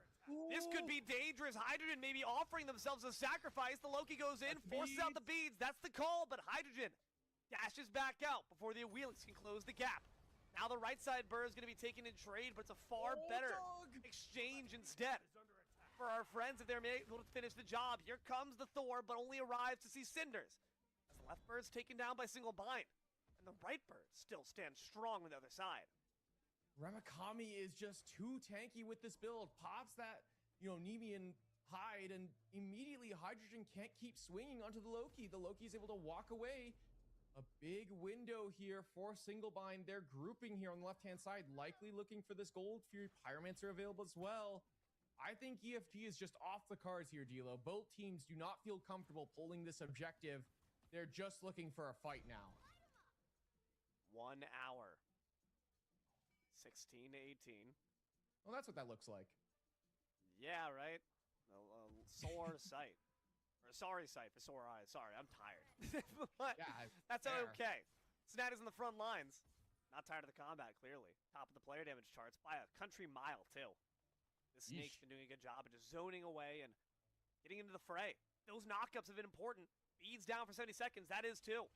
Hydrogen's got to stay careful. Stay with the team. Stay out of the clutches of Layers. Remakami flanking here. Layers nowhere close, though. Just looking to split the map. Good damage comes through. Remakami gets rooted, locked. But there's no damage off the double tap. That's no Layers Thor. That's Sunprod on it instead, and that's Remakami on his very tanky Loki. Look at that build, man. So many fizz prots stacked up. That guy's not dying anytime soon. We go again. Layers in the right-hand side jungle. Just continuing to keep farming. What for? One could only know. One could only imagine what Layers is now farming for. Probably just trying to take some buffs away. Keep farming up for some more wards as well. Moonlight Ritual has spawned. 20 seconds on those beads for the Jingwei. The Pyromancer, the target of single bind.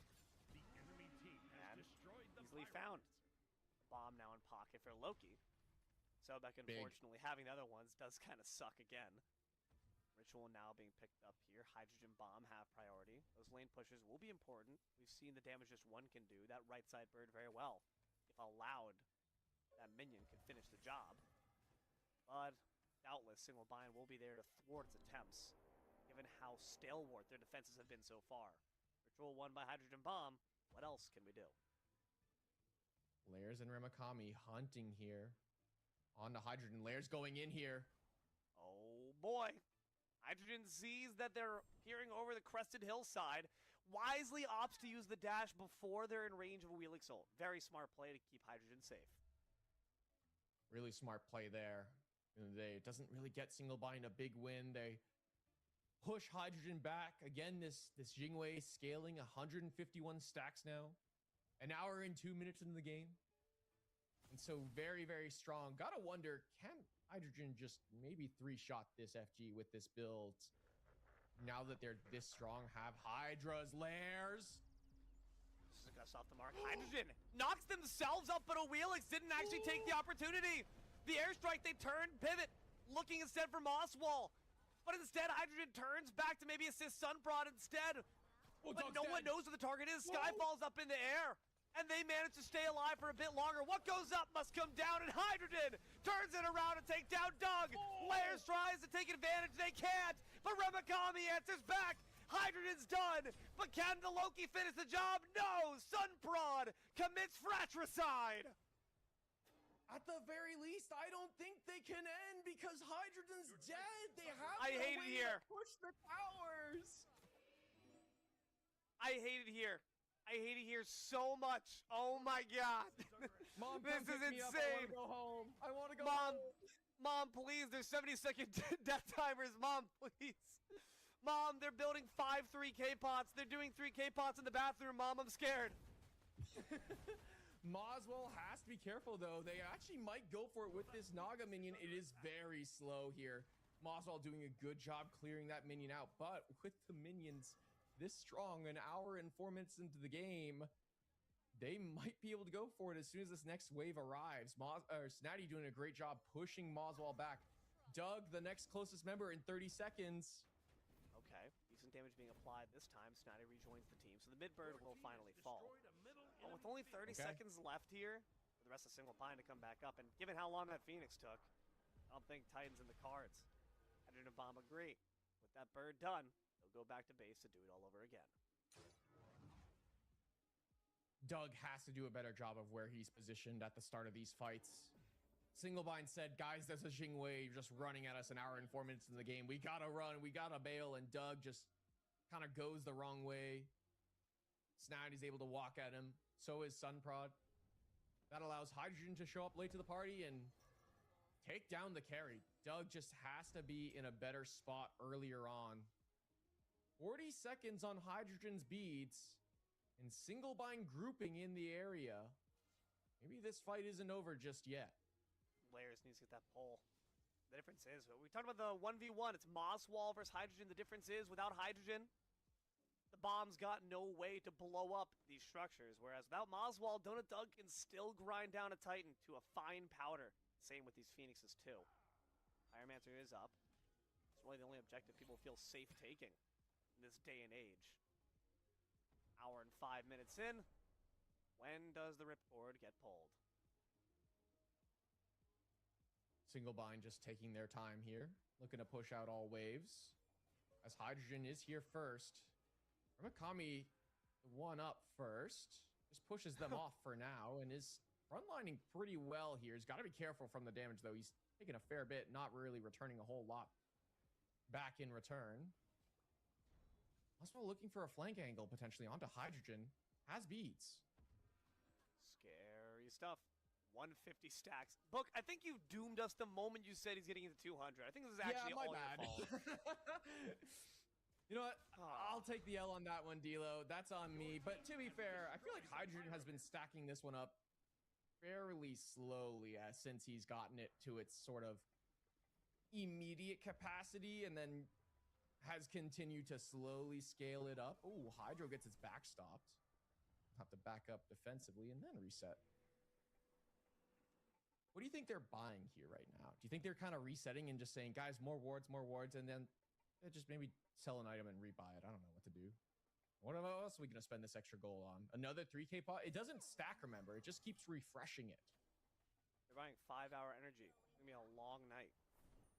Caffeine, adrenaline, just IV dripped in a Hydrogen's wings.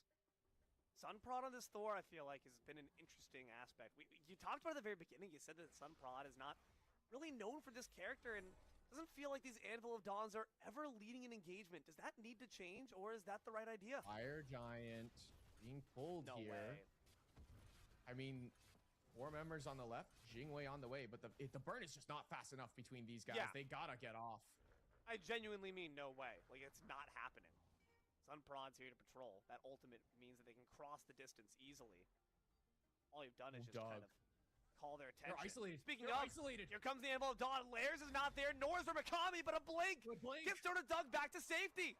Now the team's back together. Does not seem to matter. The arrows from Hydrogen absolutely demolished Donut Dug. Ramakami's got to try to answer back. They know that Hydrogen can do it all. But that's going to be all she wrote. Ramakami can't finish the job any longer. No Nemean. Nobody there to back you up. A great stun. You're done.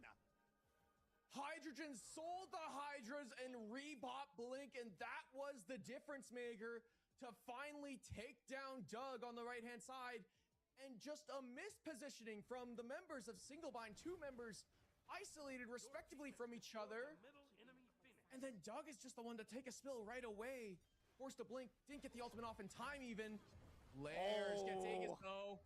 Great work there by Kaidon to absorb the entire kit of Lairs. Nothing more you could do, but just watch as the Titan gets taken down, but Mosswall still present. Maybe there is hope as long as they can get their hands on top of Hydrogen, but they're positioned far too back to ensure that that damage will stop anytime soon. The Titan finally taken down after an hour and 5 minutes. Game 1 goes the way of the bomb.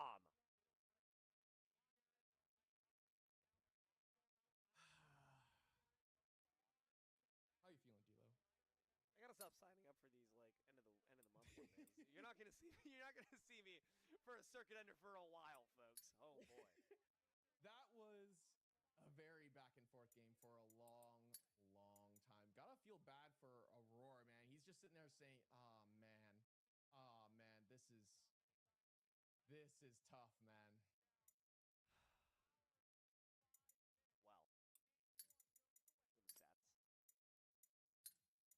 0-3 for Kaidon. I genuinely think that. I think 0-3 for Kaidon is emblematic of the issue here. I think maybe what we talked about before is. Well, actually, hold on. They won. I don't even remember who won or lost this game. Yeah.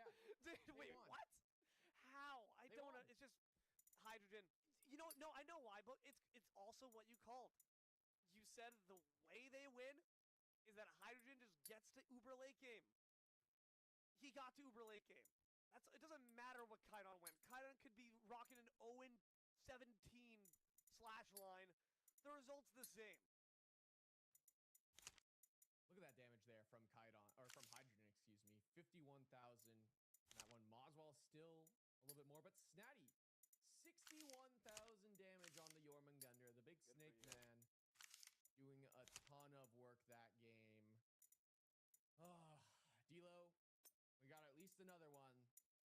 We can do it, man. I believe in us. I believe in the power of us, D'Lo. We can do it, man. We got this one. We'll see. We certainly will. I gotta refill my cup of water at the very least. My vocal cords are fried. My brain is too, but that's okay. It's why we're here, baby. June Circuit, $5,000 on the line after all. It's high stakes, high game timers. Will that be the same case next game around? I sure hope not. We'll find out after the break.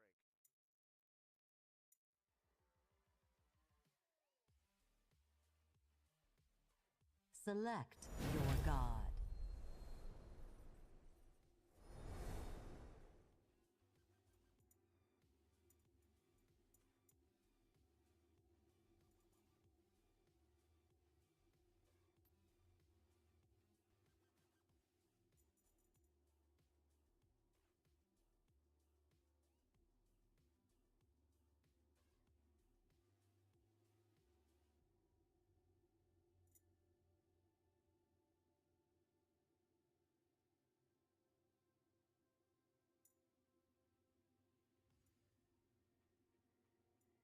Kukulkan.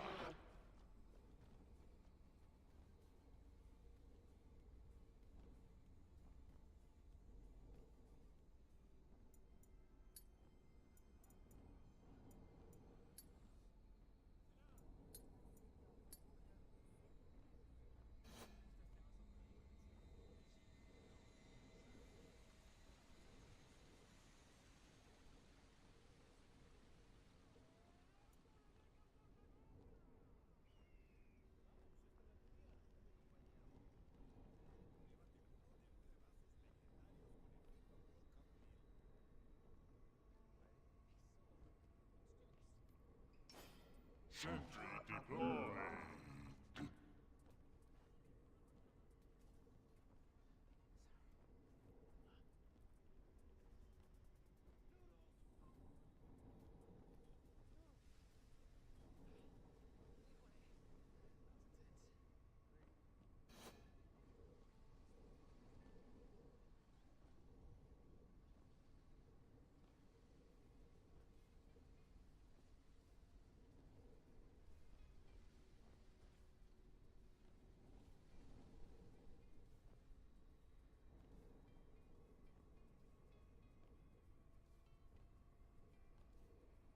Minions have spawned.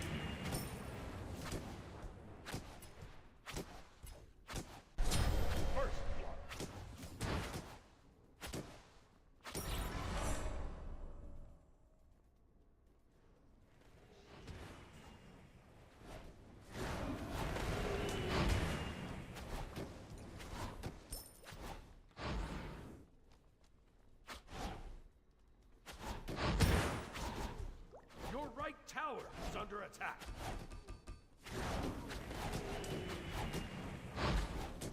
You have slain an enemy. Your left tower is under attack. Your right tower is under attack.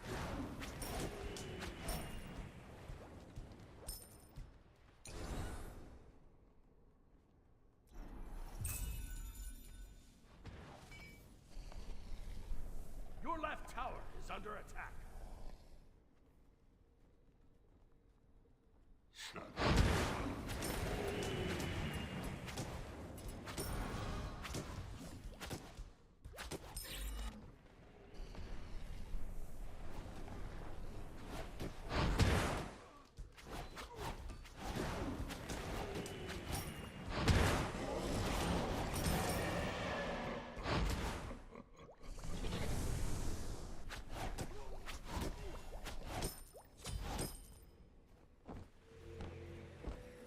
Your right tower is under attack.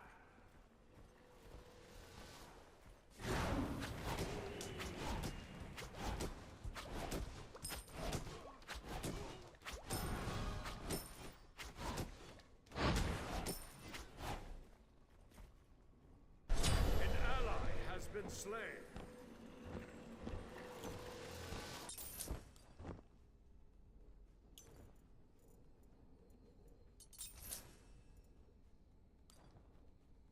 An ally has been slain. Your right tower is under attack.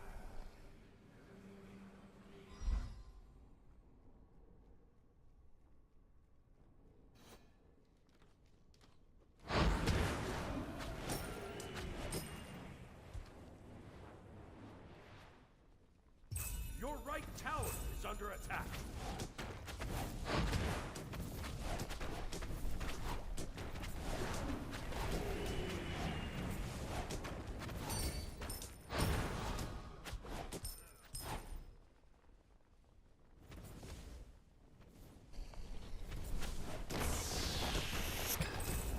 An enemy has been slain.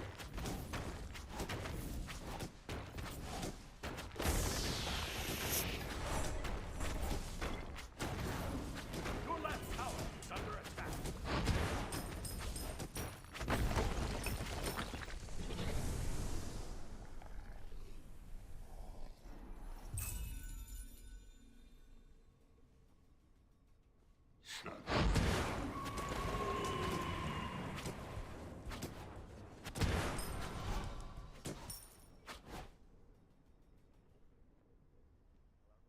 Welcome back to Smite Prime, where the pauses are.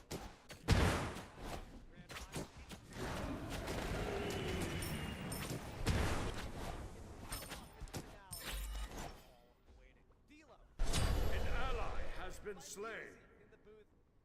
That's not Spirited Book. You're not Spirited Book. What'd you do with Spirited Book?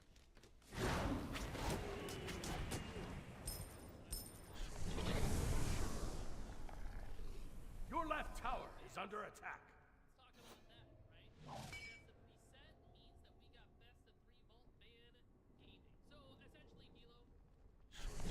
An enemy has been slain.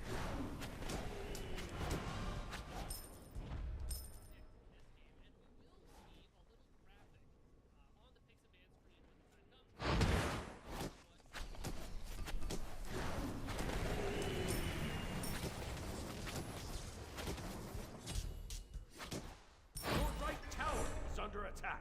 Big long letter to Hitman. I don't think Hampton's documents look like one paragraph. Like just done.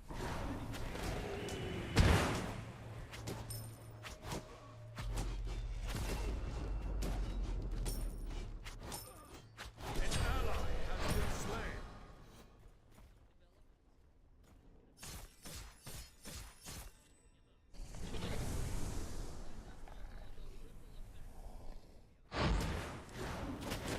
Your right tower is under attack.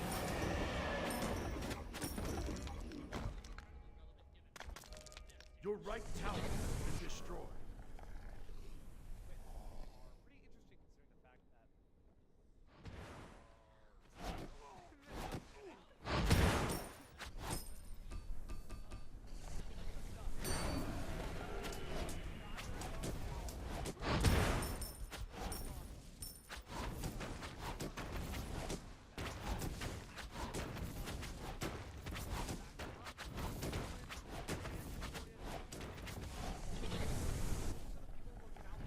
looking out for layers, Oswald, and hydrogen.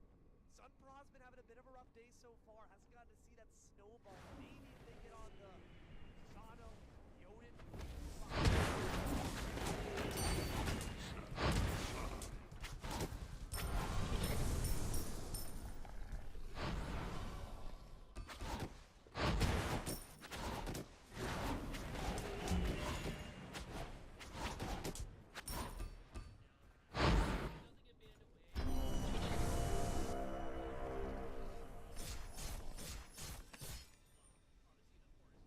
Maintain scouting. Your left tower is under attack.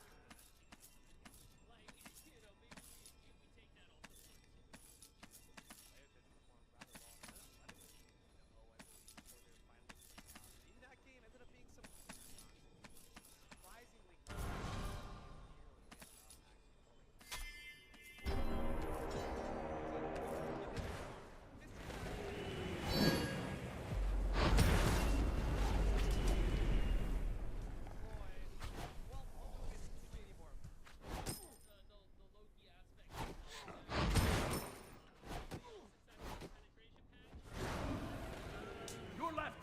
is under attack.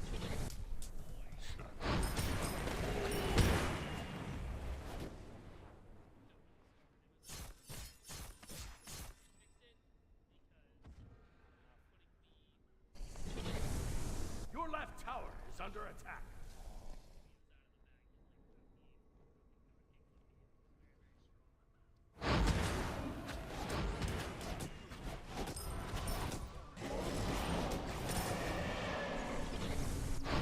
Your left tower is under attack.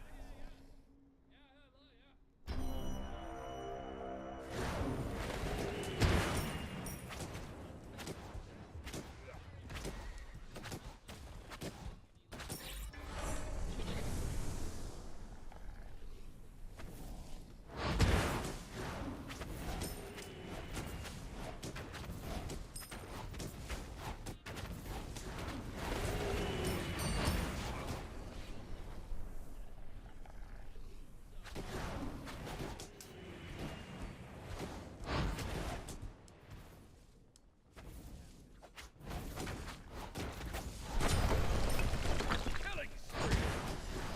Your team has destroyed a middle enemy tower.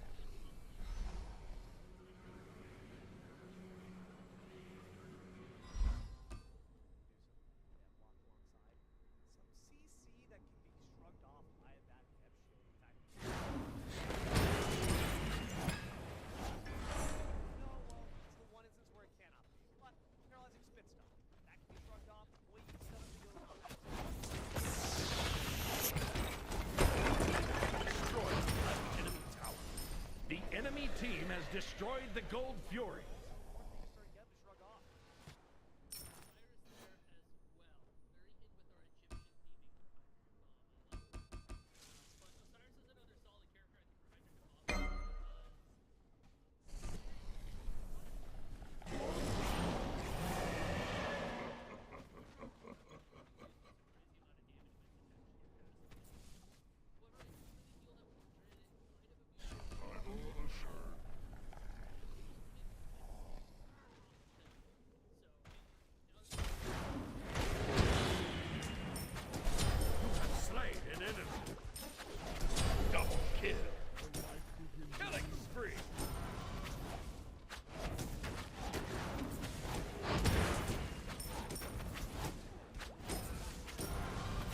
Your middle tower is under attack.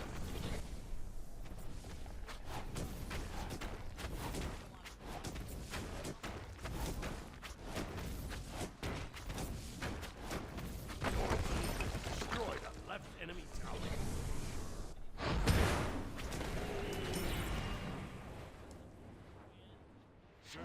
Your middle tower is under attack.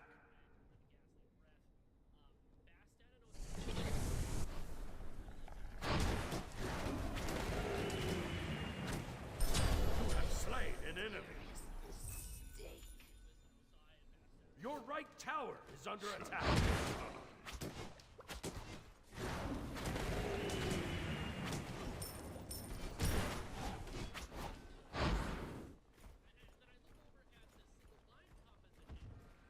Your right tower is under attack.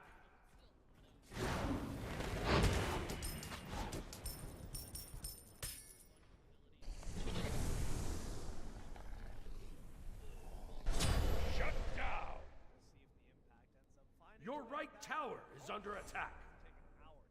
The Pyromancer has arrived.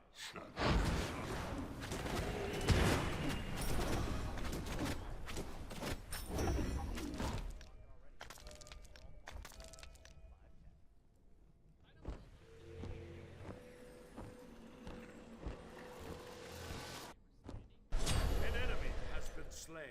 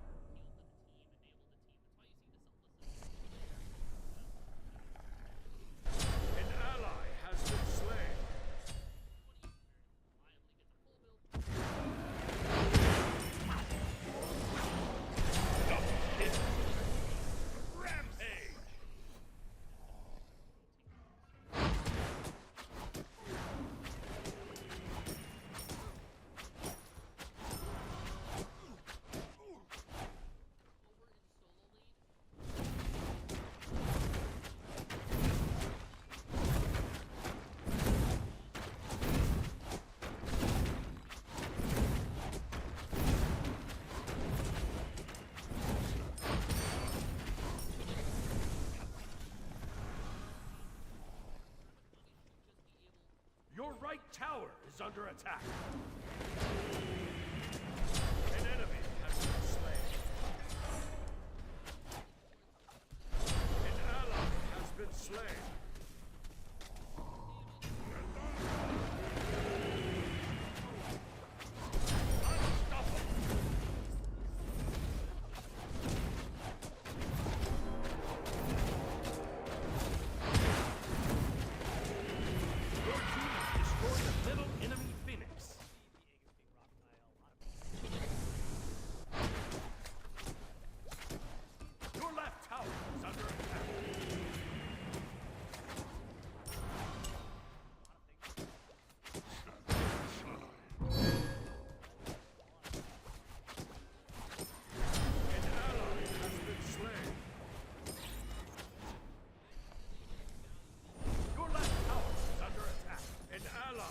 Been slain.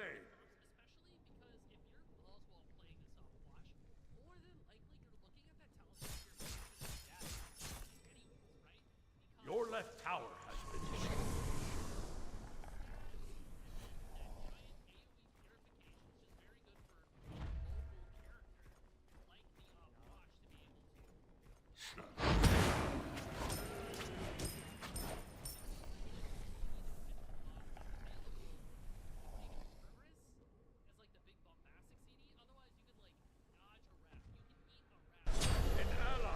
Been slain.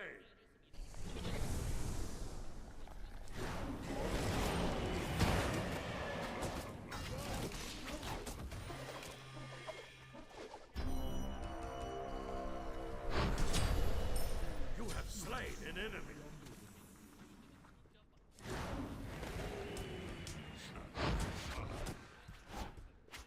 Double kill. Define.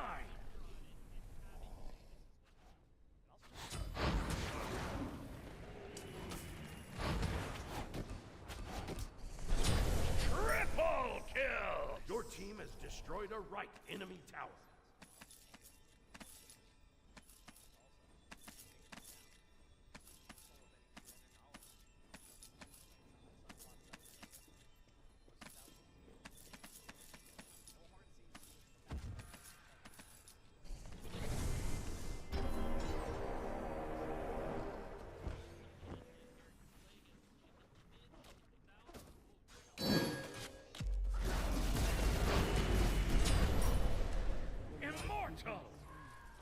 Your left Phoenix is under attack. Your team has destroyed a right enemy tower. Your left Phoenix is under attack.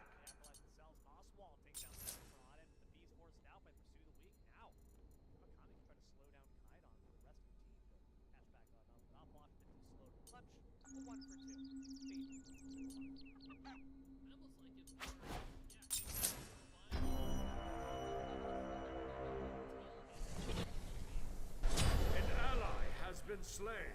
Your team has destroyed a right enemy Phoenix. Double kill.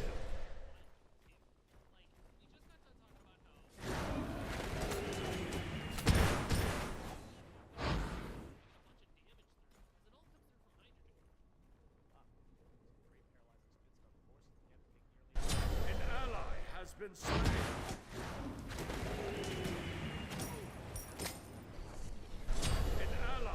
Been slain.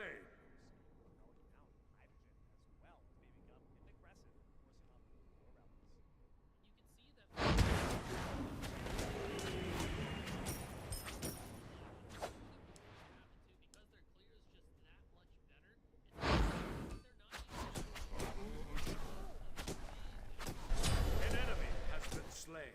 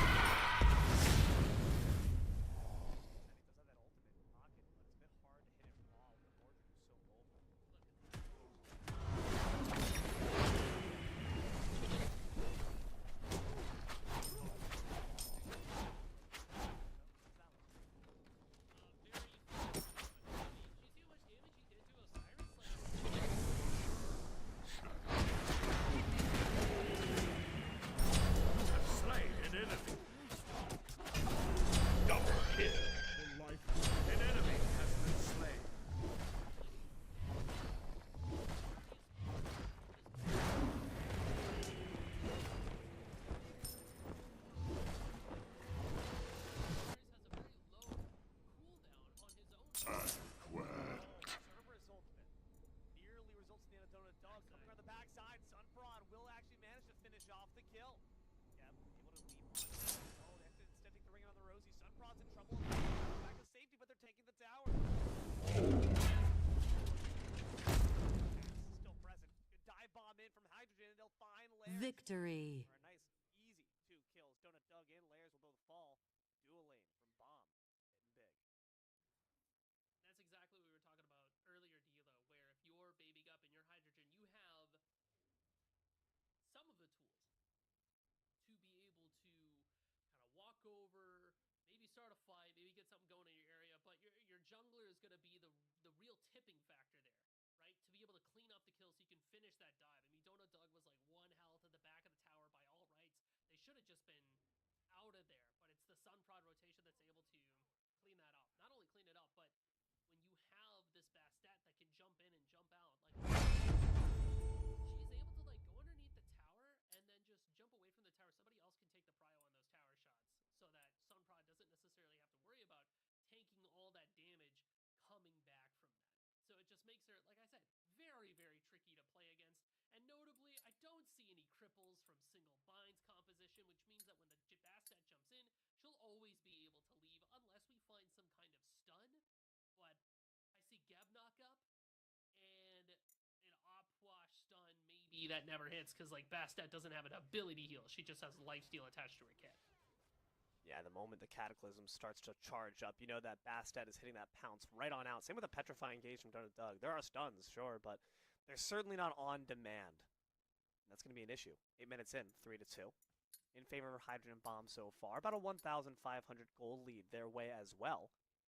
Big objectives on the mark, not quite just yet. Snatty and Ramakami duking it out. Lord of the Afterlife finds him in the bush, but it's still going to be trouble to eat through that Phantom Shell, and not anymore, though, as long as Sunprod is here to assist. Overall, across the map, Hydrogen Bomb find 2, since as well as that, Donut Dug had been taken down. Cerberus could be in trouble as well. They empty the crypts. Nearly empties the health bar, but Baronary still somehow alive. Pydon's going to use Wrap to try to get away from Lairs, and it beads too. What a great laser, and it actually will result in the From the Grave kill. Courtesy of the Anubis. Stands 10 toes down. Once again, deliver all the damage. Lairs couldn't take it. And an amazing Wrap was enough to stall for that much more time to give the Anubis the chance to finally rise the board. It was really cool about that. Sunprod had the opportunity to take the kill away from I saw that. Kydon, but backed up so that Kydon could get the kill, which is really smart. I like that a lot, because Kydon's just a little bit behind Moswell at this point. So that kill gold, that experience from Beyond the Grave, should help the Anubis kind of keep up with Moswell, who is playing their signature, Opwash pick. And it's that kind of like subtle teamwork, those small decisions that can really make or break teams. Harkening back to that solo lane kill that we saw from Snatty, who just about have it, with or without Sunprod. It's interesting because Ramakami had their ult up the whole time. I can only assume that they didn't have the big Mordred ult, right? They didn't have Pursue the Weak, right? They just had on the Heart Slash. So, they didn't really want to let loose with that. They were more comfortable trying to play their abilities. But once Snatty connected with that Lord of the Afterlife and there's no healing available for Ramakami, that is one of the strongest parts of Mordred, right? The fact that we have this Barb Carver, our abilities heal us, we have a giant, ultimate that can heal, or the baby ultimate that can heal. That gets turned off, suddenly this Osiris becomes very, very hard to fight, especially now that they have Golden Blade as well. Donut Dug's in a lot of trouble, has to lacerate away from the falling suns. Means the neutral farm will go the way of Hydrogen as well. And you know what? Let's go back to game 1, even though I shudder to even think about it. It's all up to Hydrogen. It was all up to Hydrogen. Hydrogen versus Mosswall. 2-0. This is a great start for the Hoi Yi. Lernium Bow. Looks like they're going to be building that Avenging Blade too. I do like the Lernium Bow for Hoi Yi, right? Because you can confirm all the damage. And because you're going Gilded Arrow, you know that you're going to be having crit somewhere in the build later. You can even get away with just like one Deathbringer and call it a day. I really would hate to see something along the lines of like Lernium Bow, Avenging Blade, Odysseus' Bow, and then Titan's Bane, Deathbringer, Combat Blink. Right? You just hold left click really hard, you get crits just enough to be able to get your damage through. Delirium Bow is going to be hitting really hard. You can't die because of Combat Blink, and the dive bomb from Hou-Yi makes it very easy to position. You're always relevant in teamfights because of your ultimate. So I do like Hydrogen on this Hou-Yi pick. Oh, I don't like this dive in from the Bastet. If your name's Donut Dog, easy work there for Sunpaw, but now they got to try to flee successfully. The marks applied, but a great pre-beat from the stun of the Hou-Yi. Sunpaw, though, can turn tail. No longer having to worry about the shield. Maybe the stone one, though. Baby Gup around the back does finish off Layers, and a great stun. Knocks Geb out of the rollout. Wave your arms in the air like you just don't care. You certainly don't if you're Sunprod. One more kill makes for the spree. Realistically, what is a Medusa supposed to do about that, right? One of the strongest parts of Medusa is the fact that she can take a lot of 1v1s because of Viper Shot Lacerate, and she is always able to get in there and do damage. The weakest part of Medusa is the fact that she can and will die. She just die, right? And sometimes it costs you the first Gold Fury of the game that goes to Hydrogen Bomb there. Like, she can't get away from a Bastet. What does she do? Okay, Bastet walks up. I'm gonna root you. Cool, I'm gonna dash away. Cool, I'm gonna dash after you. Now what? I'm gonna ult you. I don't care, right? So, and Sunprod is going this cooldown build of like Bladed Boomerang, Jotun's Revenge, so they kill the Medusa and then they're out of there. Their cooldowns are so short and their abilities are so broken. Like, it's disgusting. This Bastet kind of reigns free this game. The more that I look at it, I'm like, who keeps her in check? No one! This Bastet was like first pick, and I feel like we didn't address it at all with any of our picks. The Ardio's already been locked away. It's in the vault. Can't get out for more than one reason. She's been bad, all right? She's got to really think about what she's done. Where we roar. See the body blocks? Baby Gup trying to step up to this Pyromancer steal potentially. It's released. Lair is going to be able to take it, though, for single bind. That was close, I'm not going to lie. On the left side, Donut Dug under some pressure once more. Being chased beneath their tier 1. The cat's out of the bag and into the tier 1, into the back line, and Donut Dug gobbled up once more. Donut Dug used their ultimate, Donut Dug used their relic. Hydrogen had to use their ultimate as well, but you'll notice that, you know, Sunprod and Hydrogen are going to have their relics either available or coming up soon. Donut Dog is just... How do you like to say it? Donut Dog is in hell? Is that like... Yeah, he's in hell. He's in hell. Like, the Medusa doesn't get to play the game. There's nobody that can help her. Oh, empty the crypts. A good response there to the predicted pressure from the Cerberus leaping on in, as well as that Hou-Yi. Might just be, once again, that classic tale. Moss Wall versus the world. But you're an awfully small Moss Wall to try to get it all done. You're going to maybe need the rotations from Remakami. But at the same time, they're not doing the best of their lane either, about a level behind. Thanks to that gold fairy, when you look across the board, 10-3 in favor of Hydrogen Bomb, 5K their way. Spirit of Book predicted it, Musi. That game, one, went on so long that whoever took it might just take it all. Yeah, the mentals that get exhausted after an achievement like that, it is soul-crushing. It's really impressive to me that Remakami is behind in this lane, but you can kind of look back and explain why it happened. Because there was a lot of pressure from Sunprod to help out Snatty, to kind of push the Osiris a little bit over the ledge when it came to laning phase, right? Those ganks really helped. Mordred's really good from ahead. Very, very good from ahead. Total dog from behind. Like, if the Mordred is not able to succeed in being the bully lane, he's the guy that gets bullied, right? It's like the chain of command, the food chain of bullies. There it is. Where there's always a bigger fish. And right now, Snatty's big and bloated off a kibble because the Bastet came over and said, "Here are some oats, brother. Eat and be full and well." Remakami's like, "May I have some oats?" And Snatty's like, "No, the Bastet favors me, brother." "No, brother. You don't understand." Like, now Osiris is just ahead. Right? Nemean, Prophetic, Golden Blade, unkillable. Even if Remakami spams abilities, it feels like the window's kind of passed a bit here. Because Snatty's able to live through the bully potential of this Mordred, and kind of limits the Mordred to being in their lane. Now Remakami can't rotate out, can't find value, and we're really late. Like, if we wanted a Prophetic Cloak, it's really late here for Remakami, so we're probably not going it. It's Draconic Skills instead, which is good considering all the ticks that Hydrogen Bomb have, but if you're not building Prophetic Cloak on your tanks, I really feel like it's just a feels bad moment. Good stun there on top of Sun Prod. Just on a good kill if that pounce didn't cover so much distance. Divine Judgment as well. We're really investing a lot for Bubkiss, honestly. Hydrogen Bomb, seeing those big rig tools down, can look towards this Naga. The Remakami is present and is enough to force them to reconsider. Good stun off the Ricochet. Snatty can start to unleash with the sickles. The Suns block them perfectly in that Phantom Shell. They're body blocking the ultimate as well, but they're buying time. Single bind have arrived, but Remakami's already dead. Lord of the Afterlife to retreat from Snatty. An amazing kill from Hydrogen Bomb. An amazing ult from Hydrogen. That was one of the best Smite 2 Ho Yi ults I have seen in my life. Oh my days. That was ridiculous. Catching the Mordred in there. He was smushed. I thought for a second he was bugged. I'm not gonna lie. I thought I saw like a falling animation and I was like, oh, not again. That was crazy.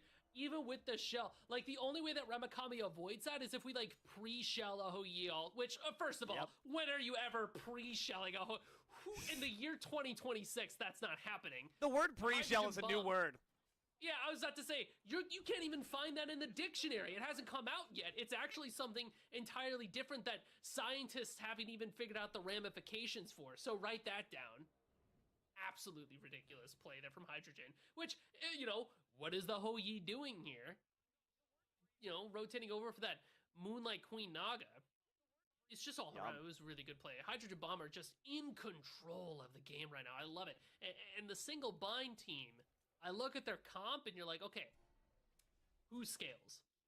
Our Posh, our Nemesis, our Medusa, so our damage carries, they are scaling and it is good.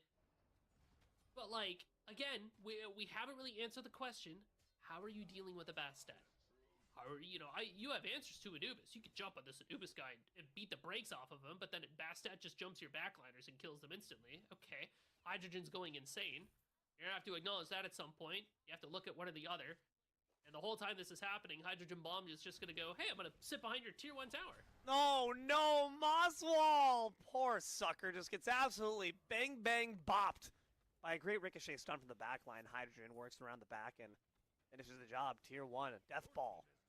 19 minutes in. If Mentals weren't damaged before, they certainly are starting to take a tailspin now, as well as that gold divot. Look at that, 7K the way of Hydrogen Bomb. They're looking towards FG.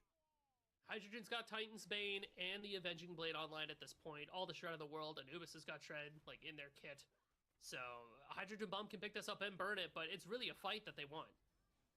We'll see if they're going to get it.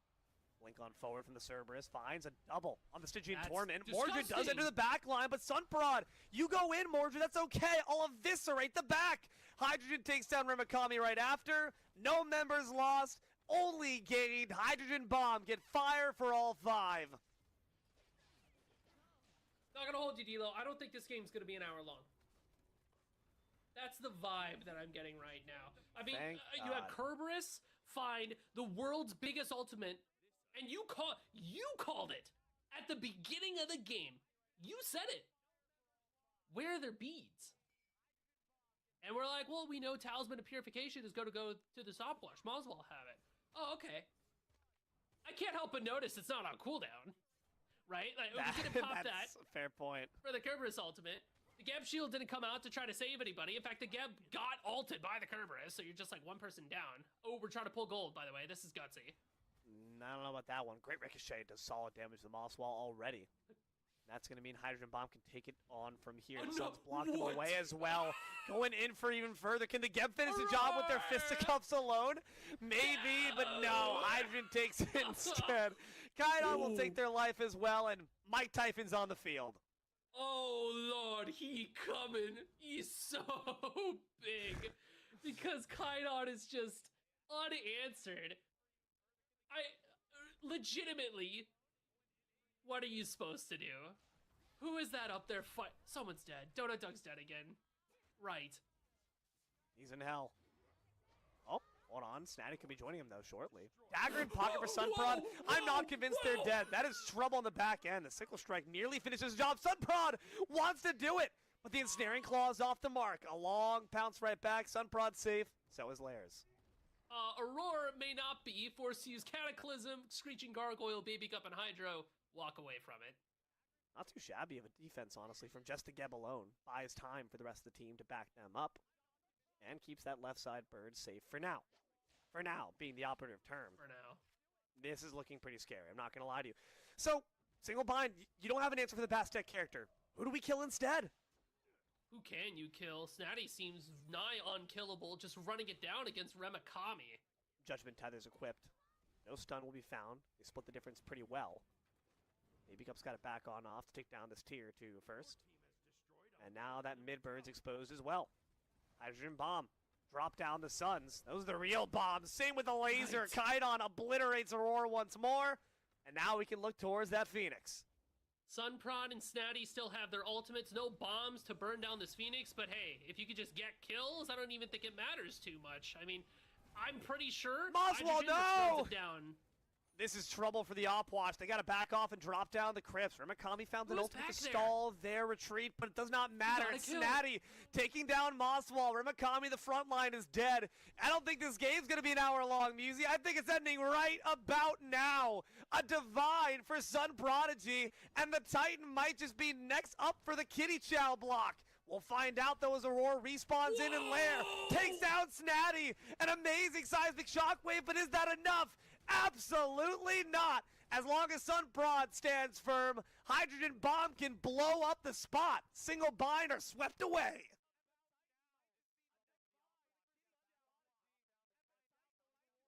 Let me tell you a ghost story.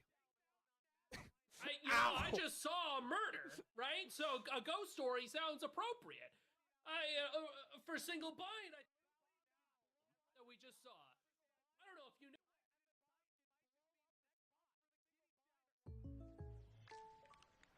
Jake, battery's dead. Oh. I've got light khaki, khaki and red and khaki and khaki. Khaki. And I'll take the Jake. Like a good neighbor, State Farm is there. Tired of harsh mascara removal? One swipe removal will be with you shortly. From the #1 mascara brand, Maybelline Sky Tubes Tubing Mascara.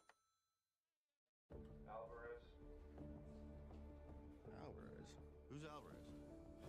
Americana for Alvin. Corporal Alvarez. Well done. Thank you, sir. They're a little bit of poke, but it's gonna be nothing more. Soul Reavers up bound. That's 1, 2, 3 in this game. Yeah, 3 Soul Reavers. I mean, it makes sense for the mid laners, and I like to see it. If your team is winning and you won last game, I'd say, you know what? Pick it up. Have some fun. Look for some interesting aggression plays that you can get off with these damage items onto the support. And Charon is one of the best players, one of the best characters to go it on. Like, on another support, I would be saying this is probably bad, right? But on a Charon, you're able to get, like, a lot of damage out, and it kind of just fits with your style. Yeah, Softball Blaze. Falling down. Frisco. Taking a kill. That's the price you have to pay for the Ferryman. Although this time, Queen Naga has spawned. And it's a 4v3. The crew sending out Fallen Angel so far. A strike hits. Pursue, though weak. And instead, he's going to walk out. But the Forest Spirits are good. Although, here's Dr. Fatwiener looking forward. Instead, Issa is going to provide damage on damage. Nefaz is in the middle of 3, but he's zoning. Raptor falls. Toby falls as well. You can't stop this Fallen Angels team. They just got another double kill, and I mean, it's just these double kills. They just keep on. They add up. We're getting into another objective. That's 3 objectives for the Fallen Angels. They're doing extremely well on the stuff after the stuff. Yeah, I mean, they've been working on it. The kills, the fights, and then they say, all right, well, let's get on it. And the unfortunate part is the crew, they haven't had a response. No pyromancers, minimal invades. I mean, last time a Gulf Fury was pulled, their response was the rocks. So, not exactly good. 7K is now the difference. What can the crew, it's a little bit more dire now, what can the crew do here and now to get themselves back into the game? I think they need to look for the picks onto the weakest member of the Fallen Angels. And currently, that is just the Mordred. If up the Mordred and you get him to be one-shotted before he's able to get out with the ultimate, like what happened in the last game, or the last fight. You went with the Wrath of Terra, you had the spirits from the... Oh my goodness, look at the Mordred ult, so aggressive. Pursue the weak. It is found, and here's Mike going forward. Caldanian Boar does come through, but Softball Blaze, you're not long for this world. DFW is looking to take down the Wizard. Takes the kill on Rogue, although you have to be careful. He's at 1 HP. Typhoon is there, but a good strife roots down the God of Storms. Raptor falls down. Toby, the tree. The age-old question is, if you hear a tree fall, or, well, if no one hears it fall in a forest, did it really fall? Well, that's not exactly answered, but we certainly heard Toby die. And I will say, look at that Mike Typhon. That is a big boy. He is just spectating right now with the Gold Fury fight, but I mean, I love the Typhon's heart. It's my favorite item, other than like a couple of more niche like support items like the Duplicate Binding. It's one of my favorite items on Mordred, and you get so much with it. You get lifesteal, you get intelligence, and I mean, you summon you get a friend, exactly. You get a really nice friend that can walk with you through the jungle and do some damage to these camps. Next does fall down to Rogue. Unfortunate. Rogue, though, been a player that I've known for a very short amount of time. I have teamed with him once upon a time, very, very briefly. And he was an in-game leader and always marched forward with that, right? He's kind of their key back into this game as a Merlin. I mean, I'm asking you this because there's 3 Gold Furies down, and Fallen Angels has them all. Do you think Rogue can, on this Merlin, can take over this game, or is the crew gonna have to look in a different angle? I think the Rogue is going to be a very large avenue, and maybe the potentially best avenue, but look at this aggression. Pursue the weak is off. Good beats. Typhoon is the response. Chaos Kuzumbo not exactly in this fight, but dashes forward, dashes away, and a good stun, but drop kick sending Simply Issa away from the team under a tier 1 now. Walking forward, but the damage, fatal strike being used, and in the loving arms of Chaos Kuzumbo, Devin Frisco gets the kill, and Hero's entrance stomps Raptor into the ground. And look at that stun, and look at the root from that. Oh my goodness. Everything golden apple, a discord creates chaos. Softball Blaze does fall down to Dr. Fat Wiener. And here and now, in this solo lane, Toby has to defend a tier 2. Oh, well, meanwhile, DFW's knocking on that Phoenix. That is just amazing team play from the doctor here. Able to recognize that, hey, your team is going to win that fight regardless. So you're just going to go for Select your god. Look for the 1v1 and then go for just amazing knowledge of the game here. And on top of that, Yes. Chaos Kuzumbo utilizing the lifesteal and just clicking the small ultimate onto the dive absolutely saves him there, giving him the shield and the lifesteal from it. Just an amazing play. Very good.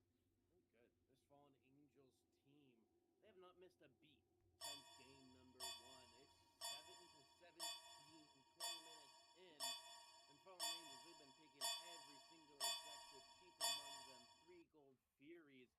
That gives you a good bit of a buff, mainly the biggest one, 25% true damage to structures, and 50 of each Did you miss me, Habibi?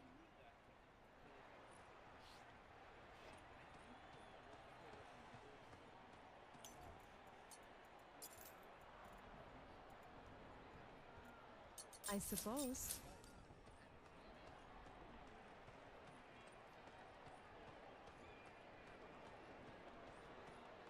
This will help me track my prey.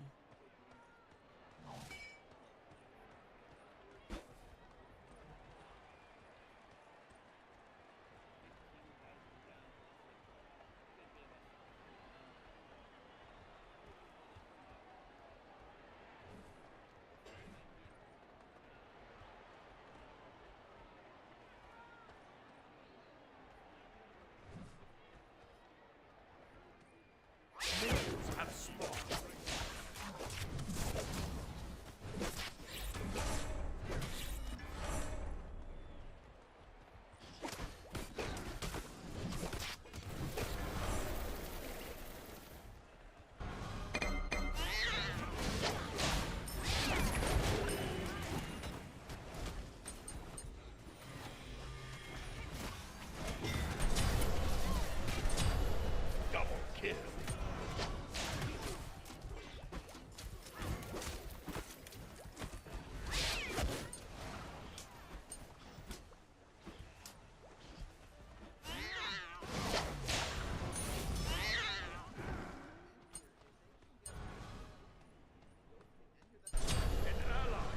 been slain.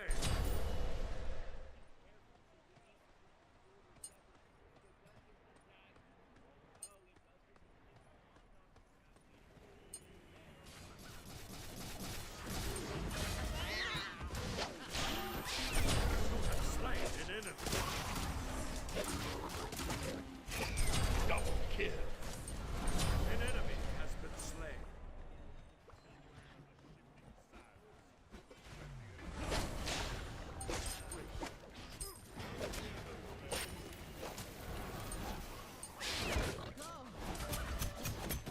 An ally has been slain.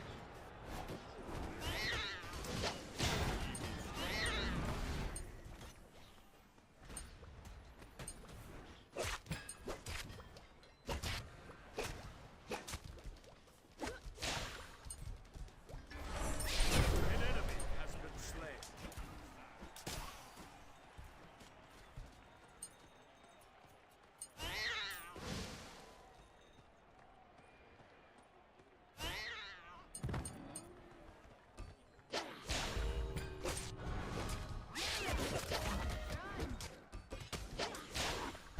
An ally has been slain.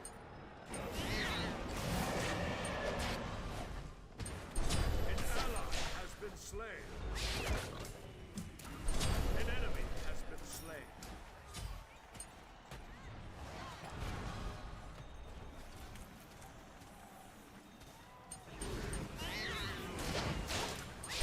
Killing spree.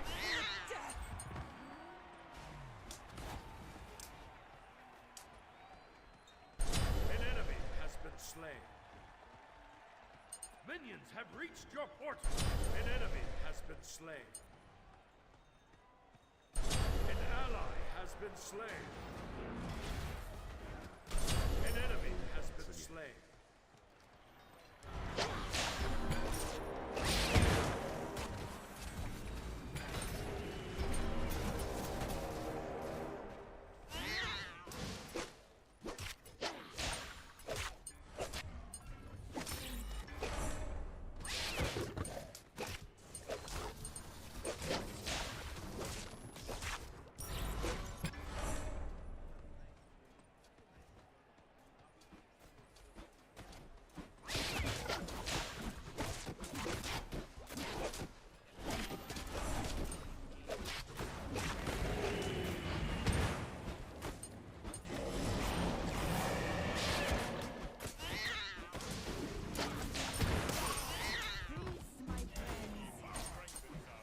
Killing spree.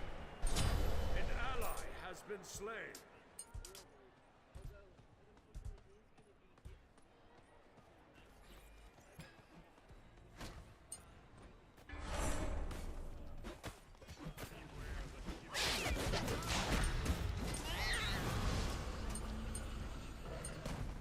You have slain an enemy.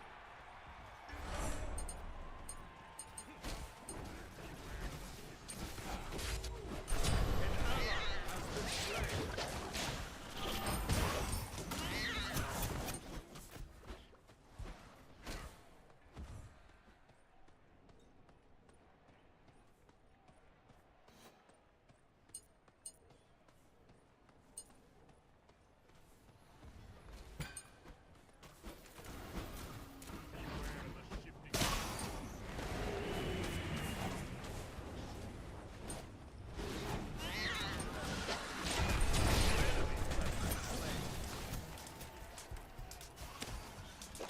An enemy has been slain.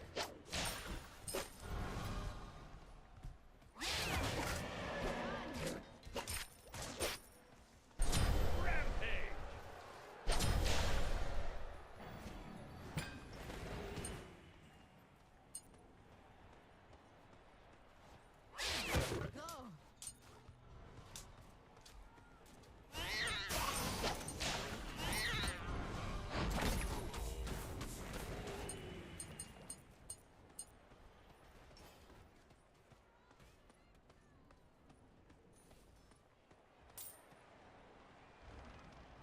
Killing spree.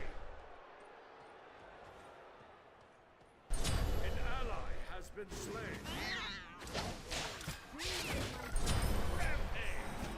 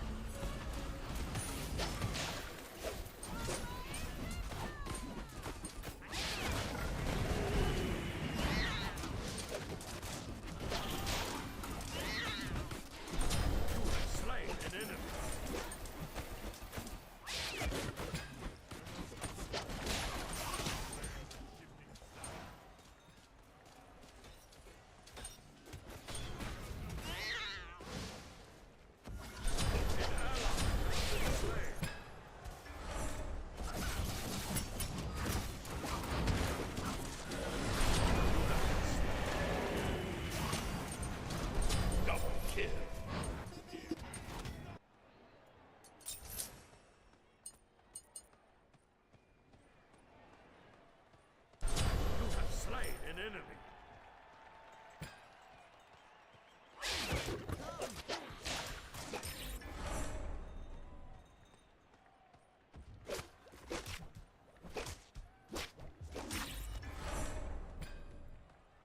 An enemy has been slain. Double kill. I've slain an enemy.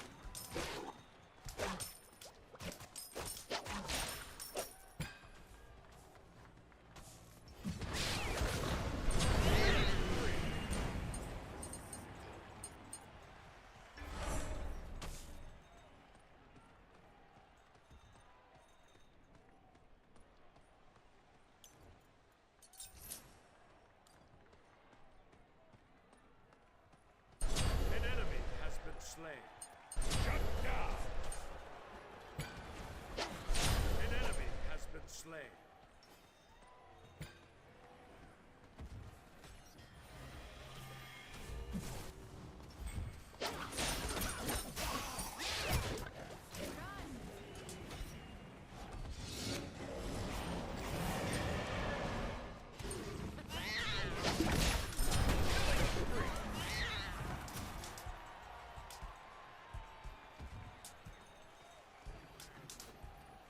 An enemy has been slain.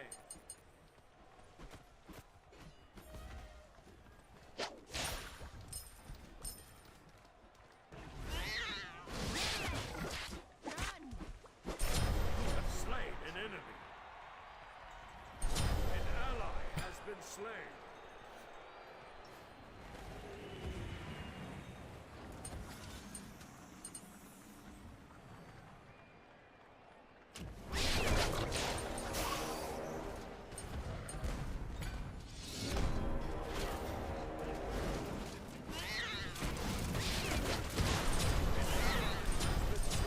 Double kill. Rampage.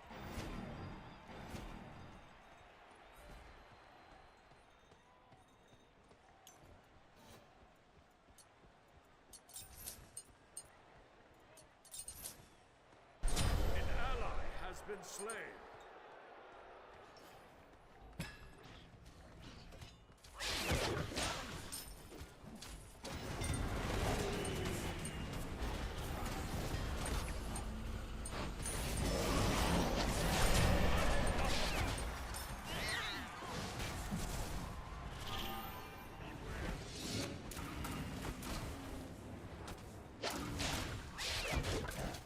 Double kill.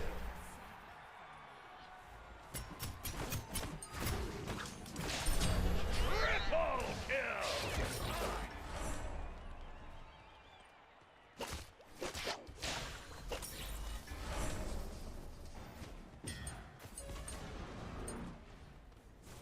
An enemy has been slain. An ally has been slain. Double kill.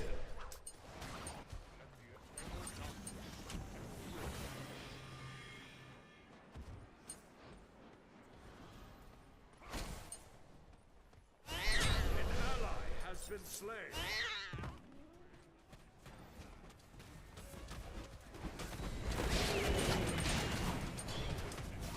Double kill.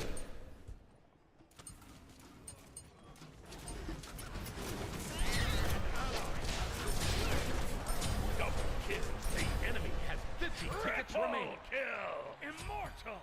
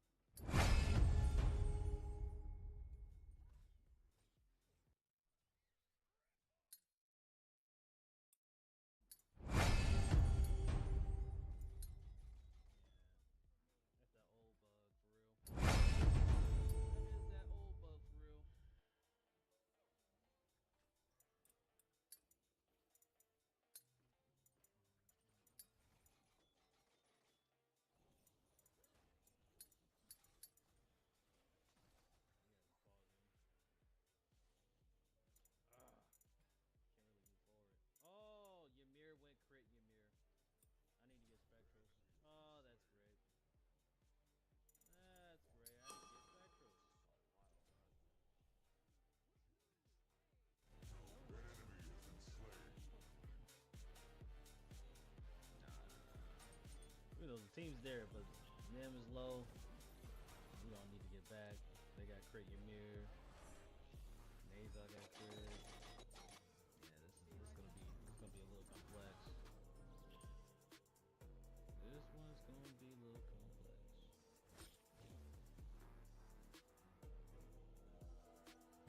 As much as I want to lead on, it's kind of hard for me to do that. Where like, I need to hurry up and get Spectral soon. They have a lot of sports.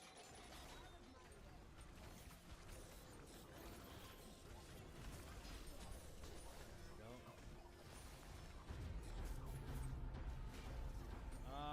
Crit Ymir. Nice. Got him in the middle of the. You did. Good. Nice. Good stuff. Good stuff.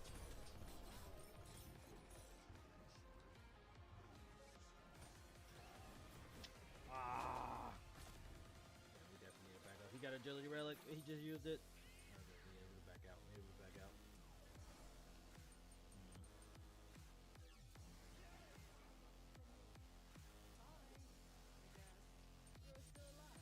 You're still alive. Good. Let's see what we can try to do here. Yeah, maybe after this match we'll try to see how we can fix the quality. Let's see about it. It's ready now, so that way I can kind of somewhat free roam. Oh yeah, man. No map awareness.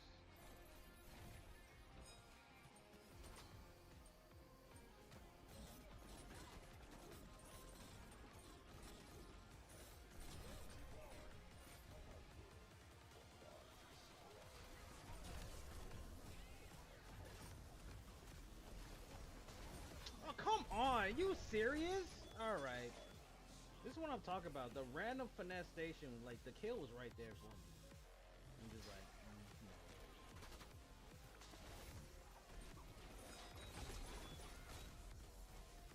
Oh my God, Zeus, why are you hurt so much? No! This is so annoying.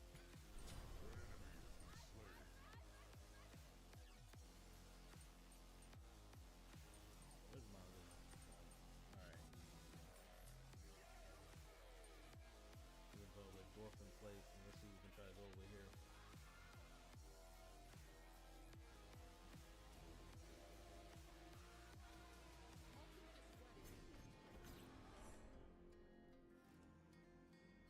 Yeah, true.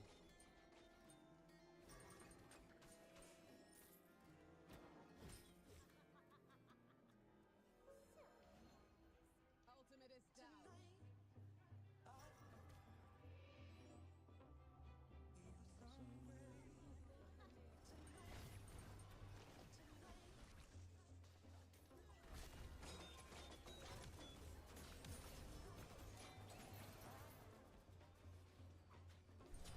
Nice.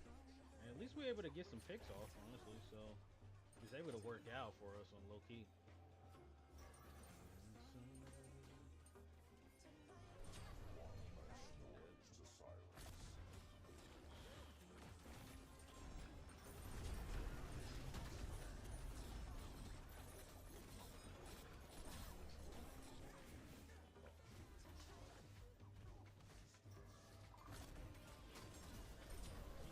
Nice.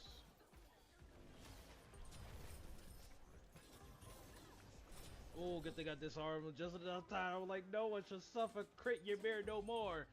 Oh man, it's crazy.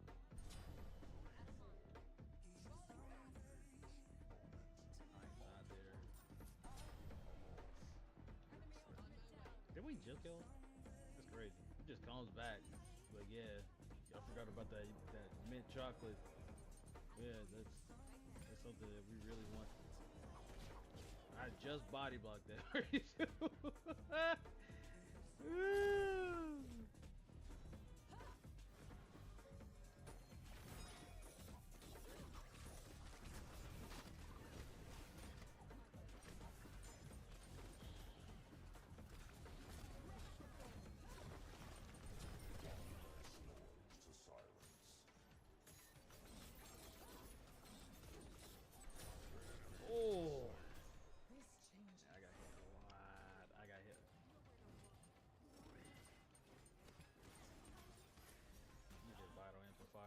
See if I can try to get something going here.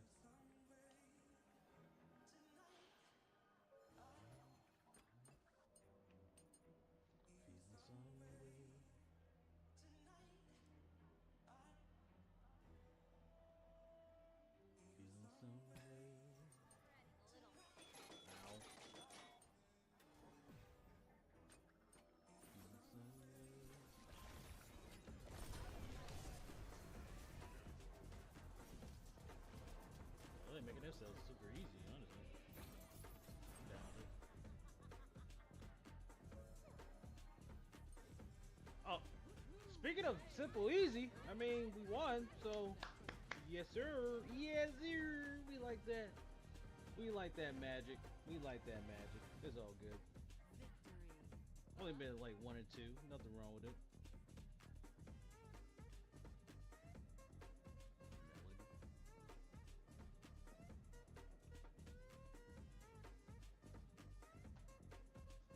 He said that's a fake guy. That's a fake one. No, no, no. Let me see something here.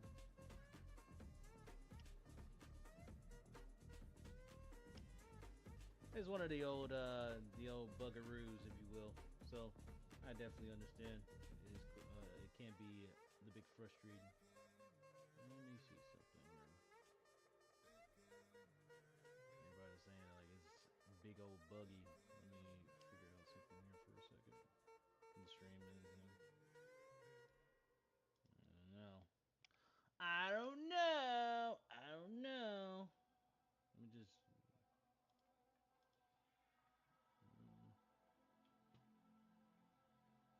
I can only do my best. Nothing less. You dig? Nothing less. Oh, it's on the second shot. I can't. Whatever. We'll fix it. We'll fix it later. All right. So let's at least put up some wins over here. All right. That is 1 to 0. You dig? We gotta pick up Sir Hosh, right? We gotta pick up the Hosh man. Nothing wrong with it. Moving up in this next match. What we got here? Just about like 30 minutes left, which is kind of crazy. Now, anybody else that wants to join, let me know. That way we can grab people as soon as possible. What's up, Too Tall? What's going on? Recognize the name, GG, bro. What, you was playing in that last game? Don't tell me you was playing in that last game, son. Actually, you know what? Let me see if I can... I need to plug in my YouTube. Because that was kind of buggy. Yeah.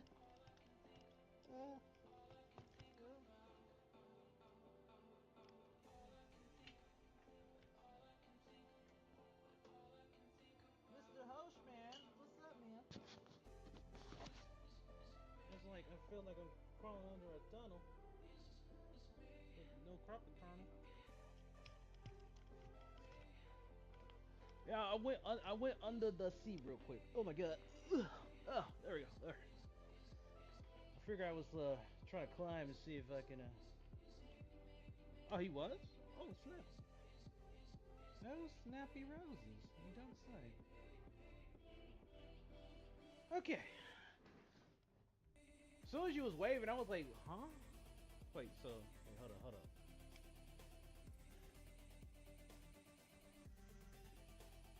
Why did you go by that name? LOL.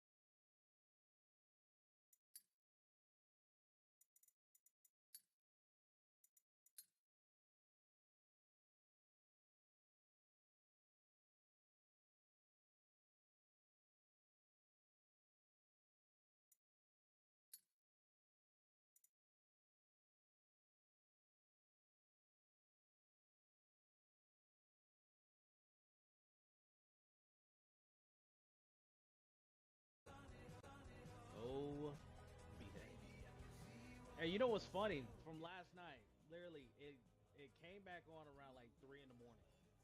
So I was like, brother. I was like, no, not right off, not immediately on. Like as soon as the rye got off, that's when it came back. It was actually kind of crazy. I have seen the name since Legacy. Select your god.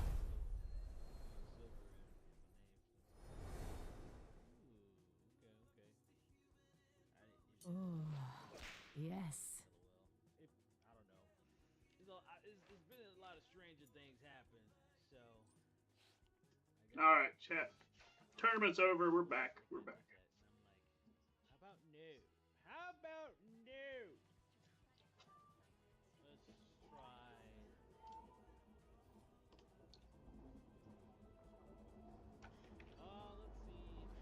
Nuke. Oh my God. Russian nuke. Average foot job. That's a good name, man.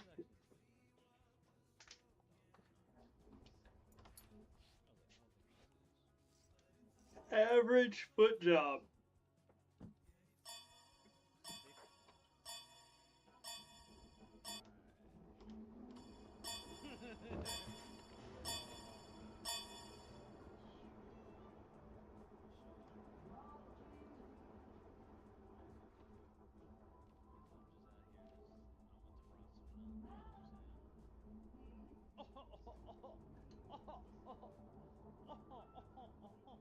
The holy cannoli, what's happening?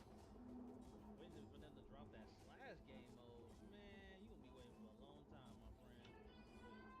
Waiting for a very long time. You want Erendite this game, huh? Did you miss me, Habibi? Habibi?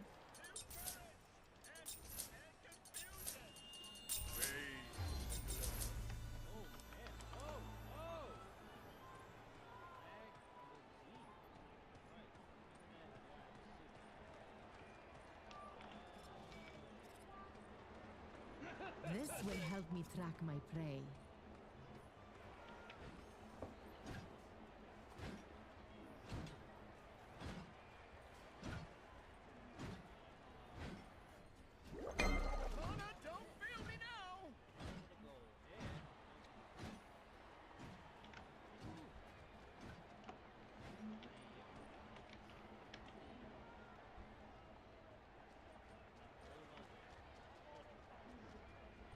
Minions have spawned.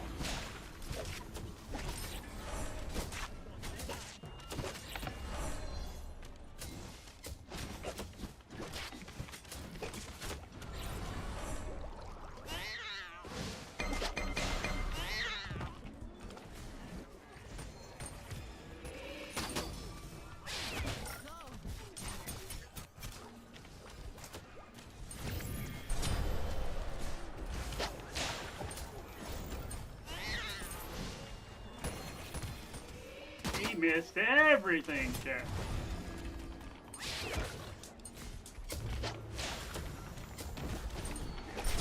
Get out of here. Get out of here.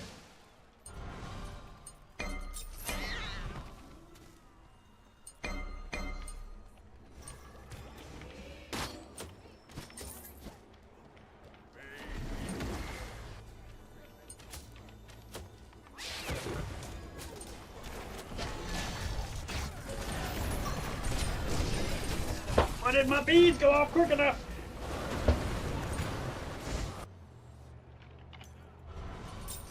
That's my bad right there. It was greedy, chat. Greedy. I didn't wait for my jump to come up or anything.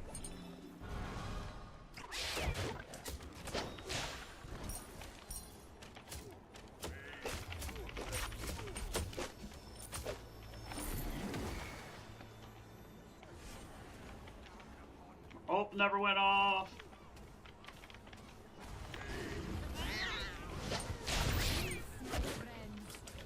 Oh my God, I'm lagging.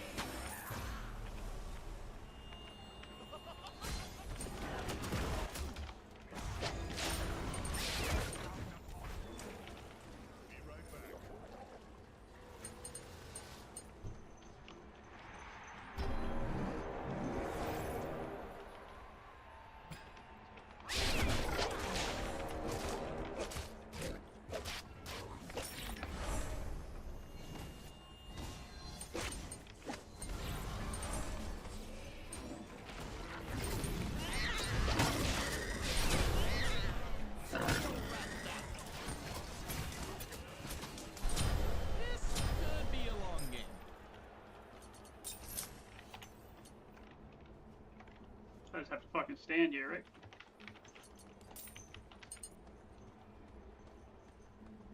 I'm fantastic. Oh my god, man. Man, it's always the teammates, right?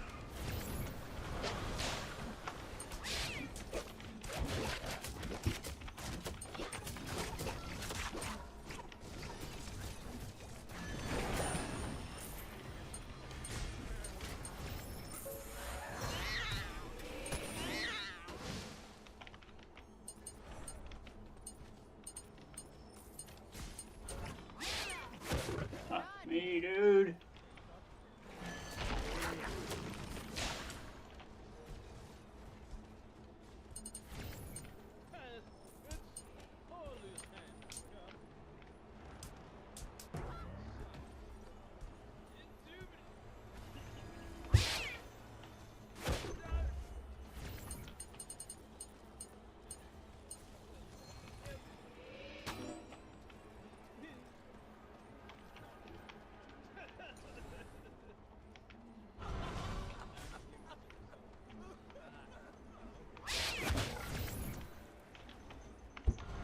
I hear him. Aaron Dyke chat.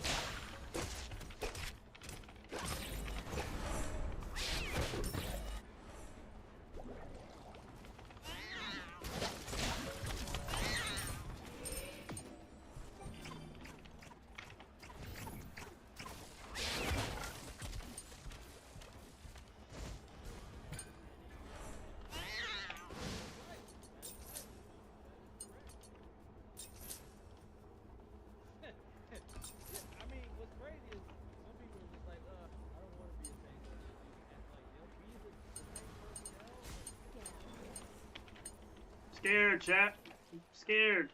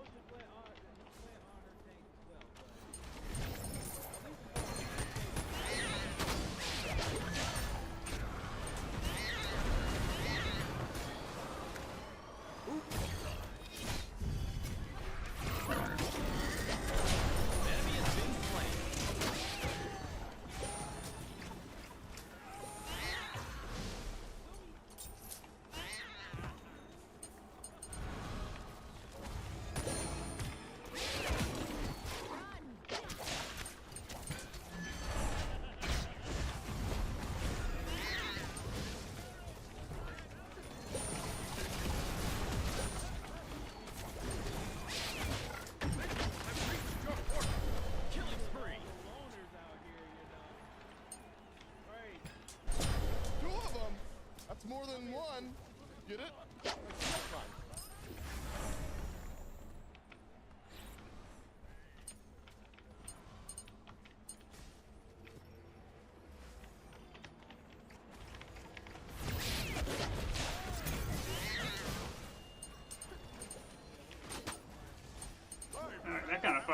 man. That kind of fucking hurt, man.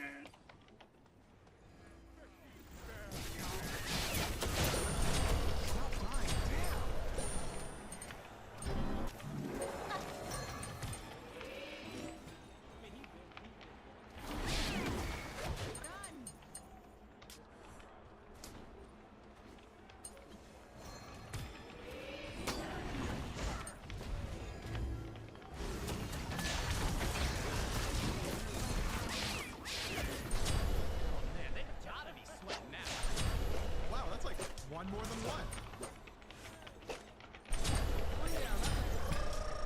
Unstoppable.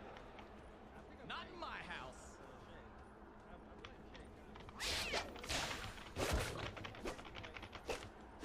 Alright, fuck. I don't know where I am.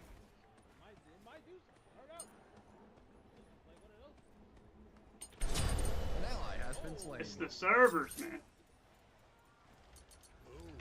Man, it's always the teammates, I right? mean, really, I wish it was me, but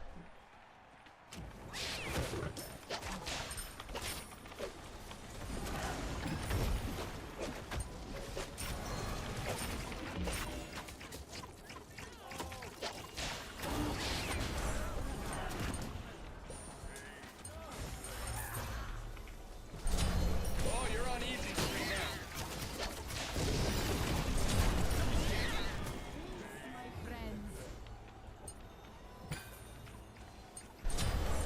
That's a three-piece comp. All right, you're nuts.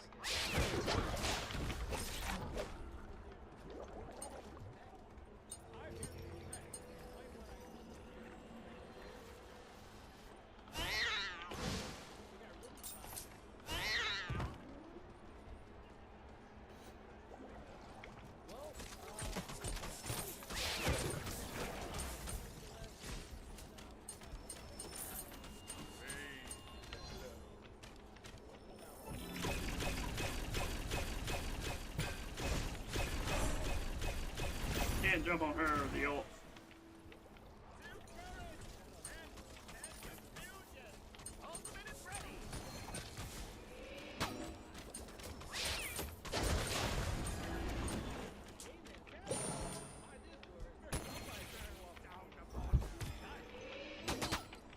$19.50, chat.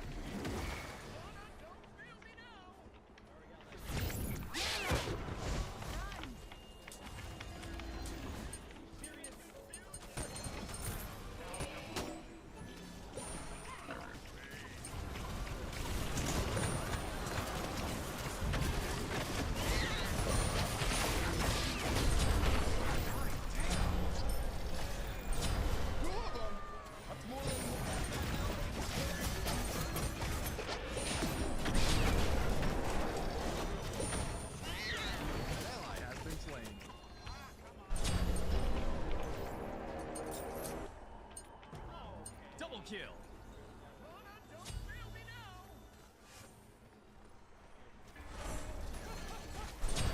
This could be a long game.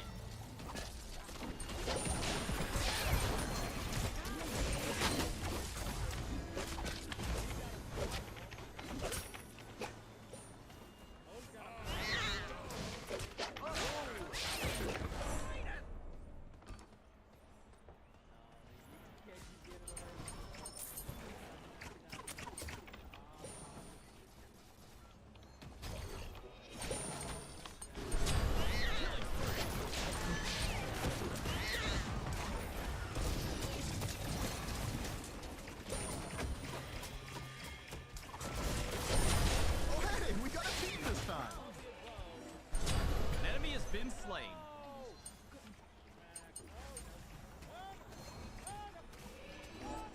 Wow, that's like one more than one. All right, you're not killing spree.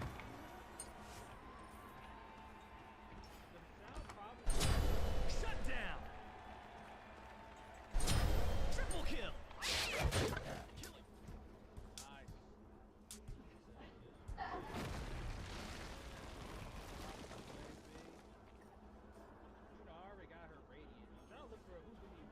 Victory. I got 39 radiant guards right now. I gotta look for number 40. It's kind of hard.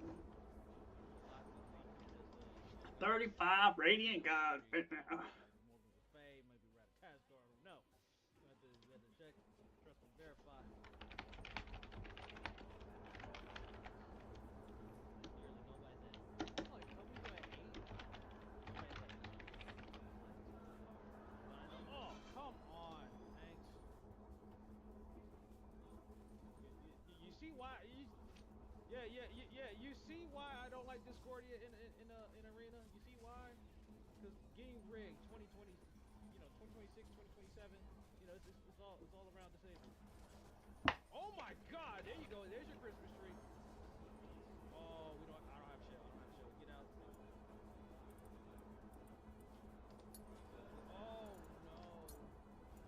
Oh no, chat.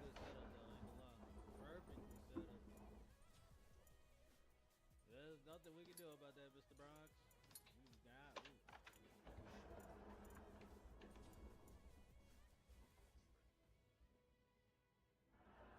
Son, you gotta be careful, son.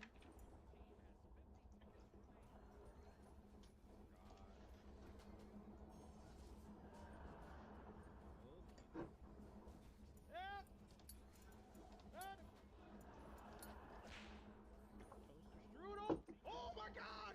The save of the century! Ah! The shell! The shell! Hey! Get over here! James like, I ain't backing down. He's like, I ain't backing down. What you take me for? Loser. I swear. Oh! Where you going, my Cat? Mother, can you just die again? Mother B, Mother Izzy, can you just die again? Like, who told you to come back alive? Our father did good by taking you well. I'm not talking about death for me. No, come here, Mother! Hey, Mom! Hey, how you doing?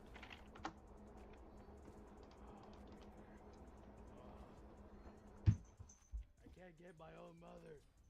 You dig? Zane out here just eradicated everybody. It's just wonderful.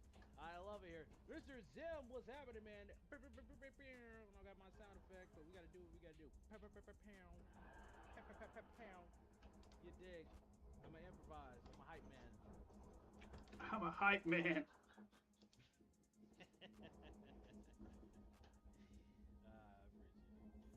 Select your god. Look at that. Amaterasu, K-Mac, the GOAT. I think I'm happy with my results. I did a lob, be a floor general. They couldn't stop the Caco Demon. Insta-lock, Caco Demon.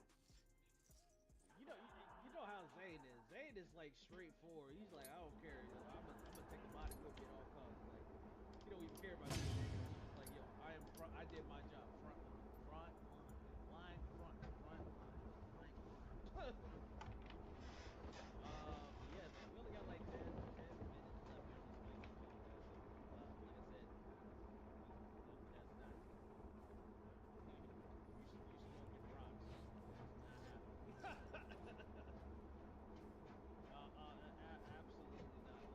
You guys are rabbits. Not V-Dest, right? Smite Savvy, and let's see if y'all can get some good guesses here for all that. What else I can do here? Like I said, I'm using a new setup here. I had to temporarily replace my PC for the momentarily. I have to use my laptop for backup. That's why everything's so new. I do have giveaways after the stream. I'll be hosting an after party. You guys are more than welcome to join in that tang, you dig? It will be awesome to see you there. We'll be on all the platforms. Oh my God, of course, everything got to be new. I'm doing it on this. At least I'm still technically. Select your god. Just to reach out. So the links is all in there. You can join the Discord. We have a huge community when it comes to Smite because we're all bigger again. Goat Buster on that front. talking rank, we're talking casuals, we're talking everything Smite related. If you are a Mooner, it's a good time to join in. Mooner, what's that? Oh man, this is a lot here. Let me pull up the Savvy real quick. But I will be with you guys tomorrow evening for the Smite Tonight Show, 10 p.m. Eastern time on the Smite Game channel. So best to look out for that. Okay. Boom. Now we got the Smite Savvy in the building. Wait, you don't see my pretty self here. Wait, I'm gonna pull it up right here. Boom. Look at me. I'm pretty. I am big pretty. How you guys doing? Let's do some Smite Savvy real quick. All right, we gotta guess a god. So we're talking about every god from Smite 1 within an exception of Newt and I believe Bake. They're the only exceptions because somehow Smite Savvy they don't run out. Weird. But Did you miss guess me, a god, chat. Habibi? We are guessing a god. Habibi? Okay. Do me that solid and try to guess a god. Rajin, the big drummer boy, one of the original big three mages to really fear in Smite 1 in the early stages. No on all that, but you get right on the range. So, but it's not magical, not Japanese, not in mid. What are we thinking? Apollo! Okay, ladies and I see them all. Let's see what we got here. Is it Apollo? Let's see. Oh, Snappy Roses Crimson Lady Dog with the W. Guessed it right on the first try. For her. No.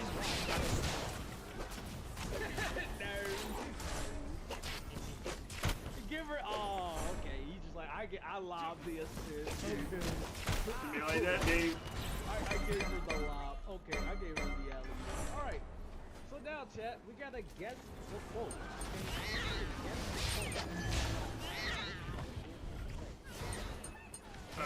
What?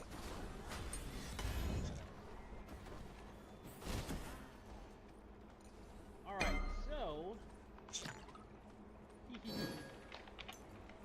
Isn't that a hard? Is that as hard you can hit? I was hoping for more. A lot.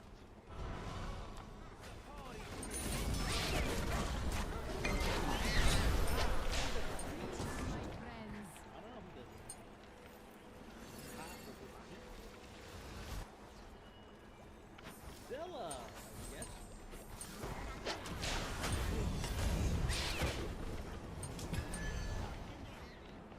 Nope. Has been slain.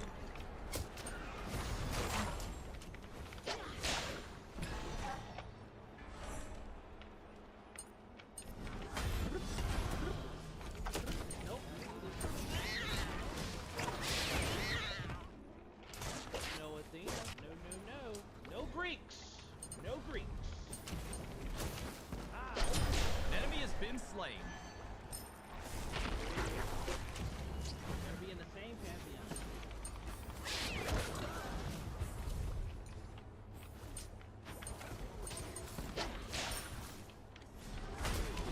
I feel like actually Baron's gonna go fucking popping off here.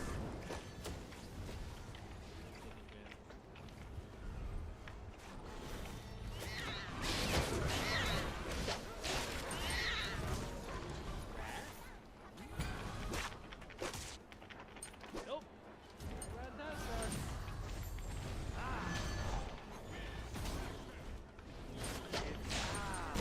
Free your soul. Really? No.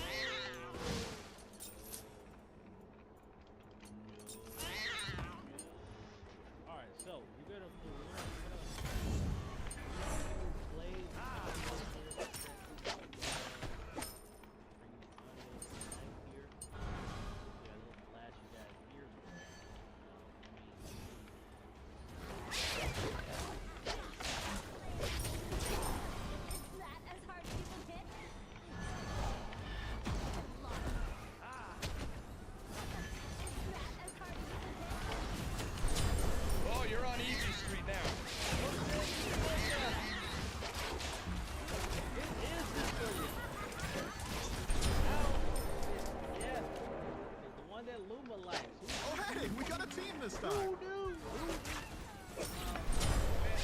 Teammates, right?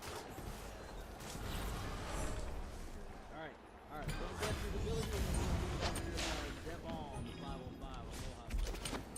We're gonna guess the ability. No! Somebody.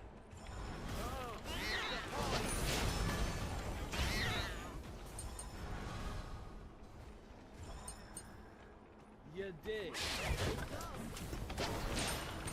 It is the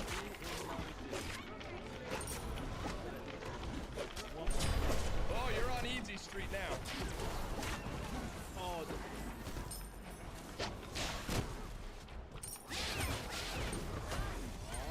someone got this. Cthulhu's Dash. Oh man, y'all actually getting some time. Hold on, wait a minute. Okay, one more. Okay, y'all being smart here.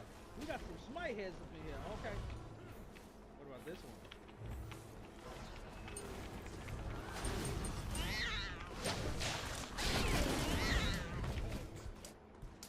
Lady Knox said this one.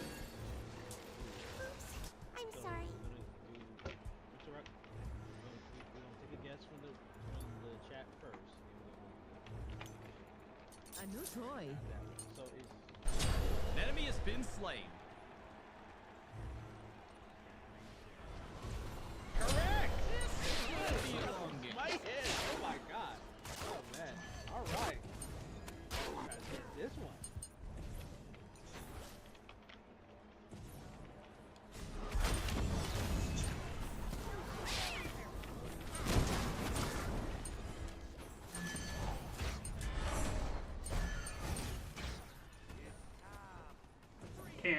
I can't jump into the tower because I don't know if I'm actually there or not. The host said is Morgan Le Fay, the dragon.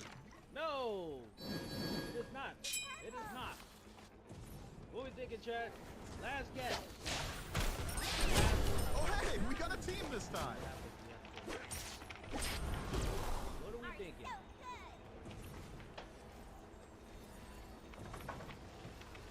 Stop dying, damn.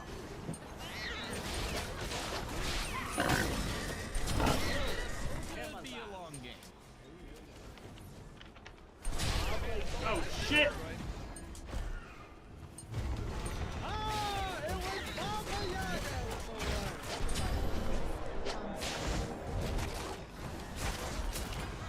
What's going on? But that was very good. Very good, I will have to say. Very good job for everybody. We're going to have to get up on out of here. Like I said, I will be with you all tomorrow night, 10 p.m. Eastern time. Don't forget about it. It is episode number 96 on the Smite Night Show. Ally has been slain. Tonight's 5,000 diamond giveaway. We'll have to do that as well. So if you want to join me afterwards, you're welcome to. Hit the follow button and all that fun jazz. If not, stick around for Dragon 5. Darn the market to all of you. I love you guys. I am out of here. Stop dying, damn.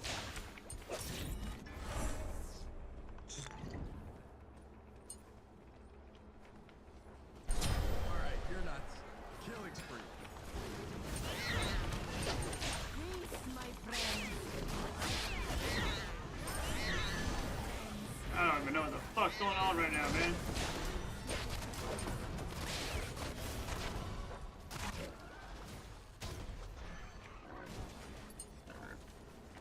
Man, it's always the teammates, right? This could be a long game. Made it a tower. Something. Oh, you're on easy street now. Double kill.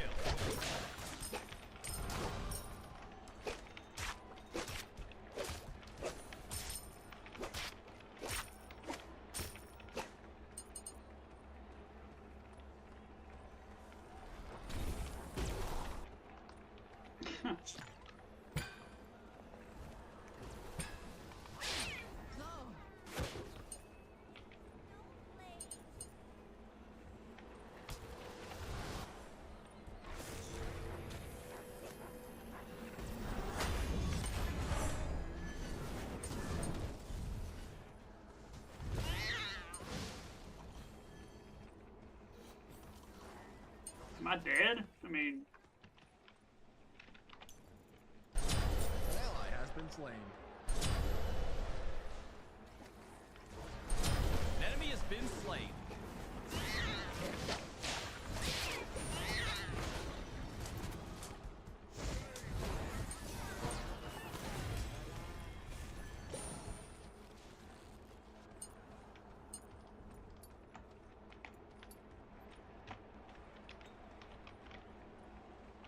I don't know where I am, man.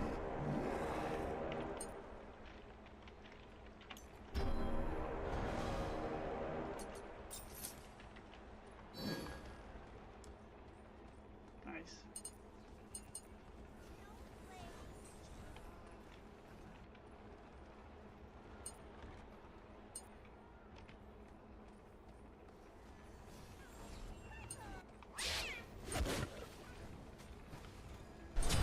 Killing spree.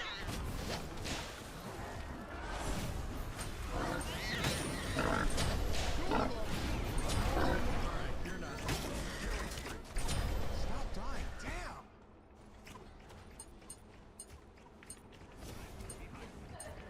Minions have reached your portal. Oh hey, we got a team this time. Wow, that's like one more than one.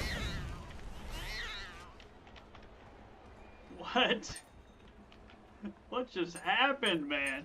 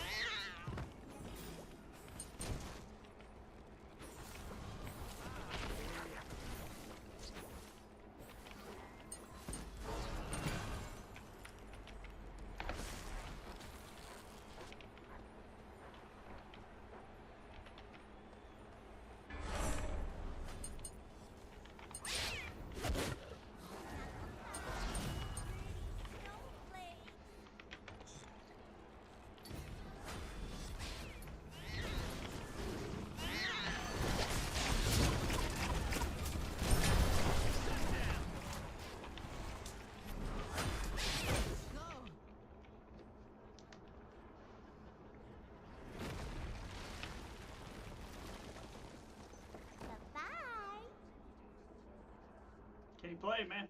Defeat.